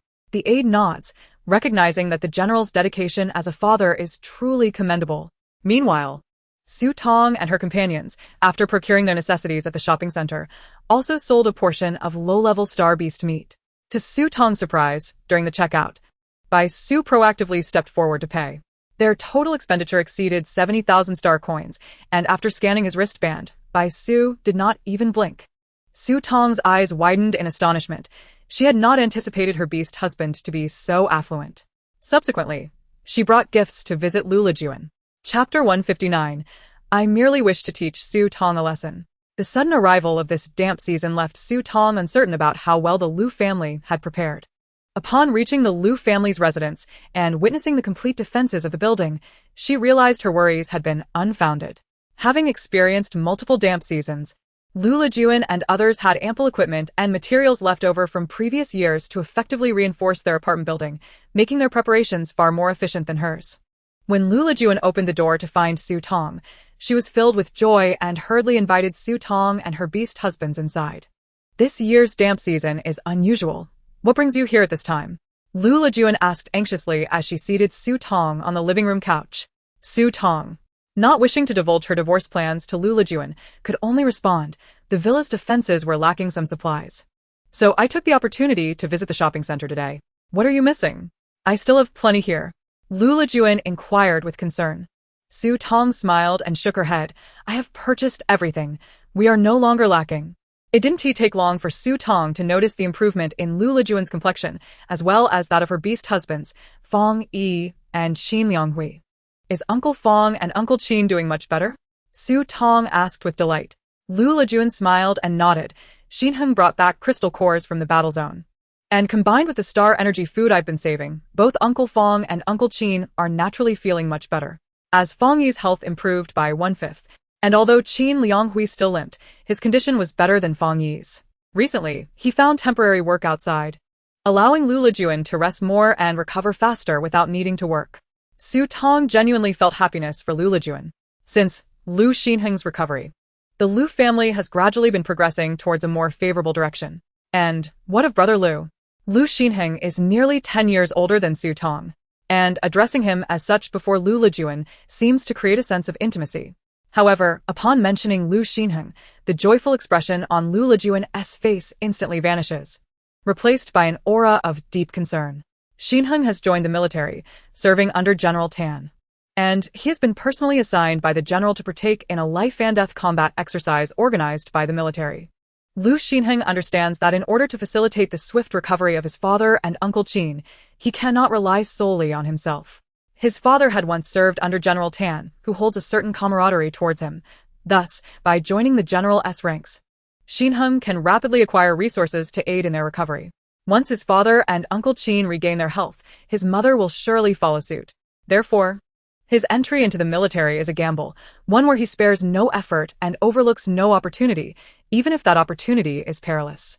Upon hearing the phrase life-and-death combat exercise, Su Tong surmises the inherent brutality involved. She furrows her brow and asks, "Aunt Lu, did you not counsel brother Lu?" Lu Lijuan offers a wry smile, lamenting that if persuasion were possible, she would have worn her tongue raw trying. Unfortunately, he is resolute in his decision to participate. Before departing, Su Tong leaves behind 4 stalks of fire nettle, a bag of coffee beans, and 10 Tier 1 crystal cores for Lu Lijuan. The coffee beans are harvested from the coffee tree cultivated in her space, of which she has gathered 5 bags but has yet to process into coffee. Fire nettle is an essential and expensive commodity during the humid season. Having discovered a cultivation method in her space, Su Tong has harvested over a dozen stalks. Hence, she bequeaths 4 to Lu Lijuan. The Tier 1 crystal cores have even broader applications, powering numerous advanced instruments and protective gear within the Star Alliance. For instance, the 7th tier protective suits they currently wear are energized by these cores. Even if Lu Lijuan has no use for them, they can be exchanged for star currency, whereas procuring crystal cores with currency is far more challenging. Lu Lijuan is reluctant to accept such generous offerings from Su Tong, yet unable to refuse. She reciprocates by providing Su Tong with various vegetable seeds and fruit tree cultivation methods accumulated over the years in her space. Her space has regressed to Tier 3, otherwise she would have been able to offer some poultry as well. After leaving the Lu household, Su Tong and her companions hasten back. Since she called Su Jingru, Su Xian has been restlessly pacing around the house, unable to find a moment's peace. Observing that Su Tong's family has not returned after half a day, the smile on Su Xian's lips becomes increasingly hard to suppress. By the afternoon, she can no longer contain herself and picks up her wrist communicator to dial Su Jingru again. However, this time the call does not connect. After 2 unsuccessful attempts, she reluctantly sets down the communicator, planning to try again shortly. Unbeknownst to her, Su Jingru is currently being summoned to the study by his mother, Su Lanqin, for a reprimand. The Su family. Su Lanqin has suddenly requested his presence in the study. With no other option, Su Jingru sets aside his documents and rises to go to his mother's study. Upon reaching the door, he knocks twice before entering. As soon as the door swings open, a teacup hurtles towards his face. Instinctively, Su Jingru ducks, narrowly avoiding the cup, but not the splatter of tea that drenches him. The previously cheerful Su Jingru's expression darkens instantly as he glances at his mother seated behind the desk, suppressing his anger as he exclaims, "Mother, if you are upset, there's no need to take it out solely on your son." Su Lanqin, even angrier, glares at her eldest son, her voice laced with venom. "This is all you're doing. If it's not you, then who else should I blame?" Su Sengru, confused, wonders how he could have possibly offended her while preoccupied with family business all day. Suppressing his frustration, he takes a seat across from her and takes a deep breath. Softening his tone, "Mother, what has happened? If you wish to scold me, at least let me understand the reason." Normally, his mother relished hearing his conciliatory words. With a minor transgression, a few pleas for forgiveness would suffice to earn her leniency. Yet this time, his usual approach fails miserably. Su Lanqin remains irate, her voice icy as she demands, "Was the government personnel at Bridge No. 1 arranged by you?" Su Jingru is taken aback. How did you find out about this? You rarely involve yourself in my affairs. Recognizing her son's sudden silence, Su Xin realizes her suspicions were correct, which only intensifies her fury. Are you out of your mind? Do you even realize who you are targeting? It's Mayor Lu. Who do you think you are? If you wish to perish, do not drag our entire Su family down with you. Su Jingru's expression shifts to one of alarm. Mother, what are you talking about? I would never entertain the thought of harming Mayor Lu. I must have been framed. I've never intended to oppose him. I merely wish to teach Su Tong a lesson. Chapter 160. The Drunkard. That day, when Su Jingru invited Su Tong to dine at the Su residence, he was taken aback when not only did she refuse, but she also humiliated him. Unable to swallow this indignation, he agreed to assist when Su Xin called. He never anticipated that this matter would involve Mayor Lu. Su Xin's frown deepens with every word, astonished that this incident would entangle Su Tong. What does this have to do with Su Tong? She inquires coldly. At this point, Su Jingru has nothing left to conceal and reveals his thoughts and Su Xin's instigation. With each revelation, Su Xin's anger escalates. These two siblings are more adept at causing trouble than achieving anything worthwhile. Simultaneously, her expression grows grave. Why do her son and daughter find themselves scheming against Su Tong? Only to inadvertently cross paths with Mayor Lu? Given her son's temperament, he wouldn't dare confront the mayor, especially since the Su family conducts business with him. Wouldn't targeting Mayor Lu be akin to turning against their own family? Is it possible that someone is orchestrating events behind the scenes, making fools of Su Jingru and Su Xin? After a lengthy silence, emboldened, Su Jingru finally asks, Mother, has something truly happened to Mayor Lu? Su Xin snaps back to reality and glances at her son. Do you think if Mayor Lu were truly in trouble, the entire city would remain so tranquil? Would our Su family be approached for accountability? Su Jingru concedes. Indeed, it's improbable that Mayor Lu would easily fall into peril. What about Su Tong? Su Xin scoffs. How would I know? Let me make it clear. Su Tong is still of use to me, and regardless of your sibling rivalry, you must set it aside for now. Receiving no satisfactory answers, Su Jingru bows his head in acquiescence to his mother's demands. Subsequently, Su Xin slams a freshly printed document onto her eldest son's desk, declaring, This predicament is of your making, and you shall rectify it. As Su Jingru examines the document, his countenance darkens instantaneously. It is a compensation report issued by Mayor Lu, demanding the Su family finance the repairs of the collapsed bridge number 2. Repairing a bridge is no trifling expense, especially during the humid season, when costs multiply. Why should we bear this? The collapse of bridge number 2 was not caused by our family. Su Lankin retorsko uli. You thought you could undermine Mayor Lu? Whether you like it or not, our family must cover the costs for the bridge. With a face ashen with despair, Su Jingru exits his mother's study. Her treatment of him this time is excessively harsh, refusing to share the burden and insisting he procure the funds for the bridge repairs himself. 3 million star coins. It nearly depletes all his resources. As the communicator on his wrist buzzes again, Su Jingru finally answers the call. The moment he picks up, Su Xin's impatient voice fills the line, Elder brother. Has anything happened to Su Tong? Su Jingru replies with a dry chuckle, As for whether Su Tong is in trouble, I cannot say. All I know is that I have my own pressing matters to attend to. If it were not for Su Xin's ill-conceived suggestion, would he have fallen prey to the manipulations of the Lu family, and would the Su family have been coerced into a financial bleed by the Lord of Lu City? Su Jingru ground his back molars together, the sound echoing ominously, his countenance dark enough to drip ink.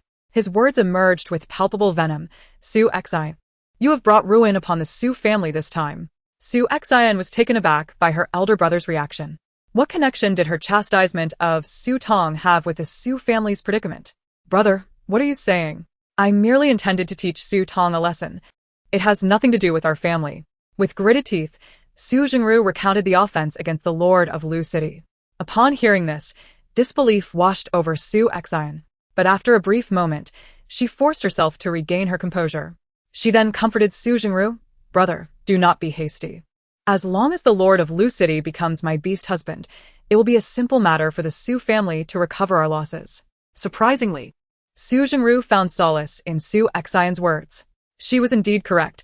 Once the Lord of Lu City became their son-in-law, would they still fret over the repayment of 3 million star coins?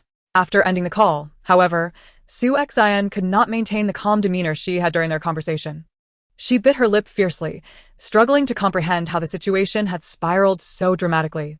She had painted a rosy picture for her brother, but now she had no certainty of being able to secure the Lord of Lu City.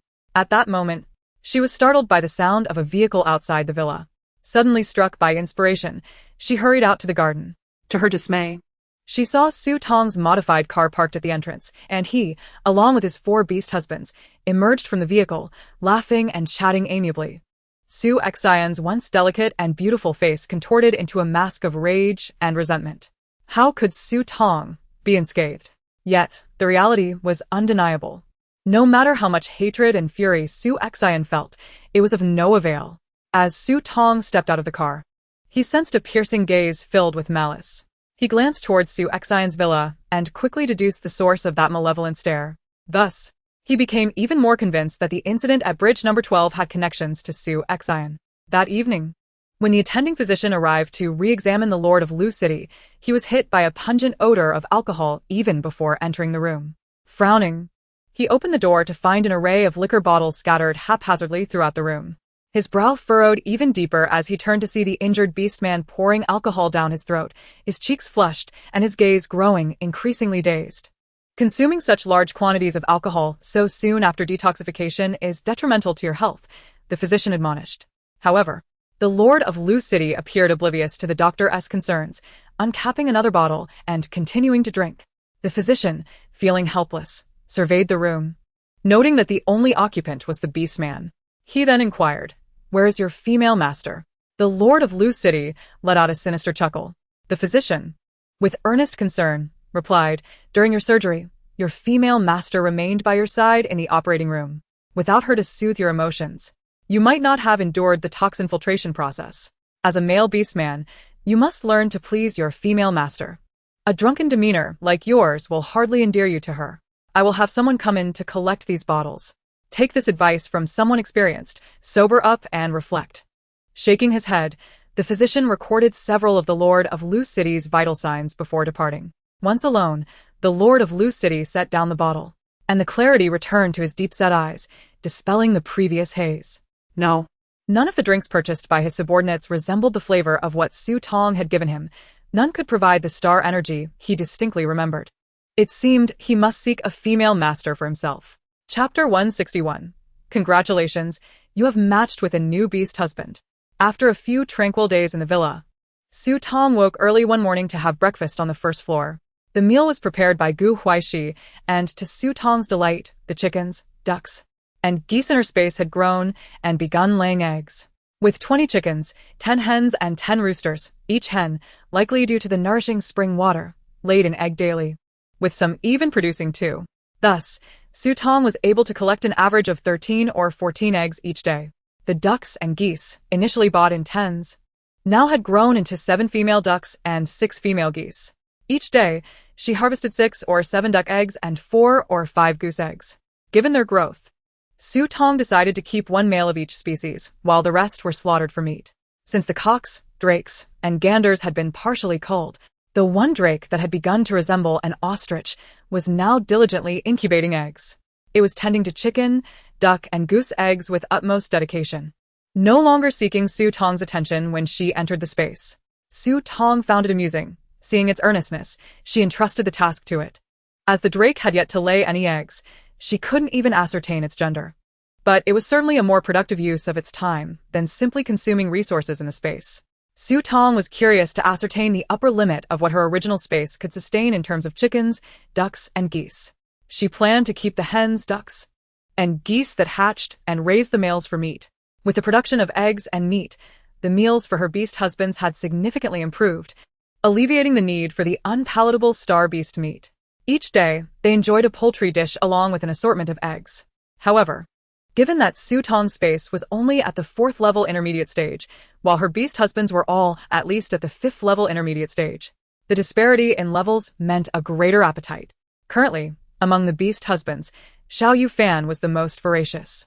The others had already eaten, leaving Su Tong to savor the fried eggs and chicken strips prepared by Gu Huaixi while he was in the kitchen experimenting with roasting coffee beans. Su Tong had accumulated 10 small bags of coffee beans, which she handed over to Gu Huaixi, who planned to roast them all and process them into freeze-dried coffee powder. This way, even in the wilderness, Su Tong could quickly savor her coffee. However, the mutated coffee tree in her space was rather peculiar. It had ceased to grow after reaching a certain height, regardless of how much spring water or mo liquid she poured on it. The tree merely produced leaves that fell repeatedly, flowers that bloomed and withered, but never bore fruit. After several days of investigation, Su Tong had yet to unravel its mysteries.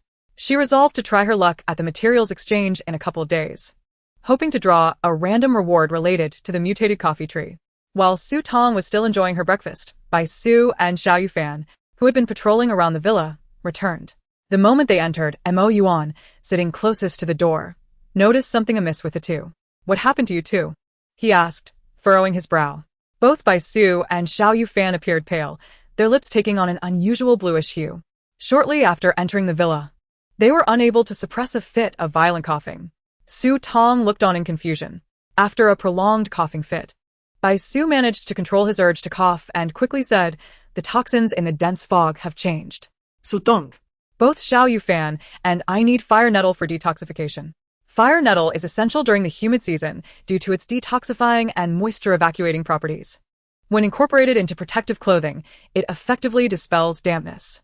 As the humid season progresses, the toxins in the fog intensify, including a type that only fire nettle can neutralize. This toxin is particularly insidious, causing significant harm to females and affecting male beast men indiscriminately. At this juncture, tea or pills made from fire nettle are required. A single cup of tea or a single pill can effectively neutralize toxins, with effects lasting an entire day.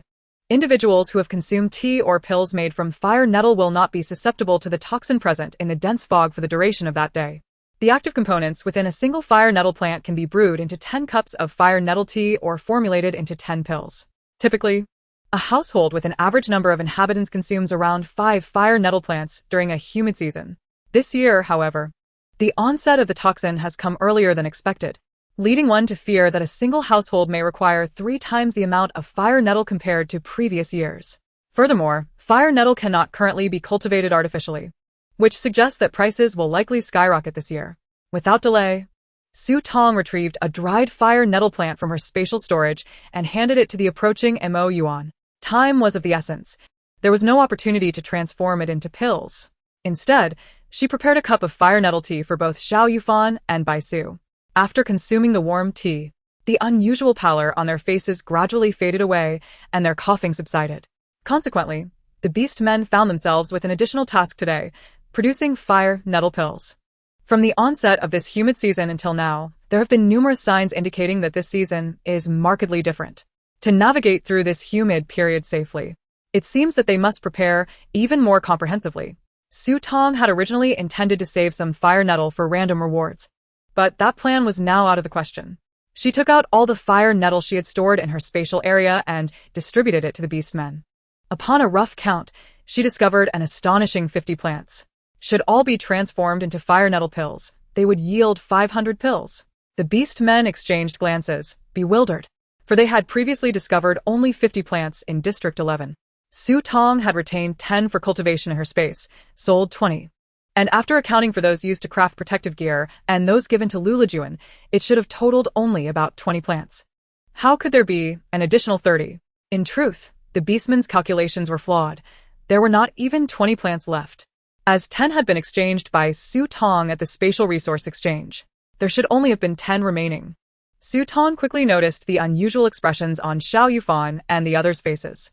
Not wanting to hide anything, she smiled and revealed, "I have discovered the cultivation method for fire nettle, and I have successfully grown it in my space." What? A shadow of intrigue crossed Yuan's eyes. The Star Alliance had spent years researching the artificial cultivation of fire nettle without success, yet Su Tong had managed to cultivate it successfully in her space. No wonder they had an additional 30 plants. While the beastmen busied themselves with producing fire nettle pills, Su Tong logged into the Star Alliance marketplace using her wristwatch. It seemed many had discovered the new toxins in the fog. The price of fire nettle had skyrocketed from over 2,000 star coins to 5,000. Moreover, the price continued to rise. With more than 10 extra fire nettle plants in her possession, she resolved to wait a few more days until the price peaked before selling. And if the price was advantageous, she could also sell a batch of fire nettle pills. Reflecting on her earlier sale of 20 plants at 2,000 star coins each made her feel a pang of regret. Had she waited, she could have earned at least 3 times that amount. Once the fire nettle pills were completed, totaling 500, Su Tong allocated 20 to each of the beast men, storing the remainder in her spatial area for the time being, just as she found a moment to rest. An important message from the Star Alliance Matchmaking Center arrived on her wristwatch. Miss Su Tong, congratulations, you've been matched with a new beast man. Su Tong. What is this? She had been matched with a beast man already? Wasn't it supposed to take a month? It had only been a few days. Xiao Yufan, Gu Huaixi, Mo Yuan and Bai Su, seeing Su Tong frozen in place with a look of astonishment, could not help but inquire, Su Tong, what's wrong?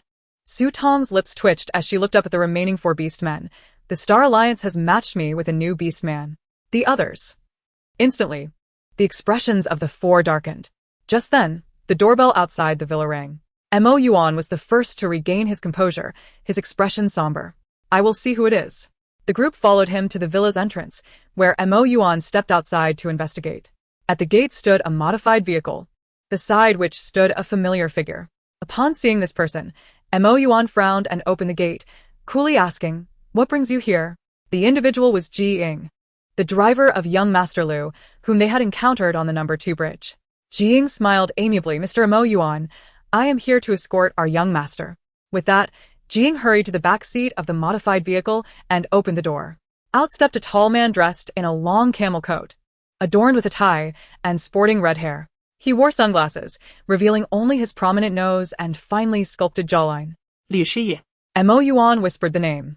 The master of Lu approached with one hand in his pocket, striding toward Mo Yuan. Upon reaching him, he smiled and extended his hand. "Mr. Mo, it's a pleasure to see you again." Mo Yuan glanced at the offered hand but did not take it, his tone becoming even colder and more distant. "What brings young Master Lu to my home?" Noting Mo Yuan's refusal to shake hands, Lu Zhiga shrugged nonchalantly. "I believe there has been a misunderstanding, Mr. Mo. This is your home, but it is also mine. I have not come to visit.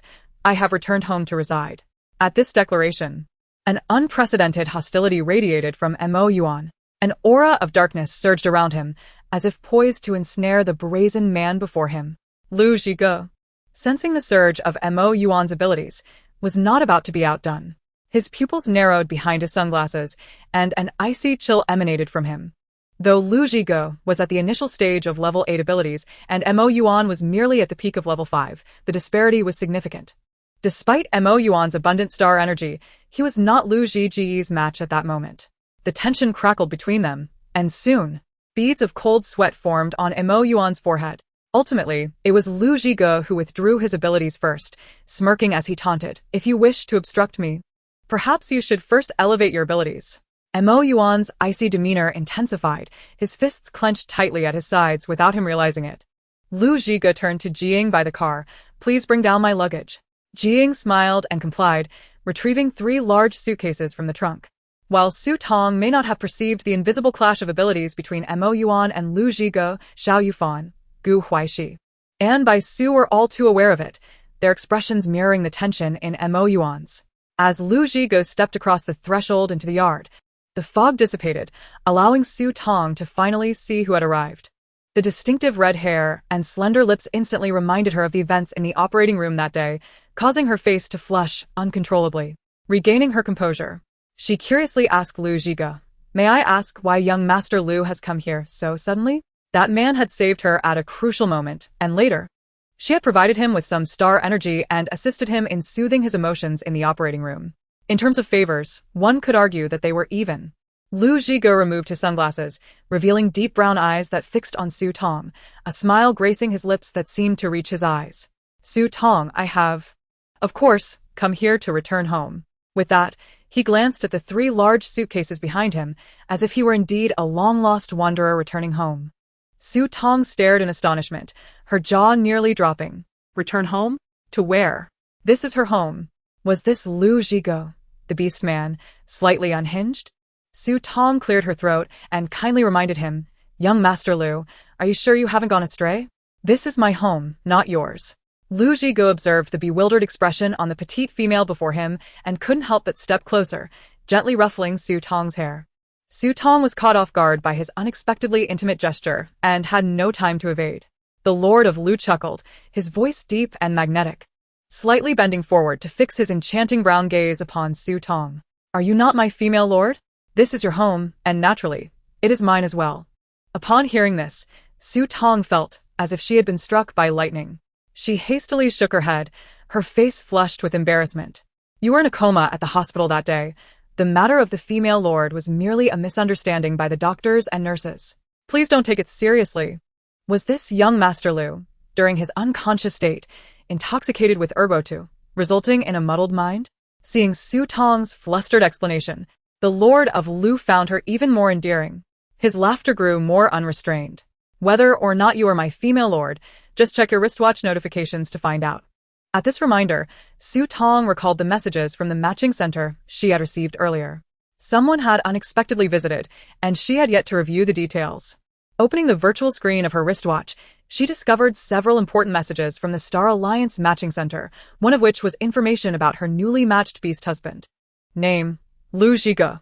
Beast form: Jialong. Ability level: Grade 8, initial stage. Su Tong, upon seeing this, felt a wave of disbelief and lifted her gaze to the tall, handsome man before her. Whether in the photograph or the 3D projection, he matched the details perfectly. In that instant, Su Tong's mind went blank. Noticing her dazed expression, the Lord of Lu gently wrapped his arm around her shoulder, affectionately leading her into the villa. Meanwhile, The other 4 beast husbands standing at the doorway wore expressions as dark as ink. How could such a coincidence exist? They had encountered this young Master Lu on the second bridge just days ago, and now he conveniently became Su Tong's newly matched beast husband? They were utterly incredulous of the absence of foul play. Yet, the matching center had sent official information confirming that this young Master Lu was indeed Su Tong's beast husband, granting him the right to reside in the villa. In that moment, the 4 previously disunited individuals found an unprecedented sense of unity. Chapter 163. The Master of Pleasing the Female Lord. Upon entering the villa, the Lord of Lu surveyed his surroundings with satisfaction. He gestured to Jiang outside, who promptly brought in 3 enormous suitcases. After the luggage was moved, the Lord of Lu waved his hand at Jiang. Jiang exchanged a brief greeting with Su Tong and efficiently drove away in the modified vehicle. Su Tong couldn't help but twitch her mouth at the sight of the 3 massive suitcases. Not only did the other beast husbands have no such amount of luggage, but even she had never packed so much for a move. Sensing Su Tong's gaze, the Lord of Lu chuckled. "One of the suitcases contains a welcome gift for you." Surprised at his words, Su Tong realized she had never received a welcome gift before. The Lord of Lu noticed the glimmer of anticipation in Su Tong's eyes, and his smile deepened. He laid one suitcase down and opened it in front of everyone. Inside, among various items, were 5 beautifully wrapped gifts, the largest of which he presented to Su Tong. Unable to resist, he reached out to stroke Su Tong's soft, long hair. "Su Tong, this is for you. Hurry and see if you like it." As Su Tong gazed at the exquisitely wrapped present, her eyes sparkled with delight.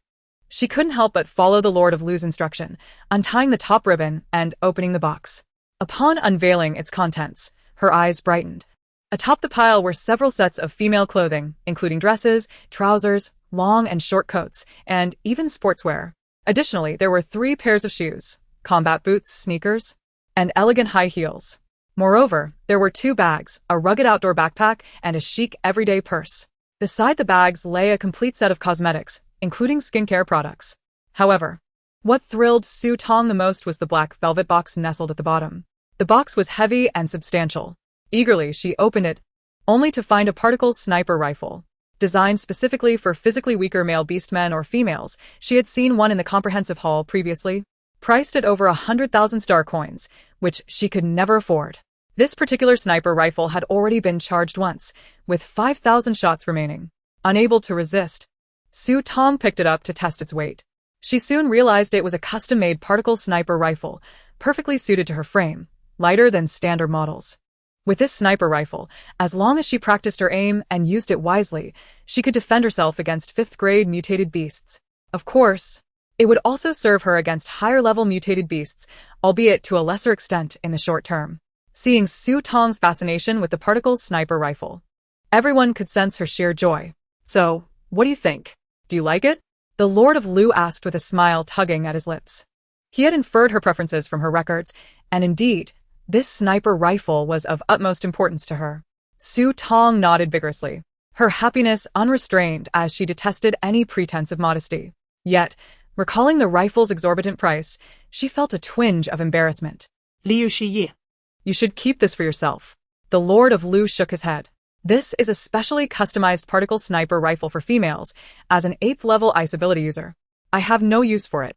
If you don't accept it, it would be a waste. Su Tong's lips twitched again. An 8th level ice ability user truly had no need for a particle rifle. She decided not to refuse any longer. In truth, the other items in the box were equally expensive. In the Star Alliance beast world, anything related to females came with outrageous prices. For instance, the clothing Lu Zhiga gifted totaled around 70 or 80,000 star coins. The other 4 beast husbands stood in awe, their eyes wide. They had seen attempts to please a female lord before, but never had they encountered such a blatant display of generosity.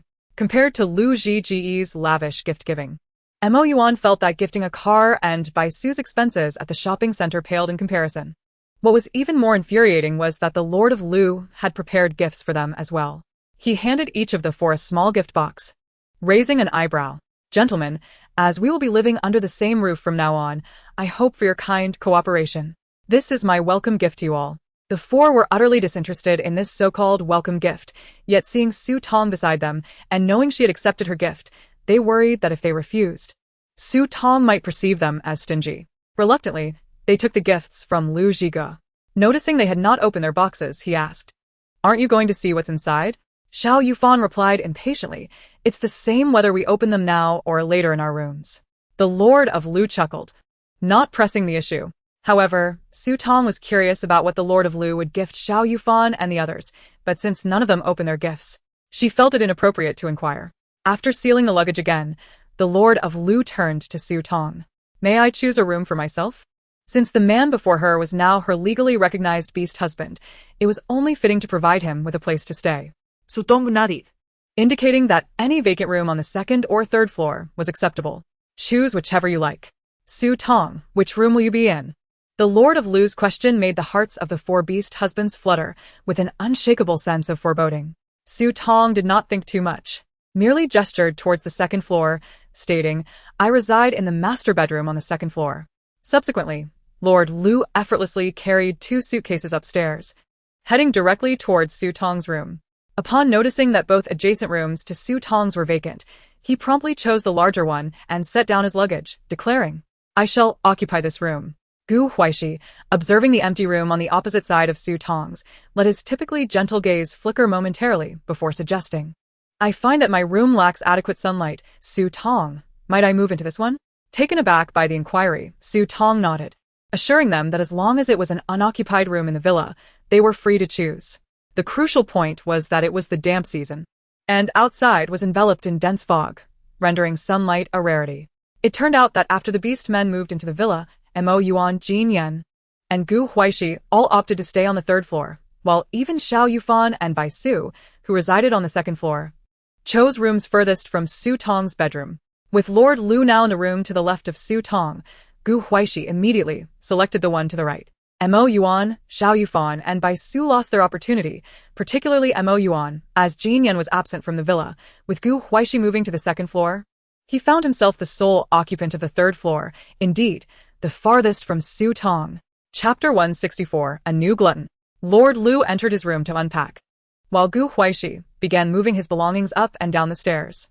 Su Tong placed the other gifts Lord Lu had brought into her space, only retaining the particle gun, which she took to the courtyard for target practice, as she had not practiced shooting for several days. Min Xiao Zufan, Bai Su, and Mo Yuan returned to their rooms, with somber expressions. Upon returning to his room, Xiao Yufan casually opened the gift box from Lord Lu, only to find it utterly empty.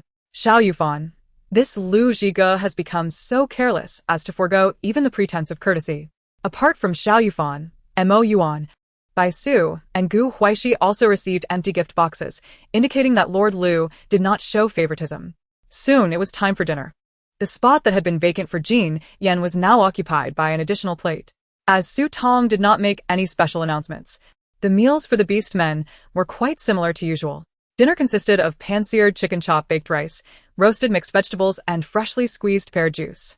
Gu Huaixi processed all the coffee beans and presented them to Su Tong. After the meal, everyone was invited to enjoy a cup of coffee. Su Tong was the first to take a seat, and one by one, the beast men joined her at the dining table. This time, Yuan and Xiao Yufan took their places beside Su Tong first, while Gu Huaixi and Bai Su seated themselves across from her. Finally, Lord Lu, descending from the second floor, noticed the five already seated and, with a slight raise of his brow, chose to sit at the farthest end of the table from Su Tong, complying without uttering a word. Once seated, Lord Lu glanced at the dinner laid before him, surprised to find it was not the typical nutritional supplements consumed by most ordinary families. He expressed his gratitude, saying, "Su Tong, thank you for preparing this welcome feast for me." Although he knew that most of these ingredients were likely genetically modified products sourced from a shopping center, visually appealing but lacking in nutrition and overpriced, Lord Lu still felt appreciative of the thoughtfulness displayed by the petite female. Su Tong was slightly stunned by his words and glanced at Gu Huaixi, wondering if he had prepared anything special today. Gu Huaixi, with a twitch of his lips, replied dryly, "Lu Zhigo, you are overthinking it. This is simply our usual fare." Lord Lu cast another skeptical glance at the meal before him, deeply doubting Gu Huaishi's assertion. He suspected they had unwrapped the gift he had given them in their rooms, feeling disgruntled, and thus spoke with such dismissive intent. He gazed at Su Tong with lingering affection, believing it sufficient for him to understand her intentions without needing to pay heed to the jealous male beastmen. Su Tong felt inexplicably flustered by Lord Lu's sudden wink. What was happening? Had Lu Zhiji's eyes twitched? A shiver ran down her spine. The atmosphere at the dinner table felt exceedingly peculiar. Hastily, she lowered her head to begin her meal. Gu Huaishi's culinary skills remained impeccable. Be it the chicken chop baked rice or the roasted vegetables, all were delicious, and the pear juice, combined with cucumber, added an exceptionally refreshing flavor. Seeing Su Tong start to eat, Lord Lu took up his spoon, mentally preparing himself before scooping a spoonful of baked rice into his mouth. As the flavors of cheese and sauce enveloped his taste buds, the rich taste permeated his very being, leaving even the well-traveled Lord Lu momentarily speechless.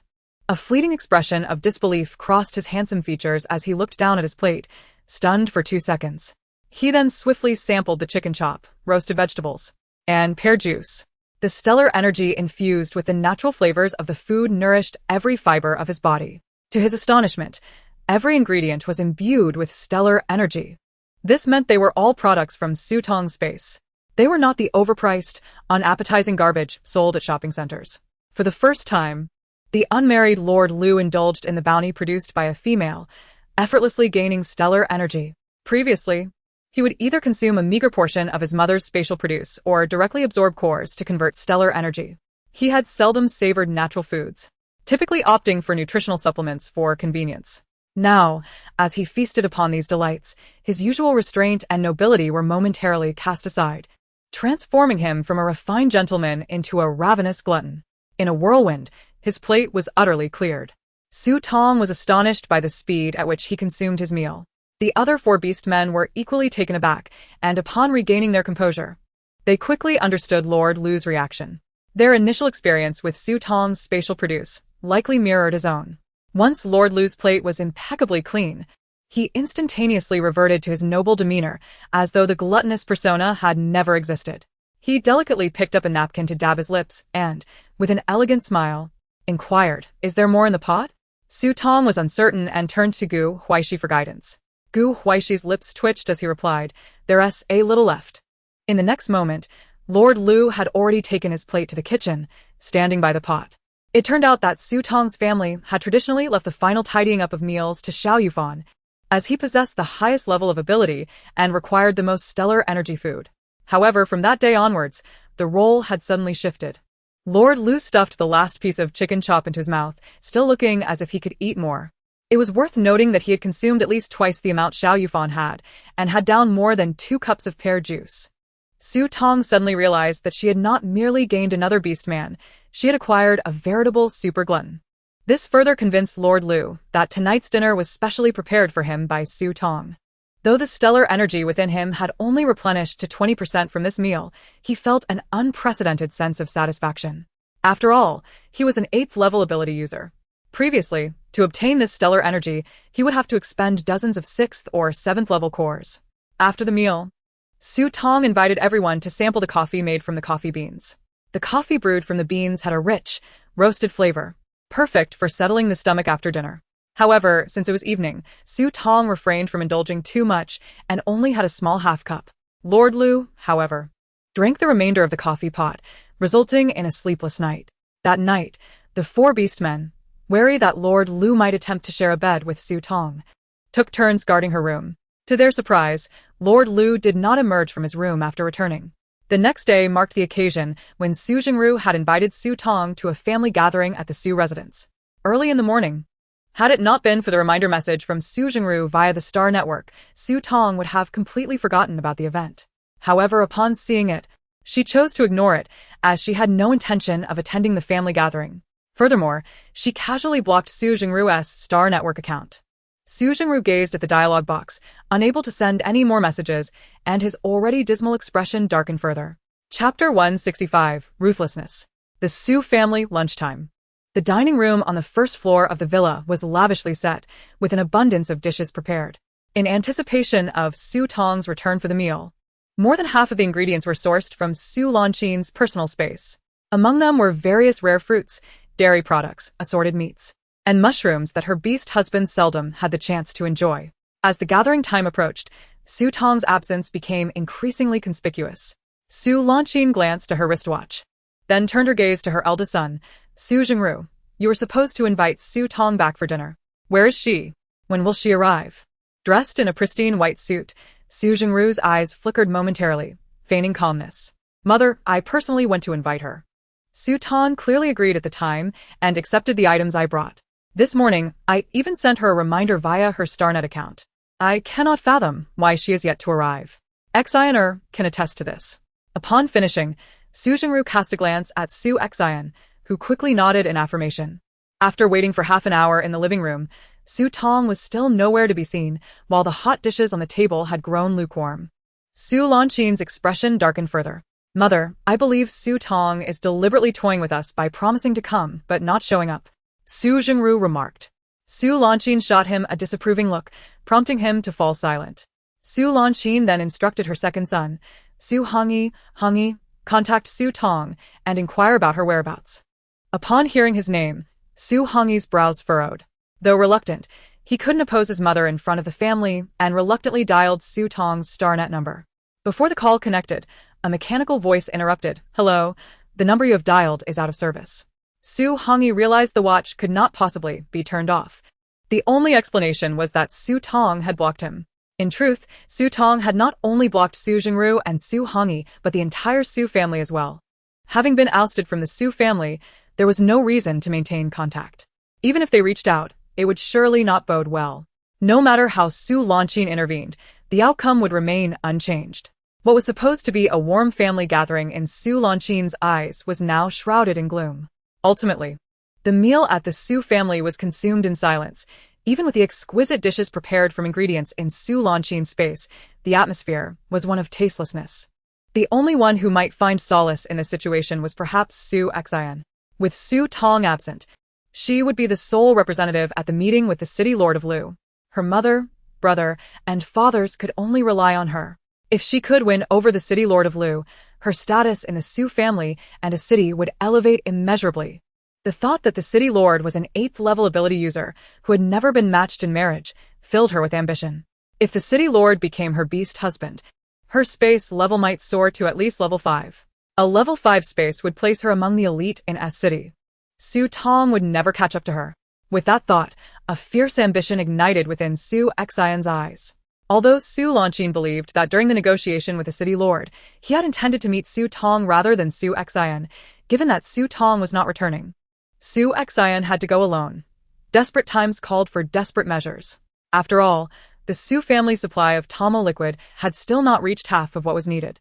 In the room, the city lord of Lu received a message from Jiying. City lord, the head of the Su family has requested a meeting with you tomorrow. She also mentioned that she would bring her 2 daughters along. The city lord glanced at Su Tong, who was busy in the living room on the first floor, noting that she had no intention of going out tomorrow. Let us agree to the meeting. Understood, city lord. The next day at the Su family, Su Xin rose early to groom and dress herself. Gu Yanbei lounged against the headboard, observing as Su Xin donned her favorite dress and slipped into a pair of champagne-colored stilettos, his brows furrowing deeper. Shortly after, Su Xin sent over some jewelry for Su Xin. An hour later, Su Xin departed with her mother for a high-end hotel in the center of a city. In the hotel's reception room, Jing met with Su Xin and her daughter. Before long, the city lord received a message from Jing, city lord. Only Su Xin and Su Xin attended the banquet. The city lord scoffed, replying, "Just send them away." Having met Su Xin and her daughter, they were left waiting in the reception area. To ensure success, the Su family had even splurged on a presidential suite. Unfortunately, Su Xin waited a day and night in the presidential suite without ever encountering the masked city lord.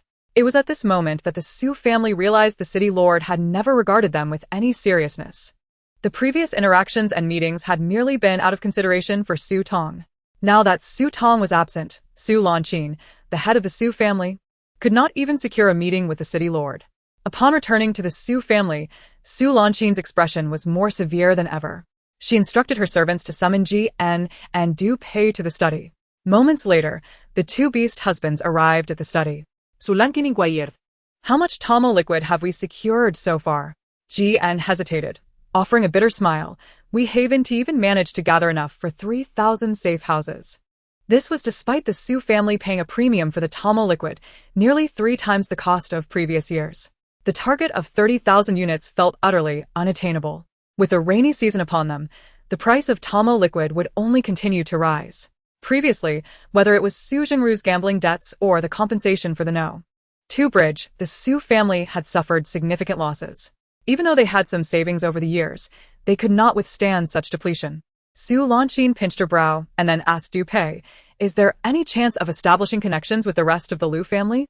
Du Pei shook his head. "There has been no progress. The Liu family is greedy. The other young masters are demanding exorbitant prices, and we lack sufficient leverage to negotiate." Taking a deep breath, Su Xin's gaze suddenly turned resolute. She instructed Du Pei, "Call Zhong Jiuming and inform him that we have decided to collaborate with the military." Zhong Jiuming, referred to by Su Xin, was one of her beast husbands and the biological father of Su Hongyi and Su Tong.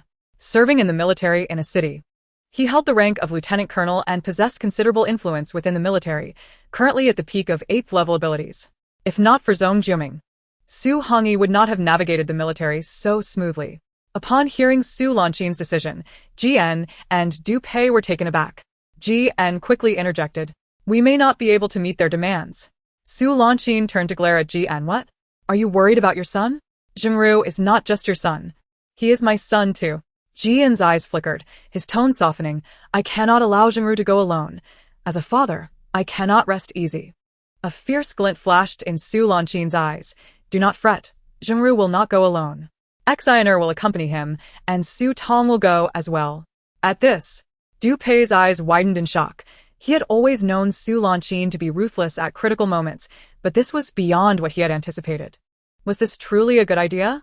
This was a matter of life and death in actual military confrontations. Chapter 166, Friends, Not Lovers. In the villa's courtyard, Su Tong donned a fresh athletic outfit as she practiced with a particle sniper rifle. Ever since acquiring this custom-made particle gun, she dedicated 2 hours each day to honing her marksmanship. Whenever Su Tong practiced, the city lord of Lu would sit nearby, sipping alcohol while offering guidance. The drink was none other than the 2-bottle quantity of Ergo-2 that Su Tong had previously introduced to him. Of course, the original low-quality glass bottle had been replaced by a vintage flask crafted from rare alloys, palm-sized, with a relief dragon on the front and a dragon head adorned with exquisite gemstones on the back. Because the gun in Su Tong's hand was a special gift from Lord Lu, and Lord Lu's marksmanship was not inferior to that of Gu Huaixi. Whenever Lord Lu taught Su Tong shooting in the courtyard, the other beastmasters could only watch in envy, unable to intervene. Upon realizing that Su Tong was somewhat reluctant to hasten their marital relationship, Lord Lu promptly altered his approach. He maintained a respectful distance during their interactions, refraining from any intimate gestures. The two of them interacted as if they were merely ordinary acquaintances, which paradoxically made Su Tong feel relaxed and at ease. Over the course of several days, Su Tong found herself spending more time with Lord Lu than with the other beastmasters. Gradually, the once insufferable glutton of this villa, Lord Lu, became less of a source of disdain for Su Tong. In fact, she had even taken the initiative to procure various ingredients for the kitchen, urging the person responsible for cooking to prepare more each day. During their daily practice of marksmanship, Su Tong felt at ease with Lord Lu sitting nearby. To express her gratitude for his instruction, she even gifted him a case of erguotu. Lord Lu cherished this present, savoring a few cups in the villa's courtyard each day, complemented by the candied persimmons produced in Su Tong's space.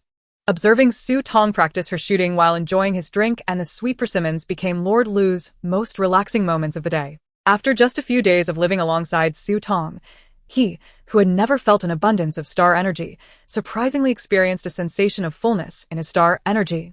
This was a feeling he had never encountered in his life. His body seemed to brim with vitality, and his spirit was more vibrant than ever. Everything around him appeared strikingly clear. With a loud bang, Su Tong missed the target again. This marked her 5th miss for the day.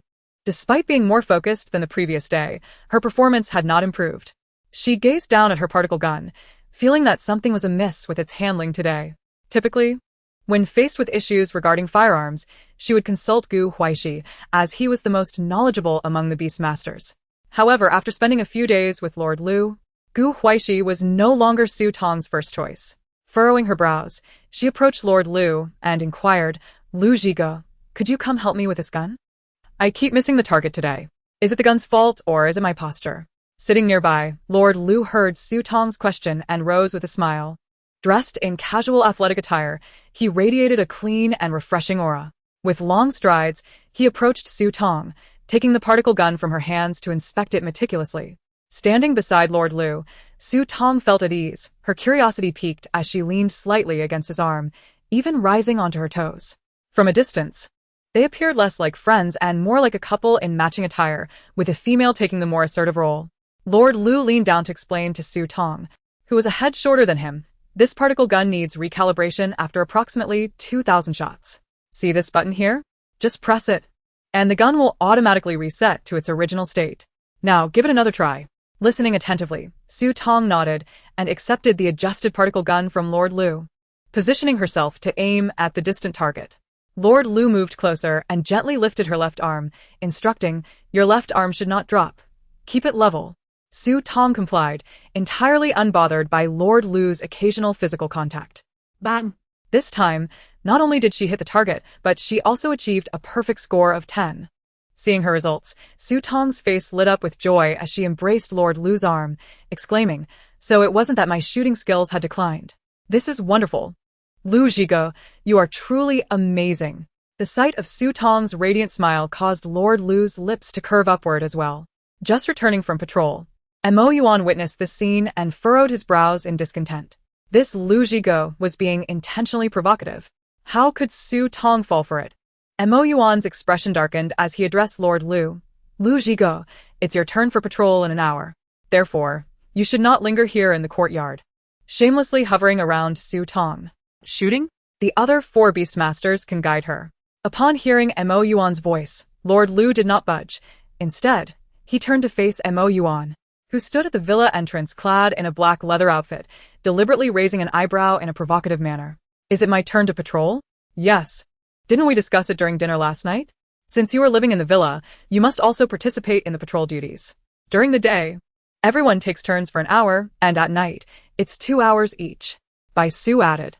In truth, Xiao, Yufan, and the others were intentionally doing this, frequently rotating patrol duties to ensure that Lord Lu had little time to linger around Su Tong, thereby preventing any nighttime escapades. Today, this newly arranged patrol schedule had just been implemented, and Xiao Yufan, Bai Su, Gu Huaixi, and Yuan had already taken their turns. Now it was Lord Lu's turn. This was the responsibility of the Beastmasters, and Su Tong could not interfere. If Lord Lu were to decline, Xiao Yufan and the others would have grounds to confront him collectively. However, to the surprise of the Beastmasters, Lord Lu did not refuse. He nodded in acquiescence. "All right. For the next hour, the task of protecting and patrolling the villa is entrusted to me. You can rest assured." Su Tong nodded and said, "Go ahead. I'll practice on my own. If I encounter any difficulties later, I'll ask you after your patrol." Yet, unexpectedly, Lord Lu remarked, "There's no need to go to such trouble. I will be right here beside you." Ask me whenever you like. Su Tong was taken aback, scratching her head in confusion. Aren't you supposed to go patrol soon? The villa is so large. How can you patrol without leaving? You can't just be perfunctory, right? During this damp season, safeguarding their residents and patrolling daily is crucial. Otherwise, any unforeseen incident could arise, causing them to miss the best opportunity to respond. Lord Lu smiled mysteriously. Patrolling doesn't necessarily require leaving. With that, he waved his hand, and the entire villa was enveloped in a fine mist of ice, delicate and glimmering like glass. This icy mist shrouded the villa, resembling a semi-transparent dome, magnificent and beautiful. And within the confines of the ice mist, every minuscule change surrounding the villa was beyond the perception of Lord Lu. This was the power of an 8th level ability user. Previously, such a star energy-consuming technique akin to a domain was something Lord Lu would never have employed. However, in recent days, thanks to Su Tong's continuous provision of star energy-laden food, he had consumed plenty, resulting in an abundant state of star energy within him, allowing him to utilize his abilities without restraint. In fact, he had only used this technique twice before, and this was the second time. He was pleasantly surprised by its effectiveness. Not only Su Tong, but also Mo Yuan, Xiao Yufan, Bai Su, and Gu Huaixi stood in stunned silence. An 8th level ability user was even more formidable than they had imagined. With such a domain technique, they were all compelled to hasten their advancement to the 8th level. Originally intending to separate Lord Lu and Su Tong, they had not anticipated that Lord Lu would exploit his high-level abilities to create an opportunity. Witnessing the 8th level abilities, the group simultaneously felt an intense desire to become stronger. Otherwise, being near Su Tong would only diminish their chances to shine. Su Tong approached the edge of the villa's courtyard wall, curiously reaching out to touch the ice mist wall created by Lord Lu. The icy mist wall felt solid and tangible, completely blocking the encroachment of the dense fog from outside the courtyard. Su Tong couldn't help but marvel. 8th level abilities are truly remarkable. How long can this ice mist wall last? Lord Lu did not conceal the truth. If I wish, it can last for up to 5 hours, but it is extremely taxing on star energy. Su Tong. Indeed, nothing of value comes without a price. For the male beastmen of the Star Alliance, star energy holds immense significance. Were it not for her abundance of star energy sustenance, Lu Ziga would scarcely have dared to wield the ice mist wall in such a manner. After an hour, Lord Lu dismantled the ice mist wall. In that brief span, 1/5 of his star energy had been expended, and even he hesitated to employ it further. However, the hour's worth of the ice mist wall was not in vain. Lord Lu sensed an increased danger from the dense mist of the humid season, as some insects and small mutated beasts, seldom seen during this period, had wreaked havoc in several inconspicuous areas around the villa. Lu Ziga, Xiao Yufan, and Mo Yuan hurried to the basement to retrieve the remaining materials for repairs. Just as the defenses of the villa were still under construction, a visitor arrived at Su Tong's residence. This time, it was someone from the military of the Star Alliance, who surprisingly recognized Su Tong. The beastmen accompanied Su Tong to the yard to meet the soldiers outside. A young male beastman in military attire immediately saluted Su Tong, exclaiming, "Miss Su Tong, it is a pleasure to make your acquaintance." Su Tong appraised the young soldier before her, noting his enthusiastic demeanor. She nodded in acknowledgement. "Hello. May I inquire what brings you here?" Having recently received her custom-made level 7 combat uniform from the military, she had no current dealings with them. The young soldier presented her with an electronic letter, stating, "Miss Su Tong, I am a soldier under Captain Tan's command. This is your letter, requiring your personal confirmation and signature." Realizing it was from Tan Song's subordinate, Su Tong pondered who would send her such an important electronic letter. However, knowing it was from Tan Song's men, she felt assured that it was no jest. In the Star Alliance, electronic letters have legal implications. Sending one without due diligence could lead to severe accusations and hefty reparations if discovered to be fraudulent. Taking the letter, Su Tong verified her iris to unlock it. A rectangular box automatically opened, revealing a compact projector. Upon pressing a button, a virtual 3D screen emerged, displaying what appeared to be a contract. Furrowing her brow, Su Tong noted that she had not signed any contracts recently. How could there be one? The expressions of the beastmen standing behind her grew increasingly grave. Contracts delivered by the military were seldom benign, particularly in the case of Lord Lu. After enjoying a period of comfort, with ample star energy and a smooth emotional journey, he was now faced with a familiar contract that cast a shadow over his countenance. Gazing at the bold letters atop the contract, which read, "Life and Death Combat Agreement," The young soldier could no longer contain himself. Miss Su Tong, Captain Tan wishes to inquire why you intend to participate in this competition. The life and death combat within the military involves power struggles and is exponentially more perilous than before. Su Tong, taken aback, instinctively replied, I did not apply. The young soldier responded, your name has already been submitted. A spark of realization flashed through Lord Lu's mind. He finally recalled the nature of this contract. In that instant, his expression darkened considerably. He pushed forward, seizing the collar of the young soldier with barely contained fury, his voice icy as he demanded, which department in the military issued this contract. The young soldier, momentarily stunned by such rough treatment, instinctively answered upon meeting the furious gaze of the male beast man. It came from Colonel Zong's office. Colonel Zong? Su Tong and the others quickly perused the contract, realizing it was already in effect, merely awaiting Su Tong's acknowledgement and signature. After reading it, Su Tong's complexion turned pale. The expressions of the beastmen grew increasingly grim. It was Xiao Yufan who remained the most composed. He turned to Lord Lu, who seemed to possess some insider knowledge, and asked who is Colonel Zong. With gritted teeth, Lord Lu replied, Colonel Zong Jioming of the A City Military. Su Tong's lips curled into a cold smile. Zong Jioming is my father. The beastmen and the young soldier were taken aback. In the Star Alliance, if a child has not completely severed ties with their biological parents, those parents retain the authority to make significant decisions on their behalf, such as consenting to military life and death combat agreements. Although the original Su Tong had distanced herself from the Su family, legally severing ties with them and Su Lanqin, she had not fully cut off her relationship with her father, Zong Jioming. In a strict sense, Zong Jioming was still her father, maintaining a close familial bond with her. The original Su Tong, having longed for familial affection after her childhood experiences, had eagerly sought the recognition of her relatives upon returning to the Su family. Yet, fate had other plans, leading to her expulsion from the Su family. Despite knowing that her connection to her father was not entirely severed, she had failed to address it. Ultimately, she had hoped for her father to reclaim her. The original narrative did not include the original Su Tong's participation in military life and death combat, and Zong Jioming had remained indifferent and uncaring toward her. After Su Tong's arrival, she had nearly forgotten her father's existence, unaware that he would suddenly reemerge to deliver such a devastating blow. Chapter 168. I am divorcing all of you. Su Tong, you have not fully severed ties with your father? Xiao Yufan inquired, his brow furrowed. Su Tong smiled wryly and shook her head. It appears this matter was decided by Zong Jioming on your behalf. Lord Lu's tone was laced with menace. Su Tong turned to the young soldier. Can I refuse this contract? The young soldier shook his head. Miss Su Tong, your name has already been confirmed. Your signature merely serves as a notification.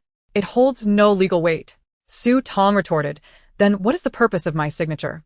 What will happen if I do not participate in this military life and death combat? She asked again. Without needing the young soldier to respond, Lord Lu provided the answer. Failing to participate after registration will render you a level 1 wanted criminal by the military, subject to capture and subjected to inhumane experiments before ultimately being sent to a third-rate barren star. The environment of the main star is already dire.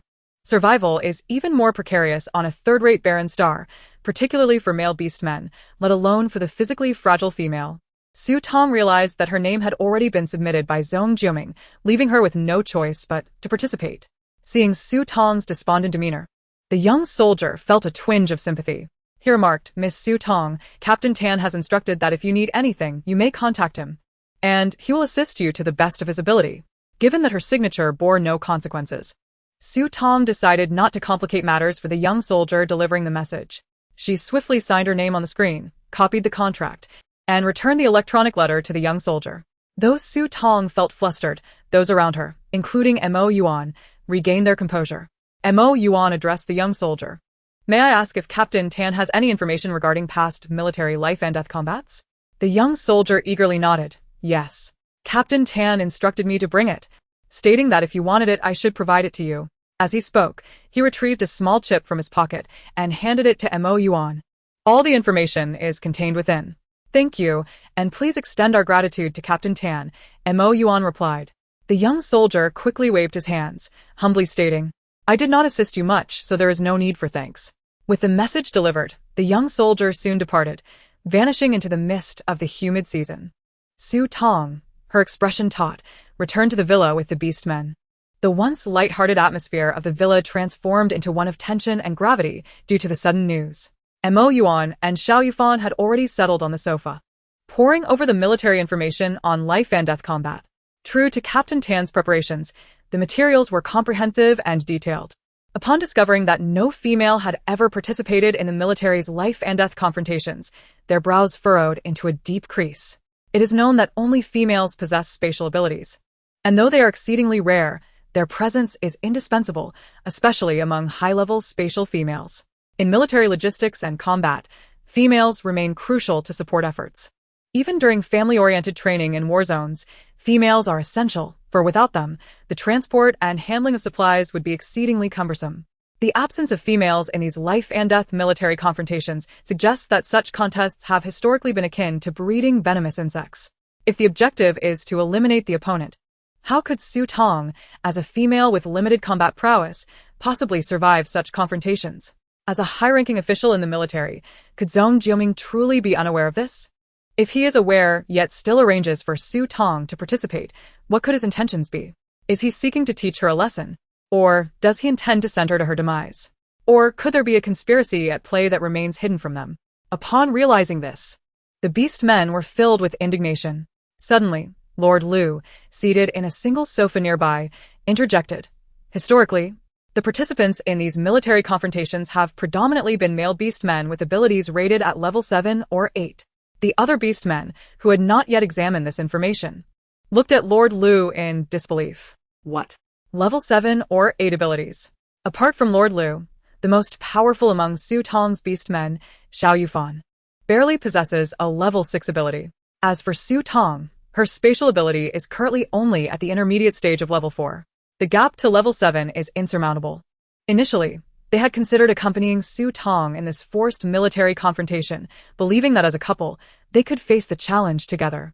However, if all participants are level 7 or 8 ability holders, it becomes evident that such a course of action is unfeasible, particularly if everyone must enroll. As they perused the increasing amount of information in hand, they found Lord Lu's assertion to be accurate. The minimum ability level for participants in past military confrontations had indeed been level 7, despite no explicit rules stating as much. It seemed to have evolved into an unspoken norm. Even level 7 ability holders struggled to prevail, let alone those at level 6. Lord Lu's deep brown eyes narrowed slightly, emitting a chilling glimmer. He then declared, "You need not worry. I shall accompany Su Tong in this endeavor." Upon hearing this, Su Tong turned to him in surprise, momentarily taken aback before hastily shaking her head. "No, I have been forced into this, and I cannot drag you down with me. Given the current information available, participating in this military confrontation poses significant risks. Even though Lu Zhiga is an 8-level ability holder, the danger remains substantial. Furthermore, they had only recently been matched in marriage, and it was unnecessary for him to bear the burden of her predicament." Lu did not anticipate Su Tong's outright rejection. A chuckle escaped him. "Su Tong, we are now married, sharing a single life. If anything were to happen to you, neither of us would survive. Given this reality, it would be wiser for me to accompany you. After all, I am also an 8-level ability holder." Previously, Xiao Yufan and the others had viewed this newcomer with disdain. Yet at this moment, they found themselves grateful that Su Tong's matched beast man was the 8-level Lu Zhiga. At least now, his abilities could genuinely assist Su Tong, proving to be more beneficial than their own. This thought struck them as cruel, igniting a renewed urgency within them to grow stronger. Su Tong raised her gaze to her 5 beast men and suddenly declared, "Tomorrow we shall go to the matching center, and I will divorce all of you." Thus, regardless of the outcome of the military confrontation, it would not affect them. This was the only viable solution that Su Tong could conceive at present. No. "We shall not consent." As soon as Su Tong's words left her lips, Xiao Yufan and the others vehemently rejected her proposal in unison. Did Su Tong perceive them as merely cowardly creatures willing to abandon their female master at a critical juncture for the sake of survival? They had contemplated divorce in the past, but having come this far, they had long discarded that notion. Under no circumstances would they part ways. Su Tong was momentarily taken aback by their impassioned responses, regaining her composure after a moment. She surveyed the faces of Xiao Yufan and the others, understanding the nature of these future antagonists. Finally, her gaze settled on Lord Lu. "Lu Zhiga, we have only recently matched and barely know each other, lacking any emotional bond. Let us divorce." Chapter 169. Su Tong. Choose someone to accompany you tonight. Lord Lu glanced at Xiao Yufan, Bai Su, and the others, his tone slightly frosty. If they cannot divorce, why should I be the only one allowed to? Xiao Yufan likewise turned to Lord Lu, then lowered his gaze, his expression inscrutable. Whether or not to divorce Lord Lu was a matter left to Su Tong's discretion.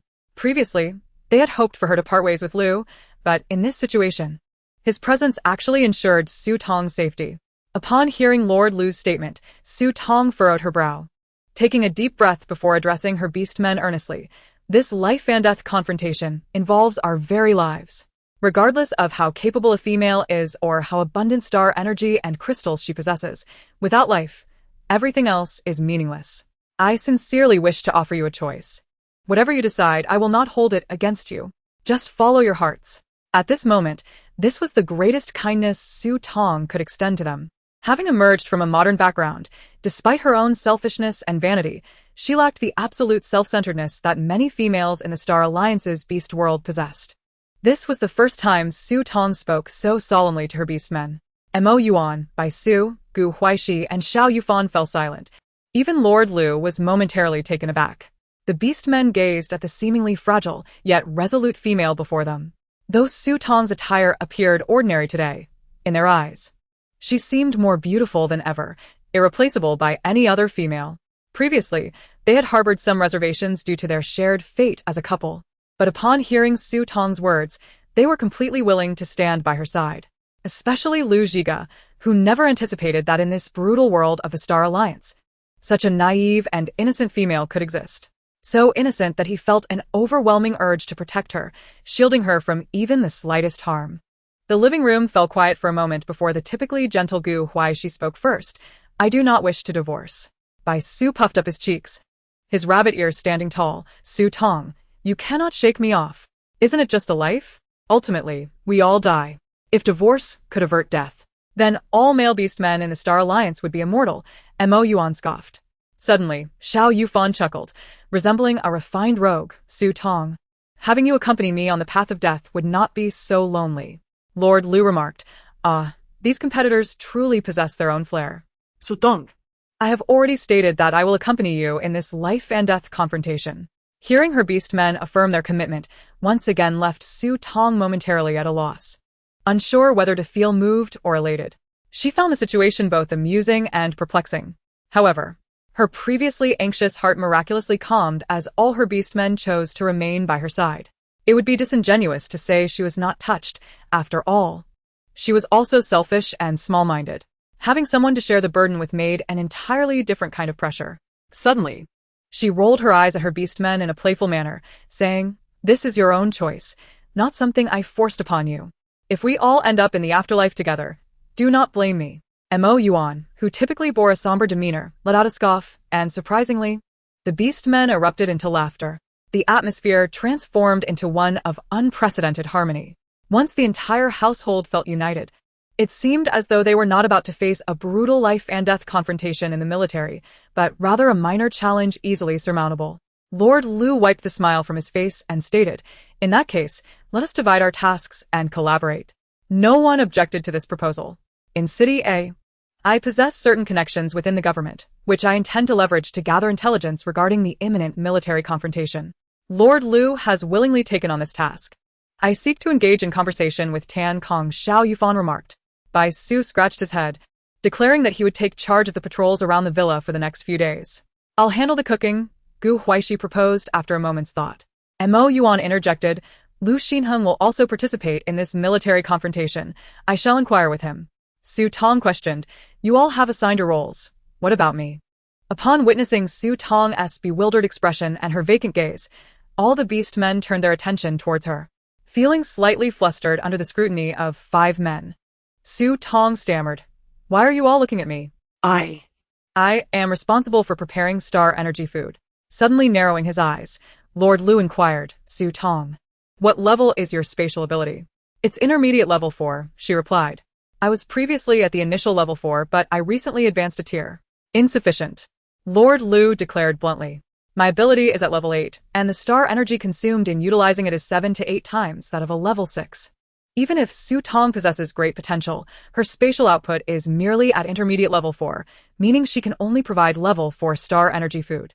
An 8th level ability user requires a substantial amount of level 4-star energy food to restore their energy during combat. What if there is no time for that? Then Su Tong's advantage as a female participant diminishes significantly. Su Tong thought to herself, I must admit, Lord Lu's analysis is astute. To increase my chances in this military confrontation, I must enhance my spatial ability. With this thought, a sense of determination surged within Lord Lu. Su Tong had been married to her 4 beastmen for over 6 months now. One would assume certain developments should have occurred by now. The female beastman benefits the most during the initial union, and upgrading spatial levels is most pronounced. Currently, as a level 4 intermediate, her only option for a rapid enhancement lies with her recently matched beastman. Lord Lu felt an unexpected sense of divine assistance. He need not traverse the convoluted path of friends to lovers. Upon his declaration, the expressions of the other 4 beastmen varied greatly. Xiao Yufan and Bai Su frowned, while Mo Yuan and Gu Huaixi exchanged hopeful glances with Su Tong. Instantly, Su Tong felt her cheeks flush under the gazes of her beastmen. Xiao Yufan was the first to speak. Su Tong, choose someone to accompany you tonight. Su Tong hesitated. Initially, she did not plan to engage in any physical relations with her beastmen shortly, considering her recent advancement in spatial abilities. Level 4 seemed sufficient for now. Little did she expect such a situation to arise. She glanced at Xiao Yufan and Bai Su, knowing they were not options. Her gaze then shifted to Mo Yuan and Gu Huaixi before finally landing on the composed Lord Lu. Taking a deep breath, her face aflame, she uttered a name. Chapter 170. It's not so simple. Mo Yuan. His deep black eyes sparkled as they turned toward Su Tong. Conversely, Gu Huaixi's blue eyes dimmed. Lord Lu's expression was one of incredulity he could scarcely conceal. How could Su Tong not choose him? Was it he who had issues, or was it Su Tong? Surely, it could not be that Mo Yuan had yet to consummate their union. Xiao Yufan nodded. Then tonight, Mo Yuan will accompany Su Tong. At this pronouncement, Lord Lu shot a bewildered look at Xiao Yufan. The latter met his gaze, affirming Lord Lu's suspicions with a glance. Lord Lu never anticipated this outcome. Feeling both frustrated and speechless, his lips twitching in a tight smile, it appeared he would still need to follow the path from friends to lovers, taking his time. It seemed the heavens were not aiding him, but rather this damned black leopard. Time was of the essence, with only 5 days remaining until the deadly confrontation. They needed to seize every moment. Lord Lu contacted Jing to arrange his return to the Lu family. Jing arrived swiftly, the modified vehicle halting outside the villa within half an hour. Lord Lu exchanged greetings with Su Tong before boarding the car. Inside, Jing drove while conversing with Lord Lu. Lord, I have discovered that Miss Su Tong has been coerced into participating in the military confrontation, with the 2nd and 3rd young masters pushing her towards it. Lord Lu's expression hardened. Indeed, even if the Su family wished to deal with Su Tong, they need not force her into the deadly battle. There were myriad ways to accomplish their aims. However, should a member of the Lu family intervene, the situation would be quite different. Have they discovered I am married? Jing nodded. They likely learned of it a few days ago. Jing furrowed his brow. Are the 2 young masters not concerned about your marriage to Miss Su Tong? Hesitating, he seemed to want to say more. Speak your mind, Lord Lu commanded. Jing quickly responded, I know Miss Su Tong is a wonderful person, but you should not have married her at this time. This merely hands the 2nd and 3rd young masters a lever against you. What if Miss Su Tong refuses to divorce? You could be entangled. The bond of matched marriage between male and female beastmen is a matter of life and death. Lord Lu shot Jing a cold glance. Who says, I will divorce Su Tong? At these words, Jing nearly drove the modified vehicle into a ditch. He thought, naturally, which young female would easily divorce her beastman upon discovering he was an 8th level ability user? While Miss Su Tong is indeed commendable, she is still a female. Which female does not consider her own interests first? As expected, the very thing he feared had come to pass. As long as Su Tong does not agree to a divorce, Lord Lu cannot escape this predicament. The 2nd and 3rd young masters were indeed ruthless. Jing voiced his concerns. If you do not divorce, your life will be in jeopardy. You must persuade Miss Su Tong. She seems reasonable and kind-hearted. Surely she would agree. It is not that I do not wish to divorce Su Tong. It has nothing to do with her. Furthermore, I not only refuse to divorce, but I also intend to participate in the military confrontation. Jiying, who had nearly driven the car into a ditch before, now slammed on the brakes, mistaking them for the accelerator. The modified vehicle came to a sudden halt, the force almost causing Lord Lu's forehead to collide with the seat in front of him. Frowning, he thought, I will have to switch drivers next time. Jiying, taking a moment to regain his composure, began again. Is this decision not a bit impulsive? The old lord would certainly have something to say. You need not advise me. Once this matter concludes, I shall take Su Tong to meet my father. It was evident that Lord Lu had made up his mind, and Jiying, one of his subordinates, could not dissuade him. So, your visit to the Lu family is for? A cold glint flickered in Lord Lu's deep brown eyes. The second and third young masters are so fond of meddling in my affairs, I must give them something to occupy their time. Moreover, those in the military of City A have become too arrogant. At these words, Jiying shuddered. When he first took over the lordship from the old lord, he was known for his ruthless nature. In recent years, to balance the forces within City A, the lord had gradually tempered his sharpness. After a few years of maintaining a low profile, even the second and third young masters had begun to stir. It seemed those individuals had forgotten the true nature of their lord. In the study of the Su family, Su Xian, Su Jingru, and Su Xin were all present. Su Xin looked towards her eldest son, Su Jingru, then at Su Xian. Su Jingru furrowed his brow, impatiently asking, Mother, why have you summoned me? Su Xin, being more perceptive than her brother, instinctively sensed that her mother's summons might not bode well. In that moment, she felt an overwhelming sense of trepidation, especially since she had attended a banquet with her mother 2 days prior and had not even laid eyes on Lord Lu. Keeping her head bowed and avoiding her mother's gaze, Su Xin pushed a document in front of the two, gesturing for them to take a look. Su Jingru accepted the material and glanced at the bold letters at the beginning, furrowing his brow. Mother, what does the life and death confrontation in the military have to do with me? Although Uncle Zong and his younger brother Su Hongyi were both in the military, he had always managed the family business and had never meddled in military affairs. Su Xian stole a glance at the document and suddenly seemed to recall something, her body trembling slightly. Noticing their reactions, Su Xin's expression remained unchanged as she declared, I have enrolled both of you in this military life and death exercise. The statement hit Su Jingru and Su Xian like a thunderclap, leaving them utterly astonished. They looked up at Su Xin in disbelief, as if struggling to accept the reality of her words. Su Jingru, momentarily losing his composure, stood up from the sofa, his eyes wide as he fixed his gaze on Su Xin, his voice trembling. Mother, you're joking with us, aren't you? I am not joking. Do you think I would willingly put you in danger? It is time for the Su family to fight, Su Xin said, her tone a mixture of firmness and fear. Surprisingly, Su Xian remained calmer than her elder brother. Her upbringing had conditioned her to instinctively avoid danger. She forced herself to maintain her composure and tugged at Su Jingru's sleeve, saying, Elder brother, please calm down. Mother would never let us participate in a military life and death exercise without reason. Let her finish speaking. Su Jingru shook off Su Xian's hand with a derisive laugh. Su Xian, you are truly naive. Su Xian, she was not naive. She simply was not as foolish as Su Jingru. They could not alter their mother Su Xin's decision, and resisting her at this moment would only serve to infuriate her further, which was utterly pointless. Instead, it would be wiser to seize this opportunity to show a bit of weakness in front of their mother, hoping to gain some advantages. This was far more pragmatic. Enough. Be quiet. I am the head of the Su family, and you are my children. I would never be foolish enough to send you to your deaths. Sulankin admanished angrily. When Su Jingru and Su Xian emerged from Su Xin's study, their expressions were a complex mix of emotions. That evening, Lord Lu sent a message to Su Tong in advance, informing her that he would not be returning until the following evening for dinner, as he was gathering information at a friend's house in the city center. After dinner with the 4 beast men, Su Tong returned to her room. Before long, there was a knock at her door, and from the sound, it was the Yuan she had specifically called for tonight. Chapter 171. Black Rose.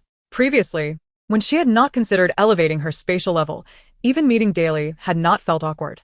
However, at this moment, as Su Tong hesitated to open the door, she could not help but feel her cheeks flush.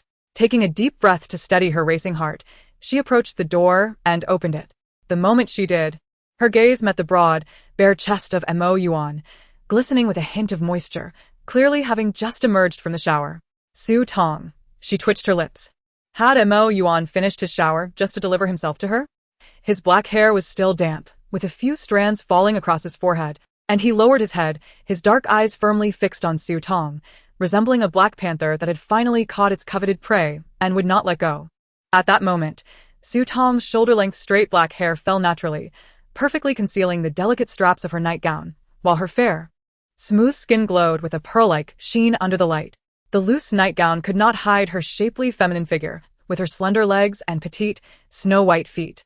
Noticing Su Tong's feet, Yuan was somewhat taken aback. How could a female's feet be so small and so white? Compared to his own, they appeared enormous. He felt as though he could grasp Su Tong's foot entirely with one hand. "Come in," Su Tong said, her voice slightly strained as she stepped aside. Yuan entered the room. Su Tong had previously thought her bedroom was quite spacious, but with Yuan's towering height of nearly 2 meters, her room suddenly felt cramped and confining. Although he had been in Su Tong's room before, this was the first time he examined it so openly. The decor of Su Tong's room was entirely different from his own. It exuded a feminine charm that was neat, comfortable, and adorable.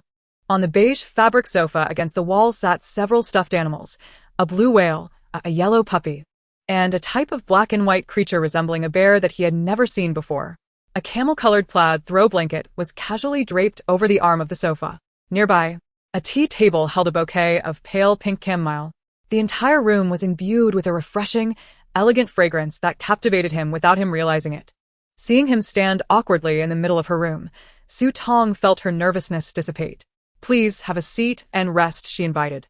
After surveying the room, she noticed her sofa was delicate and petite, with the bed being the largest piece of furniture. Yuan unhesitatingly chose to sit at the edge of the bed. He was dressed in casual sleep shorts, and as he sat, the front of his shirt, which had been slightly open, fell completely apart, revealing his well-defined six-pack abs. The black rose tattoo on his abdomen was now fully visible to Su Tong's gaze. The rose wrapped in intricate vines and extending from his left abdomen down to his alluring groin, disappearing at the edge of his shorts. Su Tong felt she could not look any longer, lest her face betray her embarrassment. She cleared her throat. "I haven't washed up yet. Please wait for me in the room. Would you like something to drink?" Yuan glanced at the feminine teacup on the bedside table, which still contained a little steaming strawberry milk. He picked up the pink cup, his voice somewhat hoarse as he replied, "This will be fine." Su Tong. That was her cup. Moreover, she had only drunk a small portion of the strawberry milk. Just as she was about to protest, Yuan had already brought the cup to his lips and taken a sip. Su Tong. "All right then, drink it if you wish." She could not stop him from drinking what she had left. After settling Yuan, Su Tong hurried into the bathroom. Soon, the sound of the shower could be heard. Although the sound was not loud, it seemed amplified in Yuan's ears. Suddenly, a shriek echoed from the bathroom, startling Yuan. His brows knitted together as he rushed into the bathroom. Su Tong had not expected Yuan to enter at that moment. Soaked through, she stood there helplessly, staring at the tall man who appeared in the bathroom doorway. Yuan's handsome face was filled with concern, and he paid no mind to the enticing scene before him. Urgently asking, "Su Tong, what happened?" Su Tong's gaze immediately fell to the bathroom floor, where a tiny cockroach lay. She could not help but pout. "There's a cockroach." She had despised these creatures since childhood, and was taken aback to find one in her bathroom. Upon seeing it, she instinctively screamed. Yuan followed her gaze to the dead insect on the bathroom floor, calmly took a piece of paper, walked over, picked it up, and disposed of it in the toilet. Once he had completed this task, he was thoroughly drenched from the shower. His lightweight sleepwear clung to his body, revealing the well-defined physique of a beast man. The thin pajama pants clung to his abdomen and thighs, the rose tattoo faintly visible beneath the fabric. Su Tong was momentarily entranced. Before she could fully process what was happening, Yuan's gaze locked onto her, growing increasingly intense as his breathing quickened. The shower continued to run, the temperature gradually rising, heightening the atmosphere and their hormones. It was only when Su Tong noticed Yuan standing there, his gaze unsettling, that she suddenly remembered her current state. Her cheeks suddenly ignited with a fervent blush, and in a flurry, she hastily shielded her most sensitive areas with her small hands. Alas! Those delicate hands only served to provoke more tantalizing thoughts rather than conceal them. Su Tong, her voice trembling, addressed Yuan. "Yuan, Xiao Chong has been dealt with. You may leave now." Yuan's dark eyes blazed with intensity. At this juncture, Even his most naive self could not consider leaving. Moreover, his beastly form was that of a cunning and ferocious Black Panther. The thin nightgown clung to him, discarded in a corner of the bathroom. As Yuan's robust physique cornered Su Tong, inescapably, she was drawn into his embrace, their bodies pressing intimately against one another. The unimpeded sensation of skin against skin sent Yuan into a frenzy of desire. Su Tong felt as if her sanity was abruptly snatched away amidst the sound of rushing water, as a large hand lifted her delicate chin, followed by a kiss so fervent it threatened to consume everything. In the next moment, Su Tong found herself lifted off the ground, startled, and instinctively clung to Yuan's neck. Her feminine hands grasped the well-defined muscles of his back, droplets of water glistening as the stark contrast between her porcelain skin and his bronzed form splashed through the air in the bathroom. Time became an abstraction as Su Tong, utterly drained, was eventually wrapped in a towel and carried out by Yuan. Just before succumbing to sleep, the clearest image of a black rose blossomed in her mind. It turned out that the most beautiful and enchanting part of the black rose lay hidden beneath the soil. Chapter 172, Intermediate Level 5. Gazing at Su Tong's serene sleeping face, Yuan's gaze drifted downwards, eventually resting on the area just below her left abdomen. What had once been a fair expanse now bore the mark of a Black Panther totem, exuding an air of mystery and wildness. He could not help but caress the totem, his palm's heat seeming to imprint it for eternity. Drawing her closer, he enveloped her entirely within his chest, pulling a light blanket over them both. Beneath the blanket, a thick, furry tail emerged, wrapping snugly around Su Tong's slender waist. The agile tip of the tail occasionally flicked, reminiscent of a proud male creature reveling in its most cherished possession. Having spent an excessive amount of time in the bathroom the previous night, Su Tong slept soundly until the sun reached its zenith. Upon finally opening her eyes, the events of the previous night surged back to her like a tide. Staring blankly at the ceiling for a full minute, she could not help but cover her flushed cheeks. To her astonishment, the preceding night had unfolded in the bathroom. Turning her head, she was met with the sight of Yuan casually leaning against the headboard. Her breath caught in her throat, and her cheeks flamed even more. "Why you reawake?" The previous night's events had been exceedingly intimate, and now, facing Yuan, Su Tong stammered. Yuan set aside the book he had been idly perusing, his black eyes meeting Su Tong's. The usually cold and forbidding Yuan now regarded her with a tenderness she had never witnessed before. "Awake? Still tired? Would you like to sleep a little longer?" He was no longer clad in the sleepwear of the previous night, but rather donned a simple black t-shirt and leather pants, indicating he had been up for quite some time. Su Tong assessed her sore waist and instinctively raised the blanket to cover half her face, revealing only her glistening almond-shaped eyes as she hesitantly inquired, "What time is it?" Yuan glanced at his wristwatch. "It's nearly 2 in the afternoon." Su Tong. She had slept from midnight until 2 in the afternoon. Though she had always enjoyed sleeping in, she had never before remained in bed until afternoon, especially after spending the night with Yuan. How could she explain this to the other beast husbands later?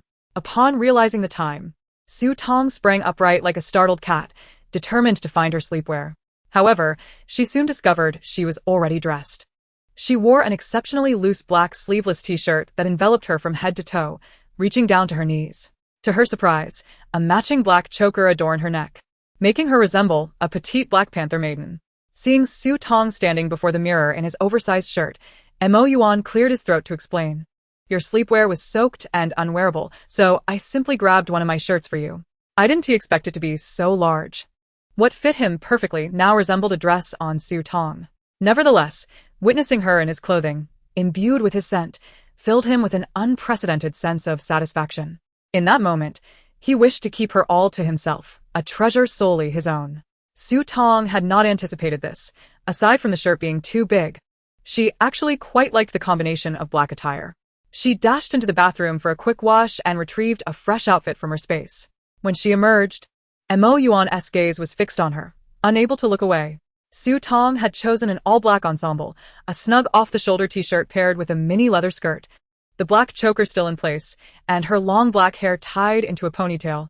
The outfit curiously complemented Yuan's attire, resembling a couple's matching outfits. "Let us go eat.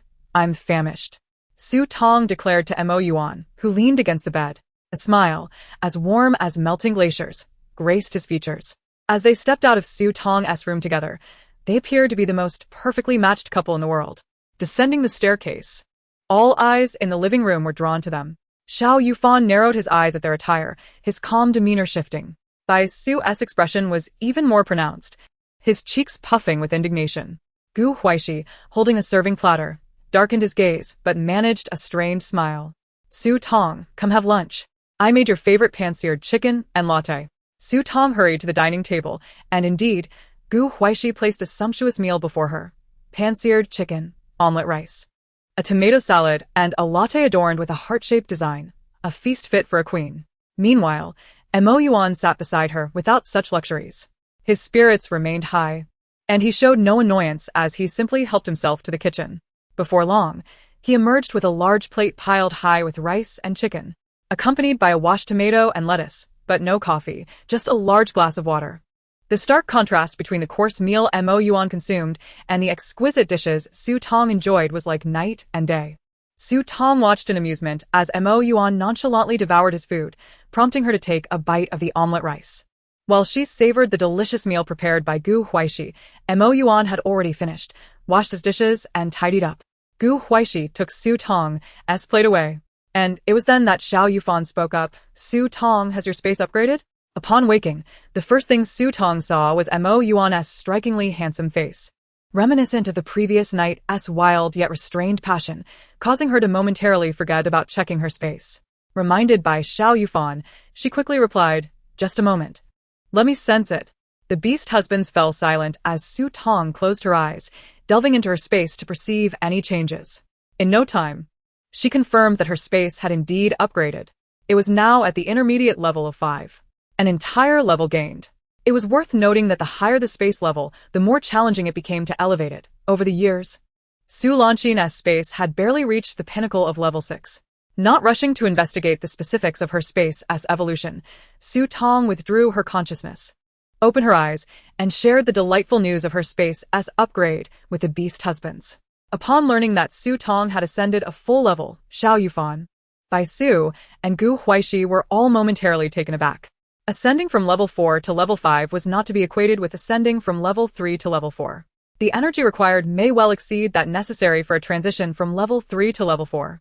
Previously, when Su Tong was with Bai Su, the space ascended from level 3 to 4. However, this time with Yuan, it has surged directly from level 4 to level 5. This clearly illustrates the immense genetic potential of Yuan. Bai Su cast a jealous glare at Yuan, finding the latter's smile exceedingly irksome. Xiao Yufan's gaze was profound, while Gu Huaixi fell into silence, seemingly lost in thought, the nature of which remained a mystery. Except for Yuan. Although the other beastmen appeared as if they had ingested a barrel of vinegar, the substantial enhancement of Su Tong's space was ultimately beneficial for all. Following the upgrade of Su Tong's space, which required stabilization, the beastmen discreetly refrained from disturbing her, engrossed in their own endeavors. Su Tong retreated to her room, where she entered her space to observe the changes within. Chapter 173. Random Items. The original owner's space had expanded to approximately twice its size from the mid-level 4. The most significant alteration was the transformation of the stream that separated the farmland and pasture into a small river. The river flowed with crystal-clear water, meandering through the center of the space, eventually disappearing into the ethereal white mist. Su Tong first inspected the farmland, which had doubled in size, now encompassing roughly 6 acres. Aside from the expanded area, there were no immediate changes to the crops already planted. Next, she turned her attention to the pasture, which had similarly increased in size. The pasture, previously crowded with dozens of chickens, ducks, and geese, now appeared much more spacious, and the overall environment seemed to have improved. Su Tong contemplated the enlarged pasture and river, pondering whether this indicated her capacity to raise a greater variety of livestock. With the river now deeper and wider, could she possibly cultivate fish and shrimp? If so, with cattle, sheep, and fish, she could achieve self-sufficiency. The wheat and rice in the farmland were nearing maturity within the next few days. This time, Su Tong intended to reorganize the planting areas after harvesting the previously sown rice, wheat, and vegetables, segmenting them into staple food zones, vegetable zones, fruit zones, and special cultivation zones. Currently, the fruit trees consisted only of pear and persimmon trees, but she yearned for durian, mango, lychee, longan, and apples, necessitating the acquisition of seedlings through various channels. She was also in dire need of vegetable seeds, such as broccoli, pumpkin, and chives. Furthermore, with the additional livestock and fish she intended to raise, the list of necessities grew even longer. She recalled encountering someone selling dairy calves in the comprehensive hall, priced at 50,000 star coins each. The mere thought made her lips twitch. It was all star coins. After finishing her affairs in the space, she resolved to consult Aunt Lu on the star net regarding what animals could be raised in a level 5 space. However, aside from these changes post-upgrade, there was one surprise that left Su Tong utterly astonished. The previously obsessed clown chicken had laid an egg. It was only now that Su Tong confirmed it was indeed a hen. Had it not been for the clown chicken proudly nudging against her, she might have overlooked this fact. The egg, comparable in size to an ordinary chicken egg, bore peculiar mottled patterns and was somewhat gray, distinctly different from the eggs of chickens, ducks, and geese. Initially indifferent to the sight, Su Tong merely patted the clown chicken's head and offered a few words of encouragement. After all, given the genetic modifications, she dared not consume the egg it had laid. Upon inspecting the original owner's space, Su Tong returned to her own. To her surprise, her space had not expanded as she had anticipated. Moreover, the spiritual spring pool had remained unchanged. Furrowing her brow, she wondered if her space had reached a cap after upgrading to a certain level and would no longer evolve alongside the original owner's space. Although somewhat disheartened, she did not feel overly disappointed, considering that she had finally accumulated enough points for 10 consecutive draws at the resource exchange. She decided to test her luck regarding her European African heritage. Upon arriving at the resource exchange, the exterior appeared unchanged, but upon entering, she discovered subtle modifications on the large display screen. Exchange attempts, 10 times, 1 per day. Available resources, mutated beast meat, limited to 2 tons daily. Fire nettle, limited to 10 plants daily. Mutated egg, 1 per day. Today as obtainable resources, compressed biscuits, canned meat, random items, only 1 item per exchange. Although the number of exchanges remained constant, the daily limit for mutated beast meat had doubled and a new category, mutated eggs, had been added. The previously available resources had increased from 2 to 3. Did the changes from her space's transition from level 4 to 5 manifest in the resource exchange?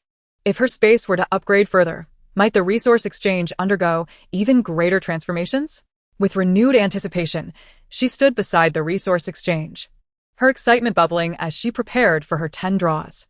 She swiftly opted for 9 selections of mutated beast meat and 1 of the mutated egg. As she currently had no surplus fire nettle, she wished to reserve it for sale at a premium on the star net.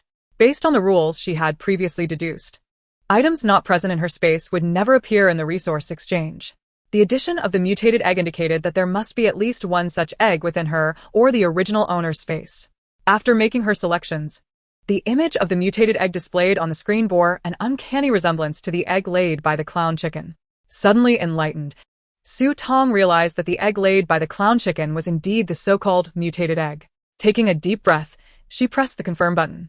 Instantly, a significant portion of the stacked mutated beast meat disappeared, and the egg laid by the clown chicken in the original owner's space vanished as well. Within seconds, a new pile of resources appeared beside the resource exchange. Most of it consisted of neatly stacked boxes of compressed biscuits, with the quantity of canned meat reduced by half, alongside a single, distinctive small package. A random reward. She had truly drawn one. Regardless of its contents, it was indeed a draw. It seemed that the 10 consecutive draws might guarantee a random reward. It would be wise for her to accumulate 10 draws before proceeding with the next exchange at the resource exchange. With excitement, Su Tong retrieved the small box containing the random reward and opened it. A dazzling brilliance nearly blinded her eyes. Inside lay a crystal core. A rare ice-type crystal core of icy blue hue, roughly the size of an adult's thumb, at the pinnacle of level 7. Su Tong had heard the beastmen explain that mutated beast star beasts did not necessarily yield a higher probability of crystal cores simply due to their elevated level. Thus, the higher the level of the crystal core, the rarer and more difficult it was to obtain.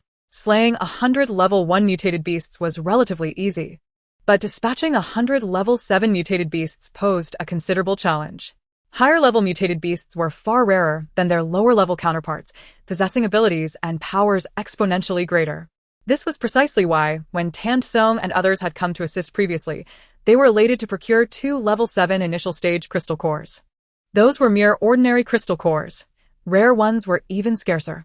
Even among the senior ranks of the Star Alliance, It was uncertain whether they possessed any level 7 or higher mutated crystal cores. Su Tan could hardly fathom that her random reward would yield this. If she were to auction it at the Star Alliance, this level 7 rare ice-type crystal core would likely fetch an astronomical price. Regrettably, Su Tong could not risk exposure due to this crystal core. She carefully stored the core and counted the quantities of compressed biscuits and canned meat she had acquired. Through 9 exchanges, she had amassed 36 boxes of compressed biscuits and 9 boxes of canned meat. Su Tong organized these supplies alongside those she had previously exchanged, resulting in a considerable stockpile in the corner of her space. 10 barrels of cooking oil, 10 boxes of instant noodles, 2 boxes of ham sausages, 39 boxes of compressed biscuits, 30 bags of flour, 50 bags of rice, and 9 boxes of canned meat. Gazing at the pile of resources before her, Su Tong felt an unprecedented sense of fulfillment. As she extracted her consciousness from the spatial realm, she immediately contacted Yuan through the Star Network, seeking her insights regarding the 5th level space. Upon learning that Su Tong had attained a 5th level space, Yuan was taken aback. It is worth noting that in her youth, she had spent 3 years progressing to such a level. The fact that Su Tong had achieved this within merely half a year of her marriage to her beast husband speaks volumes about their genes and potential. Yuan swiftly sent Su Tong a list detailing the animals that could be raised once a female space reaches the 5th level, which included cows and sheep. However, during this damp season, procuring either cows or sheep proved to be quite challenging. The number of families training in the war zones had significantly decreased, resulting in a nearly 50% reduction in the items available at the comprehensive hall's consignment, which would undoubtedly cause prices to surge. Acquiring these animals would not only require a hefty sum but also a stroke of luck. The last time Su Tong spotted a calf priced at 50,000 was purely by chance, and regrettably, her space was not yet capable of accommodating large livestock. Yuan advised Su Tong to check the comprehensive hall's website, although online shopping lacked the completeness of physical stores and incurred high shipping fees. It was certainly better than remaining idle. While sheep are smaller than cows, their prices do not reflect this, as they have a shorter time to market. And sheep's milk holds significant nutritional value, with reproduction rates surpassing that of cows. Upon discovering that Su Tong's space harbored a small river, Yuan was even more astonished. Not every female space that ascends to the 5th level possesses a river. For instance, in her own 5th level space, she had only a slender stream, which only marginally transformed into a river upon reaching the pinnacle of her 5th level. Regarding the types of fish that could be cultivated in the river, Yuan lacked extensive experience. She suggested that Su Tong start with the most easily farmed varieties of fish and shrimp. However, in the Beast World Alliance, unpolluted and non-genetically modified fish and shrimp are even rarer and pricier than cows and sheep. Perhaps some luck in the war zones might yield a few. Before concluding their conversation, Yuan advised Su Tong to stabilize her space for a period after advancing, as an unstable space could lead to numerous complications in the future. Should any unforeseen events occur, regression would happen swiftly. Taken aback by this revelation, Su Tong sincerely thanked Aunt Lu. Subsequently, she accessed the Beast World Mall and the online comprehensive hall. Upon searching for fire nettle in both places, she quickly discovered that its price had soared to just over 10,000 in the Beast World Mall and over 9,000 in the comprehensive hall. Even fire nettle pills had escalated to 1,000 5-star coins each. This pricing was more than 5 times what she had previously sold them for at the comprehensive hall. Not being overly greedy, Su Tong listed the 10 fire nettle plants and 20 fire nettle pills she had saved on the Beast World Mall. To her surprise, they were snatched up within seconds. Su Tong thought such demand? Once she dispatched the goods, she would have a total of 130,000 star coins. Coupled with her balance of around 200,000, she would possess approximately 330,000 star coins. After managing the fire nettle, Su Tong began searching for fruit trees, cattle, sheep, and fish and shrimp in urgent need. Unfortunately, the entire Beast World Mall had nothing available, and in the help section, there were even individuals offering high prices for them. Feeling somewhat exasperated, Su Tong redirected her attention to the online comprehensive hall. There, she found a single lamb available for consignment, priced at an astonishing 150,000, leaving her astounded. Such a cost could nearly fund modifications for a vehicle suitable for the damp season. Nevertheless, she did not give up immediately. She located the seller's private messaging button and left a message. "Could you lower the price for the lamb you're selling?" Expecting a lengthy wait for response. She was surprised when the private message notification flickered almost immediately. Upon opening it, she saw the seller's reply. No haggling. This lamb was quite the endeavor for me to catch in Zone 41. Su Tong thought, all right, while I desire it greatly, 150,000 is still too steep for me at this moment. However, she inadvertently gleaned valuable information from the seller regarding the presence of lambs in Zone 41. Just as she was about to log off the Star Network, a rapid knocking echoed from the door, followed by Su's voice announcing, Su Tong. Lu Zhige has returned with some news. Su Tong's expression tightened, and she hurried downstairs with Bai Su. In the living room, Xiao Yufan, Lu Zhige, Mo Yuan, and Gu Huaixi were already seated. Su Tong swiftly approached and took her seat, while Bai Su stood beside her. Once everyone had gathered, the city lord Lu, with a grave countenance, stated, the military's life and death confrontation this time is rather complex. I've inquired, and the location is in Zone 41. There are 3 teams, and I am currently unaware of which team we will be assigned to. Additionally, this confrontation involves struggles for power within the military, making it potentially more perilous than past competitions.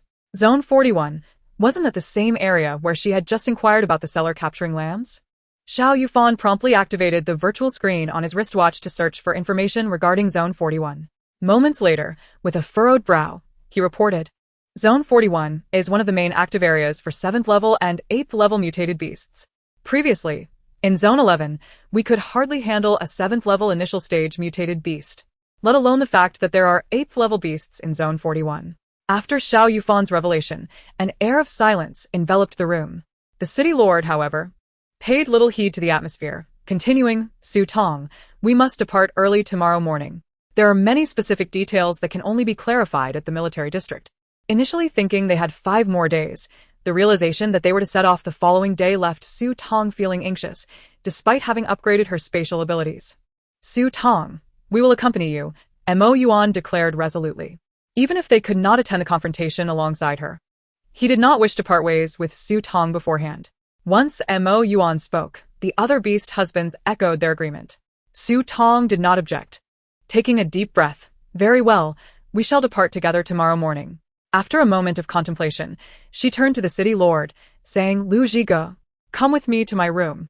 Upon hearing Su Tong's words, not only Mo Yuan and the other 3 beast husbands were taken aback, but even the city lord appeared momentarily bewildered. All 5 turned their gazes toward Su Tong, who, with an expression of nonchalance, blinked her clear, bright eyes, revealing no sign of anything amiss. The city lord, unable to suppress his excitement, thought, could it be that my spring has arrived after a night's absence? He desperately stifled the grin threatening to spread across his face, casting a glance at the other 4 husbands' varied expressions and feigned calmness as he replied to Su Tong. Very well, I shall come. As Su Tong turned and ascended the stairs, the city lord immediately sprang from the sofa, his earlier fatigue seemingly evaporating in an instant. He strode with long strides, quickly closing the distance to Su Tong. Then he paused, glancing back at the 4 men, a triumphant smile creeping onto his lips. Unaware of the footsteps trailing behind her, Su Tong turned and urged, Lu Zhige, hurry up. The city lord's handsome features could hardly contain his delight, as he exchanged knowing glances with the other beast husbands. See. It appears that the female master is most concerned about me. She can't even wait a few seconds before urging me along. Chapter 175. Did you not satisfy Su Tong last night? The others watched as the city lord followed Su Tong into her room.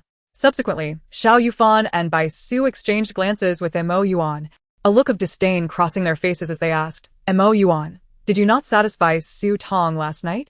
Otherwise, why would she be so eager for Lu Zhige to accompany her back? Mo Yuan replied, is Su Tong dissatisfied? The shower in the bathroom ran for 2 hours last night. His expression darkened instantly. Gu Huaixi slightly lowered his head, his gaze dimming. In Su Tong's room. As soon as the Lord of Lu City entered, Su Tong swiftly shut the door behind him. The Lord of Lu City cleared his throat and lowered his voice, reminding Su Tong, we are already husband and wife. There's no need for such urgency. I just returned from the city center, drenched in sweat. Surely, you will let me freshen up in the bathroom? He finished with a playful wink at Su Tong. Su Tong thought to herself, what on earth? Why does Lu Zhige's comment seem rather peculiar?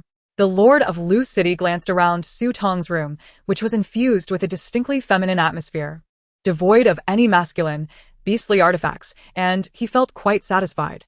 Noticing Su Tong frozen in place, he chuckled. Don't worry. My shower will be quick, just a matter of minutes. After saying this, he couldn't resist giving Su Tong a gentle pat on the head before making a beeline for the bathroom. No change of clothes? Perfect. It was an opportune moment to showcase his splendid physique to Su Tong. As he took a few steps forward, Su Tong grasped his hand. He turned back, bemused, to see Su Tong blushing. What's this? Su Tong, are you planning to join me? Su Tong thought, this guy is really taking liberties. She was keen to cut the conversation short and promptly retrieved a rare peak-level ice-type crystal core of level 7 from her spatial storage, placing it before Lu Zhigo. The brilliance of the advanced crystal core shone even brighter than diamonds. Upon seeing the crystal, the Lord of Lu City was instantly stunned. A rare crystal core, and an ice-type one at that, of peak level 7. He, or rather the entire Lu family, had never possessed a single one until now. His gaze shifted from the crystal core to Su Tong's delicate, pale face as he asked, astonished, Su Tong, where did you acquire this crystal core? Su Tong's eyes flickered slightly as she casually replied, I stumbled upon it during my visit to the war zone. The Lord of Lu City detected her evasiveness. Yet in the harsh reality of the Star Alliance beast world, who didn't harbor secrets? He too had many things he hadn't disclosed to Su Tong and had no intention of demanding complete transparency from her. He quickly suppressed his yearning for the crystal core and earnestly inquired, Su Tong, do you wish to exchange this crystal core for something? Indeed. Conversing with an astute individual was a relief.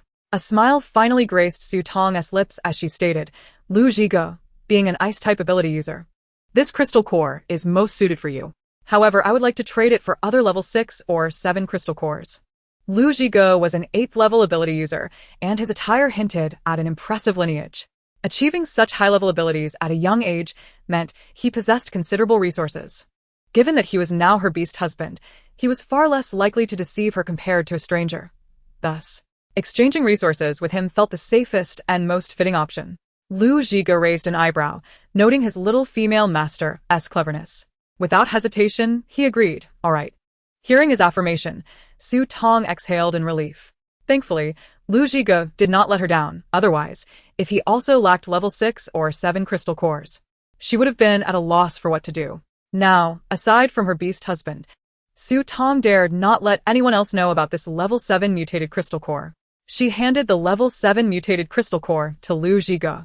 I haven't obtained any level 6 or 7 crystal cores yet. Are you giving this to me already? Lu Zhigo felt an unusual warmth in his heart. Throughout his life, aside from his mother, no other female had ever trusted him like this. You've already agreed. Why would I run away? Su Tong replied matter-of-factly. Lu Zhigo accepted the precious level 7 mutated crystal core without refusal and then said, Su Tong, wait a moment. I'll fetch the crystal cores for you. Lu Zhigo had maintained his initial 8th level ability for several years. Once he advanced to level 8, leveling up became exponentially more challenging. Any crystal cores below level 8 were of little use to him, unless they were rare cores of the same attribute. If he were an ordinary type ability user, it might be manageable. However, being a rare ice-type ability user made acquiring ice-type crystal cores significantly more difficult, especially high-level ones. Given the Lu family's resources, they had only managed to obtain a few low-level rare ice-type crystal cores, which were hardly beneficial to him. Furthermore, after reaching level 8, acquiring 8th level crystal cores became exceedingly rare and difficult, necessitating not only crystal cores, but also an equivalent vast amount of star energy for advancement. Both of these hurdles made it exceedingly challenging for a male beastly person without a female partner to progress. Thus, over the years, Lu Zhiji's abilities had stagnated. The sudden appearance of a level 7 rare ice-type crystal core from Su Tong ignited his excitement and joy. Moreover, the trust Su Tong placed in him was evident. Before he could specify how many level 6 or 7 crystal cores he would require, she had already presented him with the level 7 ice-type crystal core. Lu Zhigo moved swiftly, quickly returning to his room to retrieve an exquisite safe, which he brought back to Su Tong's room. He handed the safe to Su Tong, revealing the password. Su Tong, these are the crystal cores for our exchange. Su Tong input the password. Her curiosity piqued as she opened it. The next moment her mouth fell agape. There were far too many. The small safe was filled with level 6 and 7 crystal cores of various colors and attributes. Upon a rough estimate, she counted around 20 level 6 crystal cores and 17 or 18 level 7 cores.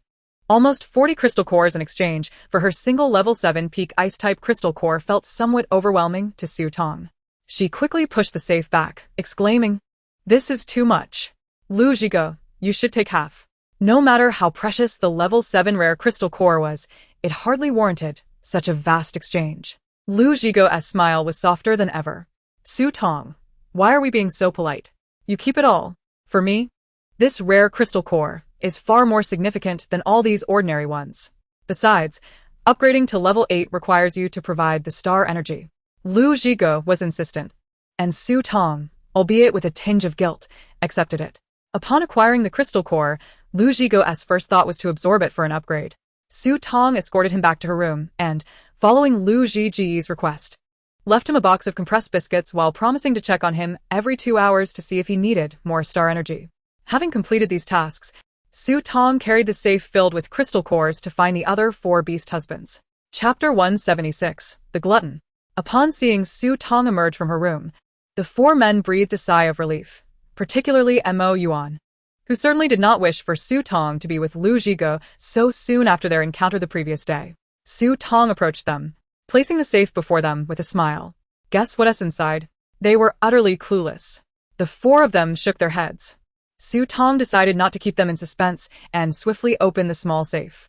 Instantly, a variety of level 6 and 7 advanced crystal cores were revealed. Xiao Yufan frowned. They all knew how many mutated beasts they had hunted together in the war zone. Advanced crystal cores were not something one could easily purchase with star coins, so how could Su Tong suddenly acquire so many? Seeing the plethora of crystal cores, the beast husband's first reaction was not joy, but concern. "Su Tong, where did these crystal cores come from?" Xiao Yufan couldn't help but inquire. Gu Huaixi, Bai Su, and Mo Yuan similarly regarded Su Tong with knitted brows. Su Tong quickly understood their feelings and winked playfully at them. "I exchanged them with Lu Zhigo." Mo Yuan cast a glance in the direction of Lu Zhigo's room. If it was Lu Zhigo, it certainly seemed plausible. Given his ability to gather internal military intelligence about life and death confrontations, they had already suspected his identity and status were extraordinary. Furthermore, being an 8th level ability user, along with the power behind him, it was hardly surprising that he could produce such a large quantity of crystal cores. Only Su Tong could so effortlessly acquire these crystal nuclei from him, but it is likely that she has paid a price far greater than they can fathom. Lu Zhigo is certainly no fool. After understanding the situation, several beastmen not only grew concerned for Su Tong, but also harbored various thoughts. Unbothered by their speculations, Su Tong recognized the urgency of the moment. Enhancing her strength was paramount. She directly stated, "These crystal nuclei are for your upgrades. How you think they should be allocated?" The group exchanged glances, and ultimately, it was Xiao Yufan who spoke first. "Given these crystal nuclei, we cannot afford to waste them. Su Tong should immediately participate in the military competition. I am uneasy leaving Lu Zhigo, a newcomer, to accompany Su Tong alone. I wish to join her as well. Therefore, I propose to take a portion of the crystal nuclei to upgrade to level 7. What do you all think?" Mo Yuan contemplated for a moment before nodding in agreement. Xiao Yufan was correct.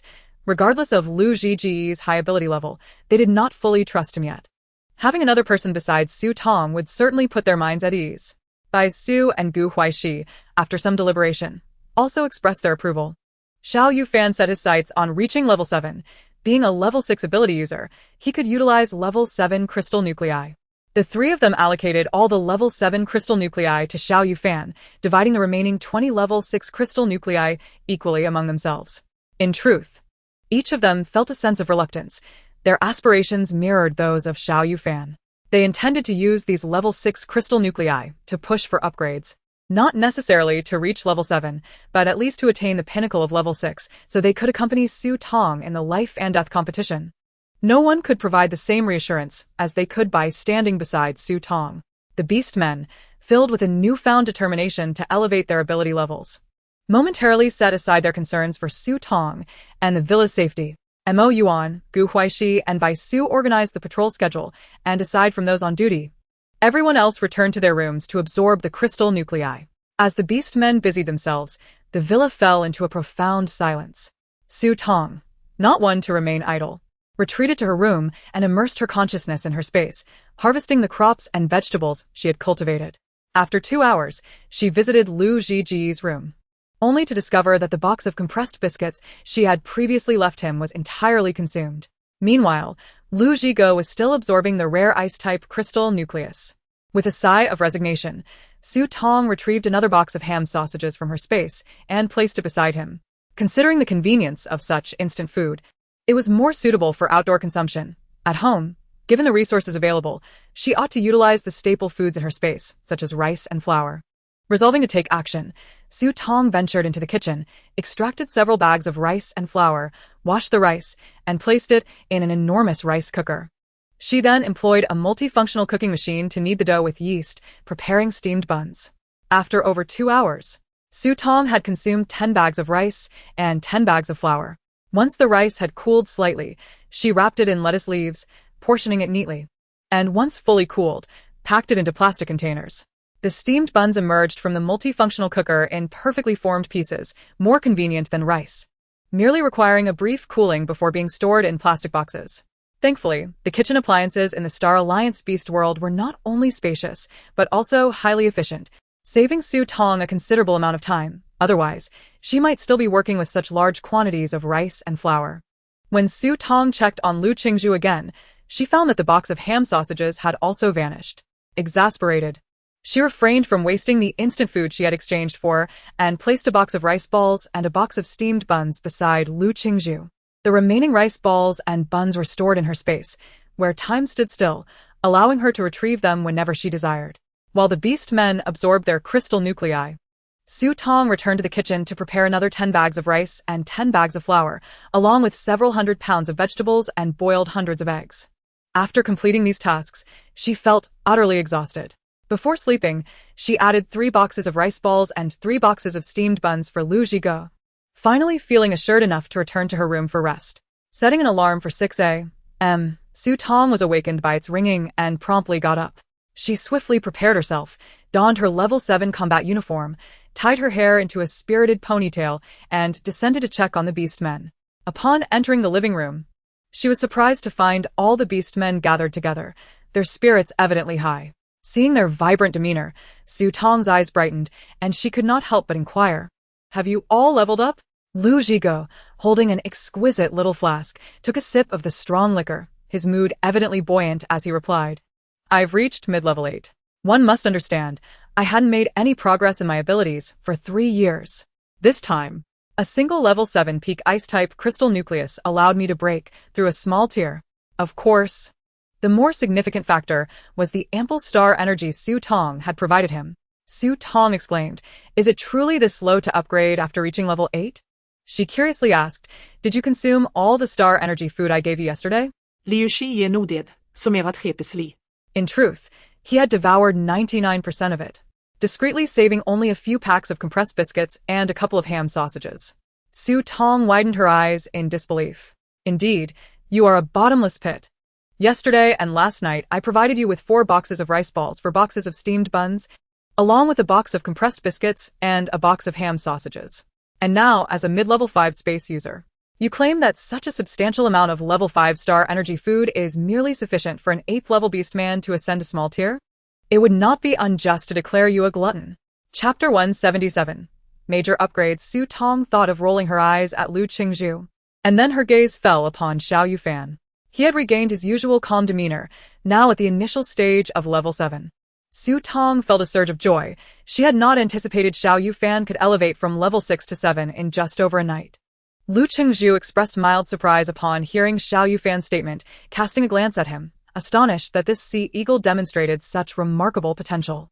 Following him was Mo Yuan, now at the pinnacle of level 6. Bai Su announced, "I am at mid-level 6. Gu Huaixi appeared the most dejected, remaining at the initial stage of level 6. Regardless, that small box of crystal nuclei had elevated all the beast men to level 6. Su Tong learned that Xiao Yufan had used 11 level 7 crystal nuclei to ascend to level 7. The remaining 20 level 6 nuclei and 6 level 7 nuclei were divided among Mo Yuan, Gu Huaixi, and Bai Su. 1 level 6 crystal nucleus was short. Gu Huaixi voluntarily took 1 less. Ultimately, Mo Yuan reached the pinnacle of level 6. Bai Su advanced from mid-level 5 to mid-level 6. and Gu Huaixi progressed from mid-level 5 to the initial stage of level 6. Previously, Bai Su's ability level had matched Gu Huaixi's. Now, among all the beast men, Gu Huaixi's ability level ranked the lowest, a flicker of self-doubt flashing in his eyes. Uncertain of Xiao Yufan's and the others' thoughts, Lu Qingzhu could not conceal his astonishment. Even Gu Huaixi, whom he considered to have the least talent and genetics, appeared to upgrade at a terrifying pace. After all, he was a healing ability user, universally recognized for slow progression. Xiao Yufan announced, "My ability has reached level 7, and I will accompany Su Tong in the military life and death competition." Unexpectedly, Yuan chimed in, "Count me in." He stood just a hair's breadth away from level 7. Furthermore, as a dual ability user, he was confident his combat prowess would not be significantly inferior to Xiao Yufan's. Bai Su wished to speak, but having only just reached mid-level 6, he could only hold his tongue. With Bai Su remaining silent, Gu Huaixi, already self-conscious, felt even less inclined to voice his thoughts. After Xiao Yufan and Yuan spoke, all eyes turned to Lu Qingzhu. Here, he was the one most familiar with the military competition. Lu Qingzhu furrowed his brow slightly, stroking his chin as he said, "I agree to Xiao Yufan's participation. But Yuan must await assessment within the military to determine his eligibility. If the opposing team possesses considerably stronger abilities, even you, at the pinnacle of level 6 with dual abilities, may not suffice." Yuan clenched his jaw, his expression cold and resolute. Very well. All their actions were predicated on the safety of Su Tong, with the paramount concern being how to best ensure her well-being. After 2 days of preparation, the Su family set forth to the military headquarters in City A, situated near the war zone, following breakfast. Despite the looming peril of life and death confrontations within the military, Su Xin remained resolutely confident. Over the past couple of days, she had experienced a surge of triumph. Although the Su family had not aligned themselves with the Lord of Lu City, they had forged an alliance with military forces. To demonstrate their sincerity, the military elite had arranged a marriage with the Su family, endowing Su Xin with a beast master of level 8. This beast master, whose beast form was that of a mammoth, possessed a robust physique, characterized by his brownish-gray curly hair and exceptional potential and genetics. Merely 2 days after their marriage registration, Su Xion's spatial abilities had advanced to level 5, causing her space to expand more than double its original size, significantly enlarging her pastures and waterways. With the assistance of Su Xin, Su Xion was well-equipped with seeds for crops, fruit trees, and a plethora of livestock, both large and small. She quickly became adept at managing her level 5 space. She eagerly anticipated how Su Tong would possibly surpass her now. In an effort to curry favor with her military-born level 8 beastmaster, Su Xion generously gifted him half of her prior spatial yield. Though this sacrifice pained her somewhat, she deemed it a worthwhile investment. To persuade Su Xion to participate in the life and death contest, Su Xin had also promised to support Gu Yanbei in upgrading to level 7 with a crystal core. Early that day, Gu Yanbei had finally progressed from level 6 to the initial stage of level 7. While he felt a twinge of discontent seeing Su Xion with a beastmaster, he had no choice but to endure, given the support from both the Su and Gu families. Additionally, Su Xion's beastmaster, Jing Chun, had also benefited, advancing from the pinnacle of level 5 to the initial stage of level 6. Su Haoyi, the second young master of the Su family, had acquired some resources from the military, enabling him to ascend from the intermediate stage of level 6 to the initial stage of level 7. The eldest young master, Su Jingru, was supported by Zhong Jiuming to elevate from the initial stage of level 7 to its pinnacle in preparation for the military confrontation. Furthermore, the 3 million star coins compensation for the second bridge incident had been settled by Su Xin on behalf of the Su family. It was precisely due to these advantages, coupled with Su Xin's pressure, that the siblings Su Jingru and Su Xion agreed to partake in the military confrontation. After making the necessary preparations for their upgrades, Su Jingru and the Su family, along with Su Xion and their respective beastmasters, proceeded to the military district in City A. Upon their arrival, they were greeted by a subordinate of Tan Song, the very soldier who had previously delivered the military contest contract to Su Tong. "Miss Su Tong, please follow my vehicle. Team Leader Tan is quite busy, and I will escort you to the lounge. He will arrive in about 15 minutes, the young soldier said politely. Su Tong nodded, and Bai Su drove behind the modified vehicle of the young soldier. Within 5 minutes, they reached the military base and parked, following the soldier into a spacious lounge to await their meeting. In less than 15 minutes, Tan Song arrived. To Su Tong's surprise. Lu Xinheng was clad in military combat attire, accompanying Tan Kong. Upon seeing Su Tong and her companions, Tan Song approached them with a warm smile, extending his hand for a handshake. It didn't take long for him to notice the change in Su Tong's beastmaster. The previous one named Jin Yan was absent, replaced by a red-haired man whose demeanor evoked a desire to punch him. Regardless, Tan Song recognized that this was a private matter for Su Tong, thus refraining from inquiring directly. He invited them to take a seat and then, with a wry smile, remarked, "I never anticipated that you would participate in this military life and death contest, Su Tong." He was even more astonished to learn that Colonel Zhong Jiuming of the A City military was Su Tong's father, the very one who had registered her for the contest. Su Tong let out a wry chuckle. Tan Song began by outlining the basic details of the military contest, stating that it would be divided into 3 teams, each comprising 10 members. These teams would represent different factions, with 1 team from the S City military and 2 from the A City military. The A City military teams were further divided under the command of General Tan and General Chong. After a brief pause, Tan Song fixed his gaze on Su Tong, saying, "Your father, Zhong Jiuming, currently serves under General Chong and is one of his most trusted aides." Su Tong replied, "Captain Tan, there's no need to probe. I have severed ties with the Su family. Just a few days ago, I formally completed the paperwork for the termination of my relationship with Zhong Jiuming at the online governmental center." With that, Su Tong displayed the severance document from her wristwatch screen. What was the point of maintaining this paternal connection when her father disregarded her very existence? Was it merely to add insult to injury? Chapter 178. Captain Tan's List. Tan Song was momentarily taken aback by the severance document. He had not anticipated that Su Tong, who appeared delicate and fragile, could be so decisive and resolute in her actions. Given this document, Tan Song felt there was no need to conceal anything from Su Tong. Moreover, there were collaborations with the Lord of Lu City on Tan Song's side. After a moment's contemplation, he inquired, "Su Tong, may I ask why Zhong Jiuming registered you for this military contest? Of course, if it encroaches upon your privacy, feel free to refrain from answering." Su Tong shook her head, stating, "I am not privy to the specific reasons, but it likely pertains to the interests of the Su family. Furthermore, the head of the Su family and Zhong Jiuming still believe that my spatial abilities are in a state of disrepair." Tan Song had not anticipated receiving such information. Raising his eyebrows as he glanced at Su Tong, he was acutely aware that Su Tong's space was not compromised. He had witnessed her effortlessly store the corpse of a level 7 mutated beast in her space during their last encounter in the 11th War Zone. A female's space, if indeed destroyed, would lack any storage capabilities, let alone accommodate the massive corpse of a level 7 mutated beast.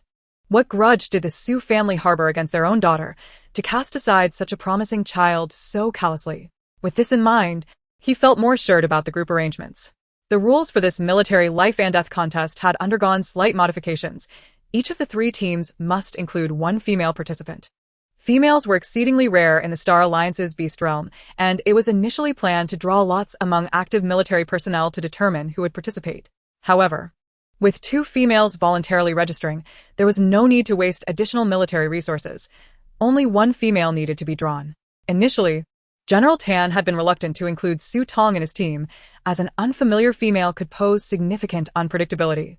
It would be preferable to select someone familiar from his ranks. However, due to the conditions exchanged with the Lord of Lu City, General Tan begrudgingly acquiesced, though many of the male beastmasters on his team were displeased. Nonetheless, these internal conflicts were merely suppressed for the time being and would need to be addressed by the time of the contest. However, the belief held by Zhong Jiuming that Su Tong's spatial abilities were faulty could be leveraged, catching General Chang's team off guard. "What will the team arrangements be?" Su Tong asked, her curiosity piqued. Tan Song smiled slightly, saying, "For this military contest, I will lead the team under General Tan, and you will be with us." Su Tong, "Are you willing to join?" Captain Tan was known for his reliability, and she could not possibly join General Chang's team. As for the S City team, she was entirely unfamiliar with them, making that option untenable. Compared to the 3 teams, Captain Tan's team was undoubtedly the most dependable. They had collaborated previously, and it appeared that Tan Song was indeed trustworthy. "Captain Tan, you jest. I would be honored to join your team." With that, Su Tong's gaze fell upon Lu Xinheng, who sat beside Tan Kong. Su Tong recalled that Lula Juan had mentioned Lu Xinheng's resolute desire to participate in this military contest. Tan Song cast a glance at Lu Xinheng, saying, Su Tong, you were correct. Lu Xinheng is also on the participant list. His current abilities are at the initial stage of level 7. The steadfast Lu Xinheng now looked at Su Tong with a mix of concern and anticipation. Su Tong was somewhat astonished. After all, the last time Lu Xinheng parted ways with them, he had only attained a level 5 ability. To her surprise, he had ascended to level 7 in such a brief period since joining the military. How is our team list allocated? Inquired the nearby Lord Lu. Tan Song cast a glance at Lord Lu, surprised that the first to speak among Su Tong's companions was this unfamiliar newcomer. He replied, each team consists of 10 participants.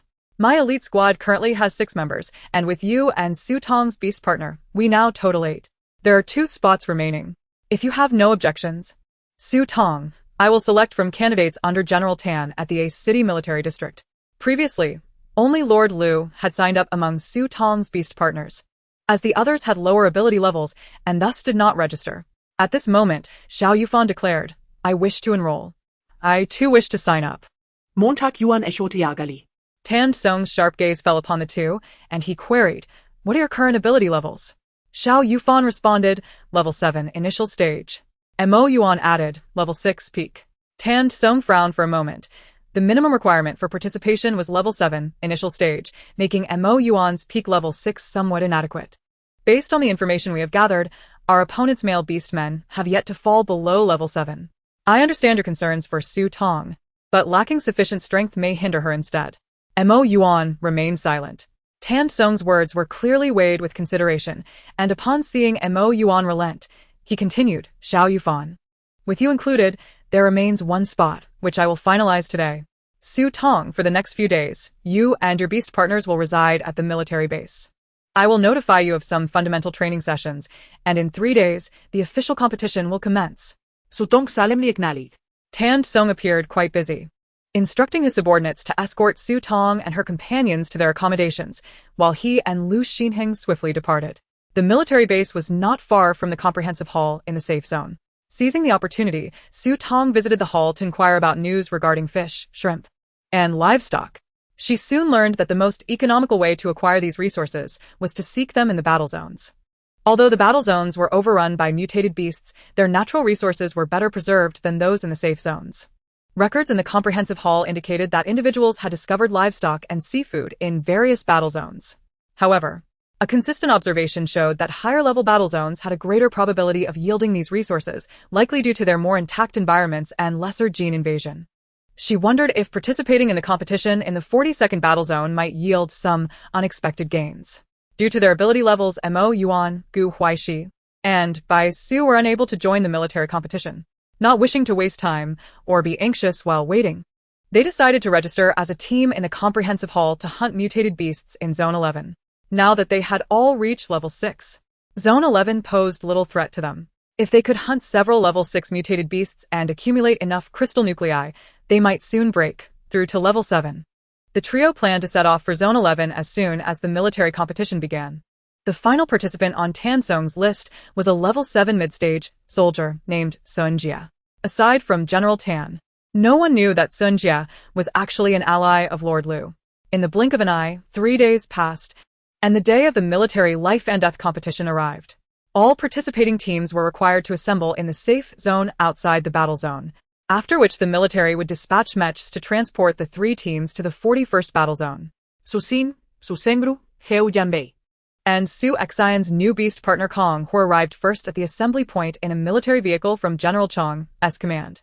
Apart from members of the Su family and Su Tong's beast partners, the remaining 6 were all elites under General Chang. In this team, aside from the female Su Xian, who was a level 5 space ability user, only Gu Yanbei was at level 7 initial stage. The others were all at level 7, mid-stage or higher. They were truly the Sea Army de la Sea Army. The captain of General Chang's team was named Fu Yuan, an initial stage level 8 ability user, who was Tan Song's arch-rival in the military. Upon disembarking, Su Xian immediately spotted Zhong Jiuming and Su Hongyi, who were responsible for escorting the participating teams to Zone 41. Elated, Su Xian rushed over. Second brother, Uncle Zhong, what brings you here? Su Hongyi, who was far more affectionate towards Su Xian than his elder brother Su Jingru, couldn't he help but ruffle her hair as she approached. I was worried and requested this task from father to personally escort you to Zone 41. This competition is quite perilous.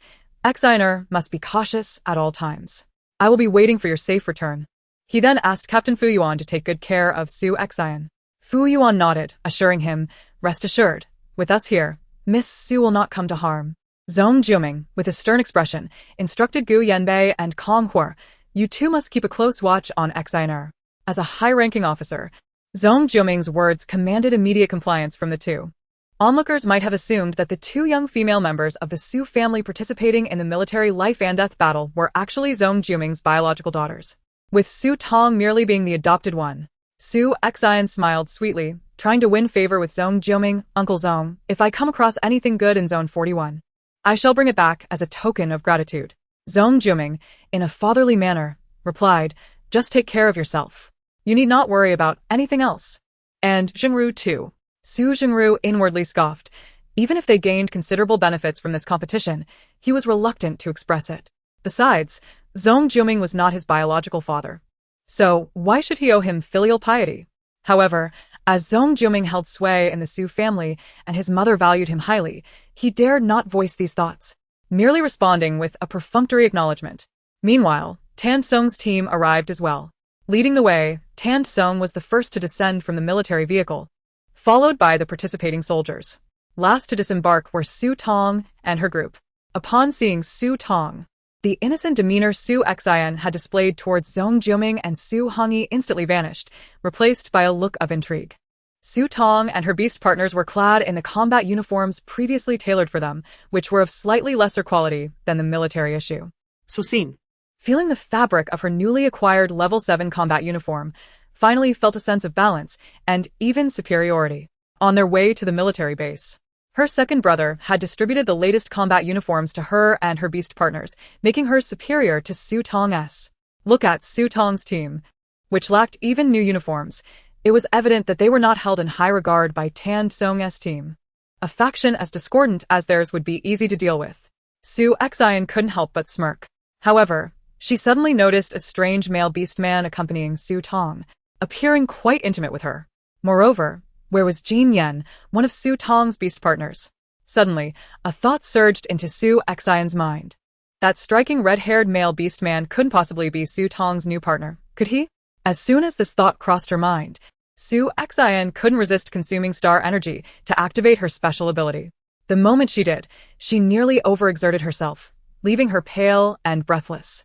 The red-haired male beast man was actually an ability user of level 8, mid-stage. Even more intolerable was the revelation that Su Tong's space ability had advanced. And it was even a tier higher than hers. Last time, Su Tong's space ability had only been at level 4. How could she have risen so rapidly? Not only that, but Su Tong's beast partners had all leveled up too. Xiao Yufan to level 7, Mo Yuan to peak level 6, and even Gu Huaixi, who had always been regarded as a waste, had reached level 6. How was this possible? Surely, General Tan couldn't have been aiding Su Tong.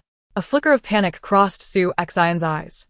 If Uncle Zhong and her mother discovered that Su Tong's spatial abilities had not only been restored but had also advanced to the 5th level, she wondered if they would still regard her with the same importance. Standing beside Su Xin, Gu Yanbei was the first to notice her troubled demeanor. Furrowing his brows with concern, he softly inquired, Xion, what troubles you?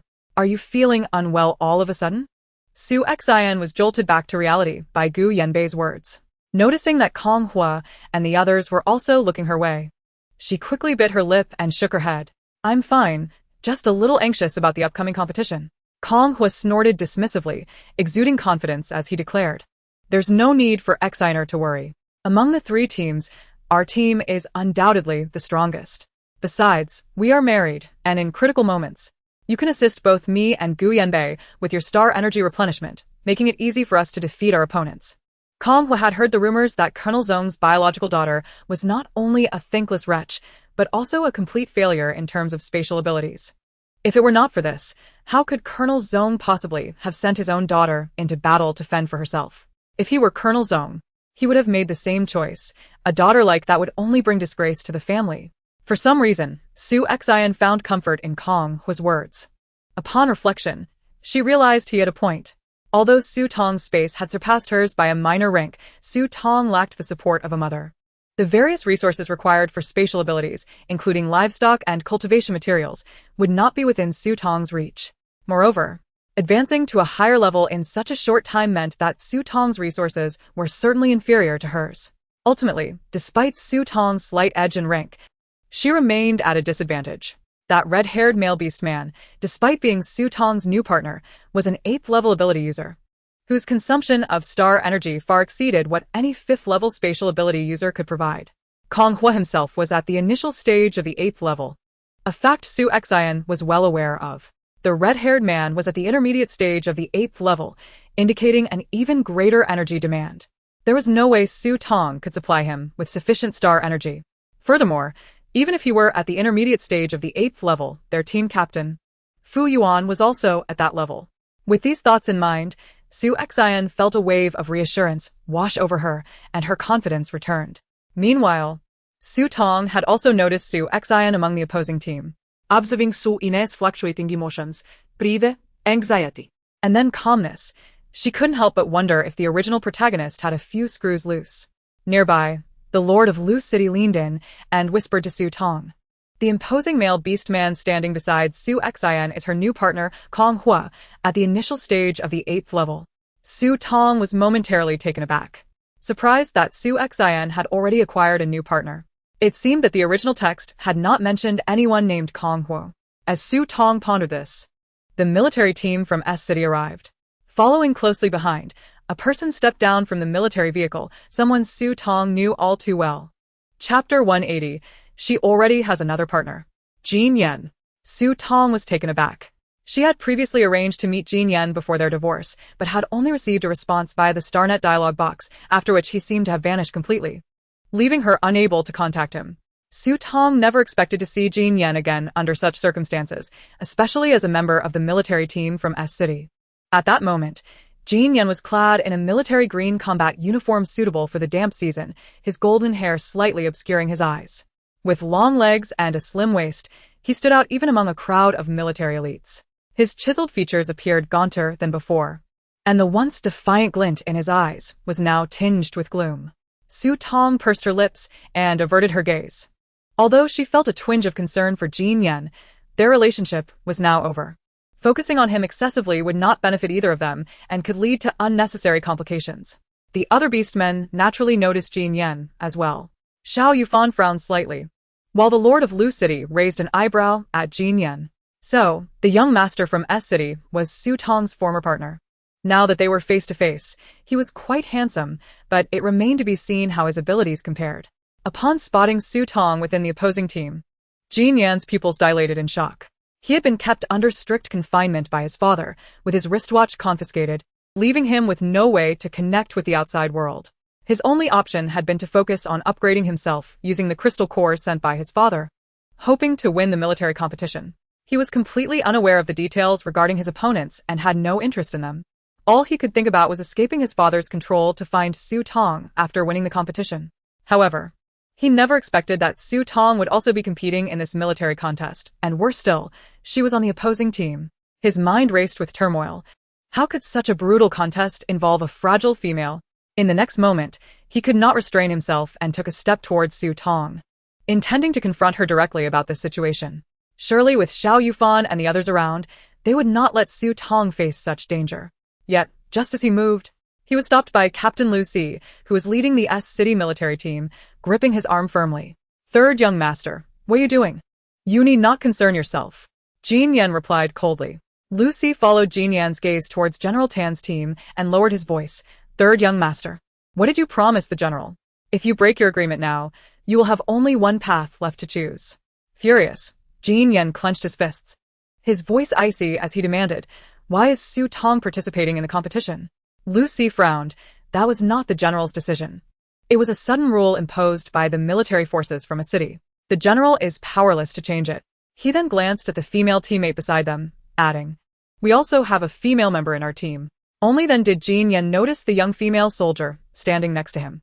She had short hair that framed her face and was petite, exuding a cute charm. When she caught Jin Yan's gaze, her cheeks flushed slightly as she greeted him. Jin Yan, hello, I'm Ming Xie.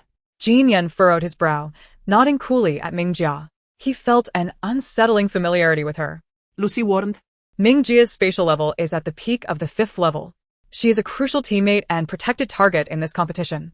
If you wish to break free from the general's constraints, focus on winning this competition. Do not think of anything else. Noticing Villainess lingering katse on sunnuntai Tong. Mingjia reminded him, Jin Yan, that person is your ex-wife, right? Are you worried about her safety? You needn't fret. She is protected by a red-haired 8th level beast man and will be perfectly fine. Red-haired. 8th level.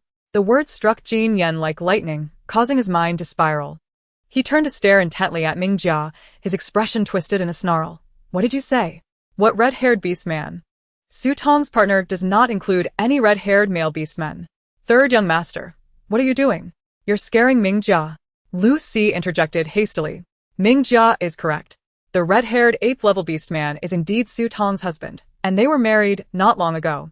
Upon hearing this, Mingjia huffed in indignation, distancing herself slightly from Jin Yan and positioning herself among the other team members. If Lu Si was affirming this, then it must be true. After being forced to divorce Su Tong, she had already married another male beastman? Was she in such a hurry? Did she harbor no feelings for him at all? Jin Yan's face turned ashen, his golden eyes obscured by his bangs, hiding the turmoil within. He stood there in a daze, as if his very soul had been snatched away. Su Xin also noticed Jin Yan among the S-City military team, feeling puzzled. Jin Yan was Su Tong's husband. Why was he not with her, but instead with another team? She glanced at Lu Zhiga beside Su Tong, speculating. Could it be that Su Tong and Jin Yan had divorced? In the realm of the Star Alliance beast world, it is an uncommon occurrence for male beastmen to divorce their female masters unless compelled by extraordinary circumstances. Observing Jin Yan's seemingly esteemed position within the S-City team, Su Xin narrowed her eyes, contemplating whether she could exploit this to incite a rivalry between the two opposing teams, allowing her own to reap the benefits as bystanders. After the 3 teams convened, the military high command delivered a brief address lasting no more than 10 minutes. With the announcement of the commencement of the competition, the 3 teams would be randomly deployed to various locations within Zone 41. The responsibility for the deployment of the mechas fell to Zhong Jiuming and his subordinates. Following the deployment of the first 2 teams, it was finally time for the team led by Su Tong. Su Tong followed closely behind City Lord Lu, who assisted her in boarding the mecha. Soon, the 10 team members filled the mecha to capacity. The pilot elevated the mecha into the air, swiftly heading toward Zone 41. Zhong Jiuming occupied the foremost position within the mecha, clad in impeccably tailored military attire, his hair slightly grayed, exuding an air of authority. His gaze scrutinized Su Tong from head to toe. Maintaining her silence, Su Tong lowered her eyelids, unwilling to spare even a glance or a greeting for the man she recognized as her biological father, treating him as a stranger. Zhong Jiuming spent most of his time in the military, returning to the Su household infrequently, which naturally limited Su Tong's opportunities to encounter him during her time there. Nevertheless, the original Su Tong held both admiration and affection for her father. Whenever he returned to the Su home, she would go to great lengths to see him, even if it meant merely catching a glimpse from afar without exchanging a word. Her gaze upon him mirrored that of a star in the sky, distant and radiant, brimming with yearning. Chapter 181. Biological father? Stepfather. Accustomed to being regarded with such longing by Su Tong, Zhong Jiuming began to feel an inflated sense of superiority. However, her sudden indifference, refusing even to meet his gaze, ignited a sense of dissatisfaction within him. With an air of authority, he admonished Su Tong, "Do you not know to greet your father upon seeing him?" Zhong Jiuming's abrupt revelation of their relationship within the confines of the mecha astonished the team members, who were privy to the truth.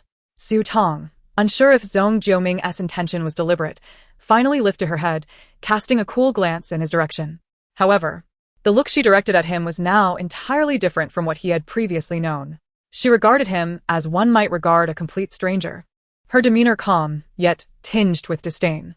"Colonel Zhong, have you forgotten that I was expelled from the Su family a year ago? I have long severed ties with both you and the Su family."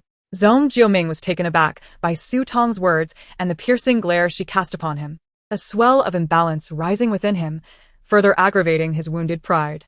The Su Tong he remembered was not like this, even when he overlooked her or treated her coldly. She would wag her tail like a loyal puppy upon his arrival. This had provided him with a sense of paternal satisfaction. Yet now, It seemed that something fundamental had irrevocably changed. Furrowing his brow, Zhong Jiuming's authoritative presence intensified.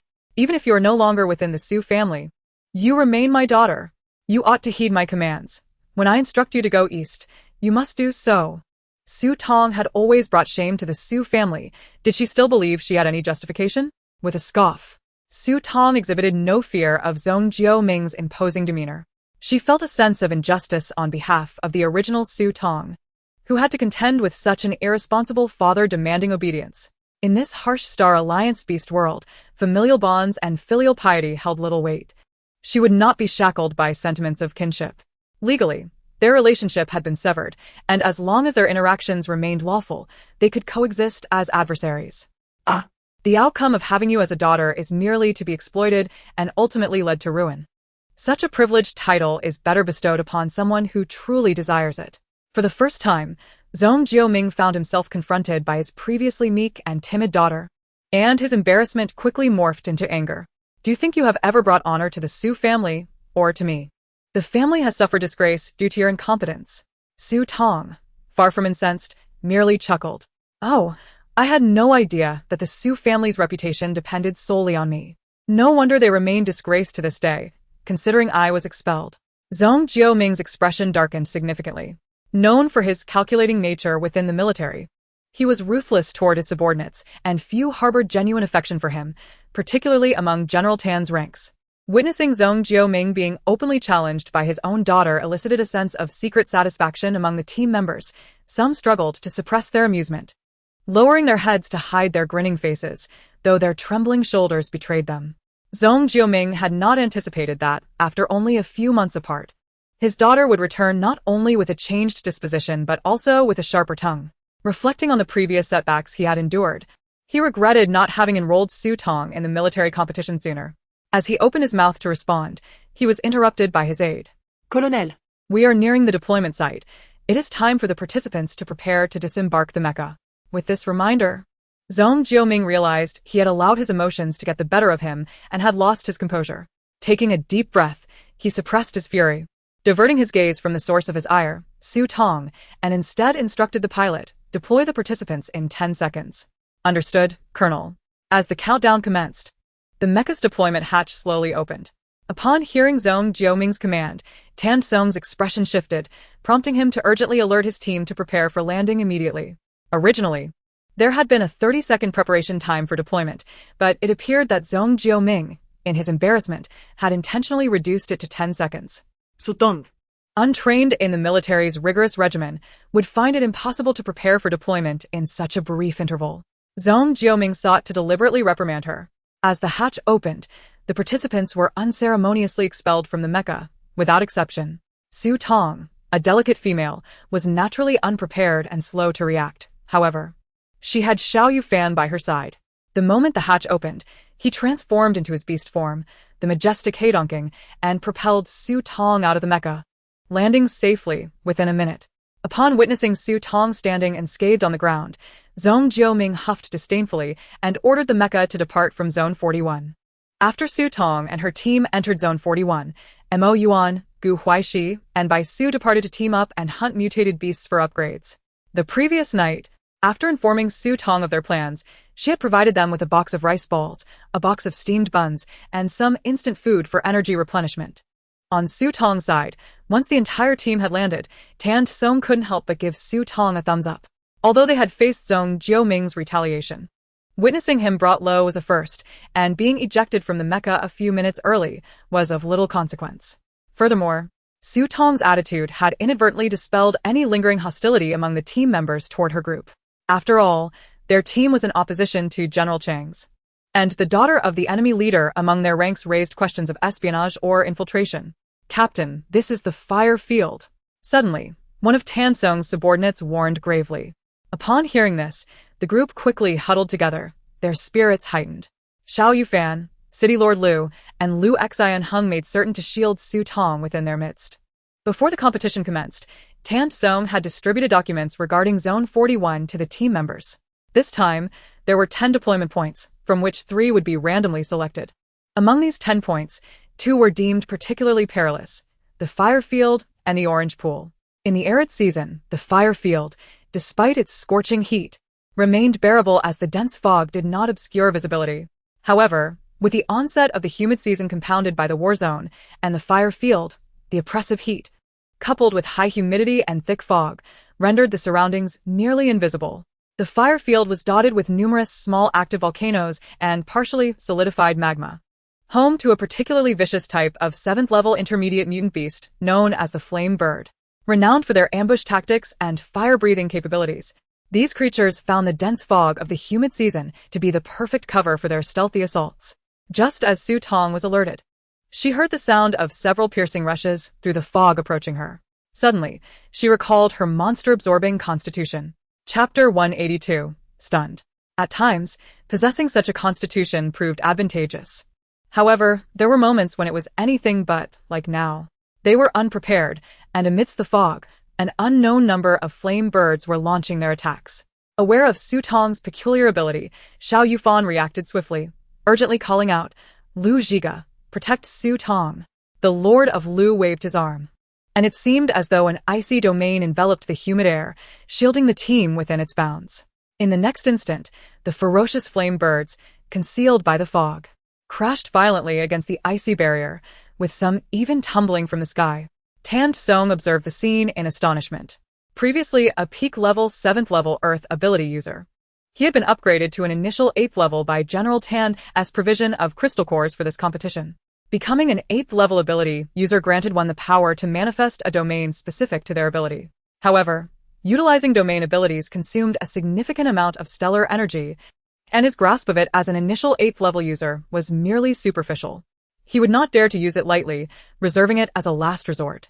General Tan had informed him that Lu Zhiga, who had joined their team, was a subordinate of Lord Lu. Not only Su Tong's beast husband, but also an initial 8th level ice ability user. Yet, observing Lu Zhiga's command of ice abilities seemed to surpass even his own 8th level prowess. While Tong continued to observe, Lu Zhiga suddenly addressed Lu Xinheng beside him. "Lu Xinheng, why are you hesitating?" A clever individual requires merely a single prompt to respond immediately, and Lu Xinheng was no exception. Given the humid season, the entire main star was shrouded in thick fog, and the war zone was no different. Moreover, in the fire field, where high temperatures met high humidity, the moisture in the air likely reached a saturation point. Not to mention, Lord Lu had just employed ice abilities. The flame birds, now furious, vented their anger by breathing fire against Lu Zhiga's icy wall. Fire met ice, instantly transforming into water, drenching the flame birds thoroughly. Water conducts electricity, and if Lu Xinheng failed to seize this opportunity, it would be an egregious waste of a prime moment. Fortunately, Lu Xinheng reacted with great speed. He raised his hand, gathering several electric orbs outside the icy domain, and in the next moment, lightning crackled through the fog. A charred, roasted bird aroma wafted through the air. Observing the continuous fall of roasted bird carcasses outside the icy domain, Tong and his team members were left wide-eyed in shock. Had the once formidable flame birds been dispatched so effortlessly by the combined efforts of Lu Zhiga and Lu Xinheng? They barely needed to exert their own abilities. At this rate, as long as they had their abilities, any number of flame birds would be no match for them. The pile of flame bird carcasses outside the icy domain had already reached a considerable height. Yet, Tong still found it perplexing. When had the fire field become home to such a multitude of flame birds? Su Tong, nestled between Xiao Yufan and Lu Zhiga, twitched the corner of her mouth awkwardly and remarked, "Perhaps their numbers have increased due to prolific breeding? It seems all the flame birds in the vicinity have been drawn here, and once this is over, their nests might be thoroughly raided." Tong scratched the back of his head, pondering whether that was indeed the case. Regardless of their nature, flame birds were still 7th-level intermediate beasts, and the higher the mutant beast's rank, the more challenging it became to reproduce. Lu Zhiga tirelessly reinforced the icy walls of the domain while the frenzied flame birds relentlessly collided against the fire-breathing ice barrier. Then, Lu Xinheng summoned a lightning sphere, striking down a large area. The efficiency was akin to a harvester reaping rice, far swifter than anticipated.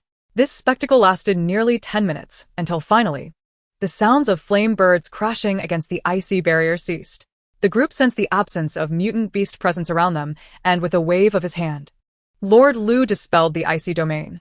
Tong turned to Lord Lu, his curiosity piqued, and inquired, "Lu Zhiga, What level are you at now? As they were all in the same boat, preparing to fight together, he knew Lu Zhiga could not keep it hidden. Lu Zhiga raised an eyebrow. I am at the 8th level intermediate. Tan Song was taken aback. No wonder, he was so much stronger than him. Having already reached the 8th level, Tan Song understood just how arduous it was to advance even a minor tier. The sheer number of crystal cores required was staggering, not to mention the equivalent stellar energy. Reflecting on Lu Zhiga's previous status as an initial 8th level user, it was astounding that he had ascended to an intermediate level in such a short time. During this period, he had also become Su Tong's beast husband. Tan Song could not help but let his gaze linger on Su Tong. However, before he could entertain further thoughts, the next scene nearly caused his eyes to pop out in disbelief. Xiao Yufan conjured a wind vortex, dispersing the dense fog before them significantly, allowing them to clearly observe their surroundings. Centered around their 10-member team, the charred carcasses of flame birds had formed a makeshift wall, encircling them. Subsequently, Xiao Yufan summoned 2 more tornadoes, gathering all the bird carcasses into a single heap. Su Tong stepped forward, with a wave of her hand. The mound of carcasses vanished into her spatial realm. It was as though the chaotic battle against the flame birds had never occurred. Truly, a seamless execution of destruction and battlefield cleanup. If only Tan Song had such allies in the past, he mused. Yet, he quickly dismissed the thought. Observing the swift clearing of the battlefield, Tan Song promptly addressed his subordinates. We are uncertain if there are more flame birds in the vicinity. We should hasten to find a relatively safer location. The others concurred with his sentiment. Tan Song retrieved an electronic map, determined their direction, and dispatched one of his subordinates to lead the way, while the rest followed closely behind. Soon, Tan Song spotted Lu Zhiga, who appeared unfazed after the battle. Extracting a finely crafted wine flask and a rice ball from his combat attire to replenish his stellar energy. Tan Song thought how fortunate to have a female master. However, as he turned his head, he also noticed Lu Xinheng surreptitiously munching on compressed biscuits. Tan Song rolled his eyes in exasperation. Here was someone consuming energy food provided by the female master, while Lu Xinheng was nibbling on compressed biscuits as if it sufficed for his energy expenditure. Did he think he would get hungry so quickly? Eventually, they arrived at a densely wooded area with a water source, and Tan Song signaled for everyone to halt. This place is temporarily safe. Let us rest here and discuss our future plans. After issuing the directive, he assigned 2 of his subordinates to patrol the perimeter while the remaining members gathered in a circle. This also afforded Su Tong and the others the opportunity to process the crystal cores from their recent hunt.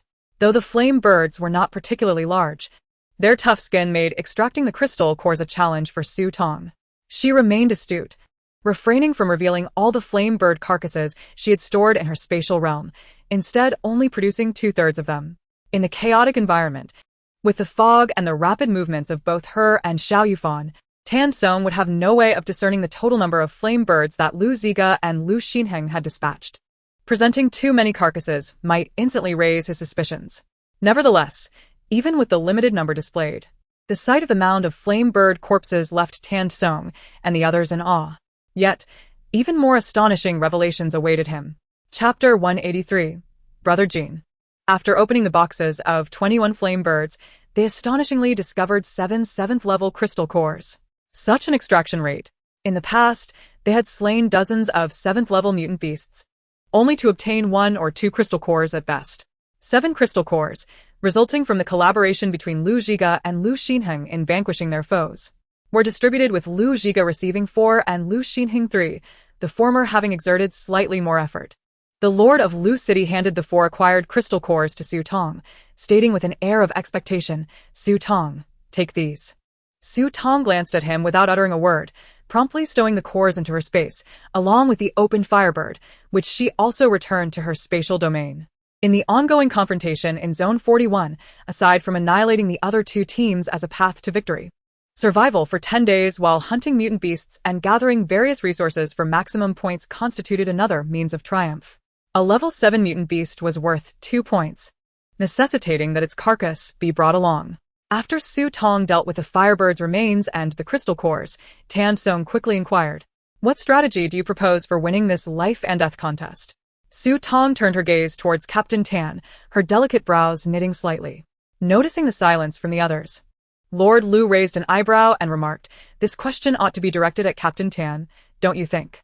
Tan Song, seeing the cleverness of his companions, reluctantly shared the information he had previously discussed with General Tan. General Tan has conducted a covert investigation and discovered that both General Chang's and the S-City teams possess hidden trump cards, the nature of which remains unknown to us.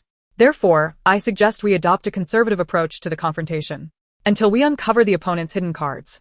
Let us concentrate our efforts on hunting mutant beasts and seeking target resources. We should avoid engaging the other two teams unless absolutely necessary. Su Tong nodded in agreement, and Lu's deep brown eyes narrowed slightly as he also concurred for the time being. With Su Tong's endorsement, Xiao Yufan naturally had no objections. The remaining members were all part of Tan Song's team, and although Lu Xinheng was somewhat of an exception, having joined the military, he was effectively under Tan Song's command. Thus, Tan Song's decision faced no opposition. Consequently, the team led by Su Tong concealed themselves in Zone 41 after hunting a batch of firebirds, amassing points. Tan Song's squad was deployed to the blazing field, while the S-City team's landing site was scarcely better. They found themselves in the orange pool. No sooner had they landed and steadied themselves than countless vines surged towards them. Two level 7 ability users stationed at the periphery were swiftly ensnared by the vines and vanished into the thick fog. Lucy's expression turned cold as he swiftly drew a blade longer than his arm. A flash of steel severed all the vines, ensnaring the remaining team members. Jin Yan immediately unleashed his fire abilities, incinerating a portion of the advancing vines. Ming Jia, hiding behind Lucy and Jin Yan, watched in terror. Jin Yan's face hardened. "Is this the orange pool?" Lucy nodded. "Everyone be cautious. The orange pool is home to level 7 mid-tier mutant beasts known as orange lizards. Orange lizards share a symbiotic relationship with a plant called orange grass. Originally wood-type mutant creatures, their powers are significantly amplified with the assistance of orange grass, making them exceedingly troublesome. Duan Lai, take your small team and search for the two members who were just taken. Jin Yan, your fire abilities counter orange grass effectively. I'll lead the charge while you provide support. The remaining 3 from the small team will protect Ming Jia." Lu Si quickly assigned tasks. Jin Yan nodded grimly. At that moment, Ming Jia timidly interjected, "Captain Lu, I'm scared, so I'll stay close to you and Brother Jin." Upon hearing her words, Jin Yan's expression grew even colder. Lu Si urged, "Ming Jia, don't be foolish. The orange pool is extremely dangerous. We cannot afford to protect you right now." Ming Jia pouted, casting a reluctant glance toward Jin Yan before following the 3 male beast men from the small team to retreat to safety. An hour later, the S-City team finally escaped the vicinity of the orange pool. The assistance of orange grass made the orange lizards exceedingly challenging foes. Despite Jin Yan's abilities countering the orange grass, it took them over an hour to break free. Complications arose due to Ming Jia's perilous involvement, resulting in 2 more team members sustaining injuries, with 2 others initially ensnared by the orange grass, out of a 10-member team, 4 were now injured. Though Lucy was an 8th level ability user, his star energy was also severely depleted. The group found a temporary safe haven to rest. They had successfully hunted 3 orange lizards, which Ming Jia had stored in her space. Once seated, a bespectacled team member, exuding a scholarly demeanor, began treating the injured. This healer was a high-level healing ability user specially brought by General Jin from the S-City Army, currently at the initial stage of level 7. After the healer had tended to the 4 injured members, Ming Jia retrieved rice balls from her space to distribute to the team. Finally, she approached Jin Yan, offering him 2 specially made rice balls, her eyes sparkling as she tilted her head. "Brother Jin, would you like to try the rice balls I made? They are made from pure, naturally sourced rice with fillings inside." Jin Yan, with a calm demeanor, declined. "No, thank you. I am not your beast husband. Consuming your spatial produce would be a waste. You should give these rice balls to others. They are in greater need." With that, he pulled out a pack of ordinary compressed biscuits from his bag, tearing it open and popping a piece into his mouth. The moment the compressed biscuit touched his tongue, star energy surged through his body. Jin Yan's golden eyes narrowed, realizing this was likely the reason Lu Xinheng, that shameless wolf, clung so closely to Su Tong. After being directly rejected by Jin Yan, Ming Jia's expression immediately morphed into one of grievance. Her rice balls were delicious. How could they possibly compare to the dry, factory-produced compressed biscuits? She glanced at Lucy for help, but he shook his head gently. Third young master was notoriously stubborn.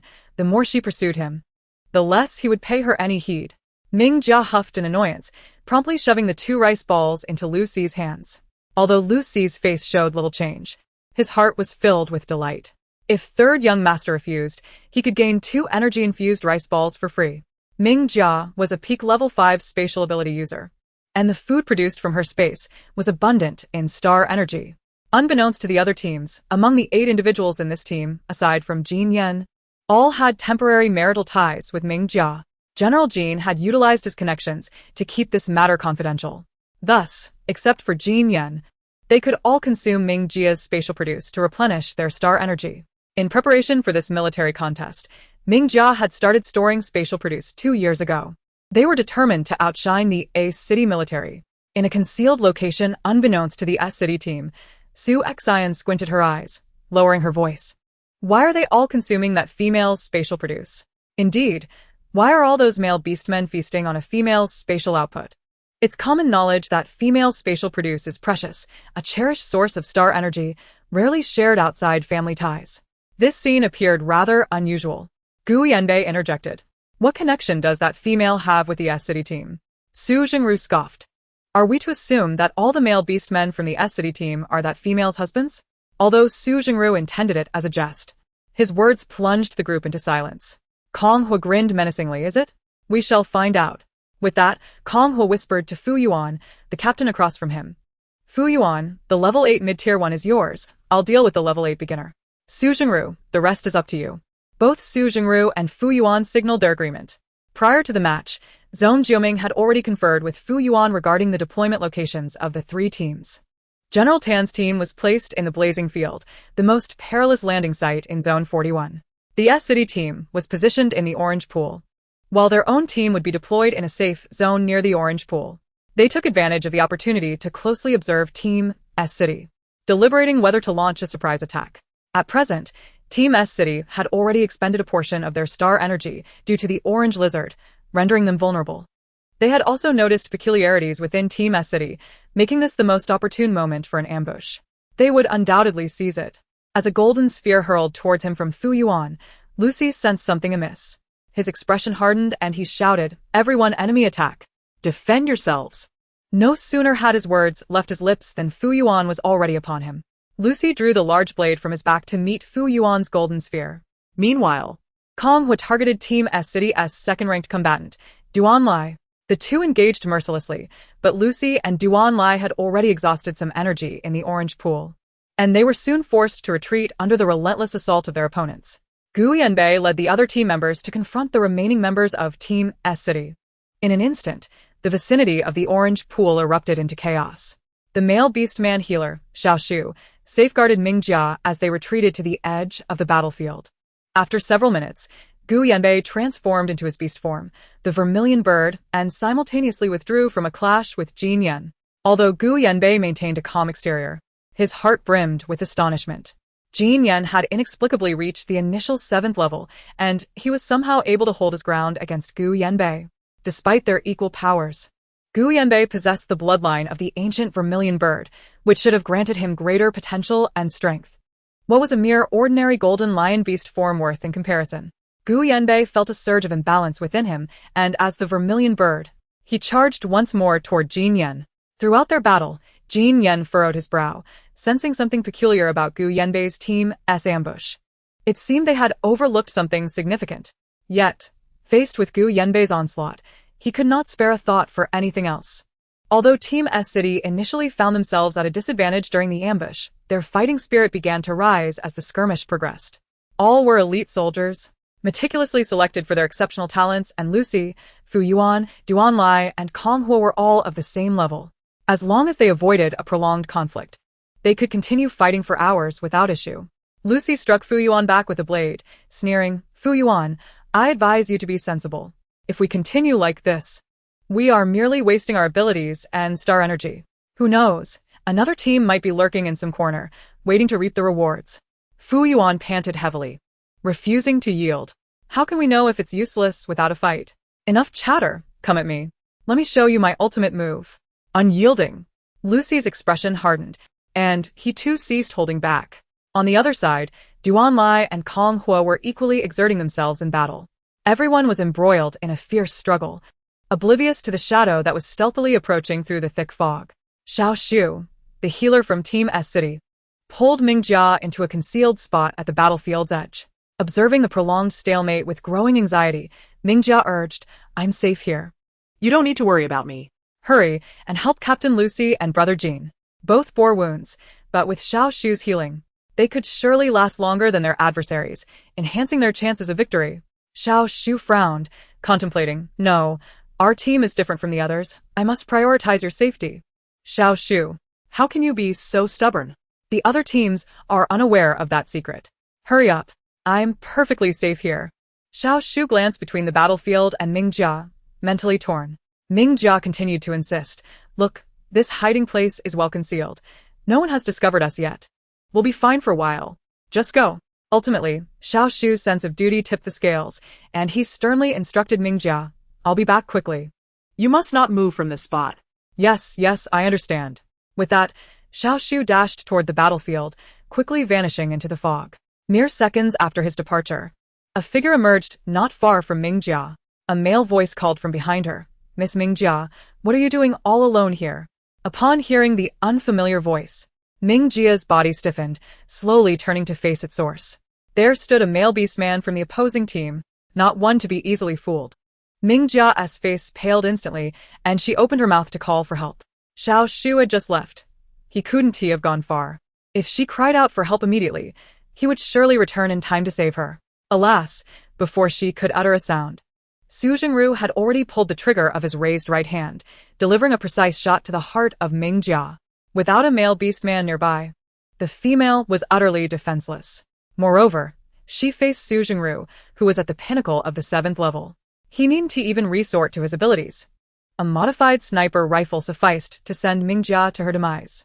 Deprived of Xiao's timely protection and healing, Mingjia's life force rapidly waned after being shot. As a precaution, Su Xin stepped forward and fired 2 additional shots. Now, Mingjia had no chance of survival. Her body weakened, collapsing to the ground, blood swiftly soaking her mist-blue combat uniform. Meanwhile, Lucy and Duanlai, engaged in combat with Fu Yuan and Kong Hua, suddenly widened their eyes in shock. Even the mightiest male beastman could not withstand the loss of vitality, crashing to the ground devoid of life. Xiao had yet to reach the heart of the battlefield when he too fell. In his final moments, a singular thought coursed through his mind. They had been ensnared.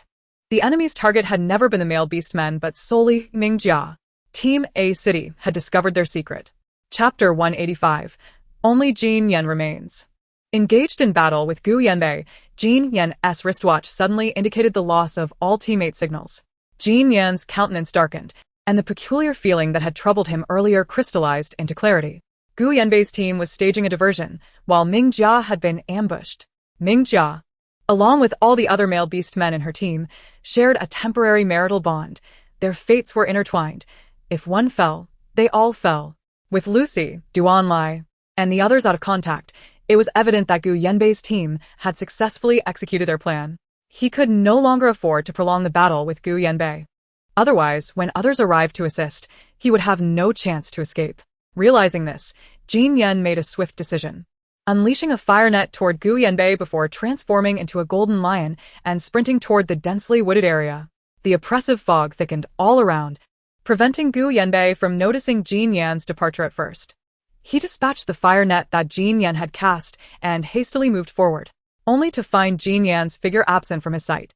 Furrowing his brow, Gu Yanbei conjured 7 or 8 small fireballs to disperse some of the fog. Striving to concentrate and attune his senses to locate Jin Yan, but to no avail.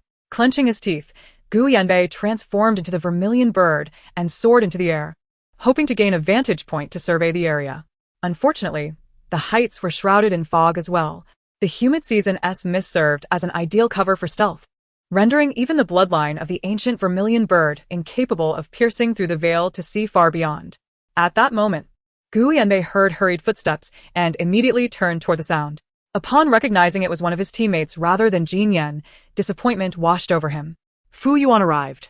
Spotting only Gu Yanbei and furrowing his brow in inquiry, "Where's Jin Yan? Is he still alive?" Gu Yanbei replied grimly, "He's alive, but he just escaped." Fu Yuan sighed. "Forget it. Don't waste time searching. The humid season's fog makes finding anyone nearly impossible." he is only at the initial 7th level, while we're surrounded by 7th and 8th level mutated beasts. Any stray encounter could be fatal. Perhaps we need not waste our time. In a few hours, we may find his lifeless body. Captain Fu Yuan led Gu Yanbei to the assembly point. At the gathering site, all the bodies of the team from S City, except for Jin Yan, were laid together, including Ming Jia. Upon inspecting the equipment on the bodies, nothing particularly useful was found. It is likely that their vital belongings are temporarily stored in Ming Jia's spatial realm. Once Ming Jia meets her demise, her space will also fade into silence alongside her. The corpses were unceremoniously shoved into body bags, and Su Xin disdainfully stored them in her own space. Only Jin Yan managed to escape. Captain Fu Yuan conveyed the outcome to the team.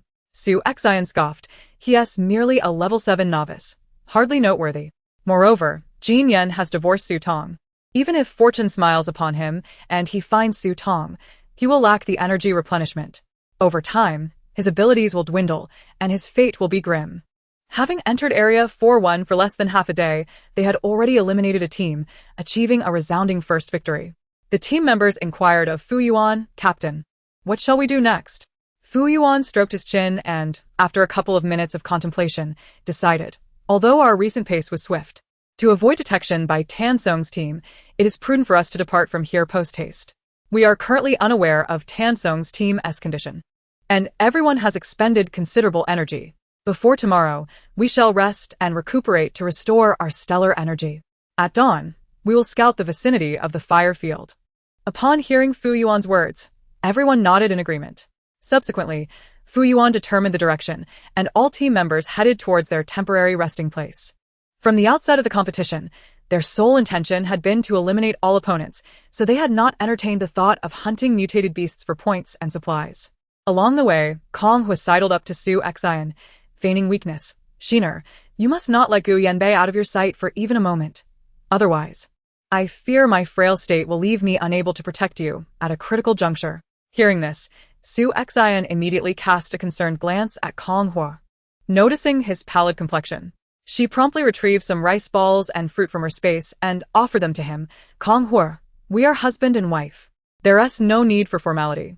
Eat up. It's crucial to replenish your stellar energy." Upon seeing the food Su Xin produced, Kong Hua's expression brightened, and he eagerly accepted it. "Shiner, you are truly kind to me." Although Kong Hua had depleted some stellar energy, he was far from being weak. Yet who would refuse an abundance of stellar food? Su Xin had other beast husbands as well, and the more stellar food he could obtain from her, the better. Nearby, Gu Yanbei, who had expended far more energy than Kong Hua, observed this scene with a darkening expression. In the past, whenever Su Xin had something good, she would always be the first to share it with him, including the produce from her space. However, since Kong Hua had entered the picture, he felt he had been relegated to second place in her affections. Not to mention that Su Xin had previously given Kong Hua a substantial amount of stellar food. Even before the competition began, the stellar food Su Tong provided to Kong Hua had surpassed what she had given him. Gu Yanbei had never before felt so overlooked by Su Xin. With his gaze lowered, he unconsciously clenched his fists at his sides. As Kong Hua finished the rice balls and fruit, Su Xin seemed to finally notice Gu Yanbei. She playfully wrapped her arms around his, producing a peach from her space and offering it to him. "Yanbei, you worked hard in the battle earlier. You should eat something too." The peach was small, a stark contrast to what she had given Kong Hua. Gu Yanbei instinctively hesitated to accept it, but Kong Hua, catching sight of this, reached out to grab it. Gu Yanbei's pupils contracted, and he swiftly accepted the peach, then forced a smile at Su Xin. "Thank you, Shiner." Kong Hua finished his food, cleaned his teeth, and snickered. "If you're capable, then don't eat." Gu Yanbei. Su Jingru retrieved some jerky from his backpack, savoring it. The jerky was produced from Su Xin's space. While it didn't provide much stellar energy, it was still far superior to absorbing crystal cores for energy conversion. Moreover, Su Xin's space was of level 6, yielding energy far beyond what Su Xin could offer at level 5. As he ate, Su Jingru regarded the dynamics between Su Xin and her beast husbands as entertainment, relishing his meal. Fu Yuan and the other team members also pulled out food to replenish their stellar energy, most of which had been prepared for them by their female partners before the competition. Meanwhile, Tan Song's team chose to engage a group of level 7 novice mutated beasts known as water horses in Area 41. This group consisted of approximately 40 water horses. By hunting down half of them, they could earn a substantial 40 points. Furthermore, among the myriad of mutated beasts in Area 41, water horses were considered relatively docile. Unlike the firebirds, as long as they did not provoke them to the point of fury, the beasts would not attack en masse. Only the city lord Liu and Tan Song were level 8. The rest of the team members were all below level 8, with several being level 7 novices. This level of strength was currently the safest bet against the water horses. Unfortunately, just as they initiated their attack, an unexpected situation arose. Chapter 186. There's no escape. Previously, at the fire field, Tan Song's team hadn't even had the opportunity to engage. This time, he would not allow his team members to remain idle. With a commanding shout, he ordered 5 of his subordinates to advance and confront the water horses. Instantly, the number of people around diminished by half. Only the city lord Liu, Xiao Yufan, and Lu Xinheng remained by Su Tong's side. The city lord glanced at the two, Xiao Yufan, Lu Xinheng. You should also join. I will stay with Su Tong to provide protection. Given that Xiao Yufan and Lu Xinheng were both only level 7 novices, hunting some mutated beasts while avoiding confrontation with other teams might allow them to bolster their strength. Xiao Yufan and Lu Xinheng couldn't help but look towards Su Tong simultaneously. Su Tong nodded in agreement, clearly endorsing the city lord's suggestion. Xiao Yufan furrowed his brow slightly and cautioned the city lord, I leave Su Tong in your care. With that, he transformed into his beast form and dashed into the herd of water horses like a gust of wind. Lu Xinheng followed suit. Su Tong worried that getting too close to the water horses might draw their ire, potentially attracting the entire herd, so she said to the city lord for safety, let us keep our distance. This is also a good opportunity for me to practice with the particle sniper rifle. Su Tong then informed Tan Song, who was stationed at the periphery, before she and the city lord sought a concealed spot to hide. Once concealed, Su Tong retrieved the particle gun gifted to her by the city lord, observing the battlefield of the water horses through the weapon's specialized infrared lens. Just as she was about to fire her first shot, her brow suddenly furrowed. Wasn't it said that water horses were rare docile mutated beasts, not prone to conflict? To prevent being overwhelmed, Tan Song's subordinates and Xiao Yufan and Lu Xinheng had been pulling out the water horses one by one to deal with them. Tan Song's team had more personnel, but they could only manage to draw out 2 or 3 at a time. The initial wave had gone smoothly, but by the time they attempted to draw out more water horses for the second wave, the herd suddenly became alert. They began to congregate and emitted strange calls. Even the water horse that had been gravely injured by Xiao Yufan abruptly abandoned its attack and turned to flee back to the herd. Su Tong turned to the city lord. That group of water horses seems a bit unusual.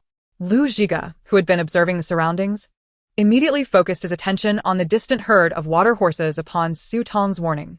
Tan Song's subordinates, seeing that they could not draw the water horses' attention, sent 2 individuals to boldly approach the clustered beasts and launched an attack on the 3 at the edge of the group.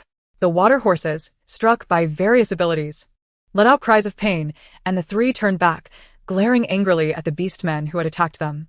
Yet, they did not lose their composure to retaliate. Remaining huddled at the periphery of the herd, the 2 team members exchanged glances. Could it be that their previous attacks had been too gentle? They advanced several paces forward, this time employing a more formidable psychic power to assault the trio of water horses. As the psychic energy surged forth, an astonishing scene unfolded before them in the next instant. From the dense fog, it appeared as though a transparent energy shield pulsated momentarily, and to their shock, the abilities unleashed by 2 of their team members did not strike their intended target but instead detonated harmlessly against the transparent barrier. The psychic assault had been obstructed by the ethereal shield. Before anyone could comprehend the situation, the shield quivered again, and an indistinct shadow burst forth from within, swiftly reaching the 2 team members and sending them sprawling through the air. Despite Tan Song being at the 8th level initial stage and witnessing this spectacle firsthand, he was unable to intervene in time to catch his subordinates. One of them crashed to the ground, violently expelling a mouthful of blood. It was then that Tan Song sensed the gravity of the situation. He barked a command for everyone to retreat immediately, forbidding any provocation of the water horse herd. He rushed over to assist his 2 injured team members, while Xiao Yufan and Lu Xinheng joined him. At that moment, through the hazy mist, they finally discerned the identity of the assailant that had struck Tan Song's subordinates. It was a pitch-black water horse, towering at 3 to 4 meters, robust and commanding, adorned with a single black horn between its ears. The water horse king. Song could not suppress his exclamation. The members of Area 41 had previously reviewed data on mutated beasts. Ordinary water horse herds typically consist of 8th-level initial stage creatures, but the presence of a water horse king transforms the dynamic entirely. The water horse king represents a pinnacle of 8th-level mutation.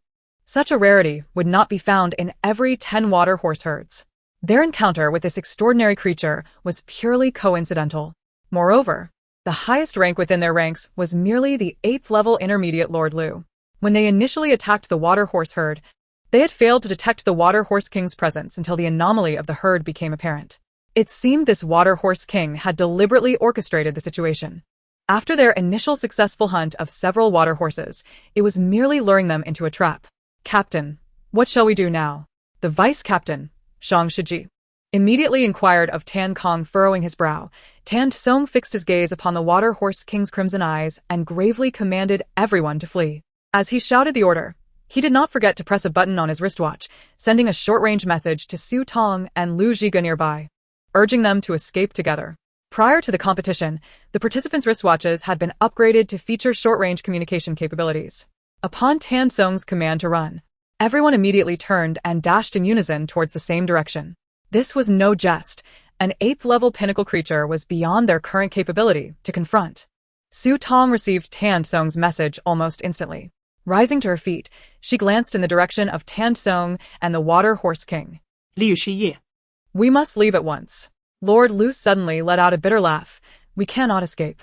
No sooner had he spoken than Tong noticed a transparent energy shield enclosing them all. They were trapped within this strange barrier, which was relentlessly shrinking.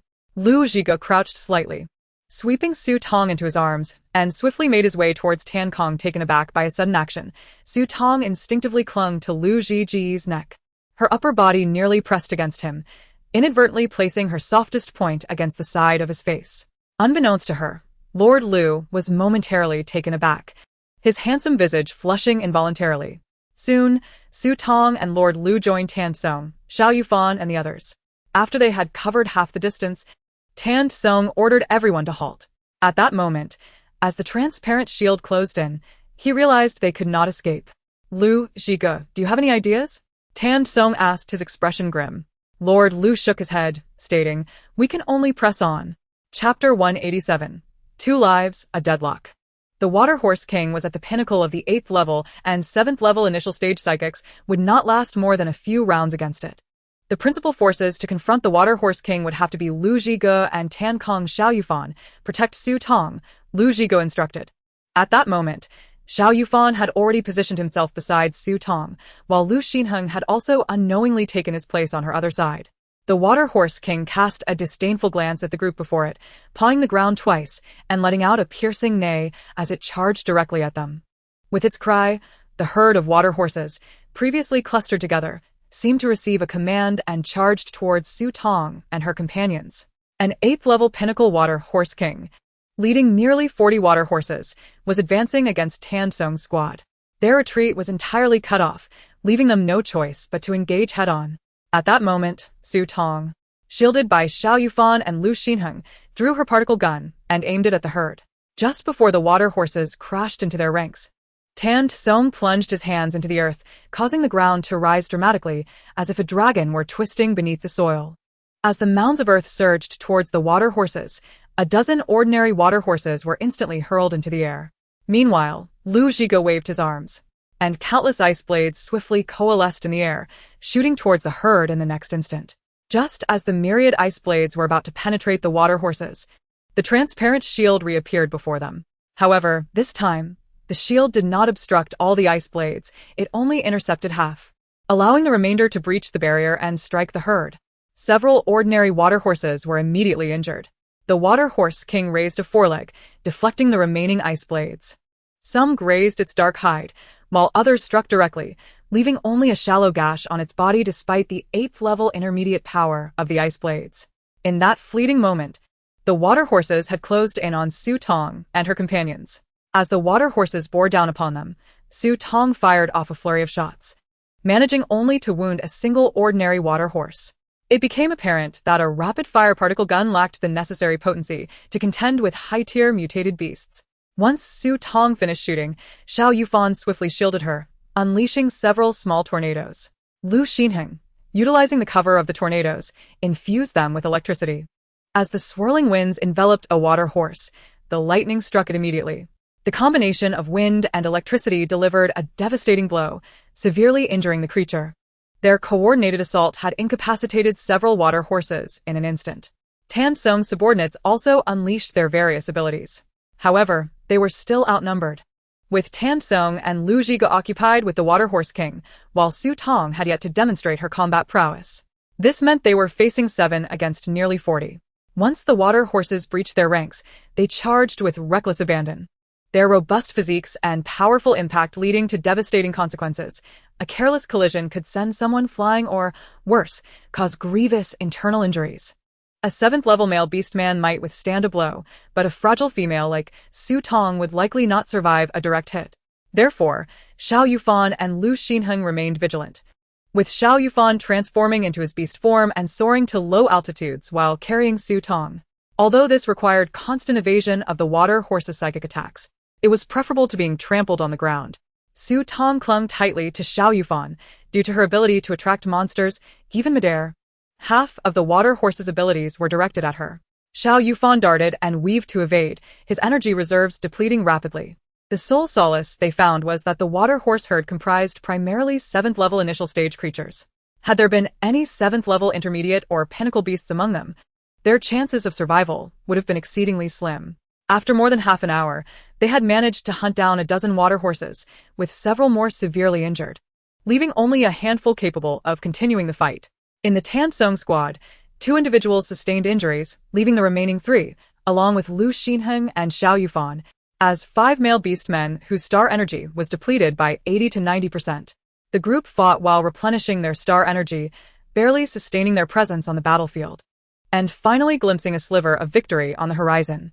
Although they still held an advantage at this moment, the battle between Tan Song and Lu Zhiga against the Water Horse King was alarmingly perilous. At this juncture, both had fully transformed into their beast forms. Tan Song's beast form was that of a brown bear. With a thunderous roar, he struck towards the Water Horse King. Just as the Water Horse King prepared to evade, Lu, as a red-scaled dragon, moved with swift claws, suddenly freezing the Water Horse King's hooves to the ground.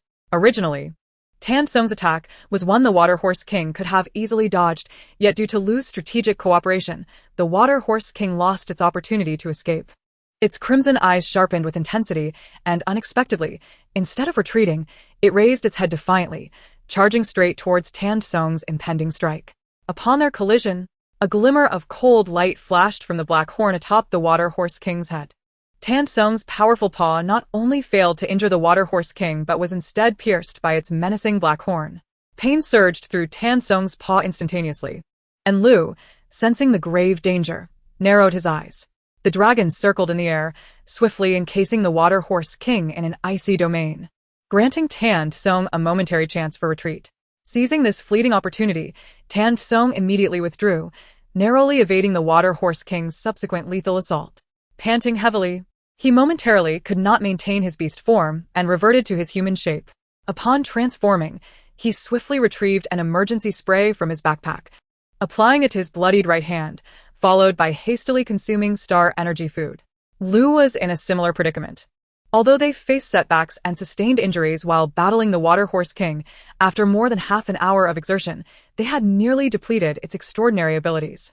They had means to replenish their star energy, while the Water Horse King did not.